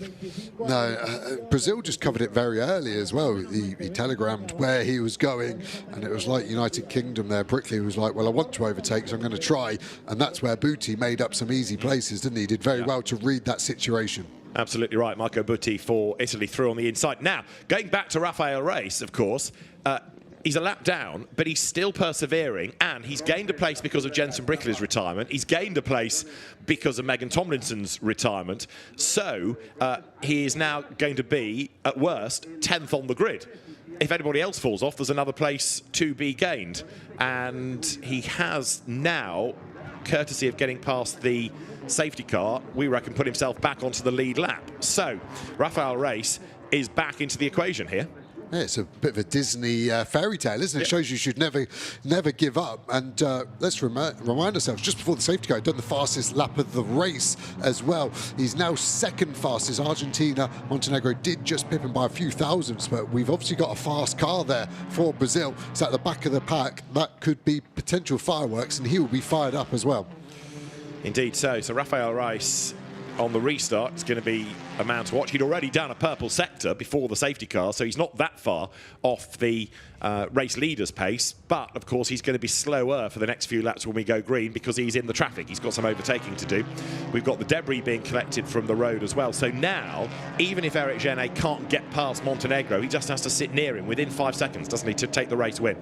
Yeah, and they'll be communicated that, and yeah, it's going to be interesting. The 5 seconds added on. Where do I think Argentina will drop to by the end? I think it could be as low as 5th or 6th looking at people's paces, and I think that's where Brazil could potentially get up to, somewhere around Team Germany, maybe Team Czech Republic, depending on how quickly Brazil can sive through the traffic. As we go on board, you can hear the cars backfiring off throttle. Sound brilliant, these cars, and yeah, we're getting ready for a restart shortly.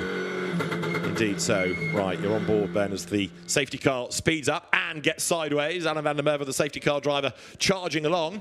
Ignacio Montenegro now is up to turn 12, and it's now up to him to control the pace. So they all start to bunch up. It's going to be fascinating to see what he can do to try and stretch out 5 seconds. But Rafael Reis for Brazil at the back of the pack now, 10th. What progress can he make as the cars come towards turn 14?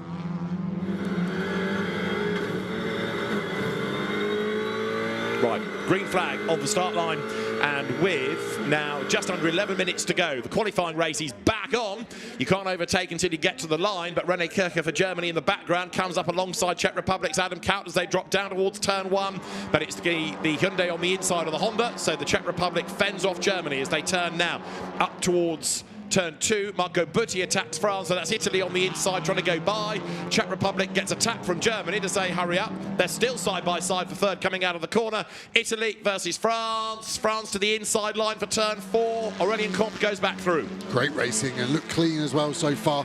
Italy now tucking back in behind Comte in the French team there, and I think his next chance is after this next left-hander. Can he get a run? Germany still close as well to the Czech Republic, looking really strong on the brakes. Both Italy and Germany taking chunks out of the cars in front of them respectively. Brazil are past Indonesia as well now as we come into turn number 8. How are we looking under braking? Haven't seen any big lockups yet. Remember, these cars don't have ABS. Brazil now past Bangladesh as well. Denmark is next on their radar. So 8th now for Brazil. Rafael Reis away like a robber's dog on the restart here, isn't he? He's sliding his way through the traffic, but there's a bit of real estate to make up before we can get Brazil onto the back of Denmark. You'll see there the orange car at the back of the train, and there's the gap before the green and yellow livery of Brazil comes into play. But in fairness, Rafael Reis is gobbling up that gap hand over fist. Up front though, Ignacio Montenegro for Argentina still leads the way. And 9.5 minutes are on the clock as Marco Butti tries to find a way up into third. René Kircher for Germany to 5th, and it might be battered, it might be bruised, but it's still quick. The Brazilian car of Rafael Reis, who now makes that run up towards the timing line once again. Through comes the Cupra. Lead gap, though, is 1.2 seconds already. I think Montenegro is going to be able to get that 5 seconds cleared. Yeah, the first lap was brilliant. We didn't expect that, I don't think, from the pace we saw before the safety car. So maybe that Argentina car turns its tyre on slightly quicker, and then it's going to start to drop away again, because Spain were so quick and closing in on that before the safety car. So let's see. But yeah, at the moment, that 5-second gap would look quite positive. After one lap, that 5 seconds isn't going to hurt so much as I initially thought. So Eric Genet is trying to stay with him.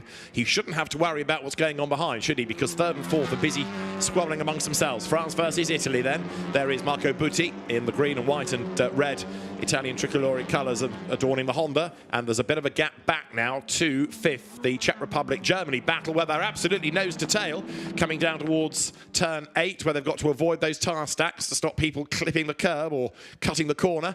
And Marco Butti heading down towards turn number 11. Whereas behind, I think René Kirker's Honda has just dropped away ever so slightly. Lock up from Czech Republic's Adam Kaut, though.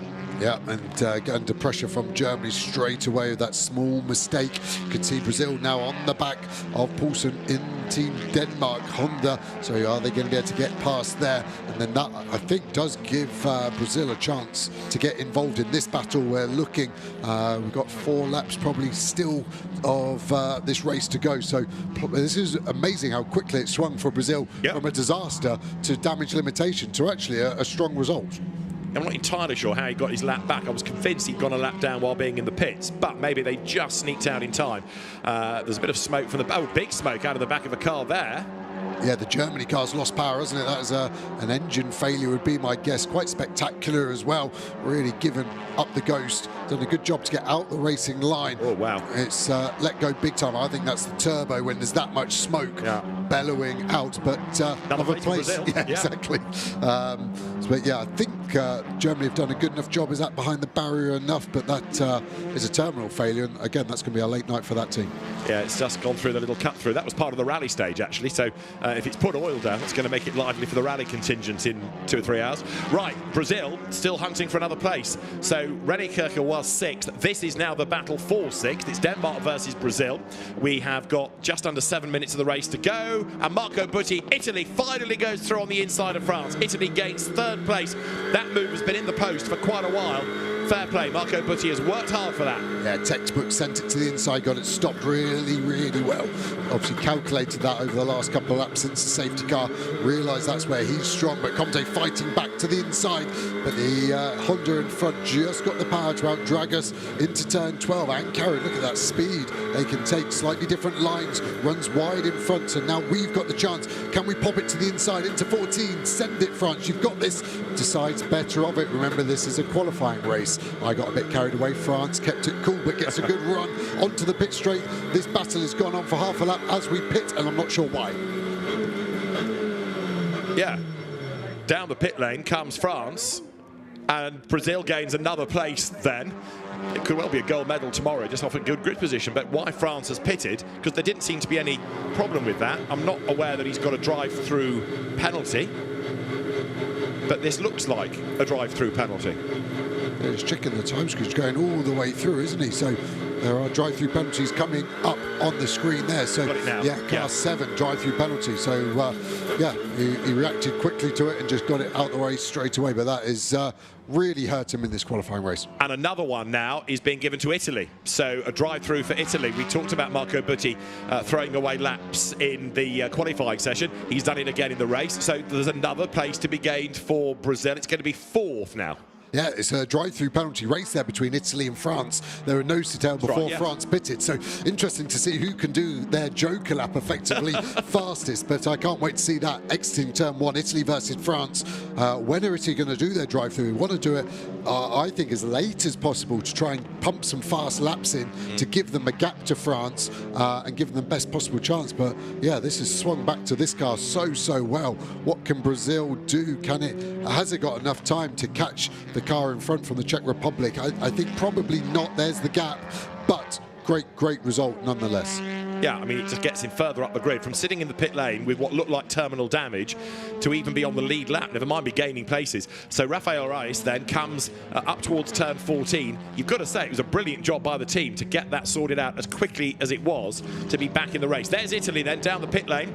So Marco Butti was in third place. He comes down the pit lane. Where is France? Yet to appear onto the pit straight. So that means that now we're going to have Czech Republic third. We're going to have Brazil fourth. And still 4 minutes of the race remain. That's Denmark. Right here, coming down the pit lane is Italy. Looking for France in the background, coming under the gantry now. There's another battle going on here, look, between Bangladesh and Indonesia. And Marco Butti is ahead, but he's only now up to speed. Is he going to be able to stay ahead of France? He's not, so France goes back ahead. So Aurélien Comte back ahead of Marco Butti. That means France is ahead of Italy once more. Yeah, great battle. It's a shame not everyone had to do a drive-through penalty. Like I said, surprised Italy maybe didn't do another lap to try and build that gap. I think he overslowed the car coming into the pit entry as well. I think that was the difference. France did a very clean job of getting down to the speed limit and back up to speed.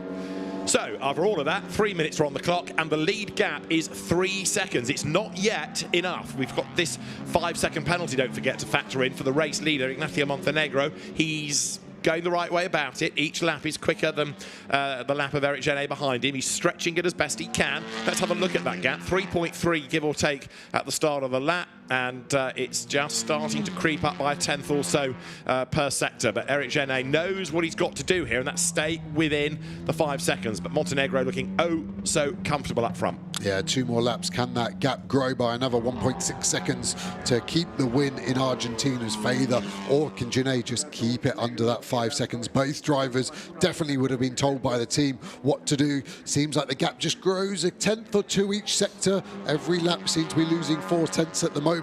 So he should be safe on that trend, but one mistake either way could swing the win in this qualifying race. 3.6 seconds. There is the most pointless of penalties being offered to Jenson Brickley. A drive-through converted into a 30-second penalty for causing a collision, but as he's out of the race, it's not really a penalty. No, because even Team Turkey didn't complete a lap, so I don't think it's going to change a single position. So, yeah, I think you'll just have to smile and say thank you for that one to the race directors. Exactly right. A grid drop for tomorrow would have been perhaps equally pointless because there's only one place to drop. Rafael Reis, in the meantime, is charging along, 2.6 seconds now behind Czech Republic. But for the lead, it is going to be close, this. It's 3.6 seconds in the first sector, another 4 tenths pulled out by Argentina over Spain. And then behind, you've got, as I say, Czech Republic, 2.6 seconds up on Brazil. That, again, I'm not convinced he's going to come down before the very end, but just to be on the second row going into tomorrow's race is a huge result for Brazil. Yeah, imagine offering him that when he was sat in the pit lane after lap 1 with what looked like a lot of damage. Team did a mega job to change the punch and tire. Genet hopping over the curb there. Turn number 12 gap now at 4 seconds. This is still tight to call. A second to find in one lap is going to be a big ask, but I think Montenegro is very, very pumped up here after mistake on the line. Pulling away way too early. Looks like he's got a chance to get away with it. Just saw a black flag there being offered to car number 99. That's Marco Butti. So I wonder what he's done. Is that more track limits? Let's have a look. It's not yet. He has had more track limit warnings, another 2. So it's 25 minutes, which will elapse this time, and then 1 regulation lap. So we're almost at the end, as you see France then getting through the traffic as through they come, and a black flag for Marco Butti for multiple track limit offences. So that is the equivalent of race control losing its rag, isn't it, really, and saying enough's enough, just stop now and come in. So Marco Butti being black flagged, which means report to the race director. It doesn't mean you're excluded. It's up to report to the race director. He may allow you back out, but effectively it's the end of the race because of the time on the clock for Marco Butti. We've hit the 25-minute mark. So at the end of this lap for the leader, there is the regulation lap. And that regulation lap could be the salvation for Ignacio Montenegro because he's 4.3 seconds up the road now. And by the end of another lap, should be further ahead. Yeah, it's up to 4.5 now, isn't it? So he's done a really strong job. But yeah, effectively that's the red card for Butti there in motorsport terms, and he's had a tough day, hasn't he, for track limits. Lost so many of his laps in qualifying, and yeah, he just needs to find a level he can drive at because he's obviously so quick, but it doesn't matter if you're getting off the track that often. Right, so there's the leader about to start the last lap. And Ignacio Montenegro now comes up towards the timing line. So the last lap board is there. He will go through, and he's oh so close to negating the penalty. Through he goes. Let's have a look at the gap. 4.4 at the last sector. And starting the last lap, he is 4.678 seconds ahead. So can he pull out just over 4/10 on the last lap? The evidence would suggest yes. I agree too. I think you might even get that gap by the end of this first sector. Just seems to be gaining more and more pace. Janae's being quick. Look at the gap all the way back to Czech Republic now, 8.7 seconds. Brazil closed the gap a little bit, but still at 2 seconds. So the Czech car has been quick throughout this race too, but these two really in a group of their own, and Argentina look like they're going to get away with that mistake at the front. So last lap, and as the cars come up towards the end of the first sector, job done. He's over 5 seconds clear. So Ignacio Montenegro has cleared the penalty that he was given for that jump start, and Eric Genet will be hugely disappointed about that because he's not been able to match the pace, bearing in mind they were all bunched up anyway thanks to the safety car. So he's lost 5 seconds really in the second half of the race. Yeah, 10 minutes. Yeah. It's been an amazing pace and metronomic as well from Argentina, not seeing any track limit warnings either. So yeah, they've obviously got that Honda in a good place, and they're going to start from the best position for tomorrow's race. Who's going to get the medal in the TCR category? So Ignacio Montenegro, we were predicting at the start of the day, was going to be one of the favourites, and he has lived up to that reputation, hasn't he, in a lively race with lots of drama going on early on. Track limit penalties, Joe was suggesting, would be a factor, but have they ever been? Checkered flag in the qualifying race for touring cars. Argentina wins thanks to Ignacio Montenegro. Spain will be second, and Czech Republic set for third. No medals at stake here. This is just determining the grid for tomorrow's main race. So Argentina, Spain, and the Czech Republic take the top 3, but after a pit stop and big damage sustained early on, Brazil 4th is quite a result. Then you've got René Poulsen heading for 5th for Denmark, and after a drive-through for track limit offences, 6th for France is going to be provisionally Aurélien Comte. He's on his way to the line ahead of the Indonesia and Bangladesh battle. So out of the 13 that started, only 8 make it to the end, with engine failures, with damage, with black flags for track limit infringements. Again, I hope race control haven't booked an early dinner, because they're going to have quite a lot to look at this evening. There's a lot to take from it. Yeah, I just hope the cars with the damage that didn't finish get a chance to be repaired overnight. Obviously, the German car had a big terminal failure there, and the British car having a lot of damage as well. See the cars going offline, just getting the pickup to make sure they're okay on weight and ride height, but great job by Montenegro there, really in a class of his own pace-wise, wasn't he? Yeah, somebody that came from single-seater racing into touring cars, ex-Spanish F4 racer. So the Argentine, even though he has done most of his racing in Spain, very proud Argentine driver, triumphs over Spain with the Czech Republic in 3rd. A win for Ignacio Montenegro then for Argentina, Eric Genet taking 2nd for Spain, and the Czech Republic's Adam Count 3rd. 4th for Brazil, Rafael Reis ahead of Denmark's René Poulsen, and for France, Aurélien Comte fending off the Indonesian entry of Umar Abdullah and Avik Anwar for Bangladesh. And they were the finishers. We lost Marco Butti thanks to a black flag, René Kircher with an engine failure, a puncture and a gravel trap for Megan Tomlinson for Canada, damage for Jensen Brickley, mechanical woes, may have been a drive shaft off the line for the Team Turkey driver Zakai Özcan, because he only made it as far as turn 1. So for some of the teams, there's a lot of work to do overnight, that is for sure. But there's some celebrating to be done for Ignacio Montenegro, and the final gap, half a second, but that was enough, of course, to clear the penalty. Yeah, it did so well. It'd be interesting to hear from him and see why he jumped start. Was it a mistake, or did the car just lurch forward? You do get it sometimes when the clutch starts to bleed away from you and it lurches forward. So an impressive recovery drive, really, that, for Ignacio Montenegro, but with quite a few incidents to look at, it might well be a change to the result. We'll let you know tomorrow.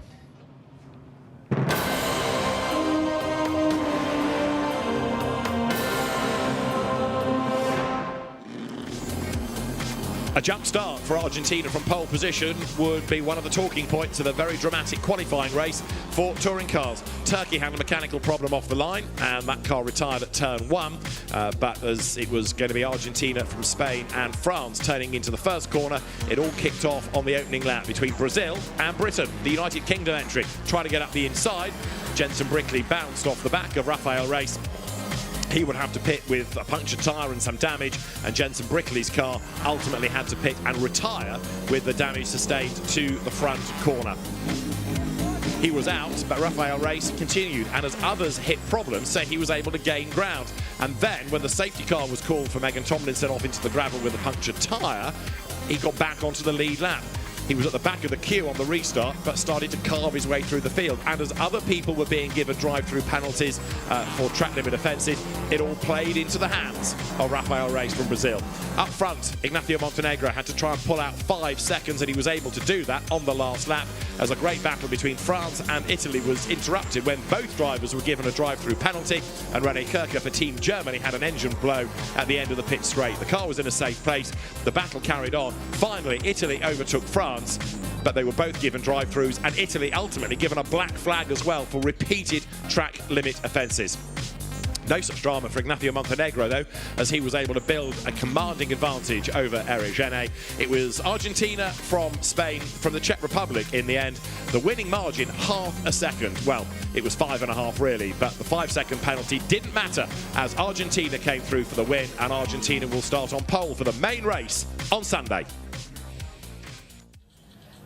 A little bit of carnage at this touring qualifying race, but I hear that is quite normal. Yeah, it's classic. Track limits, taking each other out, rubbings, racing. It's great to watch touring cars here in the qualifying. And also just pointing out that we spoke to Ignacio earlier today. Argentina will be on pole for the big gold medal race tomorrow. It's exciting. He's such a great man, listening in on that little chat you had with him earlier. Very humble and super excited to be here. You asked him about what it means to represent his nation, and he had a little chat to his fans, and I'm really happy that he made it. Obviously, I have no relation to Argentina at all, but I'm really happy for him to have taken pole.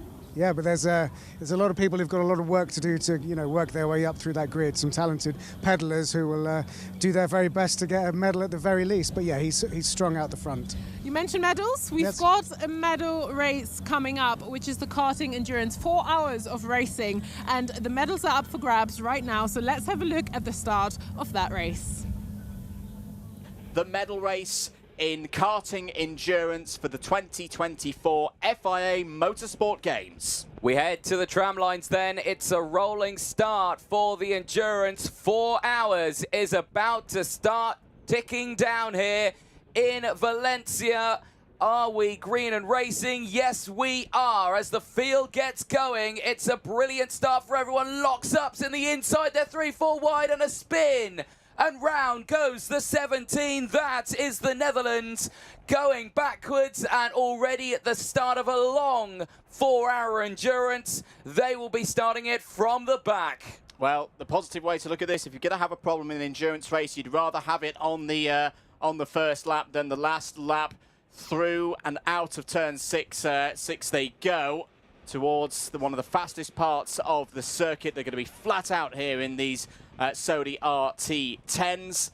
Coming into sector number 3 now. It's a good start for Hungary. Oh, some more dramas. I think that's Estonia going off the circuit there and having a bit of a problem. It's going to be a bit nervy, particularly in the mid-pack in these early stages. There's been a good start for Poland. I can see that it's Gustav Wisniewski in the blue and pink helmet, who's started very, very well, is up to 3rd place. So let's count them through at the end of the first lap of many here in the team endurance, the karting endurance final. It is the number 14. It's Israel leading this race. Slovakia, though, have taken over, and a great move there from Simon Tchaikovsky in the black and white helmet going through into the lead of the race. We've got our first investigation flag of the race.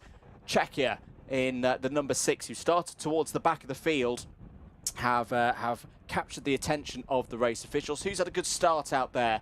The United Arab Emirates team are up 7 places to 5th place in the early stages. Here is the fight between Poland and Hungary for third place. Good starts as well for the United Kingdom. There's a problem there for team number 24. That is Chinese Taipei, who started towards the back of the field. I think that's Sai Po-ting, who's had a slight problem there.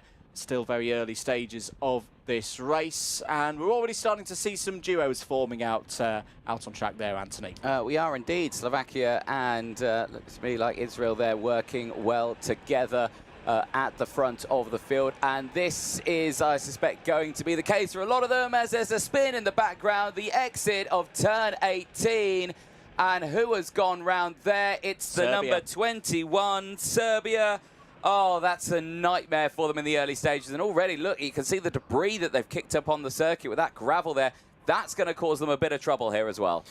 This is why we talked about it earlier, that we know one of the keys to this race is keeping yourself out of trouble. For those at the front of the field, they'll be quite happy with this, get into a rhythm. I think lots of teams will be looking to do at least 30 minutes for this first stint. There is it all just kind of checked up ahead of Serbia. I think it's Nikola Milkovic in for them for the start of this race. They won't have lost too much time because of that. Look at this, Spain, silver medalists back in the Marseille Games. Great move there, very strong team.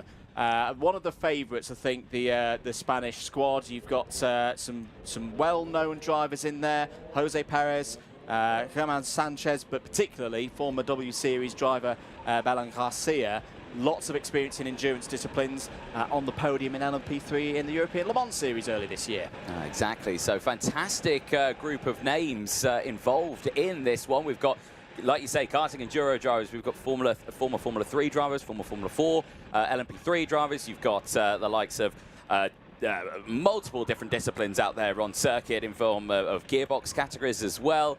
So much GT racers as well also out there. A great smattering of drivers. We'll be talking about them across the entirety of this 4-hour race. Belgium now with the fastest lap of the race. Last year's winners are now trying to close in on the field. They are in 8th place at the moment, and I've got quite a bit of traffic in front of them. Spain have now got the clear air there in 3rd place. They're tucked right in. They're going to try and close that gap up to the front runners all the way throughout this, but already 5 minutes in, Andrew, and my goodness, look at the ups and downs we've had out there of positions. Got drivers with teams with 7 places gained, United Kingdom, Czechia, also 7 places gained, Peru, 7 places gained, but then as well you've got teams who have had the bad starts as well, most notably the Netherlands after their early spin at the beginning of this race. Yeah, and one of the key questions I think in this first hour in particular is, will any of those teams change their strategy now for the opening part of this race? It's not going to be the deciding part of this medal race. There's a move here from Israel, Jan Pinto down the inside, and Pinto for Israel takes the lead from Slovakia down into turn number 1 there. To go back to those strategies, so we know there's one fuel bowser. We know that means there's going to be a big challenge. Communication is a huge part of karting endurance racing, but ever more so with the situation that we've got here. If you've lost track position, do you risk it going a little bit further in this first stint, or do you cut your losses, deliberately put yourself, you know, on a bit of an offset in terms of the pit strategy? This isn't going to be a fuel limited race, ladies and gentlemen. The Sodi RT10s can go further than the 45-minute max limit for a single driver stint. So we might see some of those teams like Germany, like Lithuania, making some earlier pit stops. We're still going to be a good 25 minutes or so from where I think we're going to start seeing those stops. Here's a battle for 6th place. The United Kingdom and Andrew O'Neill racing for them right now after a very good start for Poland there in the number 19. For Gustav Wisniewski, who's a very experienced driver in owner racing, stepping here into the endurance categories. It's been a good start for the United Kingdom. They're up 10 spots. They are indeed, but still a long way to go in this race. 3 hours, 53 minutes as we watch here the race leaders go to battle. The biggest question is are they being closed in from the drivers behind? And I'm looking at my timing screen. The answer to that is yes. Spain is closing in at around 0.2 a lap. The gap currently is 1 second. I reckon in a few laps we'll have some action. Here, though, we've definitely got some action. 3 wide into turn 9 in a 4-hour endurance race. You never want to see 3 wide at the start of a 4-hour race. Oh, I do. Oh, you do? I certainly don't. It's a good move there from Georgia. I like the look of this Georgia team. This is a team, not got this in throughout the whole field, but this is 3 drivers who all raced in the Marseille Games. Yes. So they know the format. Yes, there's subtle changes to it. Again, that fuel strategy is going to be a bit different in this edition, but they finished just off the podium, just missed out on a bronze 2 years ago. They've got that experience. I think it's Archil Chimakidze in for them at the moment. And yeah, keep an eye on Georgia in their number 10 car, running nicely, 4th 2 years ago. Yes, lost a few positions at the start of the race, but plenty of time to work their way back through. Yeah, they certainly have. Well, now you can carry on watching that karting endurance race for the next 3 hours and 50-odd minutes on the separate stream on the FIA Motorsport Games YouTube channel. You're not going to miss anything. If you want to watch the live racing, it's all there for you. But we're trying to give you an all-round view of what's happening here at the Motorsport Games. And who better to talk to about that than Stefan Rattel, who's the founder and CEO of SRO Motorsports and really the brains behind the Motorsport Games. So, Stefan, take us back in time when you first thought of this idea. Where was it born, the inception, and the journey to get to where we are now?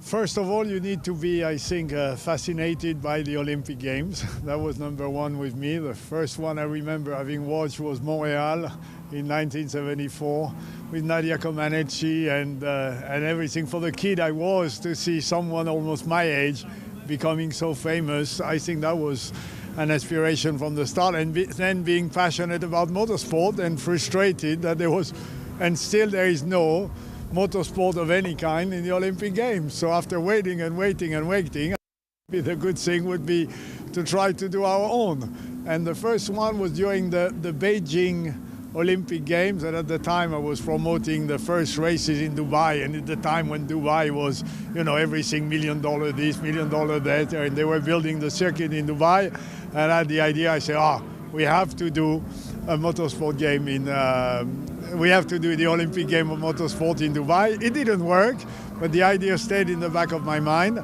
and one day the opportunity came because the FIA wanted to do a World Cup for Pro-Am drivers in GT, and I said that's a bit difficult to promote. Maybe we could do something based on nations, and then we created, and we had the opportunity to do it in Bahrain. The first, it was the FIA GT Nations Cup. We managed to put 20 nationalities together, and then looking at it, it was a night race. You know, it really looked great in Bahrain, and then I was with someone from the FIA, and I said, now we really need to do the Olympics of motorsport with other categories, and we made it. Now, you've already had 2 editions prior to this one. Are you already thinking ahead of, in 2 years' time, is there going to be an even bigger version? What's the end goal? I mean, you know, the end goal is to make it bigger and bigger and bigger. I mean, you know, we started with 1 category, then we did 6 categories, then 16 categories, then 26 categories. We started with 20 nations, then we had 49, then we had 72, here we have 82. I think the Mohammed bin Sulayem, president of the FIA, said it in his speech. The goal is to have 100 nations with 1,000 drivers. That's the goal, and of course we have to make huge progress in media, and to go to, you know, to have many cities wanting to host it, and then we win the day. Now, of course, this was all born out of GT racing initially and your background in GT racing, but how much joy does it bring you to see all the different categories that we now have at the FIA Motorsport Games? Run through, you know, all the different categories that we have and how much you like to see them. You know, exactly. I'm known globally as the GT man, but, you know, when you create something, it evolves as it progresses, you know, and initially it's true, we were GT touring cars, and we see it's not the grid that are easiest to assemble, and you have here at the Valencia circuit, where we also have Aspar, which is the other circuit with the karting, and in fact I discovered many of what we could call grassroots motorsport categories, and they became really the center of the FIA Motorsport Games, and with so many different nationalities. If you go there in the karting, I mean, you have all these little tents, and I mean, you have 50 languages being spoken within 300 square meters. You know, it's really, and that is really the feel of the motorsport game. And I discovered drift, which is absolutely fabulous and super with a crowd, which is super popular. So I went to follow the rally yesterday. So basically, thanks to the motorsport game, I discovered motorsport in its entirety. We just saw some clips of the different categories that we've got. You said the goal is to have 1,000 contestants from 100 nations. Are you also keen to get more and more categories of motorsport in? Are there any more to discover? I have to say that on categories, we're kind of okay. We could have cross-country one day, we could have Formula 3 one day, but we need every grid to be full. And don't forget, as I said at the opening speech, we're going through the tough way, because in the Olympics, you can have different athletes of the same nation competing in the same categories. To make our life more difficult, we have only one athlete, one driver per nation, per category. And that is true, makes it all more difficult, but somehow it gives more chances to the small national federation, and the small national federation today are really the ones that are making the FIA Motorsport Games. And in terms of the inclusivity, what was really telling when you're at the Aspar circuit, but also here, is the range of ages of the competitors. You know, 8 years old, like the karting race that's happening now, right from a very early age. But also one of the big FIA initiatives is to have the same kind of stream for off-road. So you have the cross karts as well. All of these, so someone, you know, a young girl can watch another young girl competing in this and think, well, I can do that. It's really important. And I think, you know, we have, I mean, it was really, to be with all these young kids, it's really great. And you have also a lot of girls, lots of girls. I don't know the final numbers. I said about 90, over 90. It's over 100, over 100. Over 100, so even more than I thought. So, you know, out of 640, to have over 100 girls, we're on the right tracks. And that's really something we progressed from the previous edition. And it's also, we really welcome, because I always say, the more girls we have, the day we have as many girls as boys, we've doubled our potential, our client potential. So it's very important. What about the fans? Maybe a word for the fans, because you're super international when it comes to the nations competing. What do you hope to see from the people who come here to watch this and who watch it on the stream? I mean, I think it's, as a fan, it's great, because in one day you see so much, and if you're ready to drive 30 minutes, you're going to see even more, and you drive another 30 minutes and you see rally. So for a motorsport fan, you see everything in a day. And I think that, but you know, to get more fans, we also need this event to get more recognition. But let's not forget, you know, the FIA Motorsport Game is a toddler, you know, 5-year-old, and 1 year he didn't get much education because everybody had a mask during COVID, you know, so it's all very new. And what I've learned in my now long experience in motorsport is that you need time. You need time to develop anything. Now, from an organizational point of view, you know, we know what it takes to put on even a standard race weekend. To keep this kind of an event on track, like clockwork, with all these different categories, all these different personalities, teams, egos, give us an idea how smoothly it all runs behind the scenes. Thank God I had the idea, but to putting it, the general manager of the game, Anthony Comat, will tell you more about that. All I know is it worked solely on this event for the last 2 years, and he moved here in Valencia for the last 6 months. This is the easy part, but building a cross-car circuit, which has been underwater for half of the event, this is a challenge. And no, it's definitely a complicated, and it's very new in motorsport to try to do everything at the same time in the same place. So yes, but we're learning as we're going, and I'm sure by the time we're at the 6th edition, everything will be perfect. Well, Stefan, from a point of view of someone who's here for the first time, I can say you've done a very good job. It's super entertaining and it's fun being here. Thank you very much for joining us and giving us that insight. That was fabulous. I mean, if you enjoy it, I hope everybody around is enjoying it as well. I think they are. The mood is really good. Everyone's smiling. The sun's out. What more could we ask for, right? We love the Motorsport Games. We love the Motorsport Games. Thank you, Stefan. Thank you. I think that's a good time to go back to the endurance karting, which is well underway. We've got a lot of hours to go, so let's see what's been happening in the meantime. Can get around and get on their pace on one of either pedal settings, for example. You might have a driver say, okay, to save us having to change pedals from driver A to driver B, you know, I'll be driver B and I'll race with not my optimum seat position or pedal position, but you know, I'll be able to handle with that and maybe be half a tenth off, as opposed to fumbling around trying to get the pedals changed to get that optimum setup. It depends really on how the adjustment mechanism is for either or, because I remember on some Sony rental carts back in day of in me, your old life. yeah, exactly, in my old life, they would have under the seat, you would have like I don't know what they're called, but like a latch. Like a latch. Like you'd pull it out and then you would twist it, and then you'd put it back in and twist it again, and then pull it out and then twist it, and like that. So you had to unscrew something to then loosen the seat, move it on the sliders, and then re-tighten it up. Very time-consuming, very labour-intensive, not fun at all to try and do. And then the pedals would just lift up a lever and then slide it forward and backwards, and then it's all good. You were pointing at something. I was, but I guess I thought we had a problem for Hungary, but it's fine. It was fine. It's still there. It's still there. It was a slight moment of timing and scoring. You tutted at me as well. It was very senior tut. It was like, no, you're quite all right. But yeah, so you had things like that where you could do it like that. But now, in these sort of modern, like in these RT10s, the seat mechanism is so much better. It's like what you get in a car. Literally just a lever, pull it up, slide it forward and backwards, lock it back into place. That is what you need. Something quick and easy like that, which makes it probably easier now in these modern rental carts to go for the seat, just slide it forward and backwards. And of course, a driver like that, when you're driving down the pit lane, could adjust that maybe themselves a little bit as, race leaders getting through there.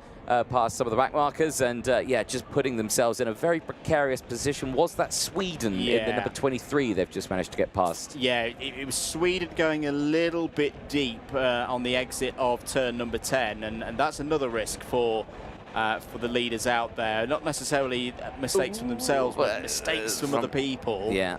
And them simply being in the wrong place at the wrong time. With this being a single class from a technical perspective, in a way, and you see this in many different categories of endurance racing, this isn't an endurance race. It's a 4-hour sprint across a team of 3. And say, there we go, thank you very much from Belgium. Say, come on, let's get on with this. So they're going to be pushing right to the edge. Yes, they're going to be taking care of the materials. They're going to be keeping off the big curbs. They're going to be keeping themselves out of the gravel. But again, if you're pushing right on the limit and someone has a problem right in front of you, you may not have time or the grip to react. But Belgium continuing to do a good job. Nearly got their lead up to 20 seconds now. A few changes on that last lap. As I say, Sweden are now in 13th place. Peru as well. Now, Neil, we've got a little bit of a break on this circuit here, but that does not mean that there's a break from racing action at all. No. We've had some drifting in the meantime. We've had cross-car. Let's have a look. Yeah. We, I think... we're looking at cross-car right now, which is a fantastic category. We were saying earlier that karting is kind of the entry to circuit racing, and cross-car is kind of the entry to everything off-road and rallying. Yeah, so, you know, for many, many years, the sort of the ladder in motorsport was very circuit-oriented, and if you were a rally driver, your chances are you grew up on gravel roads in Finland. But actually, the FIA have started to really look at how cross-car can be used to grow young drivers that want to go off-road, sideways, in the mud. And it's very interesting. I didn't know this from what Stefan was saying, that circuit, which is at the Aspar circuit, you know, you can see the mud. Although mud is good, it was a little bit too muddy. Clearly it was a bit of flooding from all the rain. So they've done a good job to make it. But actually, if you're going off-road, whether it's the Dakar, whether it's cross-countries, whether it's stage rallying, you quite like mud. You're not going to be scared of that. Also, on tarmac, we've got the drifting. It's another category that we heard is fairly new. Stefan Rattel was just saying it's introduced him, the Motorsport Games have introduced him to drifting, and it's going on currently, and the smoke is rising again. It's a great category to watch, isn't it? It's beautiful, and it is incredibly difficult. Yeah, I can imagine. The not just throwing the car sideways in the first place, but then maintaining it while spinning the rear wheels with all of that power and using it so gracefully. It's an extraordinary skill. I mean, people kind of think of it as just hooning, and you know, there's all the kind of Japanese heritage and the illegal street racing, or the origins of it. But now that it's legit, now that it's kind of gone non-renegade, it still sort of retains some of its cool. Yeah. And so when you're in there and you've got your cockpit is full of tire smoke, but you're doing something that's so precise, and you're feeling with your butt cheeks, you're feeling with the foot of the bottom of your foot, every sort of thing that the car is doing to be on the very edge of grip, trying to be as graceful but as aggressive as you possibly can be. And to be honest, it was really nice to see Stefan's eyes light up, because he said, I've discovered drifting thanks to the Motorsport Games. And I think one of the things that makes this category so special is obviously going into the track, you have one person leading, one person following, so you're really heavily dependent on your competitor. So it is that kind of category that unites you in a way, because you depend on the other person's performance to also be able to show what you can do. I was going to say that when you said where drifting comes from, the only time I ever drift is when I don't want to drift. It's very involuntary when it happens to me. Are you a big drifter? Well, when the autobahn's a little bit icy in the winter, maybe. Okay. Yeah, so we're all about the medals. We had a look at the medal table earlier today, but while that karting endurance race is happening, we've got another big medal race, haven't we? It is time for GT. Medals are up for grabs, so I think it is important to head over there, because this is where everything is happening, and GT is ready for some podiums. So over we go to our commentary and GT. Medals are at stake here at the FIA Motorsport Games, because for the GT discipline, the cars are on the grid for the main race. They've had a qualifying race that sorted out this grid. Now it's an hour of racing, and at the end, 3 nations will have a medal apiece. The medals table is being led by Spain, but pole position for this race claimed by United Kingdom. The start driver is going to be James Cottingham aboard the Ferrari that he'd never raced up until about 4 hours ago, and won first time out. He shares with Chris Froggatt. It's going to be a fascinating race, that is for sure. 60 minutes with a pit window between 25 and 35 minutes. David Addison and Joe Osborne trackside. You're probably familiar with the GT3 concept. Well, some of the names, some of the drivers, some of the cars are familiar. The liveries are all different because they all carry the nation's colours, but this is going to be a fascinating hour, that is for sure. James Cottingham there with his hands device on is going to be the start driver for the United Kingdom. Hubert Haupt will be with him on the front row for Germany. And the Ferrari drivers then good to go. Chris Froggatt on the right as you look, the Sky Tempesta racing team operating the Ferrari. That was so strong, Joe Osborne, in the earlier qualifying race. Yeah, dominant, won by nearly 15 seconds in the end. But dominant in qualifying 1 was Team Germany. Hubert Haupt, 6/10 clear of Cottingham in that qualifying. So there's different aspects at play here. At the moment, you would say it's favour Cottingham, but over 1 lap pace, this Mercedes from Germany was so strong. Hugely experienced Hubert Haupt behind the wheel, one of the best, one of the fastest bronzes out there. So the race between the first 2 is definitely going to be exciting.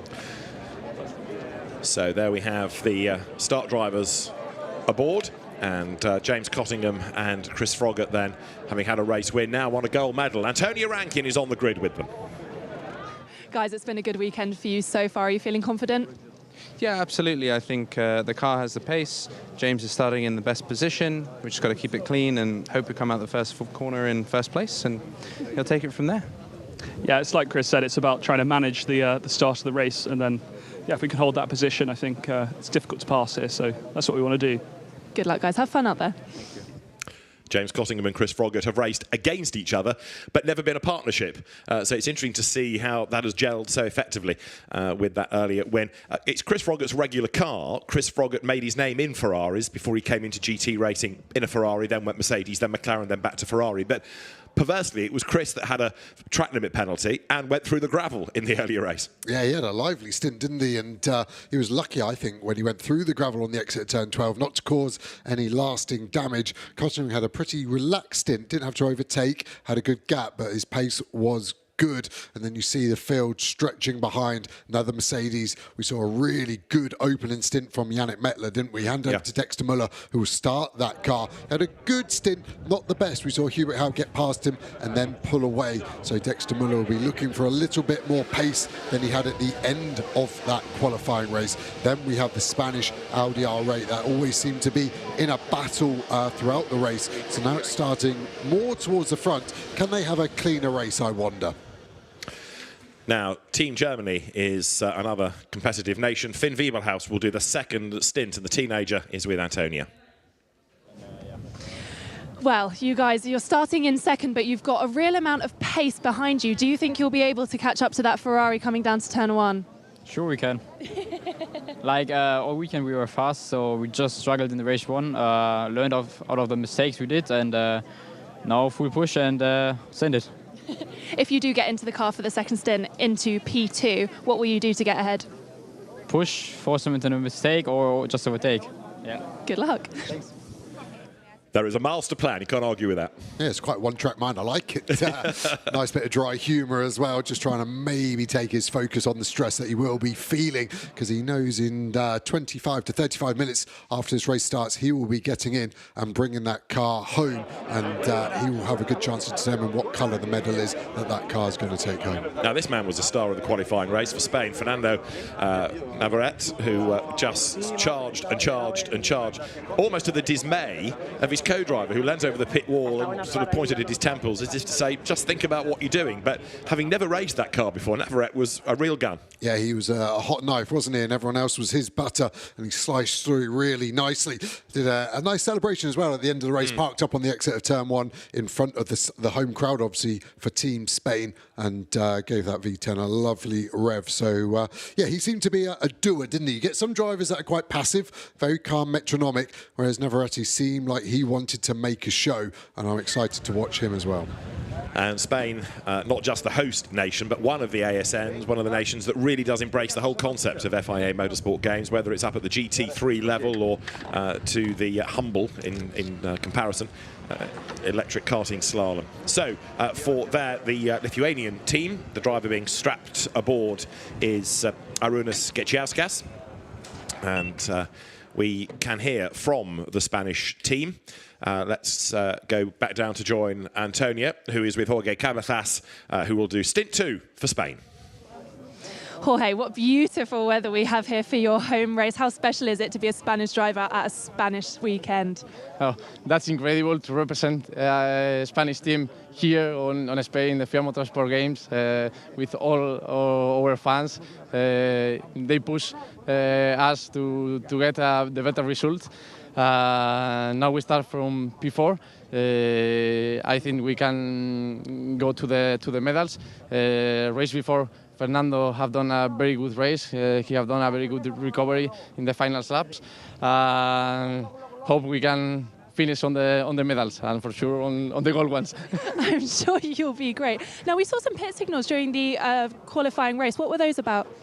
The qualifying race was so difficult at the start because the track was a little bit wet. It was only one line dry. In the first stint, it was completely impossible to overtake. It was my stint, but I was driving with my head, pushing a little bit for the other ones to make he to have any errors. And then it works. They have got some track limits. They have some penalties, and like that we can improve and overtake some positions. And now is the final one, the important. Let's try to do our best. All the best. Thank you very much. Jorge Cabezas being interviewed. And this, what she was referring to in the pit signals, that was after Navarrete had blasted his way through the traffic. Instead of being happy that he'd gained a place, look at the frown. Jorge Cabezas, I think, felt that some of the energy was unnecessary for a qualifying race. What do you reckon? Yeah, interesting signal to throw to your teammate at 200 kilometres an hour as well. Indeed. So, yeah, if only we had a communication device where audio could be transmitted from the pits to the car, that would make life a little easier, wouldn't it? So there is the Ukraine entry that is going to be started here by Konstantin Gutsul, who dropped a little bit of pace, didn't he, in the second stint. It's going to be the bronze-graded driver in the bronze-silver pairings that will go first. I say that because Japan has 2 bronzes, but in theory, the quicker driver will be in for the second stint, but that's not to say that these drivers are slow, far from it. Hubert Haupt, go back to 1990, 1991, was part of the DTM Audi factory team, carried on racing for many seasons, went off to race single-seaters in America, and eventually called time on his career and built up his real estate business, came back to racing, and he's a shiny bronze, so very, very quick bronze driver. For China, that car dropped away also in the second stint, but Yaqi Zhang is going to start, and Yaqi Zhang will try to keep the car in the mix to then give way to Kang Ling, who did a really good job for China, keeping the car in the mix in the opening stint. Grid being cleared then. It's going to be a rolling start. Reminder, pit window 25 to 35 minutes, 56 seconds is the regulation pit stop time. We have represented Germany, Malaysia, Qatar, Spain, Chinese Taipei, Ukraine, Switzerland, Japan, Lithuania, China, France, United Kingdom. Gold medal 2 years ago, France. Eric Debard, who was part of that gold medal winning combination, is the start driver for this 1 hour GT race, at the end of which 3 medals will be awarded.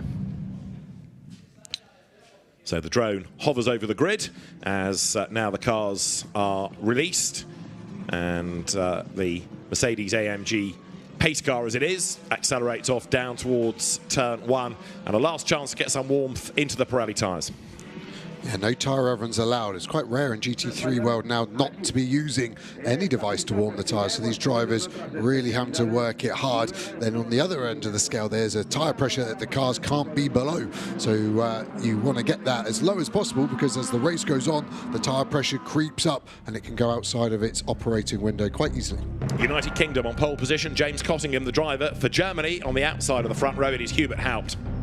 On the second row of the grid, you will find Switzerland. Dexter Müller starts, and for Spain, it is Fernando Navarrete alongside.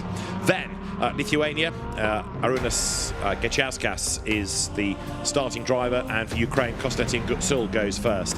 And a spin for Qatar. I'll come to them in a moment, because on the fourth row, China represented by Yaqi Zhang, and for France, it is Eric Debard. The spinning Qatar driver, Ibrahim Ali Al-Abdulghani, and for Chinese Taipei, it is Kuo Hin Ho. Then you've got Japan's Kai Nakanishi and Malaysia's Selim Rafiq to round out the grid. Now, Qatar should stay at the back of the grid because everybody had gone past the Porsche. In theory, therefore, it should start on the back of the grid, effectively its own row, rather than trying to retake the grid position. And looking into the distance, it's, I fear, doing the overtaking. So that should be a slap on the wrist at the very least for Qatar, shouldn't it? Yeah, I think you can even see him flashing the headlights, trying to get his position back. But you're quite right, as soon as you drop to the back of the field, that is the position you must start in. So already a question for race control there before the lights have even been turned off and to green. So the Qatar Porsche, it may be possible to communicate via the message line to say to the team to tell the driver start at the back. It may not be possible, and it may be decided that no, you've already committed the offence, so a penalty must come. We'll find out. The Qatar Porsche is absolutely immaculate. The colour scheme of the purple and the grey works so well on that. But up front, it is the red, white and blue of the UK taking on the black, red and yellow colours of Germany. And now they start to get themselves in that 2x2 Noah's Ark formation, ready for the rolling start. The pace car, as it is, will bail at the end of turn 14. Chinese Taipei Mercedes then rumbles into position on the outside look of Qatar's Porsche. Up they come to turn 14. For the nations, it is United Kingdom and Germany on the front row. For the brands, it is Ferrari and Mercedes. For the drivers, it is James Cottingham and Hubert Haupt. And the French Audi a little bit out of position in the middle of the road. That doesn't always go down well with race control. The lights on red on the gantry are about to change, and the medal-defining race for GT is go. Could get away by the Ferrari, and so for United Kingdom, James Cottingham tries to out-drag Germany. Hubert Haupt on the outside line tries to level with him into the braking zone, but Hubert Haupt can't get the race lead. So UK, Germany 1 and 2 as they sweep around turn 1. 1 and 2 run out wide, including Spain, including France. Germany to the inside for the race lead up at turn 2, and Germany tries to elbow up on the inside. Bit of contact between the two. Germany through. Hubert Haupt takes over the race lead, and that was a determined and a committed first couple of corners. Great move from Germany there as we see Spain down the inside of the Ukraine. Interesting start from France, looked really aggressive. When the lights went out, they went nowhere.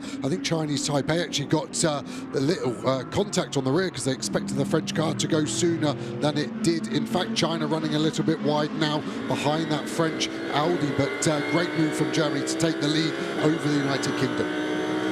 Black and orange flags are being given to China and France. Now, that's normally a mechanical warning flag. So what that's all about on the first lap of the race, we'll try to research. It is black and orange rather than black and white, according to the message line. However, the leaders are coming up already out of turn number 11, and it is Germany in the lead as Switzerland goes a little bit wide there. Dexter Müller at the wheel of the Swiss Mercedes, and that brings Spain in the black and yellow and red Audi closer to the mix as they come now up towards turn 12. That's France versus China, and France just ahead of the moment. As for Germany, Hubert Haupt tries to build the lead on this opening lap. Yeah, I can't see why they're getting a mechanical flag. Cars look okay, no smoke coming out the back, so have to see how that one plans out for them, both on the same sort of part of the track, but I can't see any logic there as you see the headlight flash from Spain on Switzerland. Looks like they've got some good pace. Pace is good for Germany. You can see the car twitch under braking tyres, still coming up to temperature. Remember, Spain looking for the cutback. Can they get the run on Switzerland into turn 2? Great overtaking opportunity. Looking to the inside,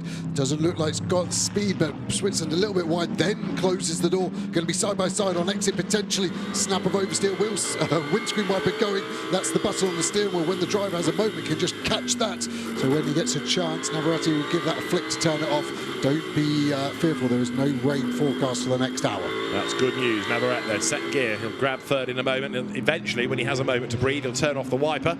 Then you've got Ukraine, Lithuania, France, China, Chinese Taipei behind in this long line of cars. Germany leading the way. 9/10 of a second was the margin. The top two escaping, but it's almost everybody else for third, isn't it? And look at this fight. China on the tail of France. Eric Debard for France. It is Yaqi Zhang for China.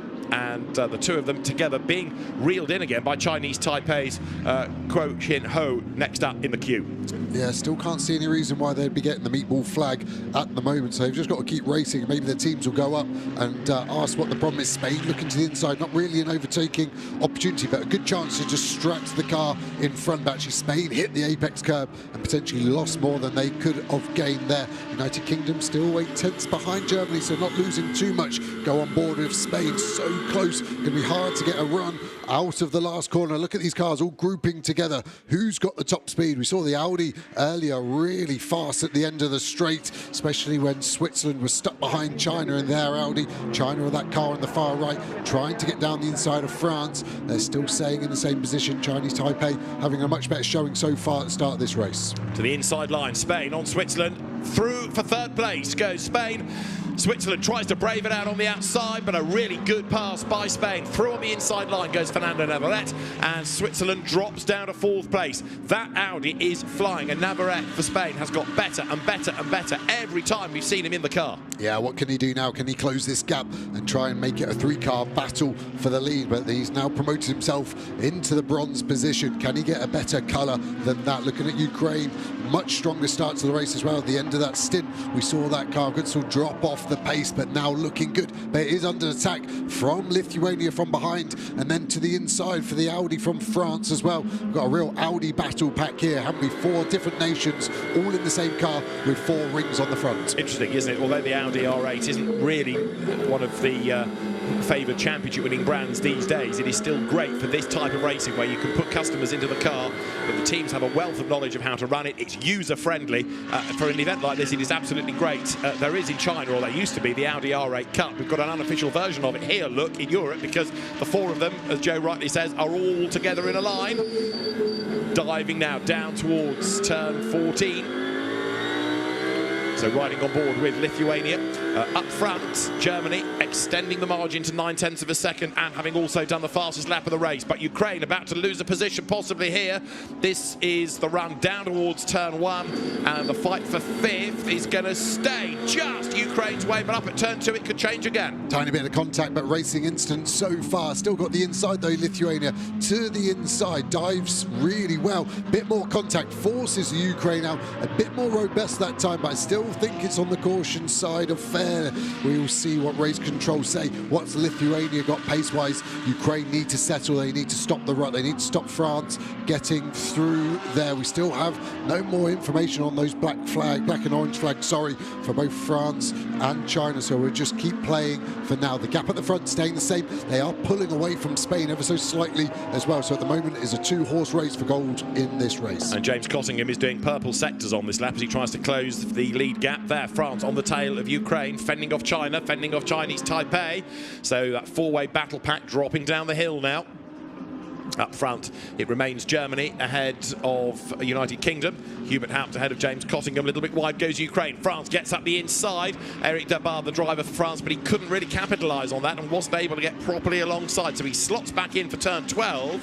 And Ukraine, with a better exit, just stretches the margin again. Yeah, but look how much Lithuania have pulled away. 1.5 seconds in under a lap already, and they're on the back of Switzerland. Dexter Muller now has another car to contend with, another Audi, and it looks like Lithuania have got the run on him at the moment. We saw the job done well by Spain. Very efficient overtake. Doesn't look like we've got enough speed riding on board at the moment with Lithuania. Look at the speed and the time we've been gaining to the inside. Is there enough room just up on the curb? Very fair from both drivers. As we see some contact in the back, China to the inside. I would guess that's France somewhere because they seem to be missing. And Chinese Taipei delayed as well. France has been delayed, but I think China is in the gravel on the inside there. Yellow flags obviously at turn 1. China is in the gravel, but not for much longer because fair play to Yaki Zhang. He's dug himself out, so the race will continue. There'll be a bit of gravel on the road for a lap or two, but sadly that's broken up what was a really good battle. Yeah, really good. It'll be interesting to see where they were. China were behind France, so I'd assume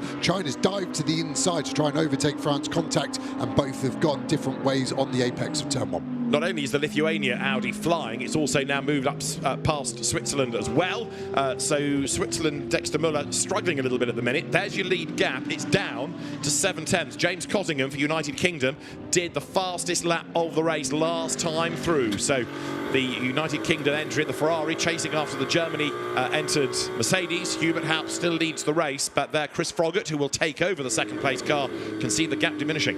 Do you remember at the start of the last race, Froggatt had a good start, but it was quite consistent gap to Germany, and then suddenly the German car really dropped off of its pace towards the end of the stint. Wibbelhaus struggling. Is that happening again? That's Wibbelhaus there. He started strong, but his stint faded. Maybe it's a car issue, not a driver issue. Is this swinging in the favour of the United Kingdom and James Cottingham? The gap back to 8/10. It's ebbing and flowing. You can see on the graphic shown previously, it was only a 10th on the last lap, but it shows a trend. Is that trend going to keep going, or is it going to ebb and flow the other way? Riding on board here with James Cottingham. If you have a look on the right-hand side, you'll see Chris Froggatt, Jonathan Hui and Eddie Cheever's names, because those are the 3 regular drivers through GT World Challenge Europe in which this car runs.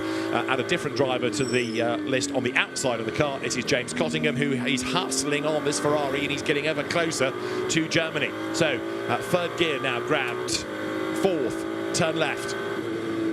Down towards turn 8 they come, and the margin between them was down by about 1/10.5 within the first sector. So James Cottingham is very definitely keeping this car in the mix before you get to the Chris Froggatt and Finn Wiebelhaus fight into stint 2. Yeah, the AF Course, who run this Ferrari for United Kingdom, done a perfect job. I was just spying on his tyre pressures when we were on board. 1.7 bar across all 4. That is perfect. After 10 minutes of racing, they will start to stabilise. So they are really in the window. So if Germany haven't got their tyre pressures quite right, this is going to be a big deciding factor. The tyres are the only bit of the car that touch the ground. They're pretty important to generate lap time, and at the moment I think the Ferrari's got the advantage here. Look at the dash up to 4th, like you said. You can see the speed building and building all the way there. Ferrari's got great end of straight speed as well. Spain doing good, keeping that gap under 6 seconds. That stagnated a bit. Lithuania also seem to be bringing Spain back a little closer, but those gaps are staying quite similar.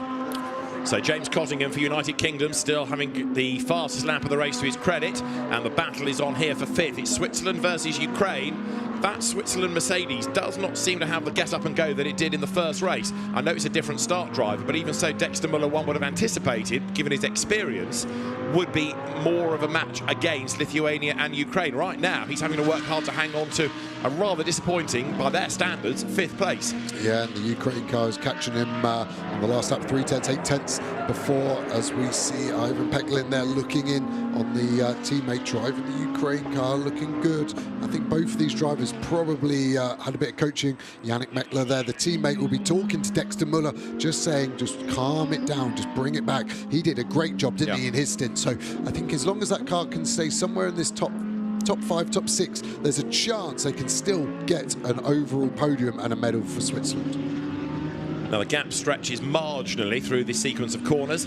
For the race lead, incidentally, Hubert Haupt for Germany, the race leader, he's just doing purple sectors, so pushing on to try to get away from the United Kingdom entry. Well, he might be pushing on in the first sector, but he's only 0.06 of a second quicker, so here you can see what the gap is, and it's not very much at all.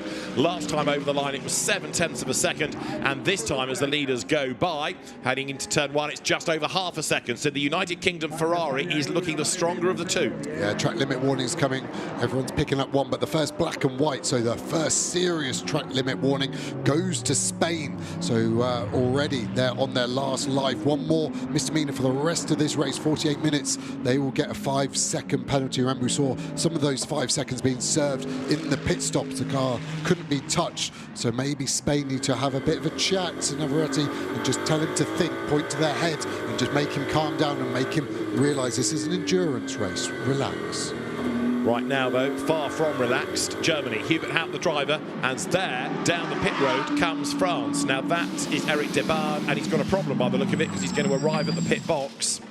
And the gold medal winner 2 years ago could be out of the race here. He was struggling a little bit. The car didn't have much grunt in the first race either. No, I'm just thinking they still had the black and orange flag, as did China.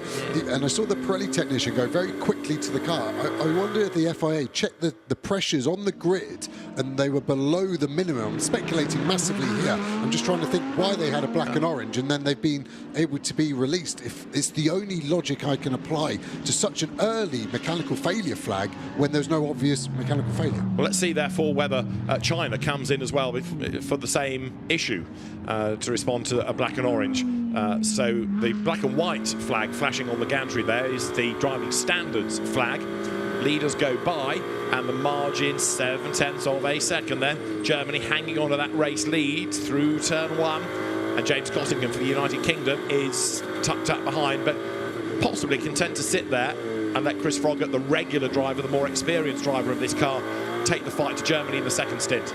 Remember how distraught Hubert Haupt was after the race with how much time they lost in the pit stop. So maybe Cottingham and Froggatt know they've got the faster driver change, so they don't need to win this race on track.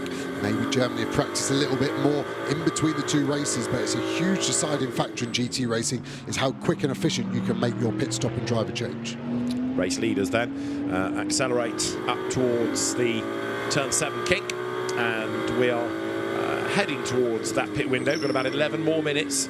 So the GT3 category has what's called the balance of performance that equates the different engines, different aspirations of the cars in terms of turbo or normally aspirated, tries to equate them as best it can. There is a BOP for this weekend, and that is why the cars are so evenly matched for the race lead. And here also for 5th and 6th, Mercedes versus Audi. Now, the other significant Mercedes you saw go wide there, coming out of turn 10 into 11, and that was Germany. Hubert Haupt at the wheel a bit. That brings United Kingdom a little bit. And so the cars now make that run up towards the right-hander of turn 12. So you've got there Switzerland. Behind is Ukraine. And as they go through turn 12, Ukraine's Audi rattles out wide over the curb. Up now towards turn 13 they come, and make the run into 14 up towards the end of the lap. So you've got Germany and the United Kingdom with the gap 0.4 of a second now for the race lead down towards turn 1. They have gone. In turn, they are the best part of 7 seconds up the road from Spain. 4th, Lithuania, and then this is the fight for 5th. Ukraine's Ivan Peklin looks on, sitting next to Wolfgang Land, whose team operates that car. So Peklin will do the second stint. He'll take over from Konstantin Gutsul. And Gutzel at the minute on the back of Muller. This is turn 2. Speed building again as they wriggle their way now through 3 and 4, and then a short straight up towards turn 5. The Valencia circuit, one of these real sort of paperclip jobs where take a rectangle and then fold as much of the circuit in as you can, so you've got this constant switchback of corners. Yeah, as a driver as well, it's pretty intense. There's not really much time to relax as we see China coming in, the other car along with France. Let's just see what happens here. This is for a mechanical failure. What are the teams doing? It is a Pirelli check on the tyre pressure. So I'm going to stay with my first guess that when Pirelli checked these minimum pressures on the grid, they were under. Now they're checking them in race conditions to make sure they adhere to the rules of being above the minimum pressure of 1.4 bar. The team's also checking their pressures and their way they go, but yeah, you can see the gravel still coming out of that car after its trip into the gravel at turn number 1. So they have responded to that black and orange flag, therefore, by coming into the pit lane. The black and orange means mechanical problem of which you may not be aware. Come to the pit lane. So they're aware of it now, and the tyre pressure's checked and sorted. The lead battle goes on. We're getting closer to that pit window. Half a second between the pair of them. Hubert Haupt for Germany has never really been able to escape up the road, has he? And just starting to come back to Kottering as we perfectly timed go to the graphic. 2 tenths, 3 tenths, 1 tenth, swinging that way and this way. Kottering taking the biggest chunk on lap 9, 3 tenths gained back. That gap now down to 5 tenths of a second. Starting to look like Kottering has got the chance to maybe mount an attack. Does he want to mount an attack? 8.5 minutes until the pit window. I expect both cars to pit as early as possible to hand over to their faster graded drivers. Either way, it's going to be a great second half of the race. You could see how late on the brakes United Kingdom were there going up towards the hairpin. This is the battle for 8th. The Porsche from Qatar. No penalty looming for its start either, as far as we're aware. That's not even been looked at after the spin and retaking its grid position, which is interesting. They're going through is Japan. So this is the 8th and 9th battle. Qatar ahead of Japan, Porsche ahead of Ferrari. Yeah, Japan has reeled in that Qatar Porsche quite quickly, hasn't it, over the last 3 laps. Big snap of oversteer as we first saw it leaving turn 2, so obviously pushing on hard. Japan were running pretty high in the first race, as high as 5th, I think, at one place. So it'll be interesting to see if they can rekindle that form in the second half, at the moment being slightly compromised by the Qatar Porsche. But to be fair, the Qatar Porsche is getting good exits. Such a good car for an amateur driver. That Porsche gives a lot of confidence on exit. The engine hanging over the rear axle gives the car lots of traction. And for Japan, it is Kai Nakanishi looking for a way past the Porsche, closing up at turn 12. They flick through that right-hander, then that long left of turn 13 that in turn loops you back down to the end of the lap. The Valencia circuit then, playing host to the FIA Motorsport Games for the first time, joining the rest of the region, accommodating the roads for the rally, and the Porsche out wide loses the place. Japan ahead of Qatar then, coming up to the line. That, therefore, is the change now for 8th place. Japan goes 8th at the expense of Qatar, and of course behind with those pit stops you've got Malaysia up into 10th at the expense of France and China. It could barely be closer for the race lead. James Cottingham has not yet found a way by, but he's certainly not just prepared to sit there. No, really not. They have got Team China in front as well. I think they could come into play potentially just before the pit stops. Very different lines there at turn 11. Typically go for a late apex, but Hubert Haupt in front fired it in early. He's still got a good exit, so that Mercedes is still giving him some good pace, especially out the corners. Rides the curb very well, that Mercedes. I think the Qatar Porsche just went wide and deep into 14, and there we can see Froggatt ready to take over for the United Kingdom. Time penalty for car number 22, our first penalty of the race. That's Chinese Taipei, currently in 7th place. That time will be added in the pit stop. And yeah, the Mercedes just pulling away slightly by the end of the lap. So Chinese Taipei with a time penalty, running 7th at the moment, and we are round about now 6 minutes off that pit window opening. Up at turn 2, lead gap down. Germany still ahead of United Kingdom. It's Spain 3rd, but Spain not lapping quite as quickly as these two, even though they are close, even though possibly that Ferrari is being ever so slightly held up. Still their pace better than Spain in 3rd spot. So the hard work is going to be done then by Jorge Cabezas when he gets into the car for Spain in that 2nd stint. Spain, the medal table leader at the moment. More competitions being decided on this Saturday at the FIA Motorsport Games, but the medal table still headed by Spain from Italy and then Turkey. United Kingdom 4th in that table, and right now 2nd in the GT race, and right on the tail of Germany as they wriggle their way again on now towards turn 10. Yeah, again, very different lines in turn 11. The Mercedes able to keep it much tighter, Kosing swinging out. Doesn't look like he's got an overall pace advantage to make a move, but he is giving this car the best chance of pitting right behind and making it a pit stop race, because I do think both are going to pit on the same lap. Let's ride down the hill into turn 14. How's the car looking for Kosing? Any oversteer on the way in? Yes, as he touches the curb. Gets it to the apex though. How's the exit? A little loose. Big snap of oversteer. You can see the lights flashing, indicating the traction control is there. What's our top speed like? Mercedes slightly getting smaller, so top speed looking better for the Mercedes at this point. Now stagnating. Open the corner up into turn 1. Get to the apex. Get rid of any understeer. Pick the throttle up. Stay legal on exit. He was more legal than Hal, but I think Hal was just about on the white line. A hairpin here, so you want to V the corner off, go in deep, rotate the car, full throttle, flat through this little kink at 3, but use all of the curb, because that lets you be further to the left as you brake for 4. Again, you can really abuse the curb here on the inside, all 4 wheels. It seems to be getting away with that track limit-wise, but Mercedes really strong on traction. Just looks a little traction limited, this Ferrari. Let's check how it looks coming out of turn number 6. See if we've got any wheel spin. Rolls in great speed, catches the car, but then just has that slight rotation. Doesn't seem to lose too much time, but the Mercedes just pulling away ever so slightly in a straight lane. Hard on the brakes. Can have a double apex here, so don't worry about running wide, because you can rotate it in. Out really wide here. Use all of the curb through this very far chicane at 9 and 10. Hard on the brakes, and this is where we've been seeing the line difference of the Mercedes in tight and the Ferrari out wide, and it seems to favour the Mercedes more, in my opinion. It's the only corner where I think we're losing time is on board with the United Kingdom car. Everywhere else, I think the Mercedes is slightly slower, apart from turn number 11, but it does look like it's a pretty fair fight thus far in this stint. And that hairpin you were talking about, down to first gear for United Kingdom, the Ferrari, James Kosing, then up towards the line, out wide Germany, but just about gets away with that. And the team manager of France being summoned to the stewards in race control immediately. That is never good news. So France team manager is going to be called before the race officials. Leaders go by with another 3 minutes before they can think about bailing for the pit lane. And as you made the point earlier on, they're heading up onto the tail of Team China. Lappery is possible. Yeah, they've got to do at least 2 more full laps before they can pit in the pit window. So yeah, Team China are going to come into play here. They'll still be pushing on, quite rightly, Team China, so they won't have full focus just on their rearview mirror. Just because they're in last place doesn't mean they've given up. So could potentially trip someone up, and as the leader you're always the one opening the door, so it's your job to make sure there isn't contact. That's where being behind is much nicer, and you can just go for whatever gap may appear.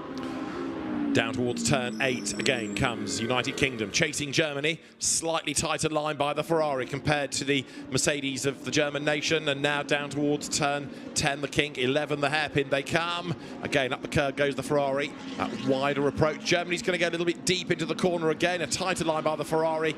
And again, it doesn't really favour United Kingdom. Germany hanging on to that race lead, but they are getting closer to China, aren't they, to put a lap on that Audi. Yeah, great illustration from the drone there. We know it was a line difference from what we've seen, but that really showed they're almost different at every aspect of turn 11. And I just think if Kosing could maybe mirror the German car for 1 lap, yes, they're different cars, engines in different places, but it seems to be working, and I would give that a bit of a chance, because we're just getting to the end of this stint, so we've got to finish this lap, but their pit window will open by the time they finish this lap. So are they going to catch China? Are they both going to box on this first opportunity? I think they will. Kosing looks like he's got some easy pace, not even having to use all of the track on the exit like Hal in front.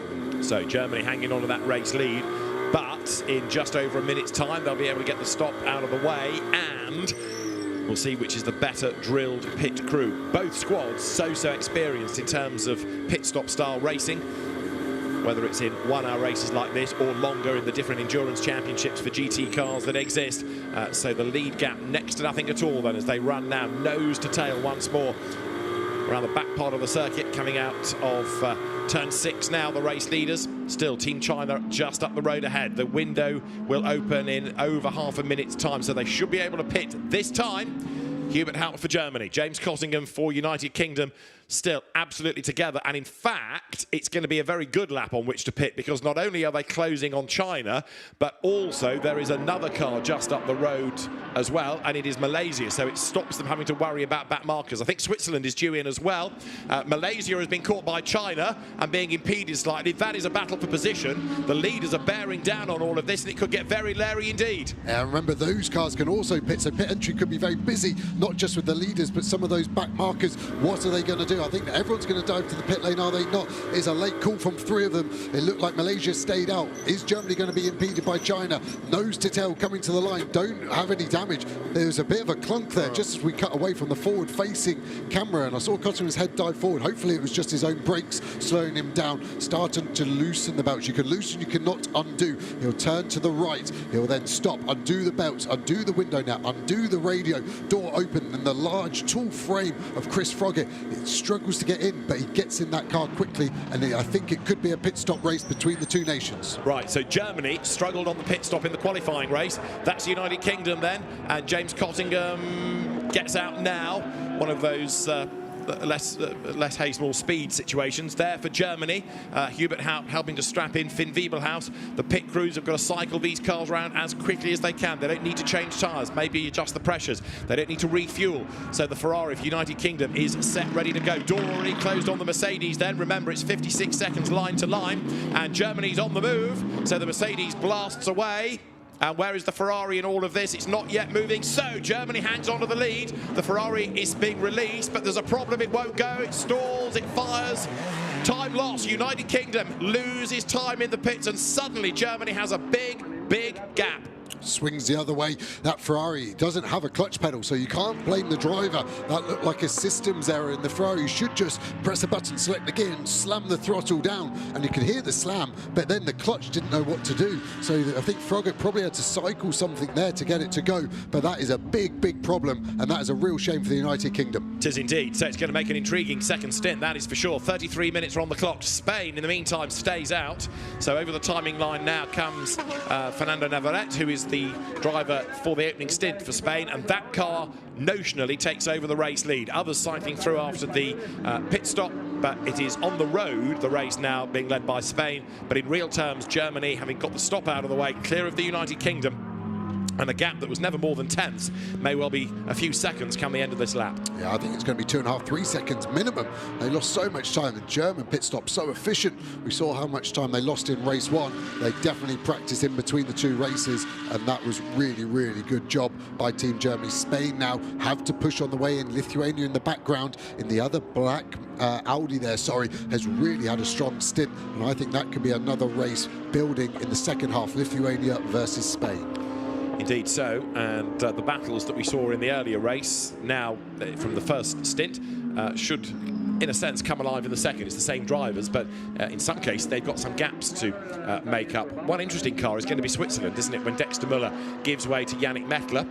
That has now served its stop, so Switzerland will be one to watch. Over the line has gone Germany, and 3.3 seconds the margin, Germany to United Kingdom now. That's the leader, that's Spain, but remember, this car owes us a pit stop, so it'll be due in within the next few minutes. Yeah, we should get a great shot, shouldn't we, as the leaders pit from the road. We'll see potentially Germany and the United Kingdom coming down the pit straight, and we can see if Spain have done enough to close that gap. It was 8 seconds before the pit stop. They're staying out, they're going very long. Lithuania does box, so a completely different strategy here from what we're used to seeing with bronze started drivers normally pitting early, but Spain doing slightly different, and we see France in the pit lane again. Yeah, whether there is anything else in the system for France, given that the team manager had to go to the stewards, we'll find out. But Eric Debar gives way then now, and into the car will get Paul Everard. So the car will be yet faster as the Sansalon team, the French squad, turns that car around in the pit stop. So there is Finn Wiebelhaus now for Germany, and behind it is Chris Froggatt for the UK, who has just done an absolute best Sector 1, and a personal best is looming in Sector 2. So this is looking good as far as United Kingdom is concerned. Straight away, an angry Chris Froggatt is clawing back some of that lost time and taking the battle to Germany. Over the line they come now. So let's see what the gap is. 3.3 seconds last time, Germany to United Kingdom, and this time 2 seconds. But black and white flag, car 93. They're on their final track limit warning. So Froggatt obviously used that up on that lap to catch up.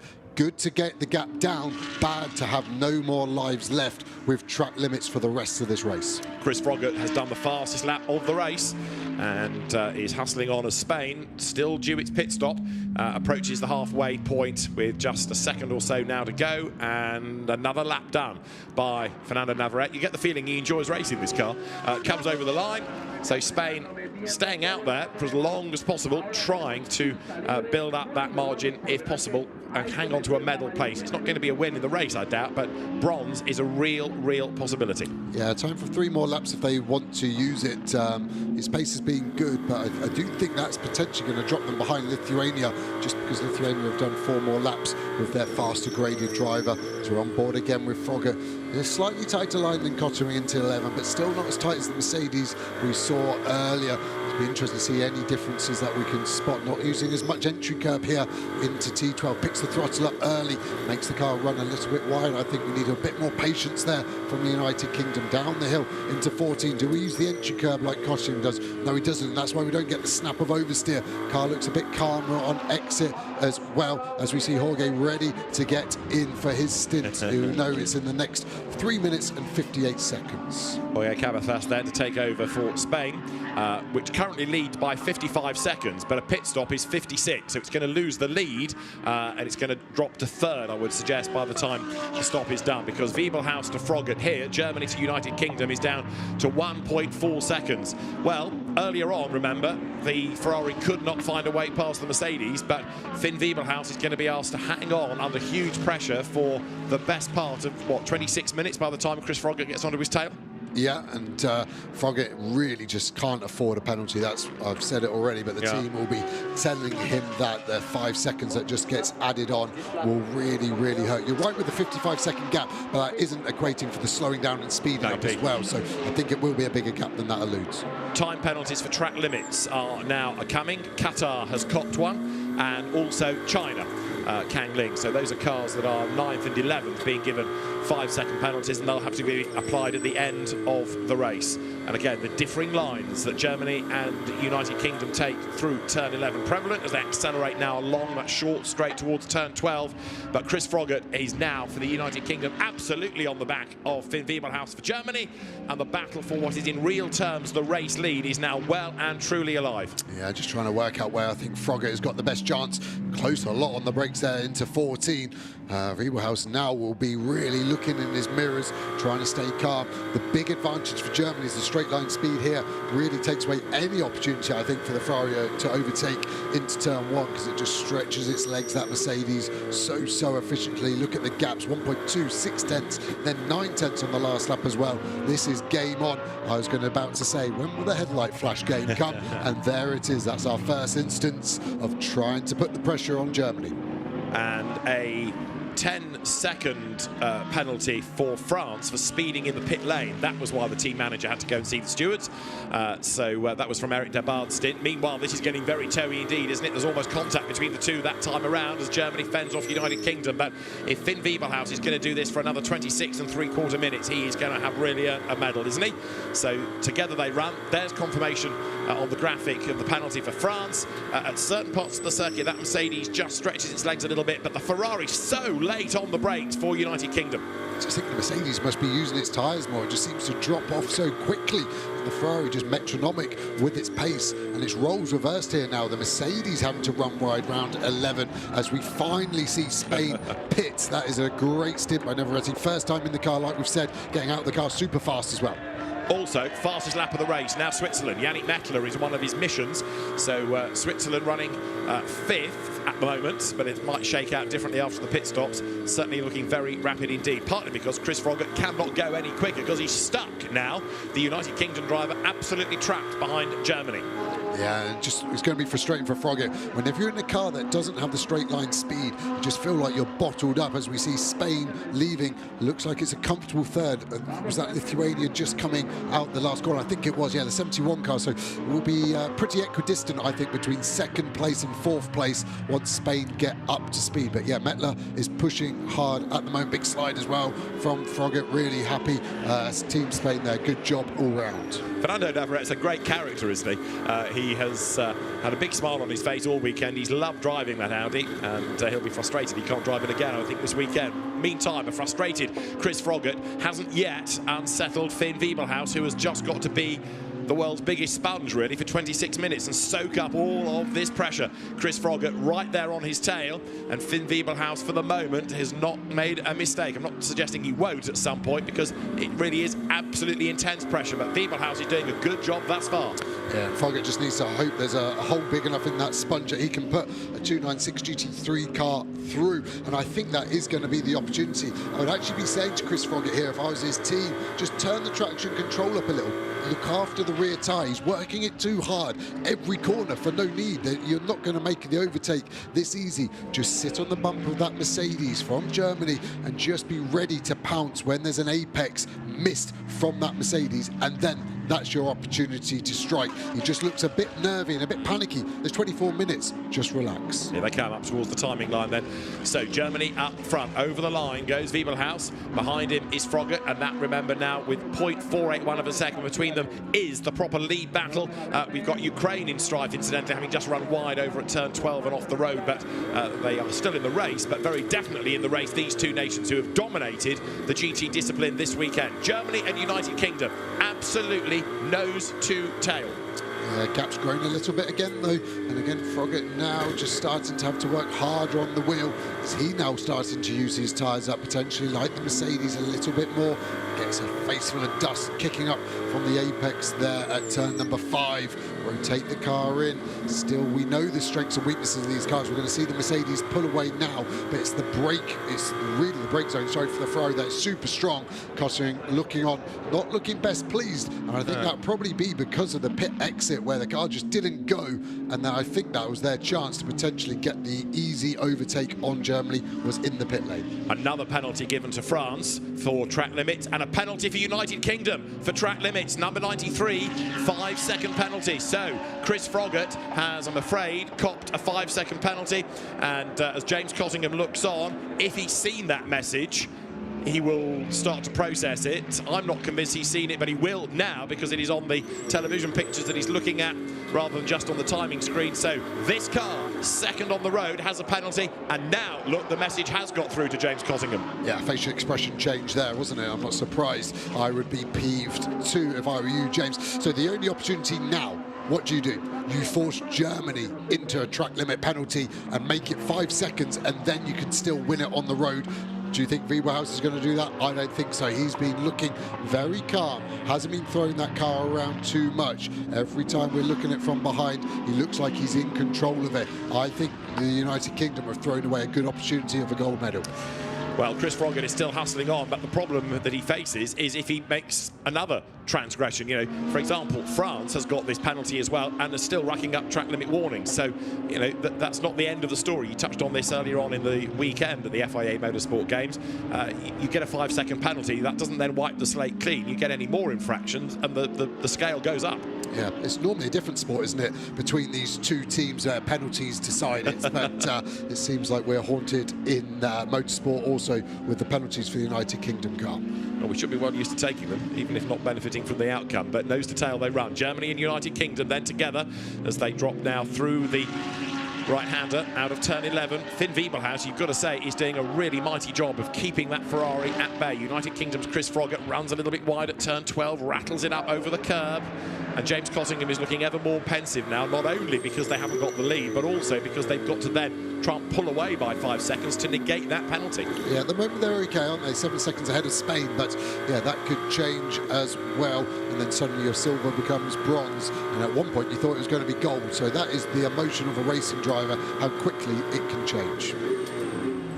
So there's the lead battle. Now, while all this is going on, Spain third, but a further 8 seconds back. Fourth is Lithuania, fifth Switzerland, and sixth Ukraine. United Kingdom, again, oh, so close.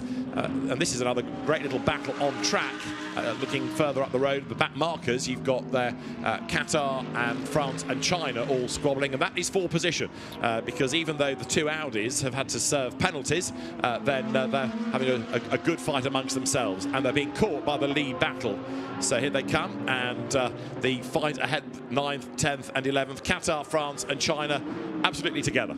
I wonder if Froggatt could get past with 20 minutes to go. Could he pull 5 seconds on Germany? I think not, but again, that's another option, potentially get the gold. The other options are going to catch this battle pack, I think, before the end. Bit of contact there, maybe on the back. You can see a bodywork flapping on the French car as well. Shouldn't be too performance limiting in that, but they're battling hard and fair at the moment. But yeah, I think this could get involved in the lead battle as well.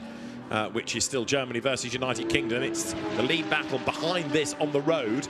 Remember, France has had a penalty. China has had a penalty in terms of that stop earlier on for the black and orange flag. Almost contact France on Qatar. China out wide. That's Kang Ling against Paul Everard. The two Audis. China around the outside. The leaders are in the background, look. And China moves ahead of France on the way down towards turn 1. So China goes 10th and goes 9th under braking on the inside line. So Kang Ling released. Remember how quick he was in the qualifying race, and now with a clear racetrack ahead of him, he's on a mission. France on a mission as well. Paul Everard, the driver, on the inside there to get past Qatar in the Porsche.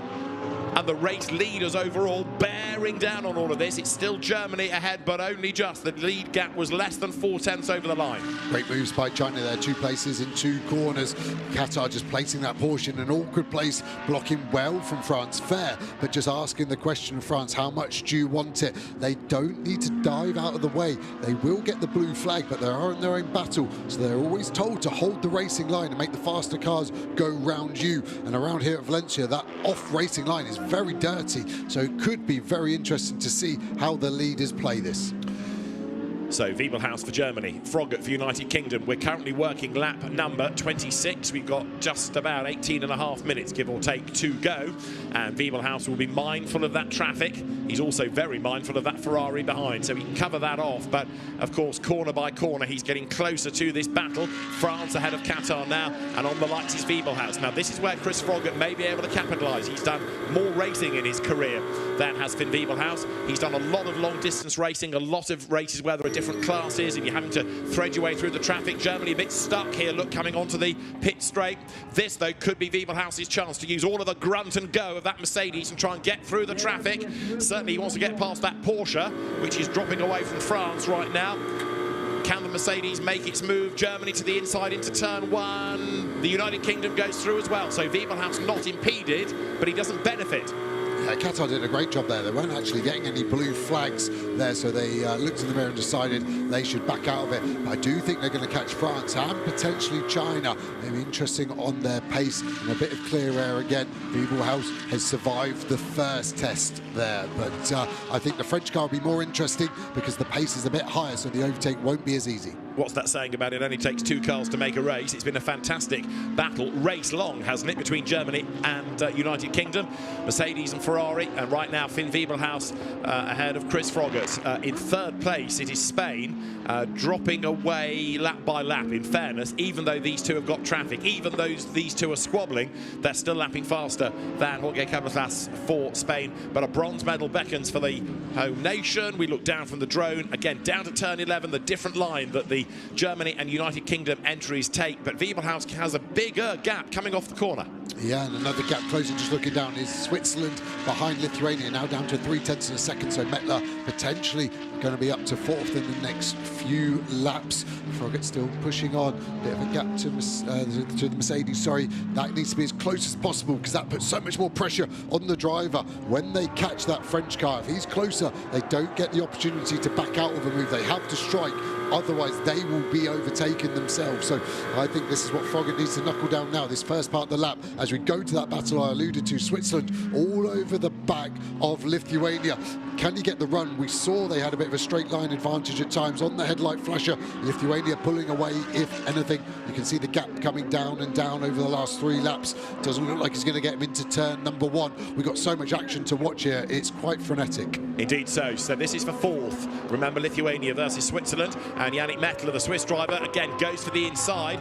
You get the feeling in this it is going to be when, not if, he gets through, whereas life is a bit tougher for Chris Froggatt. But Yannick Mettler was really, really quick in his stint in the qualifying race. Now, that's not to say that Jonas Karklis for Lithuania is a slow driver, because he's doing a good job at the moment of doing decent lap times and also hanging on to that place. The Lithuanian Audi then accelerating up towards turn 5. The leaders have just caught the gap down a little bit between the two. So United Kingdom coming back at Germany, but Jonas Karklis, who's been racing in the German-based GT Championship this season, has got Switzerland's Yannick Mettler right up behind him. This is turn 8 that they're coming into, and were Mettler to get by, he might be able to do something about Spain before the end of the race. So it's important that he gets on with the programme here. He's fully aware of that. Race leaders are over at turn 13. This is coming out of turn 11 now for the 4th and 5th place battle, and Switzerland again thinks about the inside, but it is not an easy track around which to overtake. Up through turn 12 they go. The lead gap, incidentally, as they have just gone over the timing line, is now 0.4 of a second, and Yannick Mettler for Switzerland crawling all over the back of Lithuania. The Audi repels the Mercedes AMG. They come up towards the timing line. Is this the part of the racetrack that favours the Mercedes? First of all, he's got to pull back, what, 2-3 lengths? Over the line they come. Mettler for Switzerland thinks about the inside line, but he just did not get there in time. So that Audi has got a good turn of speed here. Yeah, it's doing really well, holding off the Swiss car. The other interesting bit, the lead battle, just looking out the window, they've actually cleared the French back marker, so that won't come into play for the 2 leaders. They were 0.6 of a second faster than the China car in front, so that might come into play. But remember, United Kingdom with that 5-second penalty, I think this is now getting less and less likely as we cut back to them. You can see the French car in the background that got out the way for these 2, so didn't come into consideration to help the United Kingdom try to get past this car. Remember how much pace Chris Froggatt had and caught up to Germany, but hasn't been able to do anything since apart from get a 5-second penalty. And get frustrated, I guess, as well, that he can't find a way through. The team may or may not yet have communicated that penalty to him. Were he to get the lead, they might say, right, come on, Chris, now you've got to push by a further 5 seconds. But right now, it is Germany being given a penalty as well. So that negates it all, doesn't it, in a sense, because you add 5 seconds to both of these. So it's going to be whoever crosses the line first. James Cottingham has a rueful laugh at that. Anything you can do, we can do. So Germany, the penalty now is irrelevant to a degree. It's going to be whichever car crosses the line first. Yeah, they've both hit the post, so who's going to score and get it in the net now?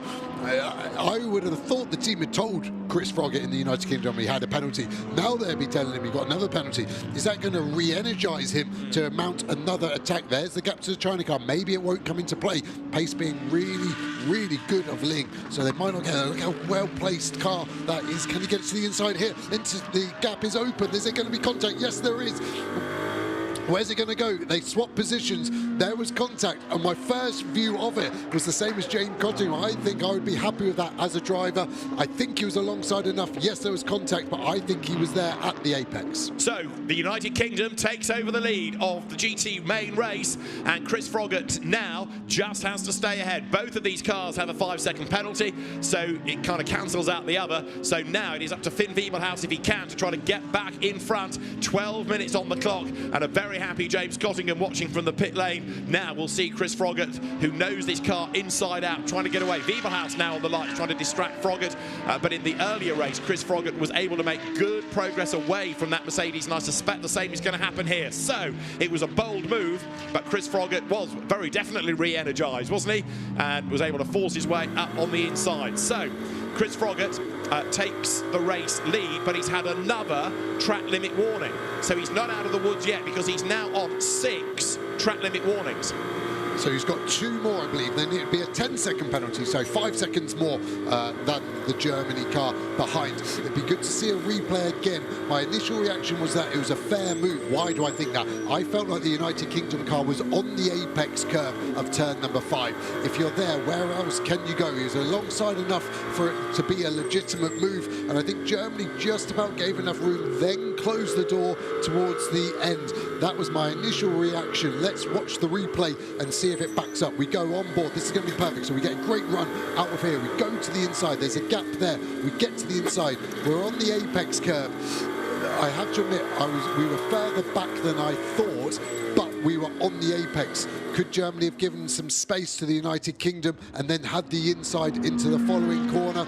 I don't know. It's a hard one to call from that interior shot. Yeah, Wiebelhaus straight away on the line saying, I'm not happy about that, but he wouldn't be happy having lost a place even if there weren't contact. So nothing has come up on the timing screen for the message line to say contact noted or incident under investigation. So for the moment, the battle carries on between United Kingdom and Germany, and Wiebelhaus is not falling away markedly. The gap has stretched a little bit on this lap, but the Ferrari has not disappeared up the road. So Finn Wiebelhaus is doing his best to stay in touch. Late braking down towards turn 14 with just over 10 minutes of the race to go. What he needs to do is try and force Chris Froggatt into more track limit errors and try and force another penalty the Ferrari's way. Yeah, roles reversed now, aren't they? But the pace is with the Ferrari, and I think he just probably needs a couple of laps and he'll just be able to build that gap as we go back to this other intense battle, Switzerland versus Lithuania. Last time we looked at it, it looked like this, and 3 laps later, it still looks like this. Yannick Mettler super frustrated, I'd imagine, right now, because he knows he's got better pace, but can't find a gap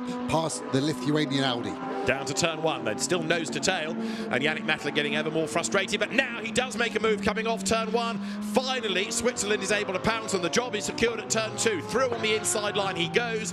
Switzerland now up into 4th place, and there's still a chance of catching Spain before the very end, because now that he's been released, Yannick Mettler for Switzerland is going to be absolutely flying. Yeah, their fastest laps of the race, Spain versus Switzerland, 8/10 different. So the gap now, 5 seconds, there's chance, there is a chance. Can he do it?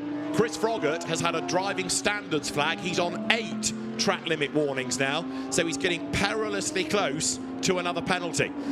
He's got 9 minutes of this race. He's under attack, he's under pressure, but he's on 8 track limit warnings. And what's he done? A purple sector 1. Yeah, so indeed. I'm not quite sure the team have communicated this in the correct manner of how to strategize this race. Has he done 9 minutes without doing a track limit penalty so far? No. We need a wholesale change in that United Kingdom garage, and they need to be going exactly there. There's the Germany team pointing that out. But you're right, 8 track limits there is very, very aggressive. He's on 9 now. He's up to 9. Chris Froggatt is on 9 track limit warnings as he comes across the line. France are on 13, and they've had penalties. So the lead car, and it leads only by 7/10 of a second, is getting perilously close, as I say, to a pit stop penalty. 10 seconds for the United Kingdom for track limits. So Chris Froggatt, I'm afraid to say, gets a 10-second penalty, and the United Kingdom are in strife. And now this is going to favour Germany. There they are in the garage. Hubert Haupt says, is that going to help us? You bet it's going to help. You probably can't believe it, in all honesty. There was one thing the United Kingdom needed to not do, and it's exactly what they've done. So this is really in the favour of Germany. Just to quantify, he's done 5 more track limits than Germany, so it's not likely that Germany are now going to do 5 more to make theirs 10 seconds. So I think that is race decided on the track limit penalty, and the United Kingdom have got 5 seconds more than Germany. Now, it's come up on the screen as a pit stop penalty of 10 seconds. In other words, my interpretation, the car has to pit for 10 seconds, which would be the equivalent of a stop-go. Or are we just going to add 10 seconds on at the end because there isn't enough time left for making a pit stop? Your call. I hope that was rhetorical, because I don't know. But, well, yeah, but I would agree, the way it's written, pit stop, you are stopping in the pits. Absolutely. And that will probably equate to around 35 seconds of time lost, which will really change it, and there will be no medal for the United Kingdom. So right now, 0.6 of a second is the margin between United Kingdom and Germany. What this might do, of course, is help the charging Switzerland, because if Yannick Mettler can get up with Spain and get through, incidentally, Finn Wiebelhaus has just done the fastest lap of the race, so he's been re-energised by all of this. He's closing back up on the United Kingdom and does the best lap of anybody in the race. Spain to Switzerland is 4.3 seconds. If we got Switzerland up to 3rd, could they capitalise? No, a little bit too far back on United Kingdom. So on the track, the UK is leading. France is on a 10-second penalty for track limit offences. They're up to 15. So Chris Froggatt, or the United Kingdom rather's 9 is kind of nothing at all in comparison to 15 track limit warnings. I think Paul Everard for France has just got so fed up with this race. He's throwing everything to the wind, doesn't really mind. They're not going to win the gold, so what the heck? It's not like there were championship points available. There is the charging Switzerland, Yannick Mettler in 4th place, 4 seconds back from Spain and lapping only about half a second a lap quicker. So he's not storming up onto the back with now just under 6 minutes to go. Yeah, I think that's going to be a big ask as we see Navarrete looking on. I think he's probably been my driver of the weekend, to be fair, with the experience they'd had in the GT3 car being 0 and the performance and even just the attitude of the car when he was in it. The body language looked so aggressive. I did enjoy that. You can see the gap there between Spain and Switzerland, 3.8 seconds. They're going to get time for 4 more laps. I don't think there's a chance for Switzerland to get up to the bronze position. So United Kingdom leading on the track, but it is Germany that is set to inherit the lead and the gold medal. Finn Wiebelhaus would love to win on the road, but a win is a win is a win. So as the cars accelerate now up towards the timing line, does Chris Froggatt know in that car of the penalties that are heading his way, or is he driving this thinking that the race is his and all he has to do now is fend off the Mercedes? I assume the team have told him he might be driving in denial, but I think he would have the information. The only thing he can do is he can do another 4 track limits until he gets 15 seconds and use those 4 extra track limits to try and build the gap, another 4.2 seconds to make it a solid 5 over Germany. But yeah, look at the pace of Mettler, 9/10 on the last lap. Maybe we're going to get a race on our hands here for the last place. I didn't realise quite how much pace he's got over that Audi, and gap now down to 2.7 seconds. Great pace from Switzerland. Yeah, Yannick Mettler underlining why we think he's very good, and he and Dexter Miller a regular driver combination, so they work well as a partnership together. And there you've got Switzerland with that really creative way they've done the livery for that car, coming now out of turn number 9, the kink at 10 and up to 11 with 4 minutes and change on the clock. Lead gap 7/10 of a second. That's certainly not enough to clear the 10-second penalty. Having accrued the penalty now, Chris Froggatt seems to have calmed down because the track limit warnings have not increased. Yes, he's got 4 to spare, like I said, so he might as well use them now. Be interesting to get James Cottingham's view on it, wouldn't it? Especially while the adrenaline's high. Has he just been robbed of a gold medal through no fault of his own? He had his own track limit warnings, but he hadn't attracted a penalty. So, yeah, it'll be interesting to see how that pans out. What's the gap between Switzerland and Spain as they break the line? Down to 2.2. This is going to be really close. Catching's one thing, overtaking's another.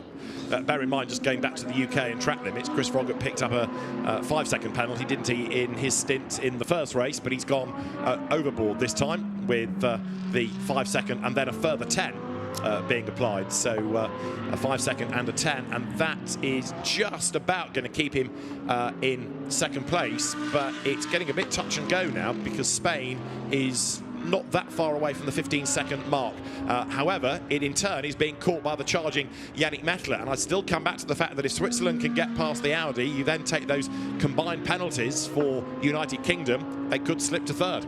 Yeah, the gap now under 2 seconds, 1.7 seconds. This Mercedes, we've seen the Germany Mercedes really seem to struggle on its tyre. Quite the opposite. Very good team running it in SPS for Switzerland. And like you said, Mettler and Muller driving together for many, many years. Mettler, not only fast, really nice as well. Really a frustrating thing when you're racing against someone that's good and nice. When you're side to side of them, it's a bit harder to be horrible and push them off. Yannick Mettler, one of the good guys in motorsport. And it's good to see how much pace he's had all weekend as well.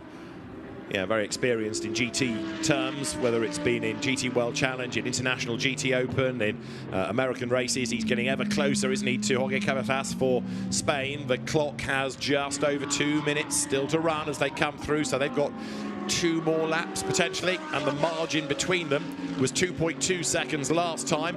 This time it is 1.2 seconds, so a really good lap by Yannick Mettler. But just the fact that he's getting closer doesn't necessarily mean he's going to get by, because as we've seen, the balance performance works that, okay, the cars might be able to lap differently, but when you get them together, they run so equally it's hard to get by. Yeah, and we've seen some great overtakes from Mettler, but we know the Audi's fast at the end of the straight, so it's not going to be an easy job there. He will be thinking all the time. Drivers just weighing up where they think they're strong. Here we have Japan in that Ferrari chasing Chinese Taipei. Big slide out 12 to the inside for Japan. That looks like that should be job done as well. Great move getting the cutback done. And remember that Japan driver is a bronze driver as well against silver. So Wakasako's done a mega job all day, and a great way to end the weekend for him. And so that is Peter Yang for Chinese Taipei losing a place. And it's a reversal, therefore, for 7th position, as on the road, Chris Froggatt still leads, and he is about to start the last lap as he slides out of turn 14. He'll see the Mercedes in his mirrors, and James Cottingham thinks, but we were going to win a medal, we were going to win a gold. And over the line, the car comes with a lap to go. Unless problems hit that Mercedes, it's going to be a win for Germany. Chris Froggatt has just done the fastest lap of the race, 1:33.059, but the frustration is huge for that team now. United Kingdom on the verge of a gold medal, and track limit penalties have been there to ensnare them. I'm just pausing because China has been given a penalty for gaining an advantage outside of track limits. So Kang Ling has been given a penalty, but not for exceeding track limits, but for gaining an advantage by going off the track to gain a position. And there, look at this, for third, all of a sudden, Spain, Switzerland together, and Switzerland on its toes. Yannick Mettler hustling on. This, the last lap of the race. This for a medal. Spain, Switzerland, nose to tail. Out of turn 4 they come, short straight. Mercedes wider into the corner. Yannick Mettler trying to dodge around, trying to force an error out of Jorge Cabezas for Spain. They're up at turn 5. The race leaders, of course, ahead of them on the lap, heading towards the checkered flag, and then the unravelling with the penalties, and a mistake by Spain. Door open, Switzerland goes through, contact. Mercedes clatters into the side as Spain tried to rejoin, but the place is taken by Switzerland in a pretty forceful way. Yeah, brutal for Spain. Got on the throttle too early, car snapped of oversteer, hopped him over the curb, and he lost the place. The contact was Spain rejoining rather than Switzerland driving into him as we go back to the leaders. One corner to go, checkered flag at the ready. On the road, United Kingdom is going to win, but on corrected times, it's going to be gold for Germany. In GT, Chris Froggatt crosses the line ahead of Finn Wiebelhaus, but Germany will take the gold medal with the penalties to the United Kingdom, and Germany delighted. There's applause, there are smiles, and it's going to be a rather po-faced garage, no doubt, for the UK, but we need to see how close to 15 seconds behind the UK entry the Mercedes of Switzerland is. Up towards the line they come, and I think United Kingdom are going to be good in that second place, as across the line goes Switzerland, and yes, third, it's a bronze medal. James Cottingham thinks, well, okay, at least we hung on to that, but frustration that it wasn't a gold. So Germany, United Kingdom, Switzerland, and on the last lap, that was a tough battle for a medal. What a race, all the way through. Wasn't it? The drama was great. I think the result is ultimately fair. The track limit penalties have just hurt the United Kingdom too much. I still maintain it was a fair move to get the overtake done, but there are our winners, and congratulations to Germany. Yeah, indeed. There was nothing ever from race control querying that move at United Kingdom on Germany, and the track limit penalties were there. You know, it's monitored. There is telemetry to prove whether you have or haven't done so, but fantastic. Finn Wiebelhaus and Hubert Haupt are gold medalists. And potentially for the team, Haupt's racing team himself, is this their last time in a Mercedes before they go to Ford? What a way to end that relationship with a gold medal. Indeed, so they've got that car out tomorrow in GT Sprint. Finn Wiebelhaus will drive solo in the 40-minute race, but yeah, it's their last weekend representing Mercedes AMG. There is a Ford programme for next year, we understand, for Haupt Racing Team.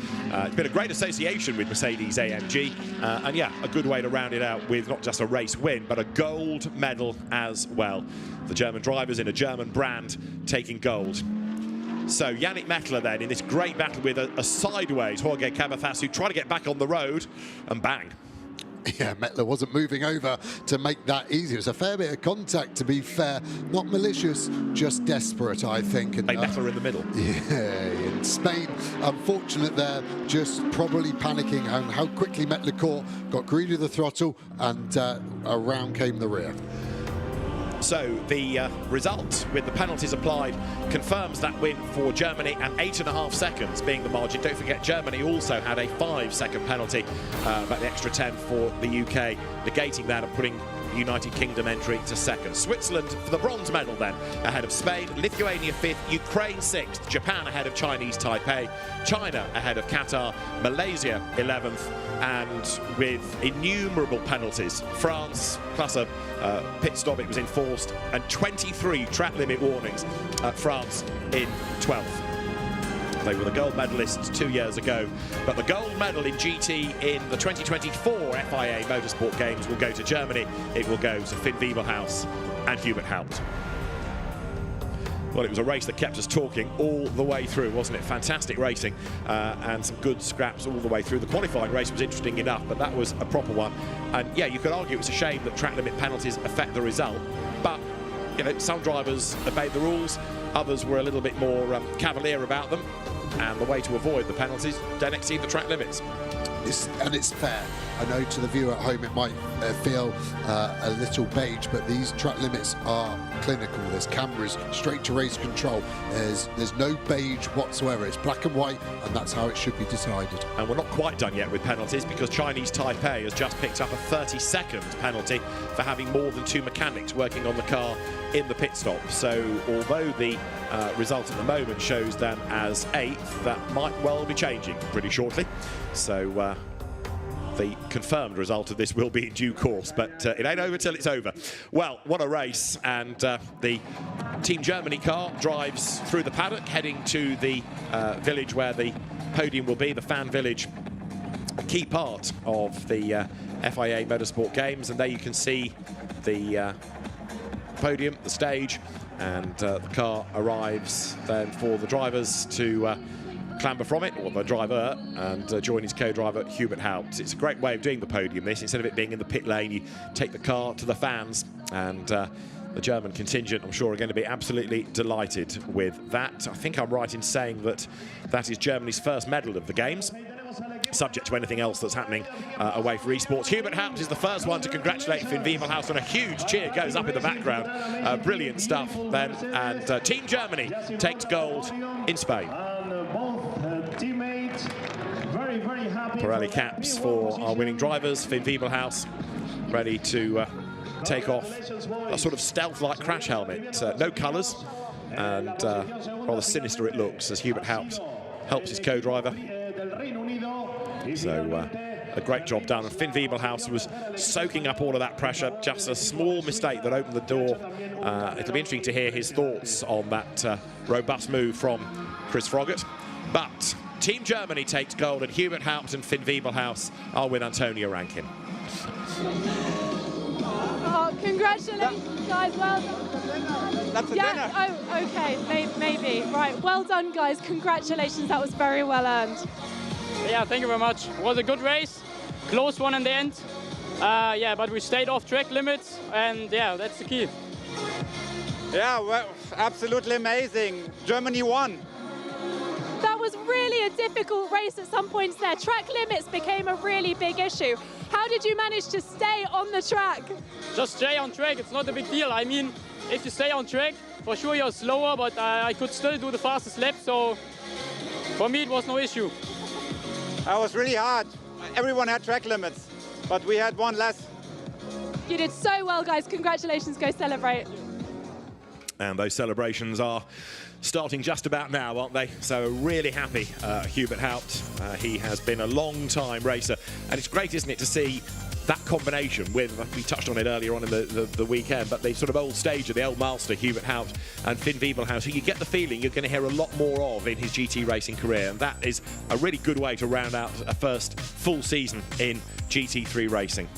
Yeah, a wise head on young shoulders, it seems, in Wiebelhaus there. So hopefully he can keep going with this winning way. Indeed so. Looking down then from the drone across the paddock, the drift track is there. The celebrations are going on with the flag, and a fantastic race for Team Germany. Rather less so for United Kingdom. They can reflect on that in due course as well.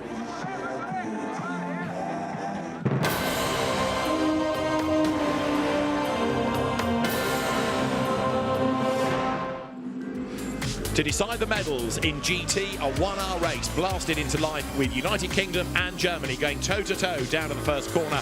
And although United Kingdom took the advantage, it wasn't long before Germany, thanks to Hubert Haupt, was able to muscle through on the inside up at turn 2. Little brush between them, it got a bit physical, and James Cottingham went out wide. That gave Germany the race lead, United Kingdom second, and Switzerland in third spot. And that would be the situation for much of the opening part of the race, as drama behind took France, Chinese Taipei and China all in the wars. With the wrong tyre pressures set, China and France had to make enforced pit stops to see the scrutineers and the tyre technicians, and when the pit window opened there was trouble for the United Kingdom. That hesitant getaway from the Ferrari cost them time, and it meant that Chris Froggatt had to do a lot of catching up against Finn Wiebelhaus, and catch up he did.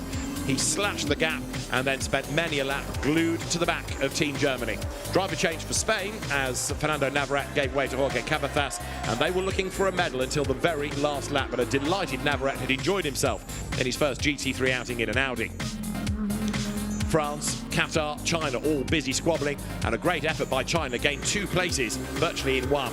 Then for the race lead, United Kingdom saw half a gap. Chris Froggatt put the Ferrari on the inside, and with a bit of contact he was through. It looked as though it was going to be a win for the United Kingdom, but there were track limit penalties coming. First for the UK at 5 seconds, and then 5 seconds for Germany, and then a further 10 for United Kingdom. And for third on the last lap, contact and a change, Switzerland moved ahead of Spain. So, United Kingdom crossed the line first, but with effectively 15 seconds worth of penalties over the 5 seconds of penalties for Germany, it meant that Germany would take the gold medal. Up to the line came United Kingdom to win on the road, but Finn Wiebelhaus and Hubert Haupt win GT gold medal for Germany at the end of a great race. Herzlichen Glückwunsch an das deutsche Team. Congratulations to the German team. I had to switch to German, I'm very sorry, but they took their first gold. Yeah, took gold in the GTs. They're right behind us there. That's our podium, and we're about to witness our first podium there, which is on the stage in front of us. We can't hear a thing, it is very loud, so hopefully you guys can hear us okay. The vibes are great. We've got a DJ up on the stage, the champagne is ready to flow, the teams are behind us, and I'll see if I can grab him for a quick moment. He's in the mix with one other driver, but I'll see if I can slip in there. Kann ich ganz kurz mit euch sprechen? Ja, wie war's für euch? Erzählt da draußen, ihr habt die erste Goldmedaille. Ja, super, Goldmedaille für Deutschland, sensationell, also ein Riesenerfolg, wir haben richtig Spaß gehabt. Habt ihr es gleich verstanden, als dann die Strafe kam für Großbritannien, dass für euch es jetzt nach einem Sieg aussieht? Ja, das Team hat mich direkt aufgeklärt, deswegen bin ich hinterher gefahren, habe keine Attacke mehr gesetzt und war super. Es war dann nur noch defensiv, nur noch den Titel verteidigen und bring it home. Ich habe gehofft, dass wir den 4. Track-Limit nicht mitbekommen. Und somit hatten wir uns 5 Sekunden gespart. Herzlichen Glückwunsch und viel Spaß beim Feiern. So I asked them what it was like out there. They said, fantastic, we got gold. What else would it be like? It was fabulous. I asked them if they clocked right away that with the penalty that Great Britain got, that they had the gold. And they said, yes, the team told us we've got gold if we just defend the title now. So they sat back, stayed calm and brought it home. Okay, we're going to go back to commentary for the podium, and we're going to celebrate here in the mix. Join us for that, I would say, right? Right now. Looking down into the village, looking down at the podium area, which is where the medals are going to be presented shortly. United Kingdom for silver, gold for Germany, and bronze for Switzerland. At the end of our GT main race, there with the beard is Dexter Müller for Switzerland, and Yannick Mettler.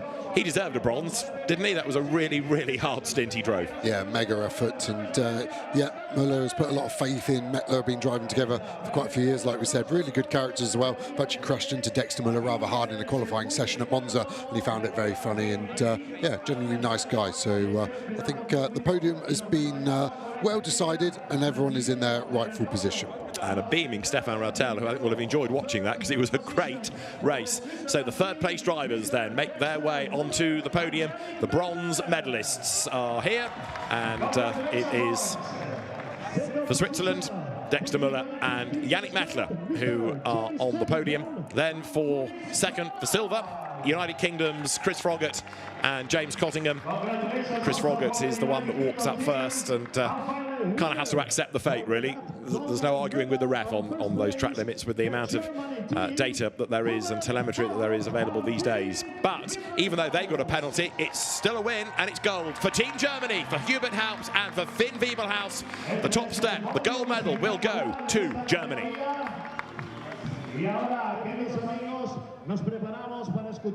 So the drivers all present and correct, and the national anthem now of the winning nation.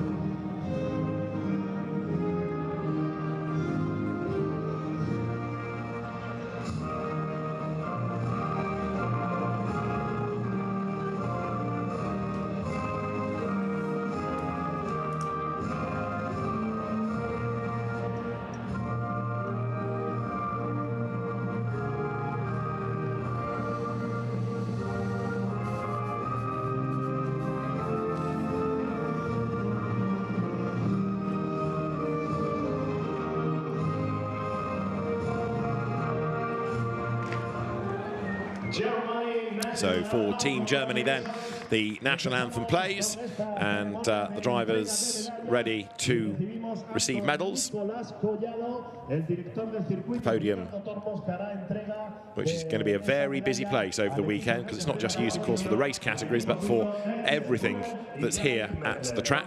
And then, of course, at the end of Sunday, there is the closing ceremony where everybody is celebrated. But there are the medals for Switzerland, the bronze medal to Dexter Muller, now to Yannick Mettler. Then at the other end of the podium, silver awaits for United Kingdom, Chris Froggatt and James Cottingham. The first time they've been a partnership. I wonder whether it will be one that continues or whether it's going to be a one-off. We'll see.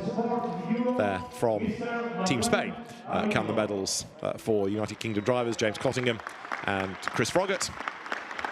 Well, they gave it a good shot, didn't they? Tried as hard as possible. Handshakes to our gold and bronze medalists too. And then we'll get the medals presented to Finn Wiebelhaus, to Hubert Haupt, as the winners of the GT discipline at the 2024 FIA Motorsport Games. And this is quite something for the drivers. Medals, of course, not that common. It's normally a trophy, but it's a great concept. And you can see a very proud Hubert Haupt. He wins for his country, he wins for his team, and he wins for his co-driver, he wins for himself. Great efforts, and truly a really, really good race. Yeah, Megan, it's really good as a driver to get something different to a trophy. All they ever end up doing is stop your roof blowing away stuck in your attic. So a much more socially acceptable size thing you could display in your house with great pride. But yeah, I think Froggatt there will be thinking it probably is the wrong colour as he drives all the way back to the hotel in the hard shoulder. Absolutely right. So Chris Froggatt then with James Cottingham. They're ready to celebrate with the champagne. James knows exactly how to make a big fizz out of this as he bangs it on the step, but I'm afraid the UK a bit slow with the corks. But Hubert Haupt soaks everybody. Finn Wiebelhaus races again tomorrow in GT Sprint, but that is the end of the weekend as far as Chris Froggatt and James Cottingham are concerned. Their work is done, and they bring silver for United Kingdom, bronze for Switzerland, and the gold medal to Germany at the end of a really enthralling GT 1-hour medal-winning race. The GT3 category, a mainstay of the FIA Motorsport Games. And at the end of a great race, Finn Wiebelhaus and Hubert Haupt win in GT for Team Germany. Hubert Haupt and Finn Wiebelhaus. There is a lot going on here. I can't hear a thing. I hope you can hear us. The DJ is popping off and the party is about to get started. It was a fantastic ceremony. I saw my country win gold. I'm happy. Congratulations. It was really good. I mean, a huge crowd.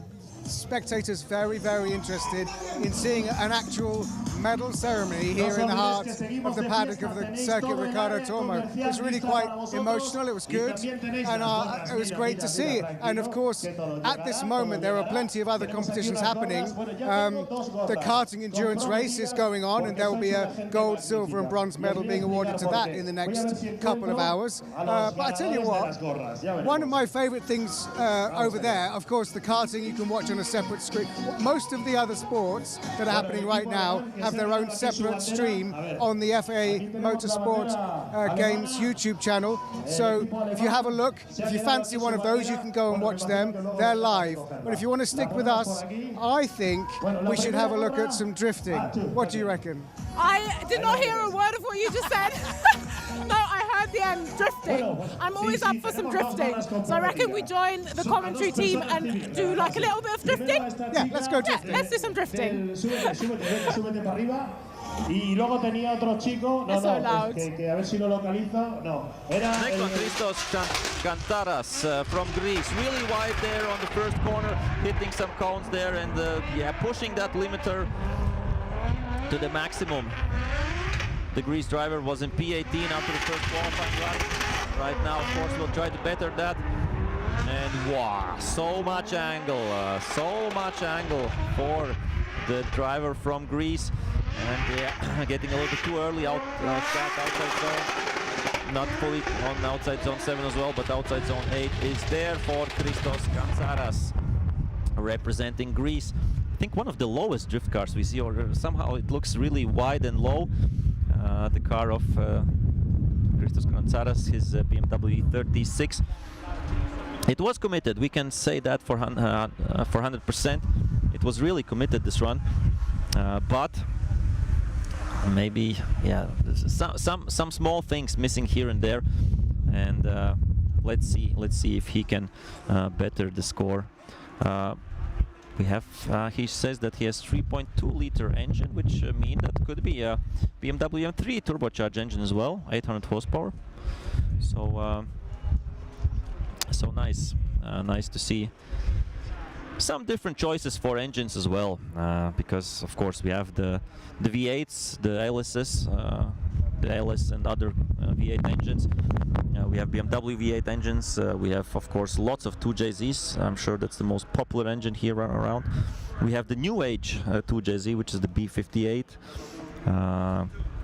We have some like race engines, V8 engines who are revving up to 8,000–9,000 RPM. So we have lots of different stuff, and I see that we have two cars with really high capacity. That's when I'm like strolling through that field. The biggest engine on the grid has the Belgium driver Peter van Horik. He has 7.4 liters. Oh, wow, that's a big American engine there, with 650 horsepower.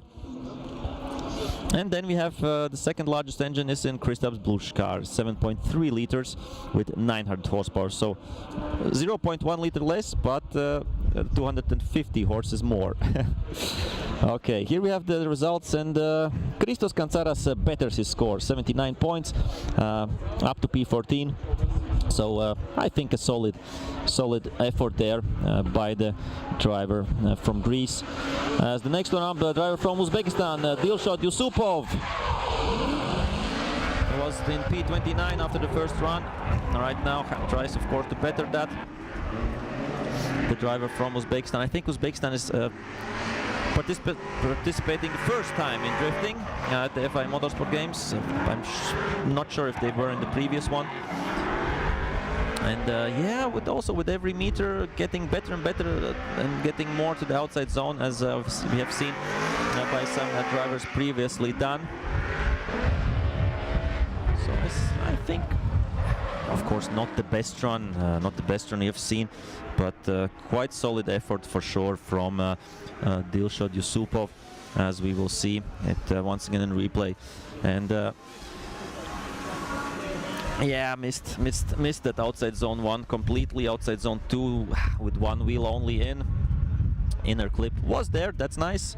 And here, yeah, outside zone 3, unfortunately, outside zone 4, that was missed there as well. Yeah, some mistakes here and there. Here I think he was with one wheel off. That's another thing the judges don't like. So yeah, but this is qualifying, as I said. The big battles, the important battles, will be tomorrow, starting from 1 o'clock here on the live stream of the FIA Motorsport Games YouTube page, or YouTube channel to be precise. So mark that, it's 1 o'clock Spanish time, so check the time difference from your country to Spain, and then you will have the right time when the top 32 finals will begin in drifting tomorrow. But still, we have a long way to go in qualifying. Right now we have 8 drivers done, which means we've still 22 drivers to go on their second qualifying attempt. And the next one up should be the one with the biggest engine, Peter van Horik from Belgium, with his 7.4 liter V8, yeah, for sure, 650 horses, and E46 with an M2 body kit. Yeah, some drivers are just writing BMW M2, but they have some E46 underneath them. But some drivers are, yeah, saying, okay, it's a E46, but with an M2 body. Okay, here comes the score for Dilshad Yusupov, and wow, that's a big jump there from 51 to 69. That's nice to see, and up to 24th position. I think he was 29th or something after the first run. So solid improvement there by Dilshad Yusupov from Uzbekistan. And here comes Peter van Horik from Belgium. And yeah, unfortunately missing out outside zone 1 completely. Outside zone is really far away. And now going with 3 wheels, I think, off the track, and almost spinning big angle there. A bit of a messy run there, and I think he's out of the rhythm right now, Peter van Horik, as he tries to navigate through the track. And yeah, I think he knows this run is over before almost it even started, or it was over after the first corner. And here going really wide as well. Maybe, of course, one thing I want to talk about is the tires at some point, but yeah, let's check on the replay first. But he had solid points in the first one. He was in 20th position, so no worries for Peter van Horik.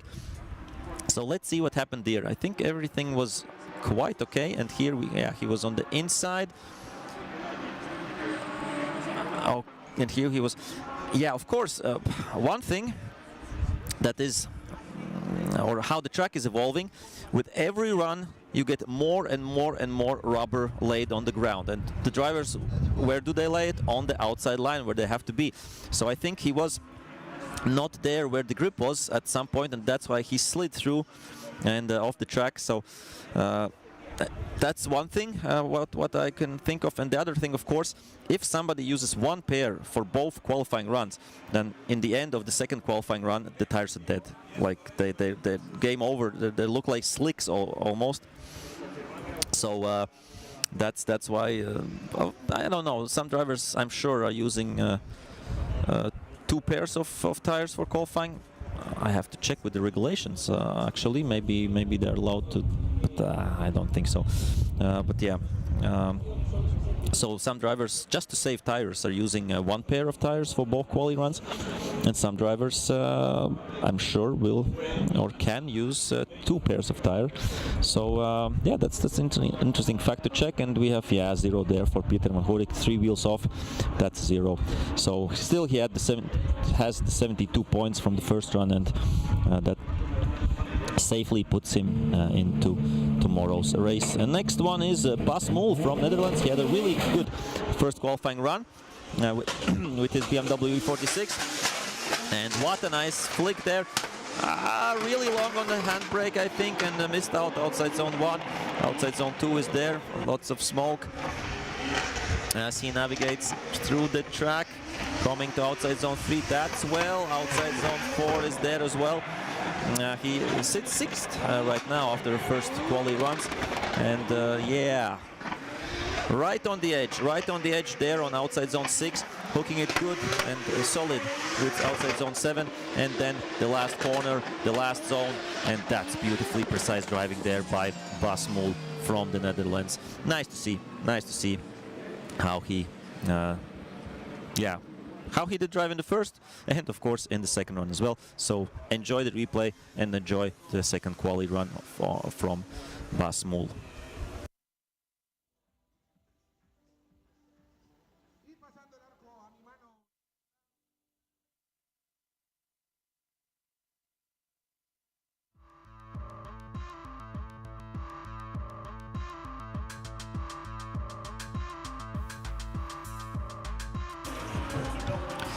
And here we see the standings as they are right now. And the drivers are allowed to use new pairs for every quali run, new pair of rear tires, that's what I meant. But some drivers, I'm sure, are trying to save some tires for tomorrow's competition, because we have had lots of practice. We had 2 times 2 hour sessions. Of course, they were divided in groups, so every driver got 1 hour in each practice session. Tomorrow they also will have practice in the morning, so they will be practicing for the tandem runs. I'm not sure how many will practice and how many tires are left for them, because the surface is quite rough. It eats the tires. Maybe the speed is not there. 86, 1 point better, Bas Mol in his second run, and that puts him 1 position up to P5. So Bas Mol from the Netherlands, I think the fans can be happy with him.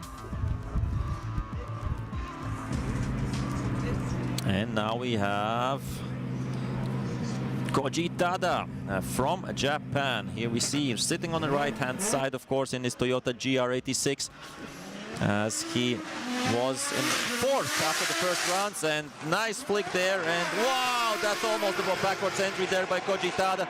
Lost a little bit of, had to lose some angle at some point there, and but he managed to salvage that, as he is filling out that outside zone 5. This is outside zone 6, the longest one.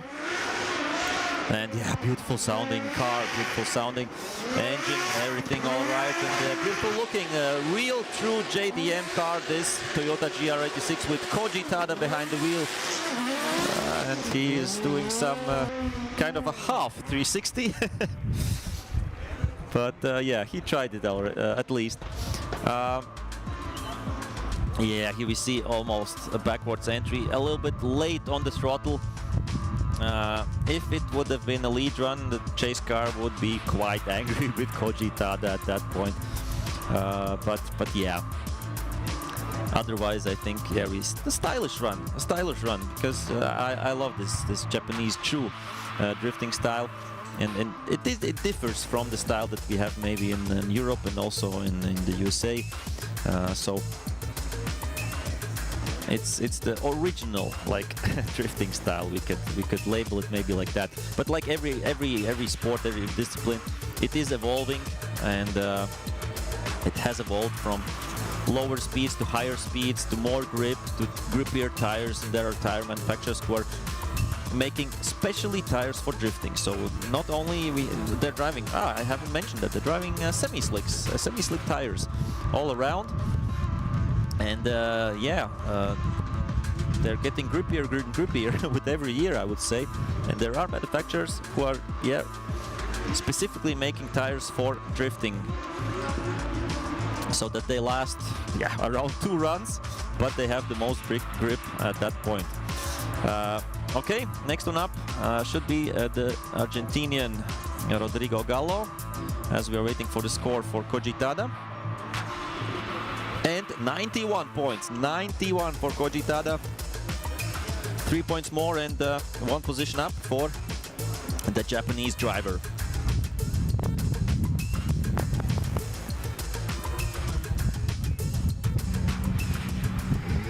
So we see next one up is Argentina, then we have Sweden, then Spain, then Hungary and Portugal. The next 5 countries getting ready for their second qualifying run. Rodrigo Gallo is up and running, and he is going for the initiation, and nice initiation there, really wide line, gets to that outside zone but comes back, and here he fills it out at least half of it. He was only in P29 after the first qualifying run. He is on a mission, he has to get better his score, and he's trying to do that.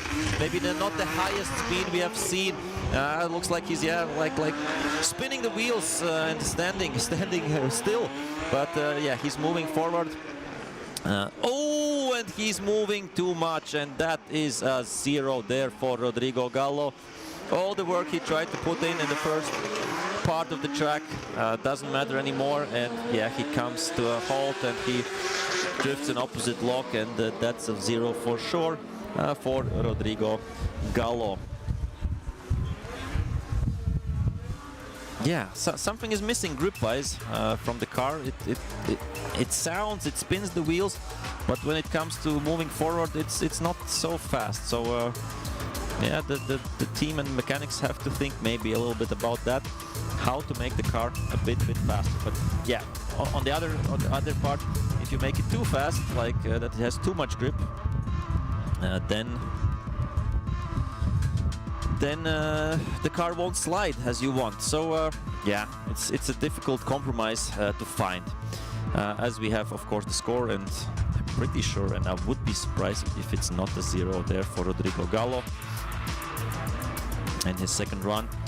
And yeah, it is a second. It is a 0 and 53 in the first. That puts him into 29th position still. As we're moving on to one of the best qualifying runs in the first attempt. That's Joachim Andersson from Sweden.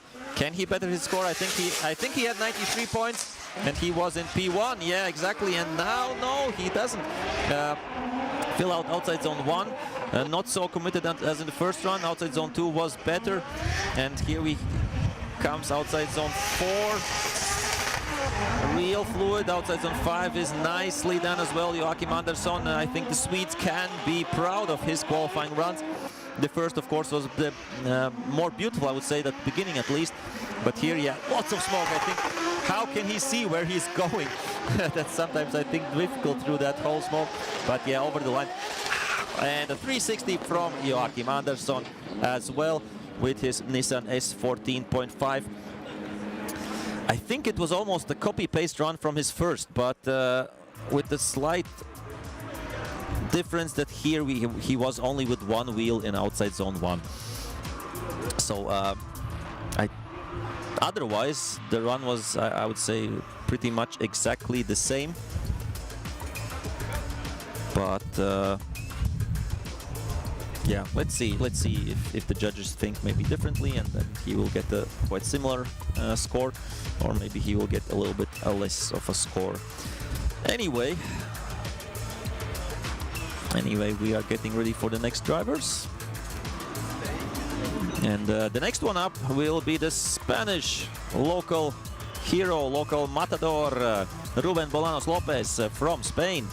And we will have the score for Joachim Andersson's second run as well, coming up right now on your screens. I would say 3, 2, 1, and it's coming. Okay, it's coming. It's on the way. It's on the way, and we should have it quite soon.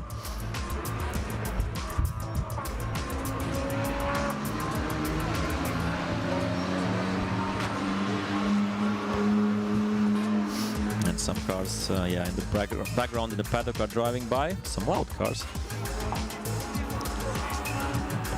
And it looks like it wasn't an easy decision for the judges to get the scores in for the second run for Joachim Andersson, as we're still waiting a little bit for them. But yeah, Ruben Bolanos Lopez, I'm sure will try to pull. And 89. So a little bit less points for line and for style as well, but still keeps his first position with the 93 points.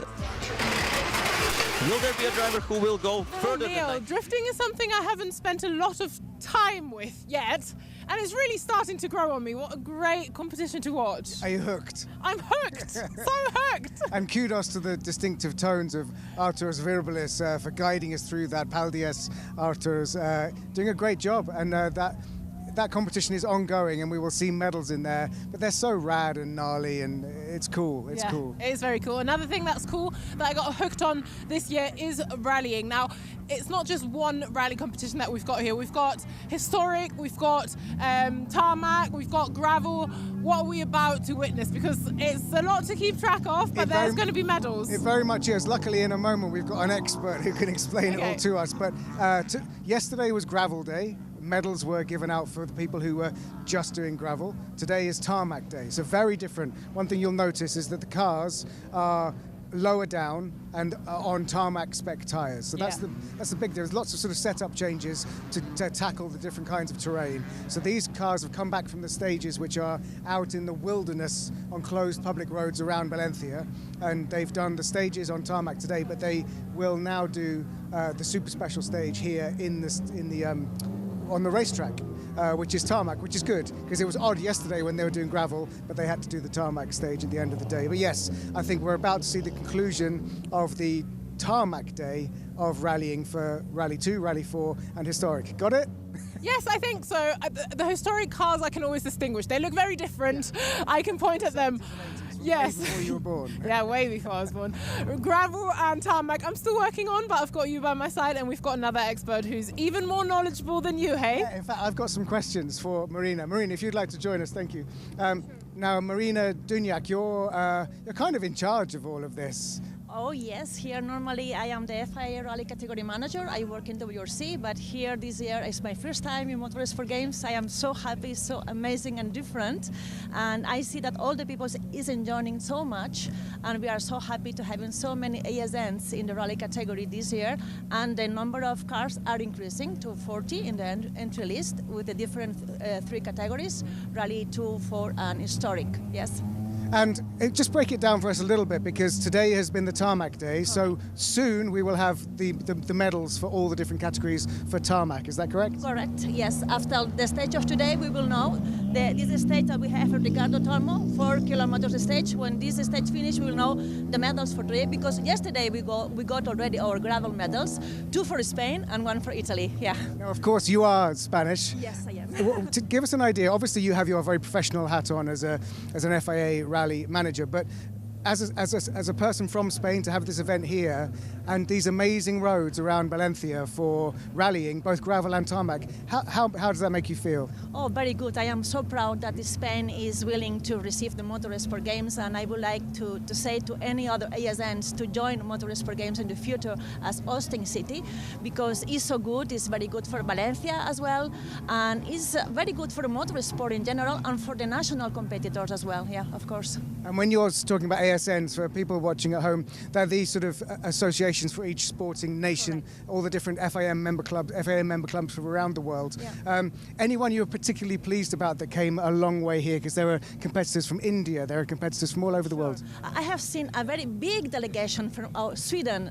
Sweden delegation with a lot of competitors, a lot of guests and VIP, and especially we have had all of us in the different disciplines, especially meetings to talk about the different categories, how to improve and to help them to improve their own disciplines. Yeah, very good. And obviously, if you take off your FIA hat for a moment, you'll have been pleased that Spain won 2 rallying medals yesterday. Do you think that could happen again this evening? Who knows? Yeah, in rallies, until the last stage, we don't know who is the winner. Then we will see. But happy that other ASNs as well win some medals, of course. Yeah. But as a human, I'm sure you'd like to see Spain winning.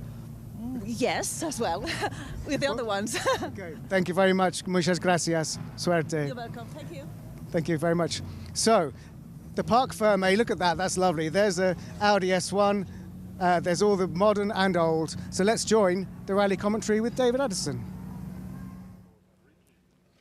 Now there for Team Spain, ready to go on the rally stage here at the Valencia circuit is Alejandro Chacon.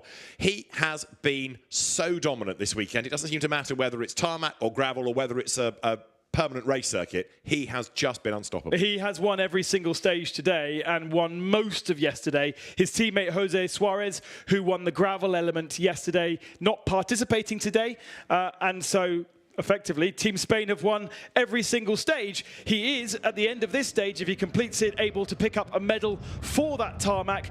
It will be his first medal, but he's also gunning for the overall and was so good yesterday on gravel as well that he has a 2-minute advantage.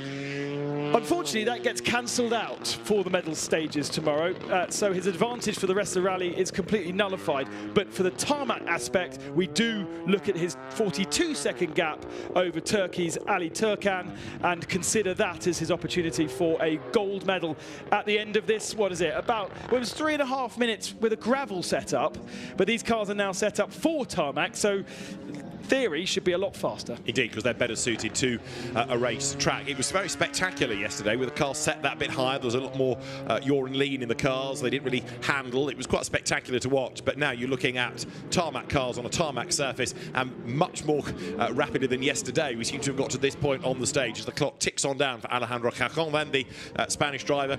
Very successful he has been in Spanish events over the last few years. He was a silver medalist in Rally 2 years ago, wasn't he, in the Marseille version of the Motorsport Games. Peugeot Rally Cup champion, Spanish Junior Rally champion as well. So Alejandro Cajon in the Toyota GR Yaris.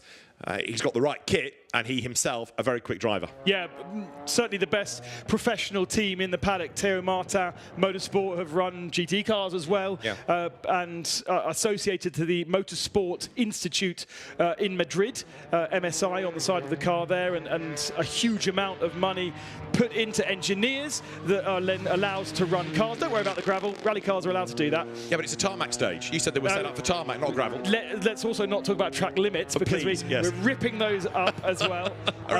And there are limits. You're not allowed to. You have to follow the line of the circuit, so you can't cut across the grass and miss a corner completely. But we're a lot more liberal about what bits are used. Looks so much faster than yesterday on gravel setup to this tarmac. Much lower, much more stiff, gives the driver a lot more reactivity, because of course they're threading the eye of the needle through the mountain stages today, very sinuous in parts, and you want a car that can react to that. The sun is so low that Alejandro Cajon putting up his right hand to shade the sun from his eyes and comes to the line to register the first time of a 2:26.9. So that's the target for everybody else, blasting his way over the line as we get set then now for the Team Turkey car. This is Ali Turkan, silver medalist in Rally 4. So you've got the two silver medalists of 2 years ago, upper category, and now going for gold in Rally 2. Turkish rally champion. He's been a Turkish sim racing champion as well. And Ali Turkan is a Red Bull athlete, and he's been there or thereabouts, a regular in the top 3 over this event, but he's never quite had the pace of Cajon.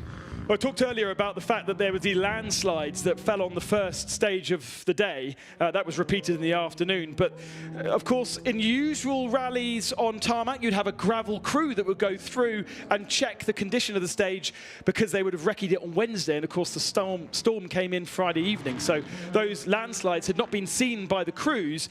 Race control did give warning about the first 3 kilometres being very, very dirty, but did not tell them about one of the last corners of the stage that had a massive amount of mud across it. And Ali Turkan actually ended up in a ditch on the outside of it. Somehow, not only did the car still look neat, but he didn't damage it at all. Reversed out, lost 17 seconds, but for the rest of the day has played it safe. And so safely in silver overall, and safely in silver for Rally 2 tarmac. Without a big problem now, I think there should be another medal, because of course he got silver yesterday. In the gravel competition, right. So Ali Turkan now aiming to try to beat a 2:35, the best gravel time that we had last night, 2:49. So that shows you the difference, as Ben was saying, with the right setup for the cars. They look actually less like rally cars and more like race cars in a sense. I don't mean that unkindly, but as Ben makes the point quite rightly, they are set up now for the tarmac. They haven't got the same roll, and they are biting the road that much better. We've got Rally 2, we've got Rally 4, we've got Historic. The Historic is self-explanatory, I guess. the difference between Rally 2 and Rally 4? Rally 2, so these cars, the last step before Rally 1, which is WRC, four-wheel drive, something around the region of 300 horsepower, and really, if you compare it to Formula 1, it's Formula 2. There is Alejandro Cajon celebrating yet another medal for Spain. Yesterday, 2 medals in the competition, could be another 2 this evening. So they were the medal table leaders with 2 golds thanks to the rallying, and the third has just gone that way then. So Ali Turcan did a 229.2. Next it is Alejandro Mauro Sanchez for Mexico in the Skoda, accelerating his way now out of what for the racetrack is turn 8, perversely up to turn 7, and before you get to turn 6, he's going to flick behind the corner, make the way down now towards the perimeter roads. So Mauro Sanchez with a puncture yesterday, competing in the overall only, so not in the individual days. So we don't consider him for the tarmac competition. But such has been the amount of attrition today. We've lost Ollie Mellers, who damaged his sump in his iris after the first stage of this afternoon's loop. And we also lost the German car that was participating in overall. So we actually only do have 3 overall cars left in Rally 2. Lots of understeer from Mauro Sanchez. So he is not de facto bronze, because he's guaranteed a medal, I should say. Mexico guaranteed a medal. He will go up against Turcan and Cajon in a 3-ray rally cross rally style event that we'll have tomorrow afternoon, and he could still get gold. He could indeed, but it's 3 lanes, isn't it, that they run? Yes. 3 different tracks, each taken once by each competitor, effectively therefore competing 3 laps of the circuit. It's a long stage. Kilometers. Yeah, 12 kilometers. And this is 4, so it's going to be a 6 to 8 minute lap. Indeed so, and there's 1 of those for Rally 2, 1 shootout for Rally 4, and for Historic as well. So this is Alejandro Mauro fighting the car out of that last chicane, back onto the power, up towards the timing line with a 226.9 to beat. He does a 229.172, so slightly slower than Alejandro Cajon, but quicker than Turkey. So it is Spain, Mexico, Turkey, as next we turn to Georgia. The next car onto the stage is going to be that of the former 4 times Georgian hill climb champion, Sandro Tavakkiladze. Yeah, he's a 10-time Georgian champion overall, but very little competition outside of Georgia, and his first ever competition in a 4-wheel drive in a rally. Right. Georgia entering both Rally 2 and Rally 4 for tarmac, and neither have any rally experience whatsoever. So to be 3rd fastest on tarmac in the first stage of the day was absolutely remarkable from Sandro. And unfortunately, over the rest of the day, he has faded behind those that have got up to speed a little bit. But this is remarkable. It's actually a car that participated for Ecuador yesterday, and the guys spent the whole night ripping off the livery and transforming that car into a tarmac car. So it's done some miles. Luckily, it wasn't too badly damaged by Ecuador yesterday, and now is in the hands of Georgia. Yeah, I was just thinking, it's quite a gamble, isn't it, to come all this way and pledge an entry and hope that somebody else doesn't damage the car. There was a spare one I saw actually. That's a relief, yeah. Right, okay. So Sandro Tavakkiladze then up towards us as the Team Georgia entry accelerates now down towards turn 1, but then flicks off the road again onto the perimeter, the access road, and it will rejoin after another handbrake turn down at the bottom. Rallying, of course, hugely popular in Spain, so no surprise that the fans are out in force late in the day to watch all of this, as then going across pit exit up the main straight comes Tavakkiladze with still that time to beat for Alejandro Cajon through the chicane up towards the timing line, and let's see what that is going to do. It's going to be a 2:38. That's going to put him 4th fastest then, so 2:38.574. Now, here's another potential medal winner. Bronze in Rally 2 tarmac for Kenneth Madsen at the end of this stage, potentially. Didn't participate yesterday. Danish Championship is only on tarmac, so he said, well, I don't have any gravel kit to do the gravel rally, and I've never really done any graveling. So tarmac, and has basically been there or thereabouts. Been close to Ali Turcan on certain stages, but hasn't been able to really take any chunks of time out of him, other than the first stage when Ali was in the ditch. And so it's going to be about half a minute, the difference between Ali Turkan and Kenneth Madsen by the end of the day. But nice to see a Citroen C3 in the field, the only one. The car looks nice and clean. He's had a good day. Tyres not too badly used. And he was quite surprised when I spoke to him earlier about the difference in surfaces here in Spain versus what he's used to. What have they done in terms of service, both through location and also regulations? No, so they will have set the cars up for the morning. They did 3 stages, then they came back here to Circuit Ricardo Tormo to do a service. I think it was a 45-minute service, so you didn't have a huge amount of time to change lots and lots of things. Kenneth going very, very wide there to make it as wide as possible through that particular corner, and even the back end stepping out. But then that's it. They've come back this evening into a regroup, which is basically a parc ferme where you can touch the cars outside of those specified windows. So if you leave a stage, you go through a time gate, and then you're free until you need to get into the next time gate, which you're given a certain amount of time.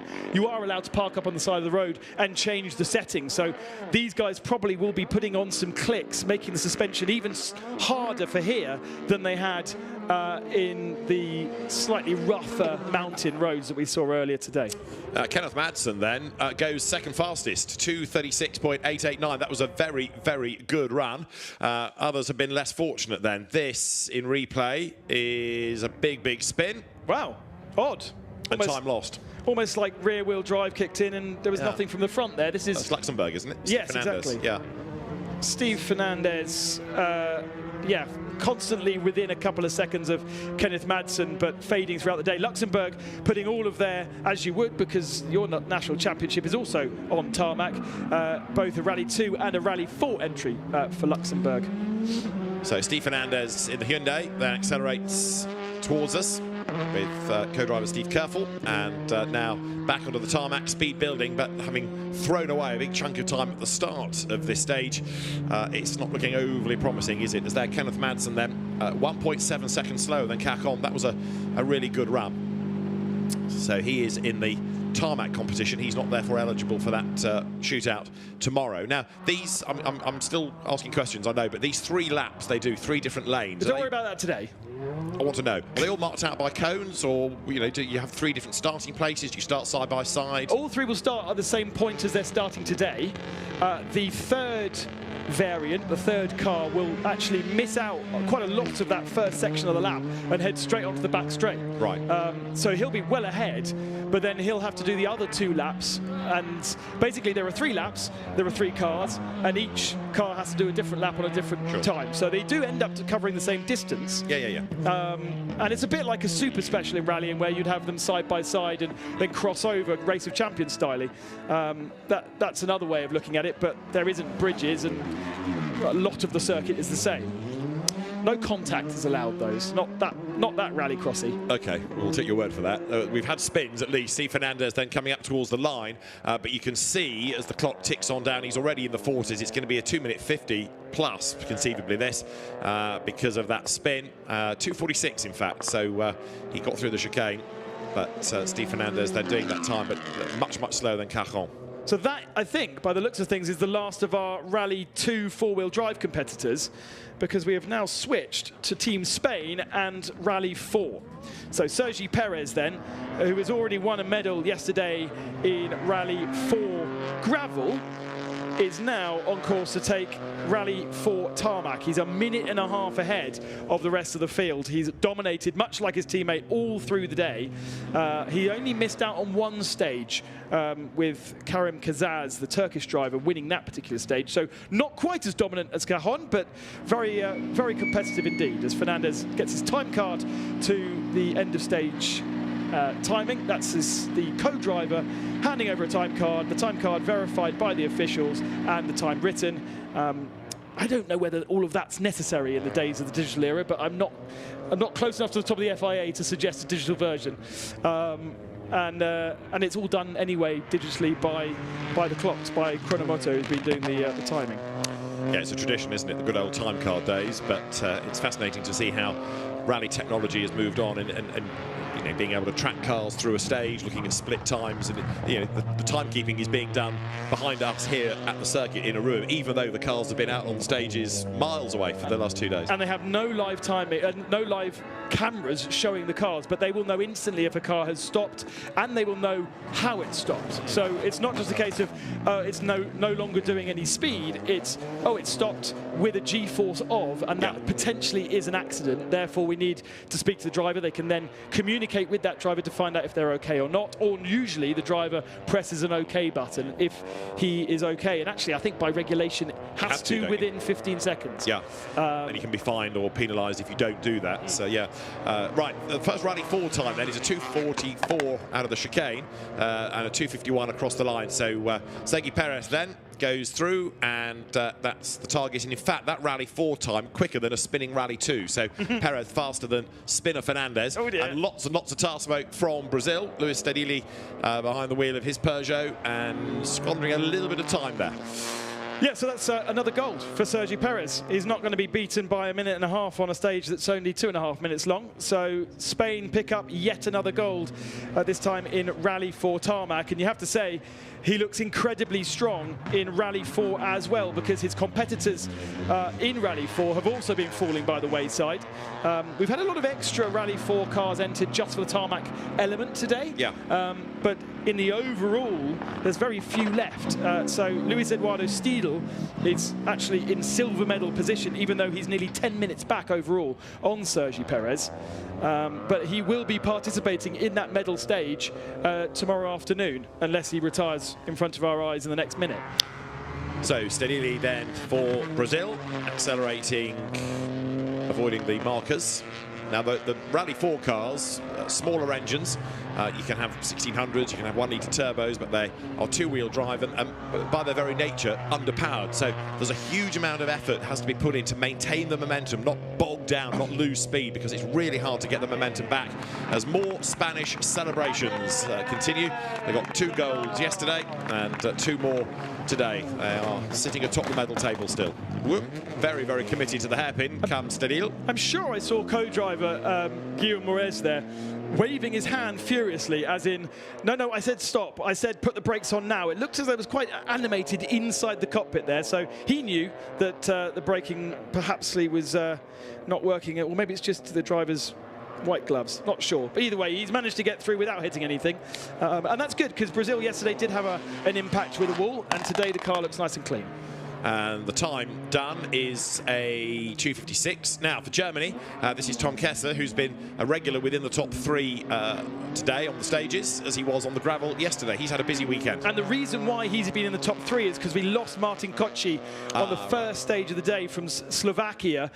Just understeered wide into a hedge, unfortunately, for Martin. So from a very comfortable 2nd overall, that has promoted, therefore, Tom Kessler up into bronze medal position. He did have a bit of a scare this afternoon when a stone got lodged between his brake caliper and therefore had no retardation and was using only the handbrake for the second half of the second stage to slow the car down. Then he managed to dislodge the stone and carry on. He said it's okay, but he has been pretty much smoking consistently when he gets out of the car to calm his nerves.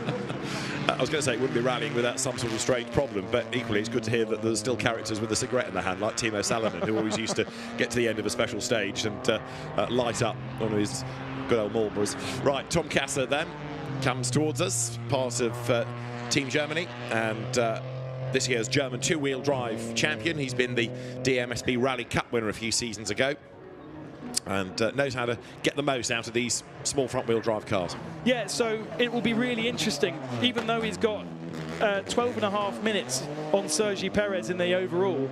That gets forgotten tomorrow, and we'll have Steedle, Kassa and Perez head-to-head in that medal stage. And if he's strong on tarmac, if he's strong on this kind of environment, then he's just as able to get a gold medal as Perez is. Yeah, no matter what the gap is going into that stage. Yeah, well, we forget about it. Yeah, indeed, it's from 0. So across the line goes Tom Kessler, and it is a 2 minutes 49 to the split, so that puts him quickest in Rally 4. That's a really, really good effort because he's over a second faster than Perez. Exactly, so that bodes well for Germany tomorrow. I'm sure that Spain won't be particularly happy with that particular regulation, especially being 10 minutes, 12 minutes ahead of Germany, but it does. I like the idea. It gives it something different, and we don't have Rallycross represented here in the Motorsport Games, but it is pseudo Rallycross. That's a thought for the future, isn't it? Because we've got the cross-car circuit up the road at Aspar, so it is conceivable, I guess, to run a full Rallycross idea. As long as you can find the right specification, the right regulation that's You'll have lots of French and lots of Scandinavians. Yeah. And a few Brits, perhaps. Well, I'd say it depends kind of what spec you use. Oh, no! Drama there at the hairpin.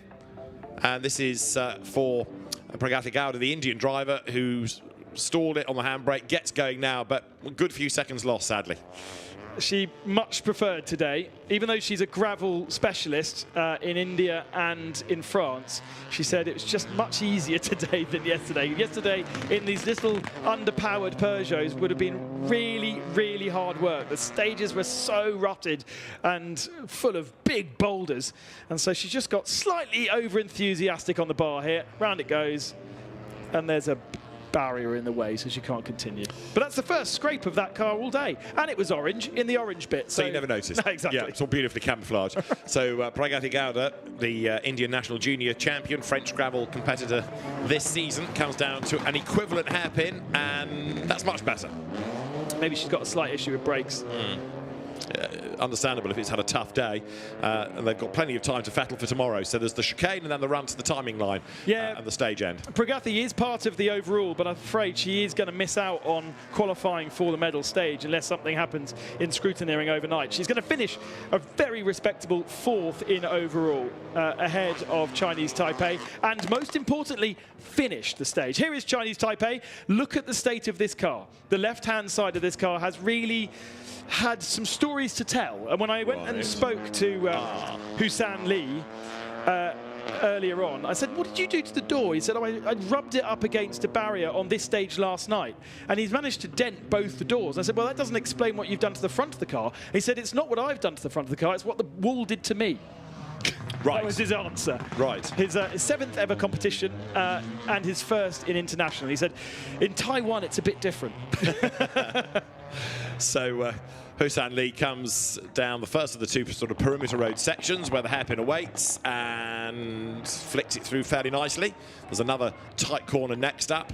Co-driver, of course, sitting alongside will have the route, will have the notes and be able to warn the driver of what's ahead. But compared to some of the stages, with all the wide expanse of a circuit, it must be a very different feeling. They've done quite a good job of the front of that car because it was looking a lot more sorry pre-stage when they arrived after the end of the last stage. They were the last car through the last stage before it got red flagged. We'll get to that in just a second. But that was all really dragging along the floor. So a bit of tie wraps and a bit of engineering ingenuity by the two of them, and they've got it looking prettier. Prettier, yes. But as long as it's still going, and as long as it gets them to the end of the stage, then a result can be determined very rapidly on this part down to the hairpin. Let's see how it fares through. Pretty good. So no time really wasted there. And now just that final chicane. One or two drivers have got a bit close, haven't they, to the tyre stack. You take too much speed in and you're really going to struggle through the second and third parts of the slalom. Turkey getting ready to go as they're up towards the end of the stage comes Chinese Taipei. So the timing beam to be broken, and Hussein Lee goes through 2:59.7.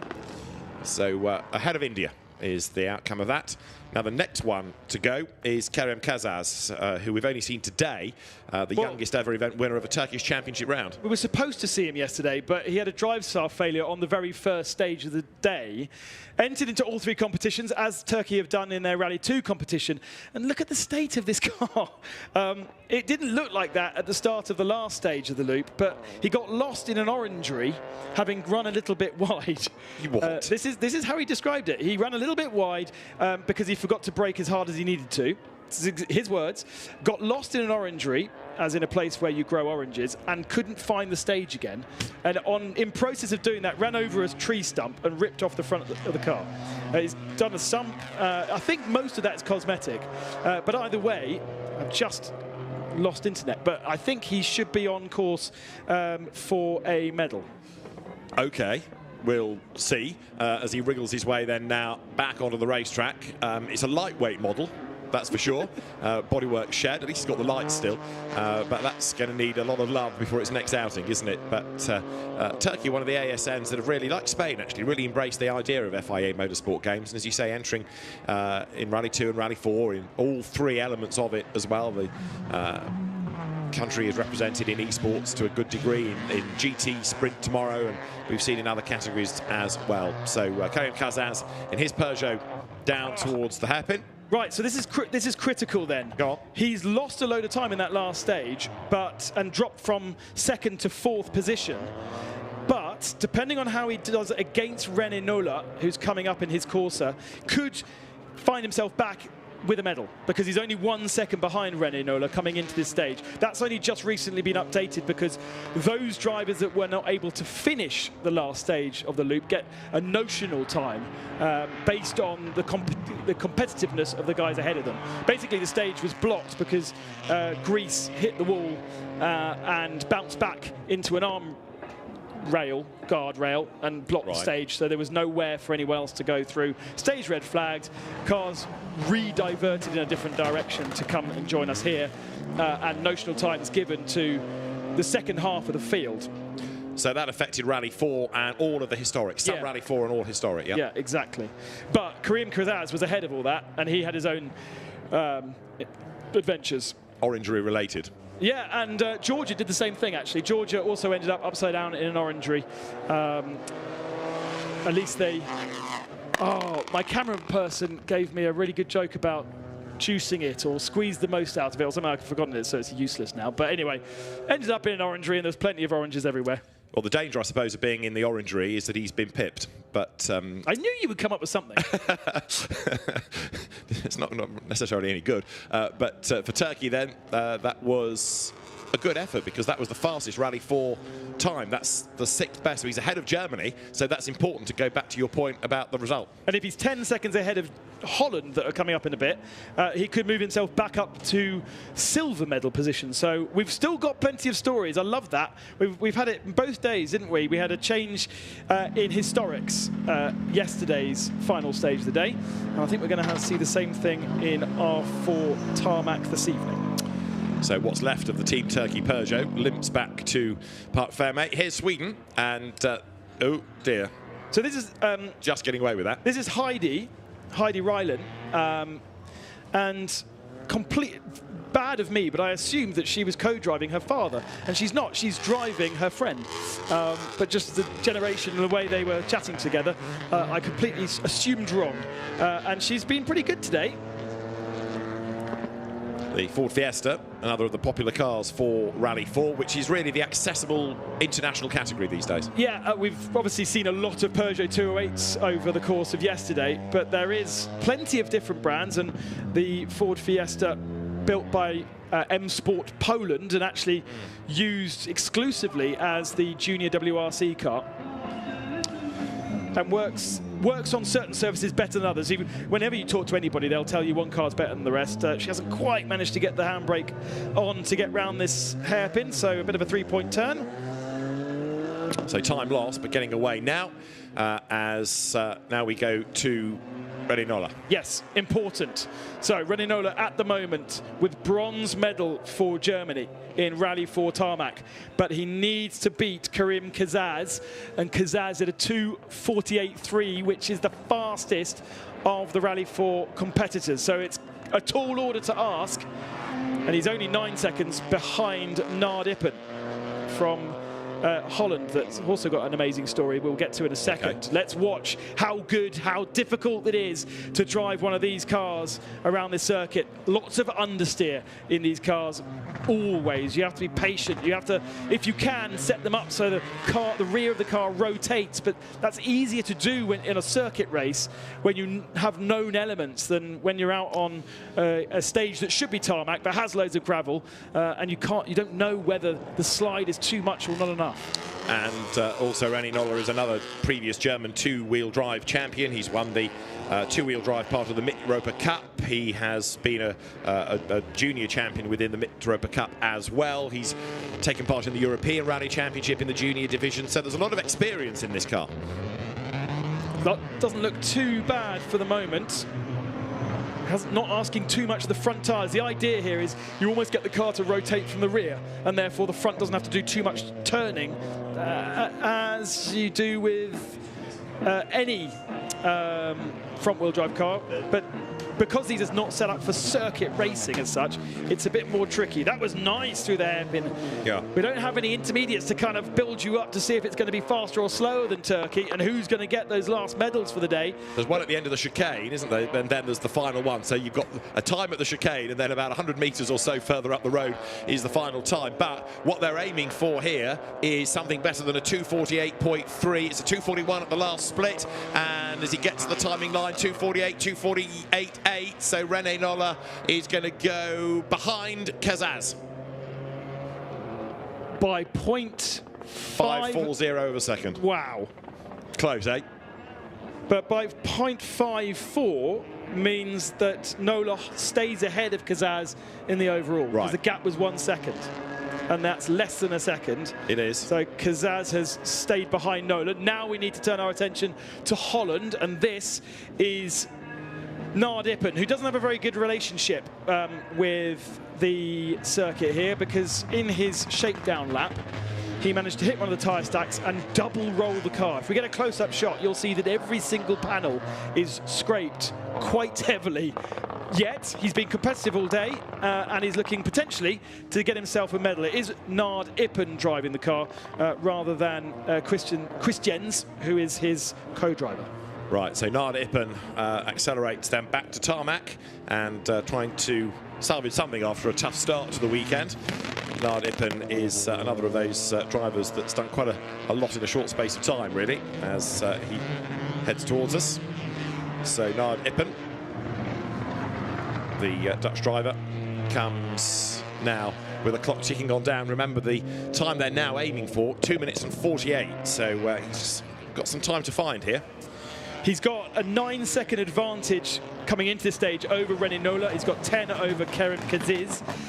So he can afford to give away a bit. And actually looking at the pace, even of someone like Stiedel, it's not 10 seconds slower than Kazaz or Noller. So I'm saying here that Nard Ippen, from being upside down on Thursday, could find himself with a silver medal at the end of the day, thanks in part to Turkey going orange hunting on the last stage. Let's see then, the former co-driver turned driver does a 2:49.0.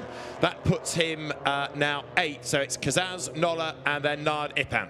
Yeah, so Ippen is silver then, and Noller holds on by half a second to bronze. Yeah, Nard Ippen, former Clio Trophy runner, as now we go to the Portuguese driver, Rafael Cardeira. Pretty experienced, bearing in mind he started way back in 2012, and the Portuguese car, one of the most colourful. Yeah, 4th fastest in the last stage of the loop. Although actually that's a notional time, so that means absolutely nothing, does it? One of the cars that obviously was not able to complete the stage. All of that story, by the way, regarding silver and bronze has come about because Greece should have been in collecting bronze. They were comfortably in bronze going into the last stage, but it was them that blocked the stage, that had a collision, and therefore handed, in theory, Turkey an easy medal. But then they went off the road, and it's all played out here on the circuit in Valencia, the circuit Ricardo Tormo, with Netherlands getting a silver and Germany getting a bronze. So it's quite hard to follow when you haven't been following the whole day, but I hope I've explained that as clearly as my brain is allowing having had 3 hours sleep. As long as we know who's winning medals, it is all fine. And we know I think we've kind of covered the medals decided now. tomorrow for the top 3 that are entered overall, and we know that somebody decided tonight. So now we can just enjoy the last few cars that aren't going to be pitching for medals, but are still trying hard. And then we do have to think about medals because we've got historics to come yet, and they're going to be, I think, next. I can see an Audi Quattro in the distance, which has arrived. So Andrea Zivian is going to be away shortly. You've got the Toyota of Ben Mellors there as well, and so the historic contingent will be well spectacular around here as well. Kodaira then to round out Rally 4 comes towards us. I think there might be one more, in fact, after Kodaira. There should be there, yes, Hugo Arellano, the Luxembourg driver, Suzuki Cup champion a good few years ago, and in his Peugeot, the WRC France competitor, but mainly a Benelux and Fiesta Sport Trophy competitor these days. He's going to be the last driver from Rally 4 as he heads now up towards the approach to turn 7, and then before 6 we'll flick left and go onto the perimeter roads. There he is through what looks like quite a fast section, but it's a narrow entry through that gate. And he was committed through there. The rear end of the car was stepping out for a very, very long time.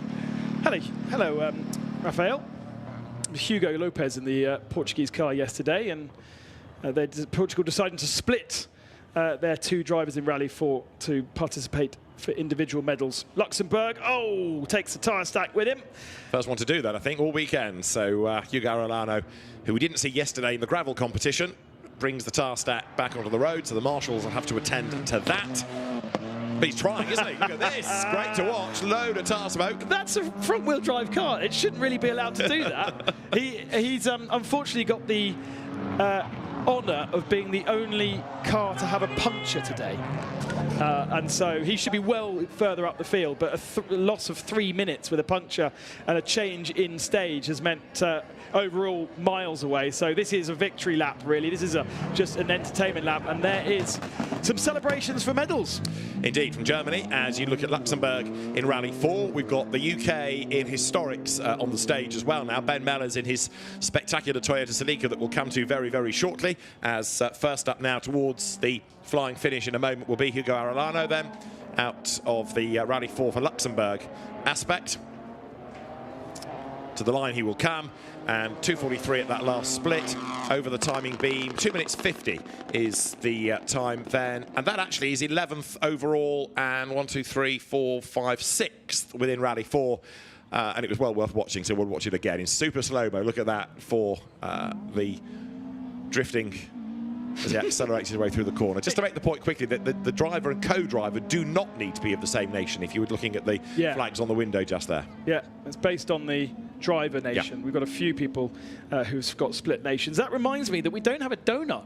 Every time you do a super special stage, usually you have a donut in the stage where you have to go, a drift, but we've got plenty of drifting going on behind us, so perhaps not necessary. Historics then. Ben Mellors, super fast in gravel all day yesterday, and actually has had his advantage reduced to 1 minute and 40, but has been in control enough to look good for overall honours.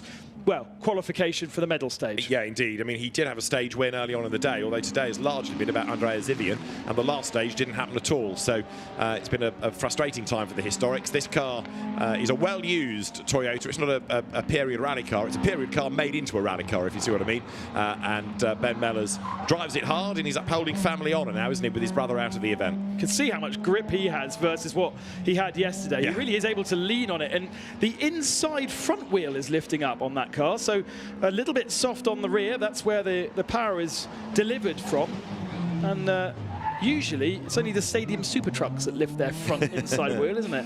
It is indeed. Well, this is going to be our target time in historics. Andrea Zivian, or Zippo as he prefers to be known, he's on track with the Audi Quattro that we'll come to in a moment. First of all, let's have a look at a Toyota time, because into the chicane charges Ben Mellors, scrapes his way through, 2:44.1 at that split, and as he crosses the timing point now through the flying finish, we go to the Audi. Ben Mellors' time 2 minutes 51.8, so that's what the Quattro has got to try to beat. Four-wheel drive, of course, against two-wheel drive from the Toyota, but the Audi looking very different in its tarmac setup today. Yeah, absolutely. Amazed to go down to the garage last night and see the boys refitting every single part of their suspension upright set and differentials for that car. I mean, there was nothing on it when I was having a look, sort of 2 hours after the end of the last stage. They did get to bed before me, but they were still up well beyond midnight to get that car. Playing for sympathy here. Yeah, I'm feeling it today. Ben Bella's there then. No medals yet, but tomorrow we'll go up against Zippo for the gold and silver. But it's going to be interesting, isn't it? Because tomorrow it's going to be about horsepower. 3 laps of the race circuit, 3 long laps, so 12 kilometres or so plus.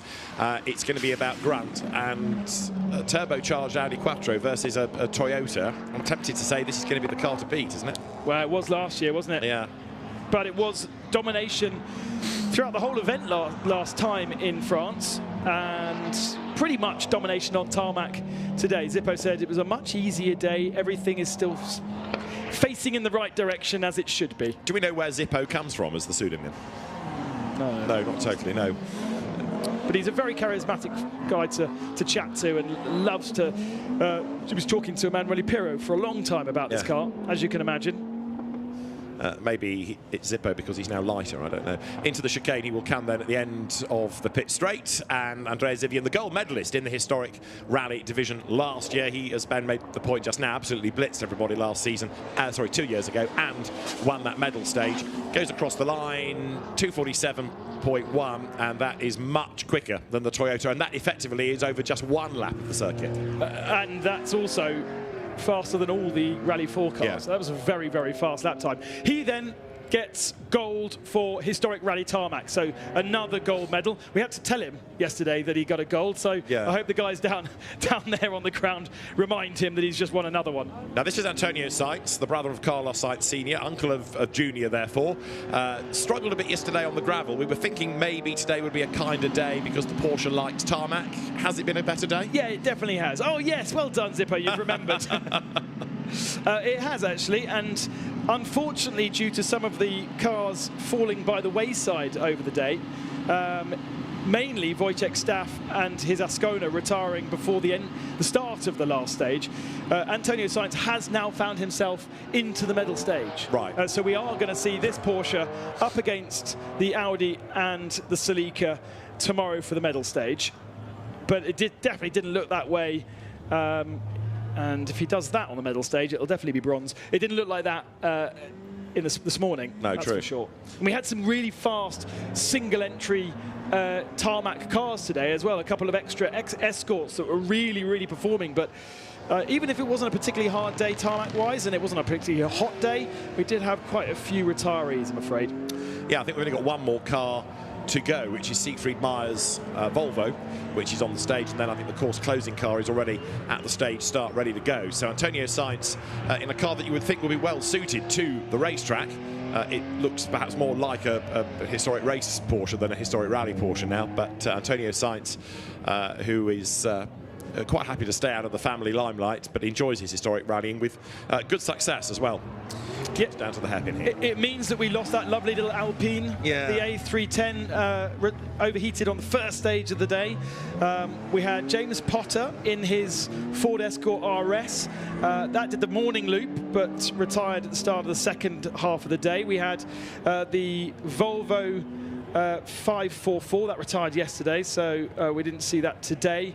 Didn't come back under super rally conditions, and as I say, the Ascona also retiring on that last stage. So it has a rather depleted the historic field, but it is still a pleasure to see the 3 cars that we're going to have in our medal stage, and it looks like the parents are delivering their children to school. It does, rather.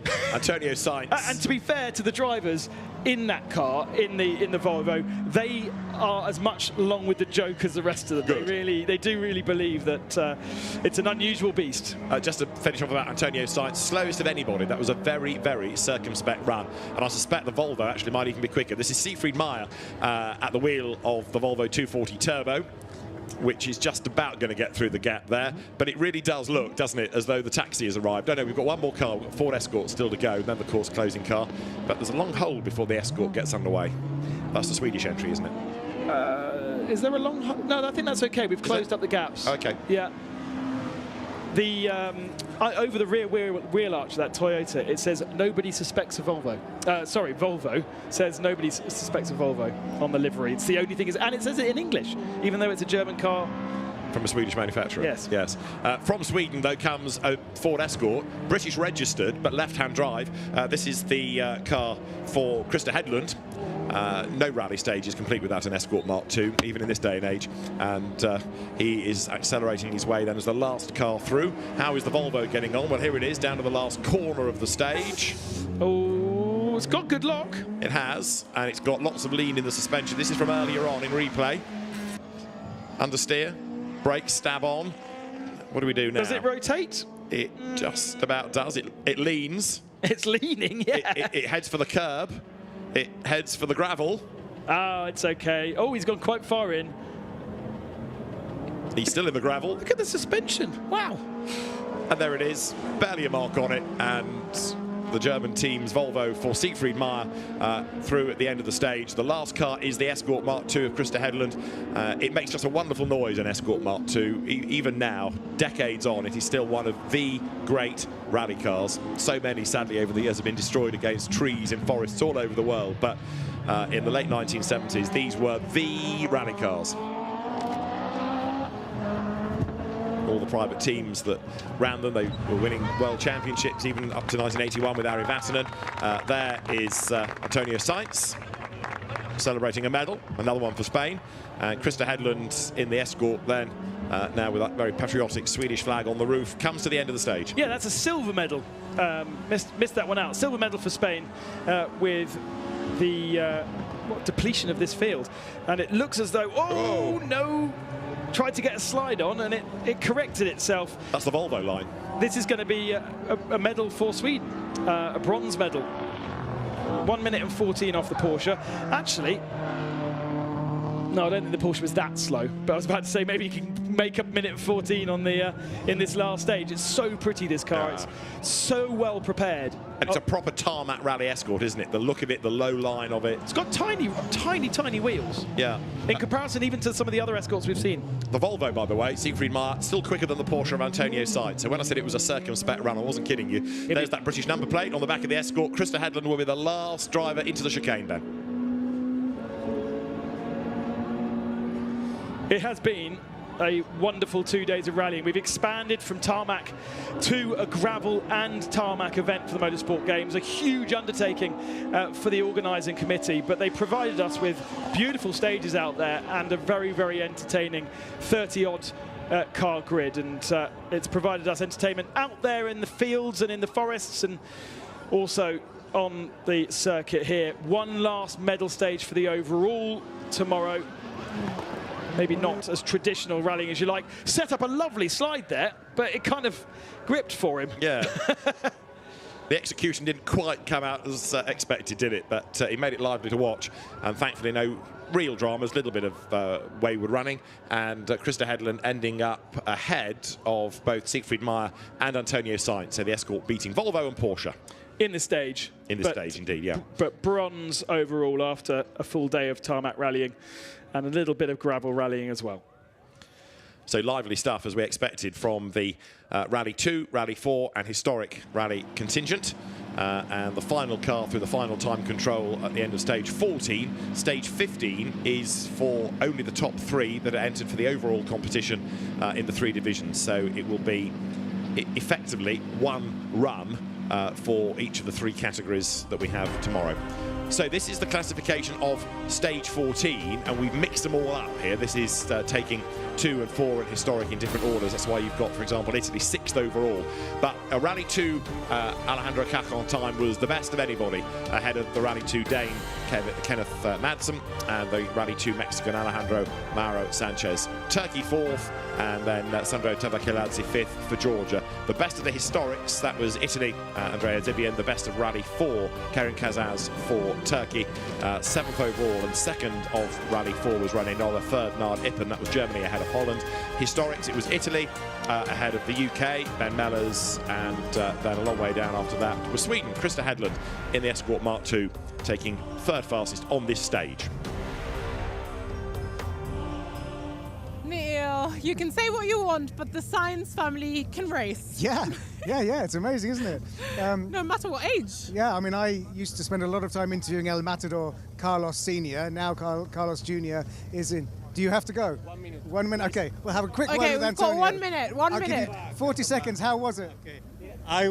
It was excellent. I was really lucky, but sometimes races are like this. I'm extremely happy, and I have the opportunity tomorrow to fight a little bit more. That will be great. It's fantastic in my country to win the silver medal. Gracias. That's a classic rallying, is that the co-driver is very keen to get them to that time control on time, because he has a very specific window that they have to check in there.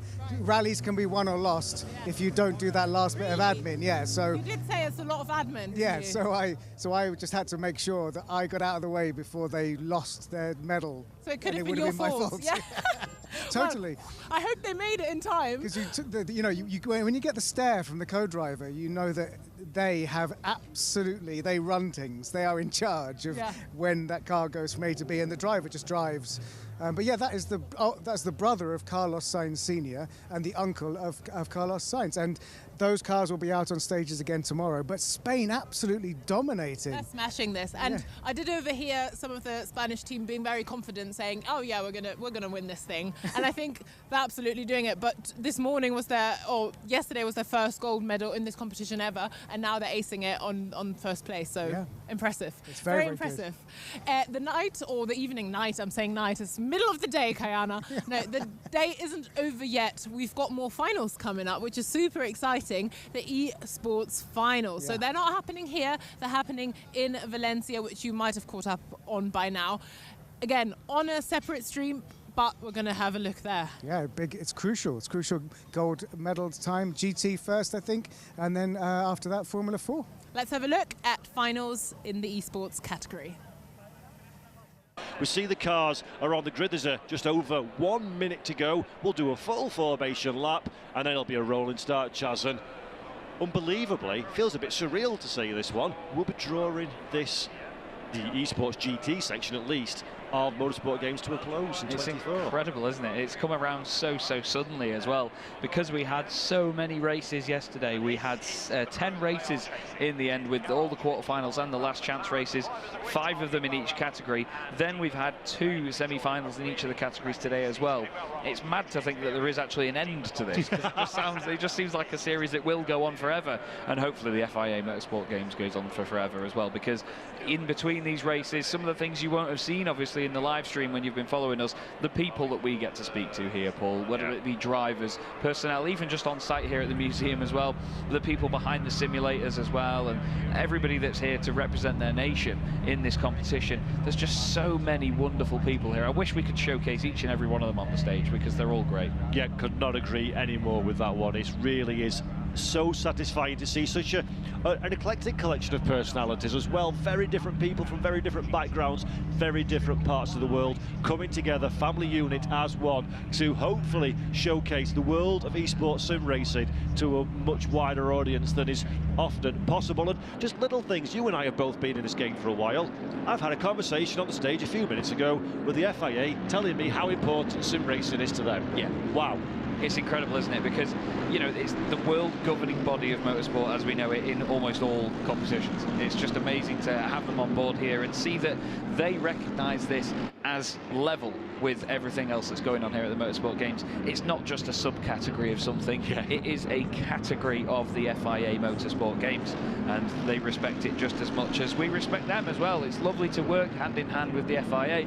Obviously for us as commentators, we get fancy shirts with FIA logos on as well. It's a beautiful memento to have, but still, it is just amazing that it's all come together like this, and definitely the word is togetherness in all of this, and even all of these nations as well. There's a lot of nations here that aren't even racing in this, that were racing in this Esports GT competition, and they're here to watch and here to enjoy what is going to be a fantastic spectacle.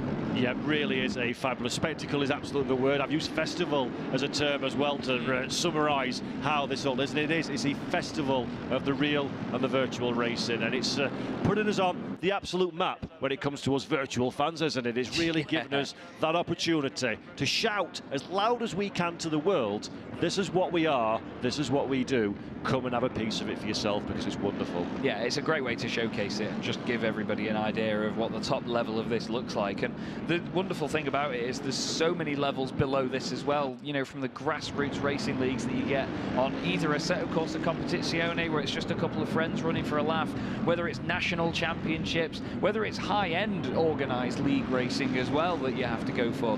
There are so many steps up to this point, and there's so much more. This is just the tip of the iceberg, but it's a very well-polished tip of the iceberg, isn't it, Paul? Because these are the finest drivers in the world. Yep, they really are. They're representing their nation, not themselves, not a team, not a consortium, not a conglomerate, not a group, not anything, but the place in which they were born and they live. All the sim racers that are of their nationality look up to these drivers. They want to be these drivers, and that kind of representation is something rather spectacular indeed. So now, folks, watching in the arena and watching at home, the time for talking is over. Not for Chaz and I, of course. It's now the time for the action. So, we are ready. It is finals day. Somebody is going to be a champion in the next 1 hour's time. Can I have a big cheer from the audience to get us going here? It's the FIA Motorsport Games GT Cup.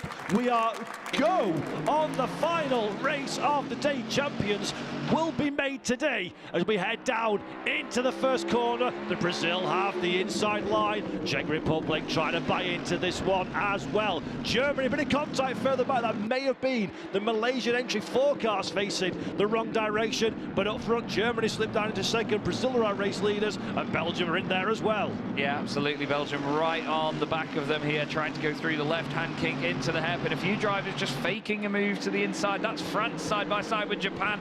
Little bit of a kiss there, door to door, really trying to put pressure on one another. Hopefully no contact on the exit. That was tidy stuff from France. We saw some very well calculated manoeuvres earlier on by Mattis from France. And right now, Sota Muto is having to focus, get back in a rhythm here with Slovakia, and then the Netherlands right behind. The drivers and the cars that seem to have dropped away were Malaysia, the United States of America, and Singapore. I was going to say there were a couple of red cars in there as well, and I was hoping for their sake Singapore was not one of them. They started 9th on the grid, Malaysia started in 8th, and the United States as well started in 14th position. So a few cars from the mid-pack dropping down, Paul, but it's a long old race. There's plenty of time left to go, but at the minute it's Brazil leading the way, and well, we've seen them do this before, haven't we? We have indeed. Brazil, they're an incredibly competitive outfit in any realm of sport. It has to be said, although motor racing's more my bag than anything else, and it's absolutely being represented again. Igor Rodriguez behind the wheel of the number 17 machine. He's converted that pole position courtesy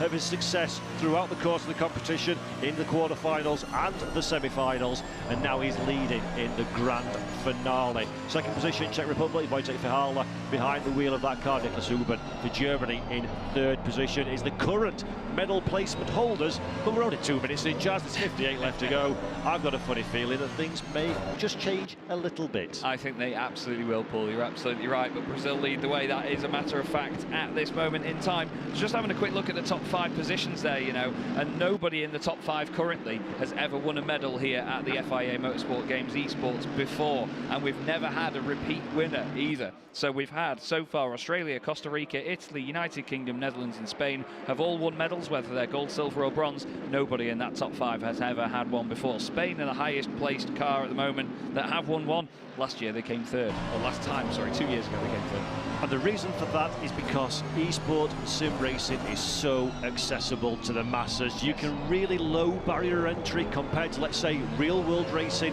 so you can get in there in every 2 years we run the FIA Motorsport Games, and that gives drivers the opportunity to put in the work, to qualify through their performance, to go to their local ASN and say, look, this is me, this is what I'm all about, and they can represent their nation. So you do get a high churn of drivers because the opportunities are so available in comparison to pretty much any other sport in the whole world, I'd say. Yeah, definitely. It's a sport you can do from home while still competing with other people all around the world. Amazing. There's not many that you can do that with, to be honest with you. So the fact that these guys have that accessibility to be able to hone their craft and practice and get as good as they have been, to then come here and compete together. We've spoken to so many drivers already this weekend that have said it's so lovely to be in the same room as these guys, because they have a sort of added respect when you can see the other person there next to you. You know, it really brings the respect levels right to the brim, and it's great to see that that's what they want. Hong Kong, China have been given an early drive-through penalty here with 56 minutes left on the clock, and that is a massive, massive shame for them.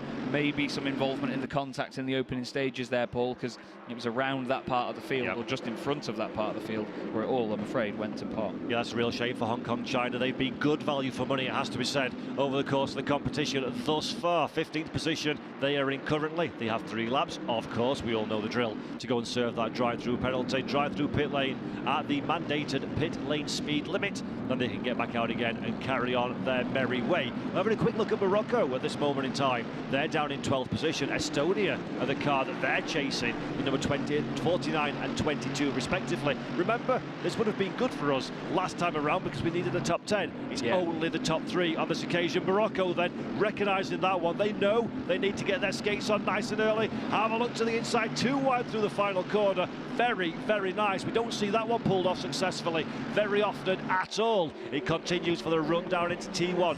This is a danger zone. Jazz and I have both highlighted this as a pinch point on this circuit. Estonia have the slight overlap, but they do seem to have a little bit more discretion than the Moroccan machine, so they do run wide, give them the racing space. Morocco take the position. Estonia almost hung out to dry. That's Greece buying in on the action. And look here, Philippa Bakita for Australia. She likes to look at what's going on and tries to get involved as well. Started 18th on the grid, did Philippa as well, so another fantastic drive up the order already, just a couple of laps in, 4 places gained. Portugal just behind as well there. Ricardo Lado will not take this one lying down. There's Philippa making the move down the inside, trying to fill that gap, but doesn't quite work at the moment. Ricardo just behind them, waiting in the wings for an opportunity to come his way. And yeah, it just dawned on me as well on that previous lap actually, Paul, that this is the first race in 2 days where we aren't just looking at either a top 10 or a top 5 for people to progress. This is the savage sort of nature of what we have in like a karting race. In karting, a lot of the time, if you're fighting for a certain plate or a certain championship,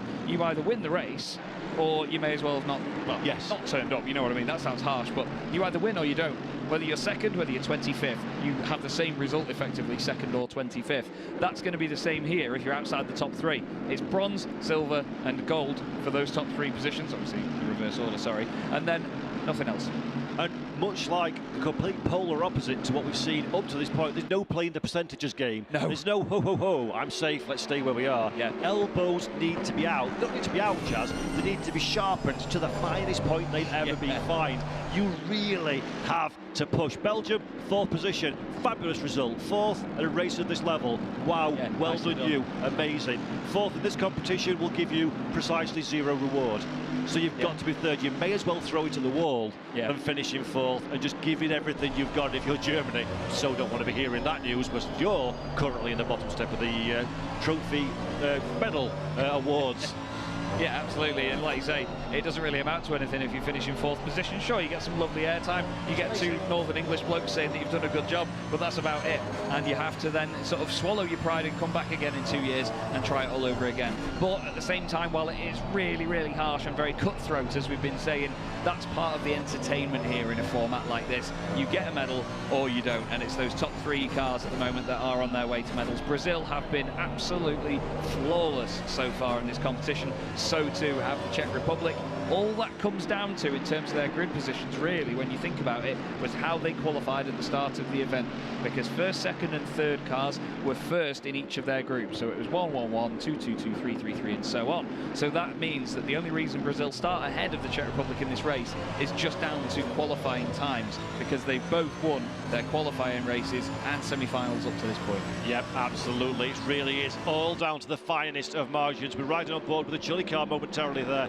Beautiful pitch picture-in-picture shots we see from the driver's point of view in the cockpit of that big Mercedes AMG GT3 Evo.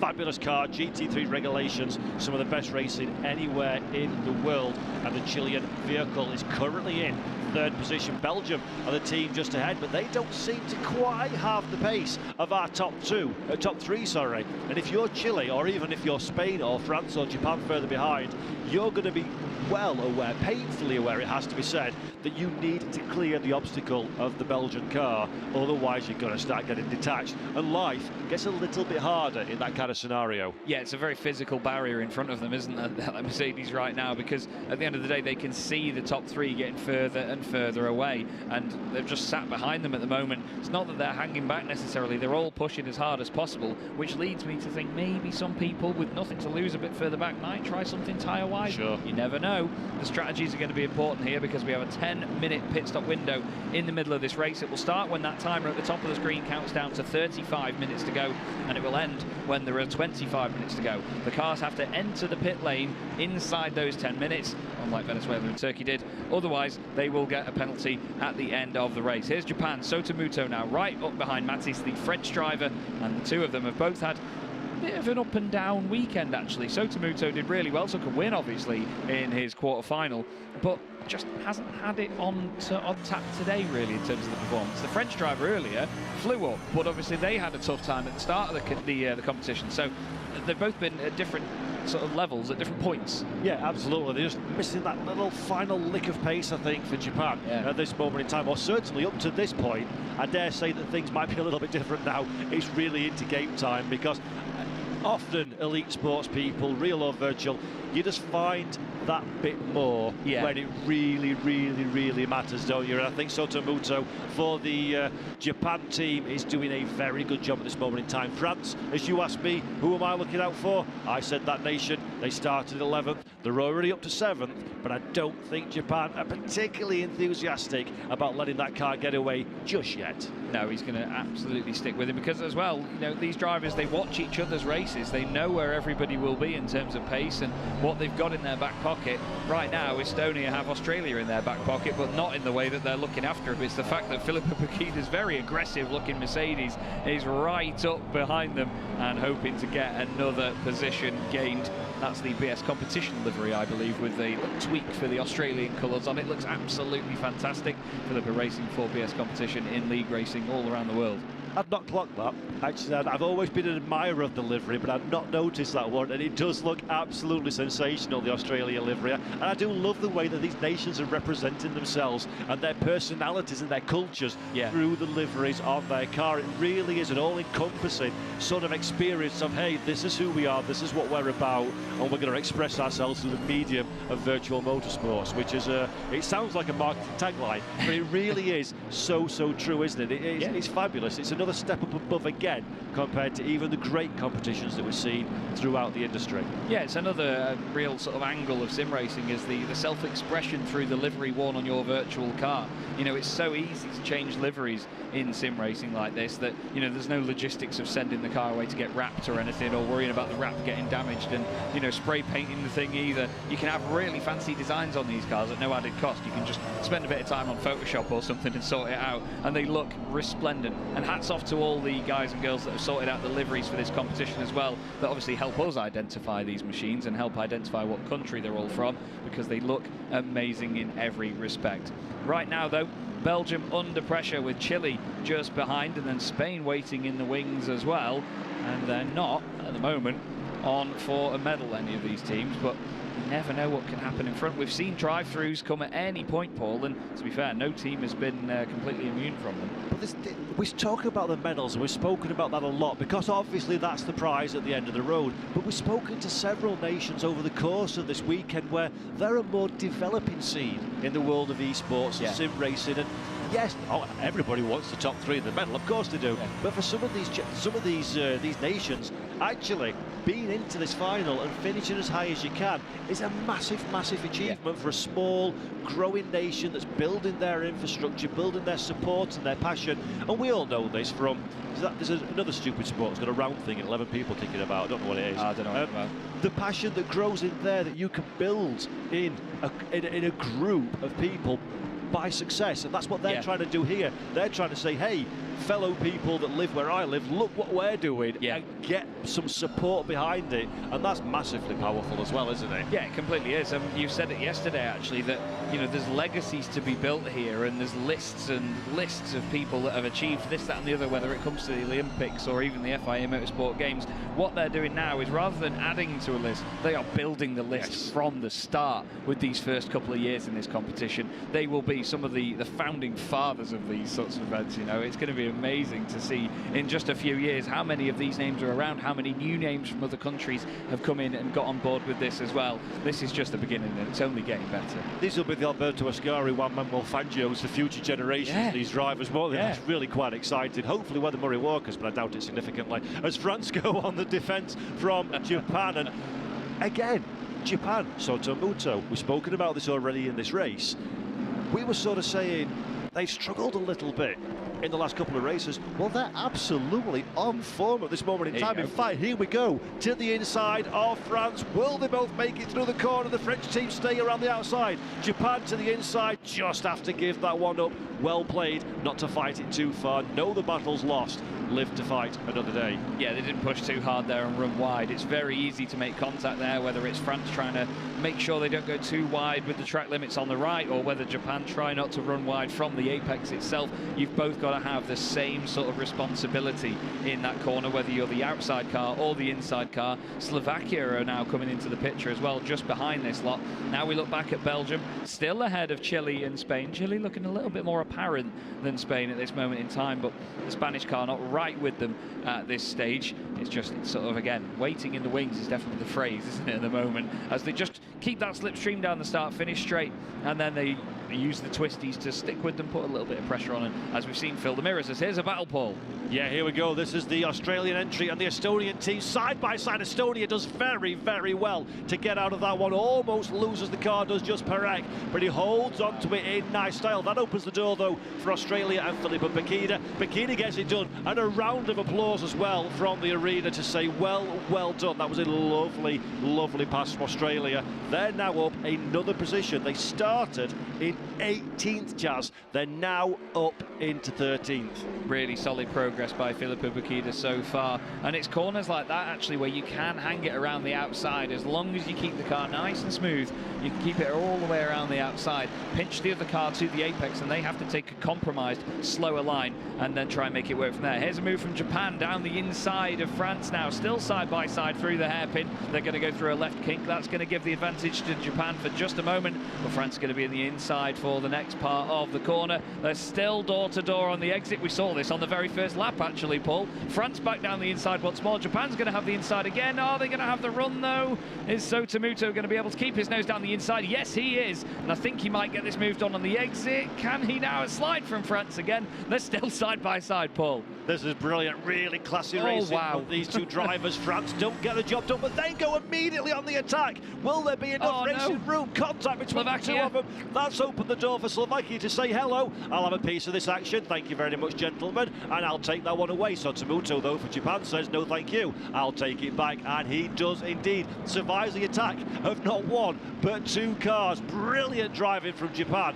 They hold on to 7th position. The Netherlands are buying into this one as well. They must have had stroopwafel for breakfast. So fast is what they're going in this race. Beautiful stuff. That was fantastic, absolutely fantastic. I never once thought in my career that I'd ever just randomly shout the word Slovakia, to be honest with you. We've got France as well now trying to buy into this, because Japan has started to stretch away a little bit with all of this scrapping that's going on. There's a drive-through penalty for Morocco just come up on screen as well. They're serving that immediately. Morocco definitely have been one of the more entertaining teams actually in all of this. No disrespect to any of the others, of course, but they have been absolutely on it at all times, not scared to make a move down the inside. And now France just need to recover a little bit, just recuperate. They've got a little bit of attention there from the Netherlands as well, but now they need to just think, right, Slovakia's back in front of us. That's not the be-all and end-all. Give it a few laps, do that bit of reconnaissance that we've spoken about, where you've just got to pick out where you're quicker than the car ahead, and then try and go forward once more. Yeah, absolutely. I think we said it during the live. That was a classy bit of racing from those drivers. And again, you may not necessarily be in that top 3 position just yet, although we've got 42 minutes left to go. But it is all about putting on a show, representing your nation, and really showing just how good of a driver you are, and that was some really, really good driving. Netherlands, though, still trying to get involved in this one. At the back of that shot, that's really opened the door for the Netherlands. It's been a very good result for them, hasn't it, to get into that fight in 10th? Yeah, absolutely. I'm just looking on the grid sheet. They started 12th on the grid, the Netherlands, so they have improved on where they started the race. Let's not forget as well, Paul, we always say it, that if you can finish a race in the same position or above where you started, it's not always a bad day in the office, that is it? Yeah, absolutely, absolutely, especially at this kind of level. It's qualifying, I think I said it earlier in the weekend, which feels like months ago now. It does. Qualifying is one thing, hot lap pace is one thing, executed for 60 minutes time after time with a changing balance of a car, with changing track conditions and other drivers around you is an entirely different prospect altogether, isn't it? Yeah, it really is, and we've seen it in certain competitions in the past where they've had hot lap competitions. You know, you set one lap and that's your sort of mark on the competition, whereas in most other cases they try and get you to do something a bit more consistent, get you to do repeated laps and see how consistent you are over a stint, whether that be in a race format or whether that be on your own without the aid of any slipstream, which could obviously interfere with lap times and so on. This, though, is as raw as it gets. This is go out there, race each other, have fun, goodbye, enjoy it, and we'll go and talk about it. But yeah, this is the most raw form of a competition like this. Look at this train of cars here, though. We've got Greece, Australia, Portugal, Estonia, United States of America, Sweden, Malaysia and Singapore in there, all from 11th back to 18th place. That's a nice recovery from Malaysia. That was one of the cars I saw at the back of the shot on the opening lap that was in some kind of drama. So Malaysia, first and foremost, is my hobby horse thing. Well done for keeping going, loving that stuff, keeping in the race. But more to the point, well done for getting really back into the fight as well. Okay, we're a bit further away from the top three than we would like.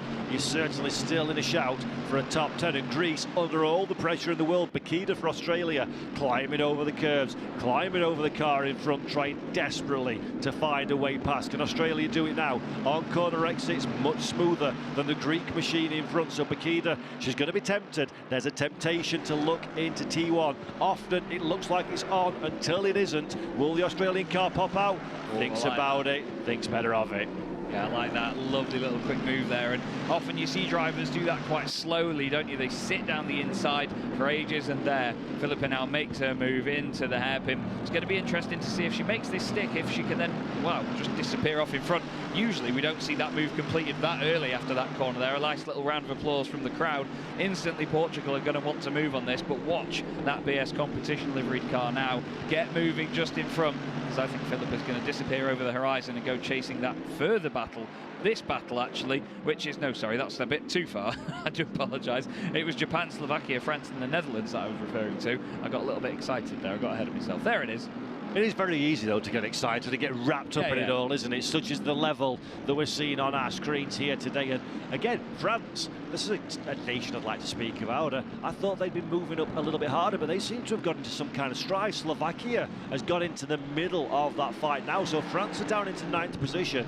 Japan all the way up there in 7th, all on their own. And Slovakia doing a really stealthy job in the background. We didn't see it on shot, but they snuck up there into 8th place. That's a really, really good bit of driving for that particular car. Netherlands going a little bit wide through the final corner as well. That's going to limit their potential down the following straight, but it is still very much game on in this middle pack. France have a look to the inside. No, not on this occasion. Wise bit of play there. Can Matej Leato do anything about the car in front? Bit of follow my leader through this bit though, Chaz. Difficult to find any kind of side-by-side opportunity unless there's a mistake from the car ahead. Yeah, absolutely. I think unless they've started the lap very, very close together and right in the slipstreams, it's really hard to sort of find an opportunity around here unless there's a mistake from the car in front. That's often what sets this up. You've got to think about the corner exit rather than the corner entry when you're attacking on this part of the circuit. We've spoken about it so far quite a bit this weekend, that this is a track that is surprisingly a one-line circuit, as we say. There's not a lot of corners where you can take differing lines and get away with it, and it's also a very compromising circuit. If you make a move here, for example, now in the middle of this pack, the car we're looking at is Sweden. If they made a move on the United States now, Estonia would have maybe a 1 or 2 second gap behind them to the cars that have just had a battle. You can very easily upset the rhythm of you and your competitors if you send it down the inside here. So they've got to pick their moments, haven't they? Do not readjust your television. It is exactly right what you're seeing. This is not a replay of the start. That's live pictures. All those cars nose to tail all the way through the field. It is so impressive to see this, how close we are together. Only 25 minutes or so into the race.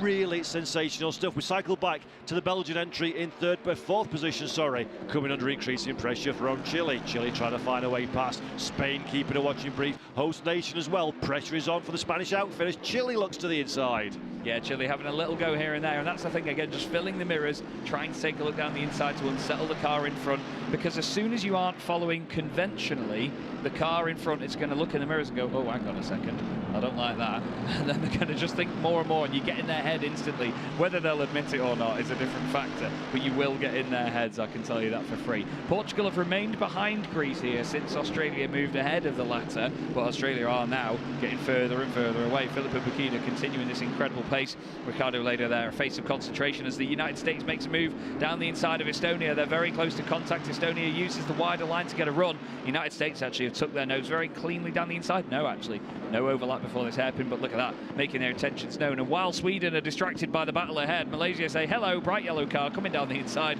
Thank you very much. Very subtle, Paul. Yes, that was wonderful. The overtake was certainly subtle. The livery most definitely is not. No. And that is a beautiful move by Malaysia. Nakib Aslan behind the wheel of that car. Of course, a very, very decorated driver in real and virtual motorsports in Malaysia as well. And he's only been in sim racing, believe it or not, for 5 years, but he's showing massive tenacity and speed at this moment in time. Yeah, great prowess from him as well. There was a mistake there, unfortunately, by Sweden, and Singapore now make their way through as well. They're in the lower reaches of the order. Just 25 more seconds and the pit window will open. I can't believe we're getting to nearly halfway through this race, to be honest with you, Paul. That's gone very, very quickly.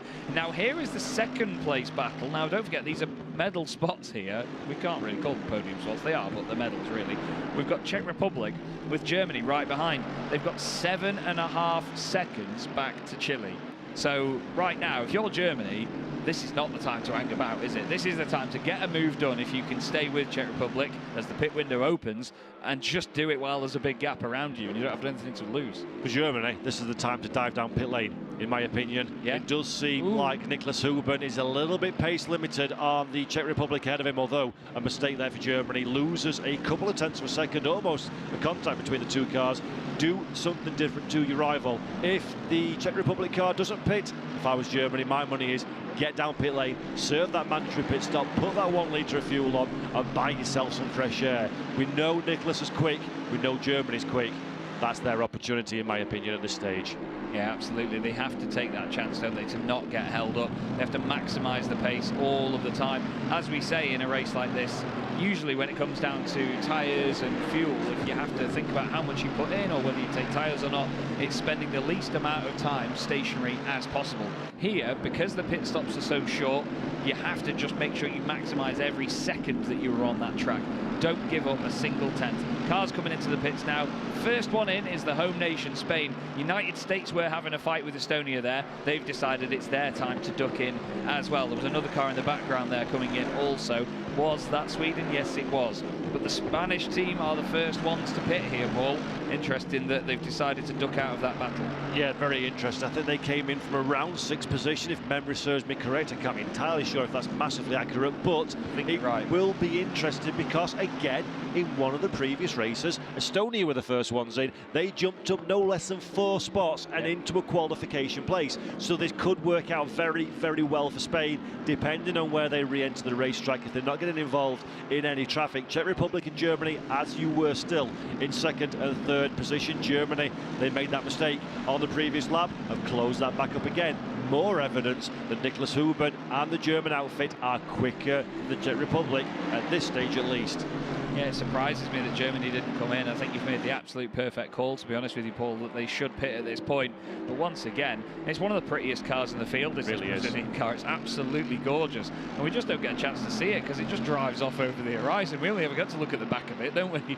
But I tell you what, Igor Rodriguez has been absolutely untouchable so far. And if he wins it like this, it's just going to highlight such an impressive Motorsport Games for him. No news is good news, and what a flyer he is on. This is just, we're going to run out of superlatives very quickly for this, I feel, Paul. We really are. In fact, hopefully we stay with Igor for the entirety of this lap, because we've just seen so little of the Brazilian entry, but it really is great driving from Igor Rodriguez, representing his nation, representing himself and all his fellow sim racers and Brazilian nationals all around the world. Superb performance once again. France have dived down pit lane, as of Malaysia and Singapore a little bit further back. Big Igor Rodriguez there, we see him picture in picture, a picture of concentration, it has to be said. And again, was suggested maybe when he's got a bit more similar pace competition like the Czech Republic in this race, it could be a game on, but he seems to have just dig around and found another couple of tenths of a second in his back pocket, like you do with an old tissue or a bit of change. He's found lap time when looking around in his pocket. It's amazing. Yeah, or a receipt that my accountant asked for 3 months ago, you know, something like that. But to be fair, I mean, we have to highlight the fact that Brazil aren't just having a great time here in the Esports GT category. Let's not forget Luis Tavares won a race earlier on in the Esports Formula 4s, so they're both having a really good run of this in the FIA Motorsport Games 2024. Now, will Germany come into the pits? Our director knows that we were going to talk about that. They know us so well by now, Paul. Now, are Germany going to come in? No. That still surprises me. That still surprises me. Maybe he feels that he isn't pushing as hard, or he isn't getting held up as much as we seem to think. And it seems to be an esport thing. I've commentated on so many 1 hour ACC races with a mandatory pit window in the middle, and they just seem to refuse to do anything other than slap bang in the middle of the pit window or right at the very end. Yeah. Never any of the middle ground. I've never quite understood that one. But for my money, Germany are categorically being held up at this stage. You've got to do something different. If you continue like this, then you put in the onus and the emphasis all on the racetrack, and that's a risky business to do. Yeah, absolutely is, and it's like there's no shame in pitting early. Like it's almost as if they're sort of embarrassed to do so, isn't it? Like the first one to crack, so to speak, and that's not the case. It's just a case of, look, run your strategy, and you've got to adapt as well. That's the thing we see in endurance racing so often, that a team will have a plan who's going to be in the car and when we're talking about the longer 6, 12, 24-hour races. But something could happen in the first hour of the race, or even just in the first couple of hours, that throws all of that out of the window. Sure, you can plan for as long as you want, but you have to adapt to what the race has served up for you in the opening stages. No plan survives first contact with the enemy. That's what they always say, and that is absolutely true. Belters this week. Thank you very kindly, sir. I occasionally try, and yeah, but it's very, very true. You decide everything. You work it out. You sat at home. You look at the telemetry. You look at all the permutations, all the calculations. What could happen? And if this happens, I'll do that. If that happens, I do this. The very, very second that you get into action, all of that gets thrown away, because this is a living, breathing beast. It's a motor race full of 20 exceptional drivers. Everything changes, and usually corner by corner, if not lap by lap. Chile into the pits now. They're the next ones in. Belgium continue on their merry way. Slovakia also coming into the pits, so too Australia. With the pit stops included, of course, Filippo Pachida had made it all the way up into 8th position before that pit stop, which is brilliant to see. Sweden have a 5-second penalty. I'm not sure if that was something to do with a bit of the battling that they were having earlier on, because they seem to drop down a bit already, so maybe some drama there caused by them. Unfortunately, they have a 5-second penalty. That will not hurt them too much, but still, it's going to drop you down a little bit, isn't it? At least it's better than, well, it's worse than having no 5-second penalty. Yeah, and of course they'll serve that one. In fact, it's after their pit stop, so that will be added to their race time at the end of the race. Normally, if you get a penalty before you make your mandatory stop, you'll hold for that amount of time and then go through the service that you've requested in your menus. On this occasion, though, for Sweden, it will be added to the end of their time. So here we go again. Let's take another look at Germany. The fight continues for second position. Do we say second position, or do we say the fight for silver, which is more appropriate in like this race? Yeah, this is the fight for silver, isn't it? I mean, Brazil at the moment very much clutching on to that gold medal, and it's not like they've had to hold it that tight up to now, is it? They really do have a firm grasp on it, though, it's safe to say. Germany pit now. Finally, they decide to listen to Paul. A team listened to you straight away earlier on, and they were right in the pits as soon as you mentioned it. But this time, Germany say, "Now, watch this. We're going to teach this English man a lesson. We're going to say, look, we're not coming in now. We're not going to crack."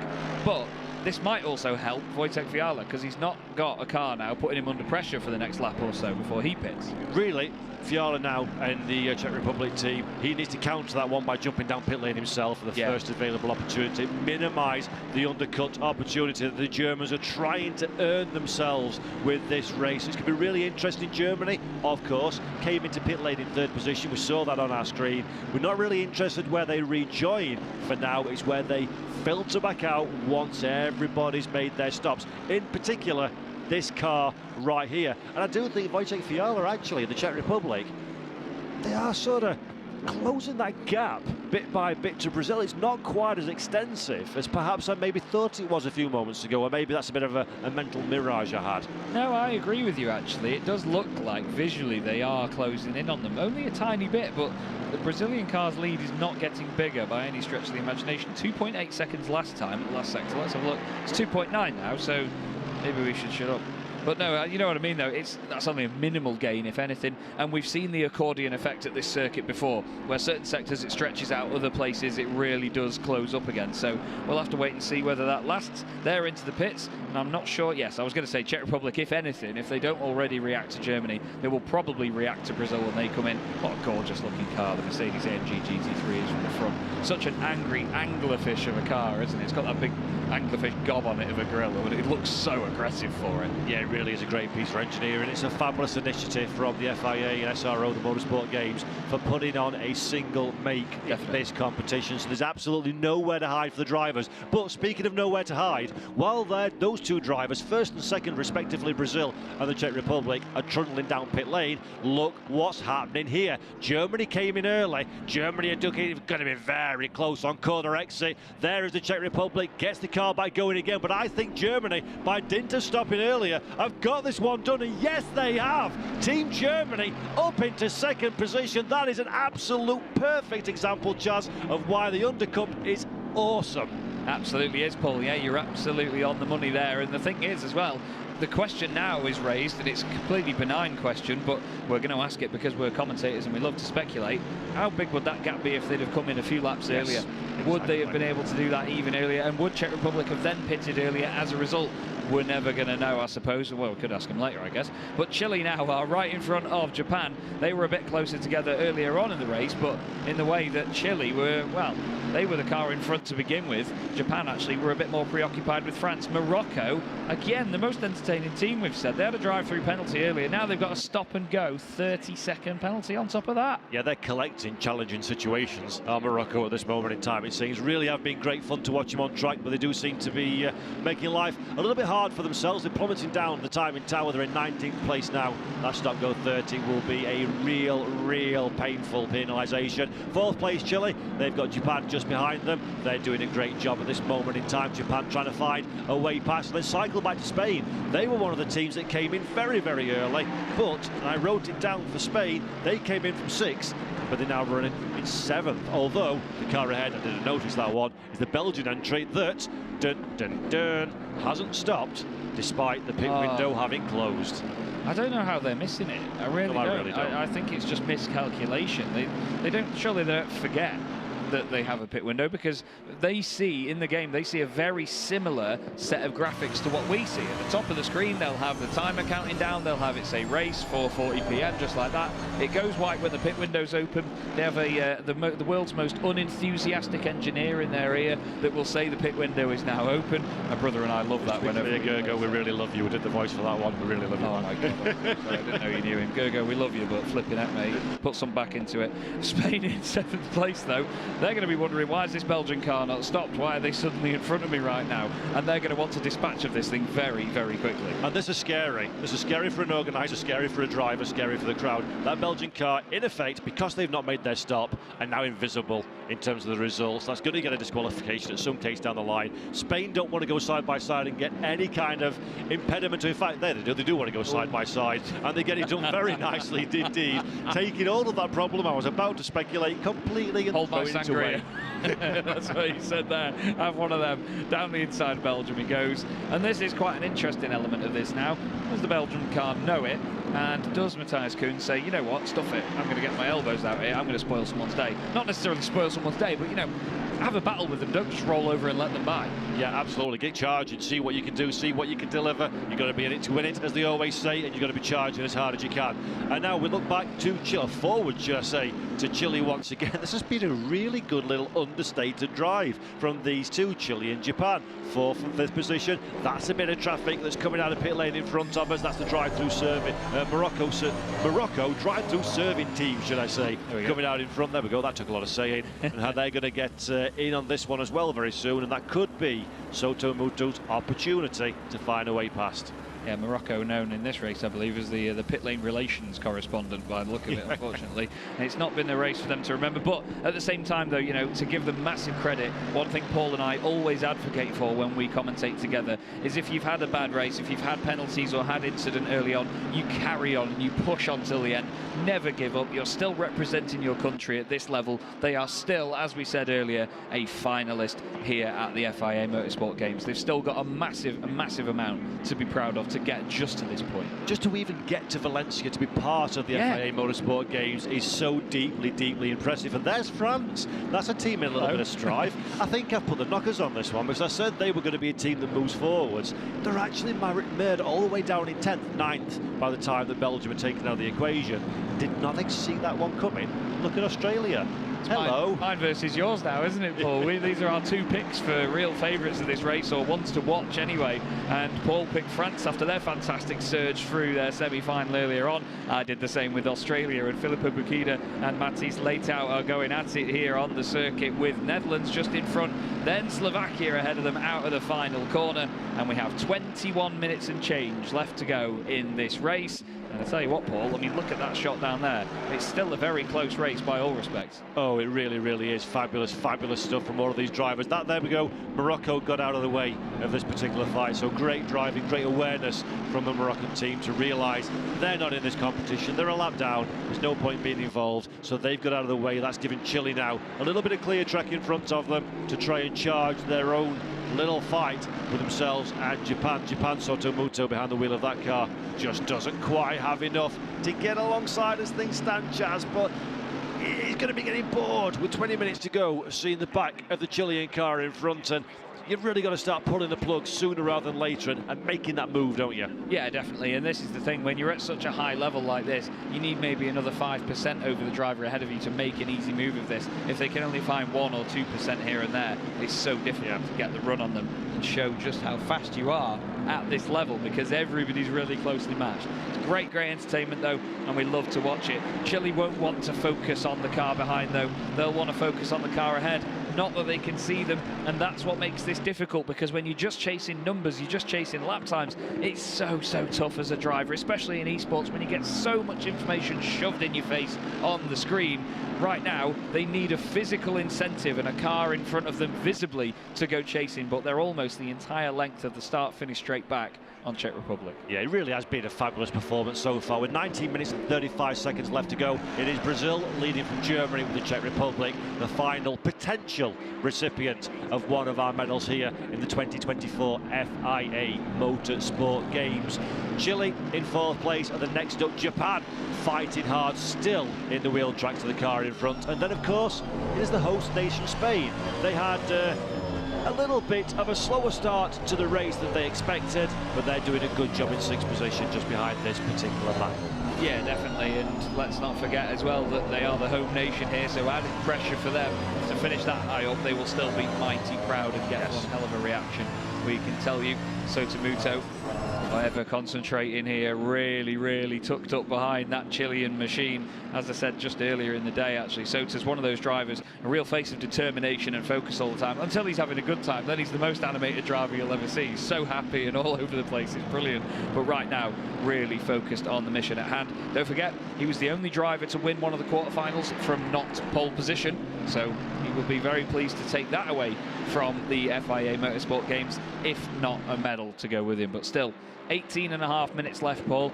Let's not forget that's almost 2/3 of what one of the earlier races would have been in the competition. So still a long time to go. This could all change. And it's wonderful that you should reference the earlier races of the competition, because again, spoken to many drivers over the course of this weekend, and they've all suggested tyres aren't, let's be generous and say they're not quite as grippy as they started the race when you get to around the 30-minute mark, and that was a cause for concern, so much so that one driver told us they moderated their setup to protect the tyres in race and potentially give away a little bit of lap time in qualifying. So this is a 1-hour race. We're going to really start to see some people struggle versus others as we get to the conclusion of this one. Yeah, definitely. I think there's going to be a definite sort of imbalance with the drivers and teams that have looked after the tyres in the early stages and drivers that haven't. And we're going to see that pace change suddenly, whether that's because they know they can push more or whether they just have looked after the tyres enough and they maintain at the same level all the way through. There might be drivers that peak early, there might be drivers that peak at the end of the race, because another element of this is that certain drivers are really good at driving around a car that's got absolutely shattered tyres on it. And you know, you've always got to be really, really careful with the fact that some people, they overdrive it near the end of the race. They're not as, let's say they're not sort of sympathetic to the tyres. There's no mechanical sympathy, that's the phrase, there we go, yeah, with the car later on in the race. So you will see people overdo it, I think, in the last stages. We had it with, was it Belgium earlier on in the day, that were in, I think, second position in their race, and they had a few cars behind them. The car was all over the road as they tried to stay in front. Didn't seem as in control. I think we're going to see a little bit of that here, because out of all the races they're going to push hard in, surely this is the one. As Philippa Bukida going a little bit deep there into the final corner. Australia now ahead of France and just inside and outside the top 10. Yeah, this is a great bit of racing. We're riding on board, looking back from the Netherlands, car number 2, 9th position, 8th when we take Belgium out of the equation. And that is Australia on the recovery charge. Very, very quick to the apex is the Australian car, but then loses a little bit of momentum on corner exit, the accordion effect. Very much on show there with the Netherlands. Everything's looking a little bit more dramatic than they would perhaps hope it would be at this stage in their rear-view mirror. Philippa Bukida in Australia is very much the next one in the list, and then it is France and the United States of America almost as one, trying to climb over that Dutch machine in front. Yeah, there's fantastic battles going on up and down the field. Well, right now, Netherlands will be maybe a bit worried, if anything, because they'll have seen the progression of Philippa Bukida through the order now and think, oh no, that Australian one's here again. That fancy dazzle camo one is suddenly in the rear view mirror. And the Netherlands, obviously, in one of the sort of standard liveries here that we have for the weekend. There's nothing too fancy about it at all, and it's definitely an aggressive looking livery on that Australian car. Certainly sets it amongst the others, or sets it apart from the others, I should say. Right now, we know that Santamart is going to be watching that rear view mirror with great interest, thinking, when is this Australian car going to make a move down the inside? Philippa's actually upset the rhythm a little bit there. May just take a second to get back into said rhythm and hopefully not drag France too closely into the mix either. Yeah, Bukida is definitely one of those drivers that I think she harboured ambitions of a medal opportunity coming into this one. The last race we saw, really incredible recovery drive, secured her place into the final. As I was going up onto the podium to do the interview, she was coming off, and I just sort of looked at her and nodded and thumbs up, saying great drive, because I was waxing lyrical about her performance. She just had a face like thunder, steaming that it wasn't the big result, because she knows how fast she is, how fast Australia are, but being so far down the running order at this level, it's a real uphill challenge to get going from there, isn't it? Yeah, it absolutely is. And I mean, Australia have humongous pressure because Cody Nicola for Australia won the first ever gold medal in this category as well. So what we were saying about making legacies and, you know, writing the history books and starting that list here in this competition, Australia did it in the best way possible with a gold medal on the very first iteration of this. They were joined by Bernal Valverde and Stefano Conte from Costa Rica and Italy back in 2019 for the first ever FIA Motorsport Games esports competition. And now Australia still very much under pressure as a result of that, but I'd say Philippa has been one of the exemplary drivers of this competition, definitely one of the most entertaining, that's for sure. Exemplary, love that word, and that is absolutely true. She's been brilliant, never given up, charging hard, fighting to the absolute edge and more, and we ride on board now with Philippa. Netherlands are ahead of us. That final corner, the car carries, she carries so much speed into that final corner. I'm almost wincing. I think it's going to collect the back of the Mercedes in front, but she absolutely knows how to push to the very, very outer edge of the limits, and that's opened up an opportunity, so much so that the Netherlands think, I'm going to think about just showing the inside line and saying, stay away from me on this occasion. And he's got an air of when and not if, Chaz, doesn't he? Absolutely does, yeah. I think that there's going to be a move here very, very soon. But now Slovakia at the front of this are going to be wondering what on earth's going on behind me, because all of a sudden they've just got everybody trying to pile in behind them and sort of, I don't know, they're just filling the mirrors in all different directions, aren't they? It's going to be quite worrying, if anything. It really is. There is a shot of Filippo Bacchida. There's no more resting your hands on the top of your steering wheel in this one. It is absolutely game face, full on into this attack. Really trying hard is the Australian driver for Team Australia, of course. A little bit of the inside was almost shown by the Netherlands on that occasion, but you're not going to trick her into doing that manoeuvre. But now the opportunity comes. Netherlands runs a little bit deep and gets a little bit squirrely on corner exit for good measure. That car is compromised. Australia looks one way, then the other. No opportunity on this occasion, but keep your line, concentrate on corner exit, and a chance will come. Absolutely well through. This kink is going to be important as well. A few of these cars are upset and a little bit destabilised.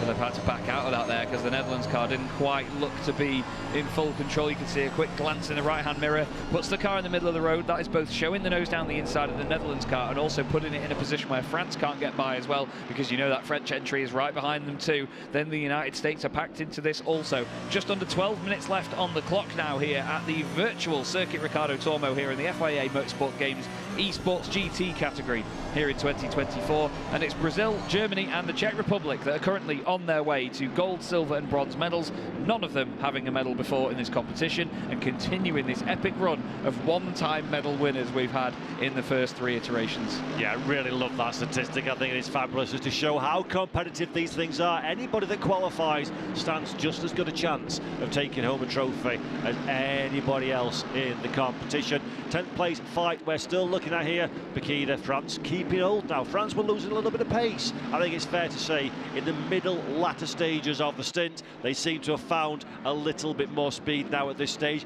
Perhaps that is because Slovakia are the proverbial cork in the bottle, or perhaps those tyres have now come back in to the operating window. This is the chance though for Australia. The inside line, oh, as tight as it could possibly be. That was exactly to Mercedes AMG wins. France gets a little bit of a kiss and a nudge from the United States of America in the background as well. That pushes the French car out wide. The USA though can't find a way past, cycling back up to Australia. That's a mistake there from the Netherlands. The Netherlands had to get on the brake. Nothing Australia can do about that one. Everybody skittles over to the left and the right to stay out of the way, and Malaysia goes, I don't know what happened, but I'll take that one. Thank you very much. Tell me you closed your eyes without telling me you closed your eyes. Malaysia just stayed on the racing line, went in a straight line and made it through. And again, that garish yellow car somehow gains places from just the chaos around it. That was amazing awareness by Malaysia, but unfortunate for all the other drivers involved there. I think the Netherlands just got slightly out of shape. We saw it on the previous lap actually, going into that little kink there, didn't we? The back end of the car broke away. They had to slow it down, otherwise they would have been straight on, maybe even caused more of an incident. Filippo Bacchida was just caught out by that, and any of us would have been, even at this high level. You know, it's so easy to not just get into the back of the car in front of you. It all started from the mistake by the Dutch, didn't it? They got the car out of shape, they hit the brakes. You're not expecting to be going so slow in the middle of the apex. There's nothing that you could do about it. So real shame, actually, because that was turning out to be quite a cracker. It was, it really was, and that train of 5 cars was all so close together. That first bit of contact between the United States and France was just simply because of the checkup. They all wanted to go each way and look down the inside, all round the outside, try and make a move on each other, and they ended up just hitting the back of one another, and it all just closed up.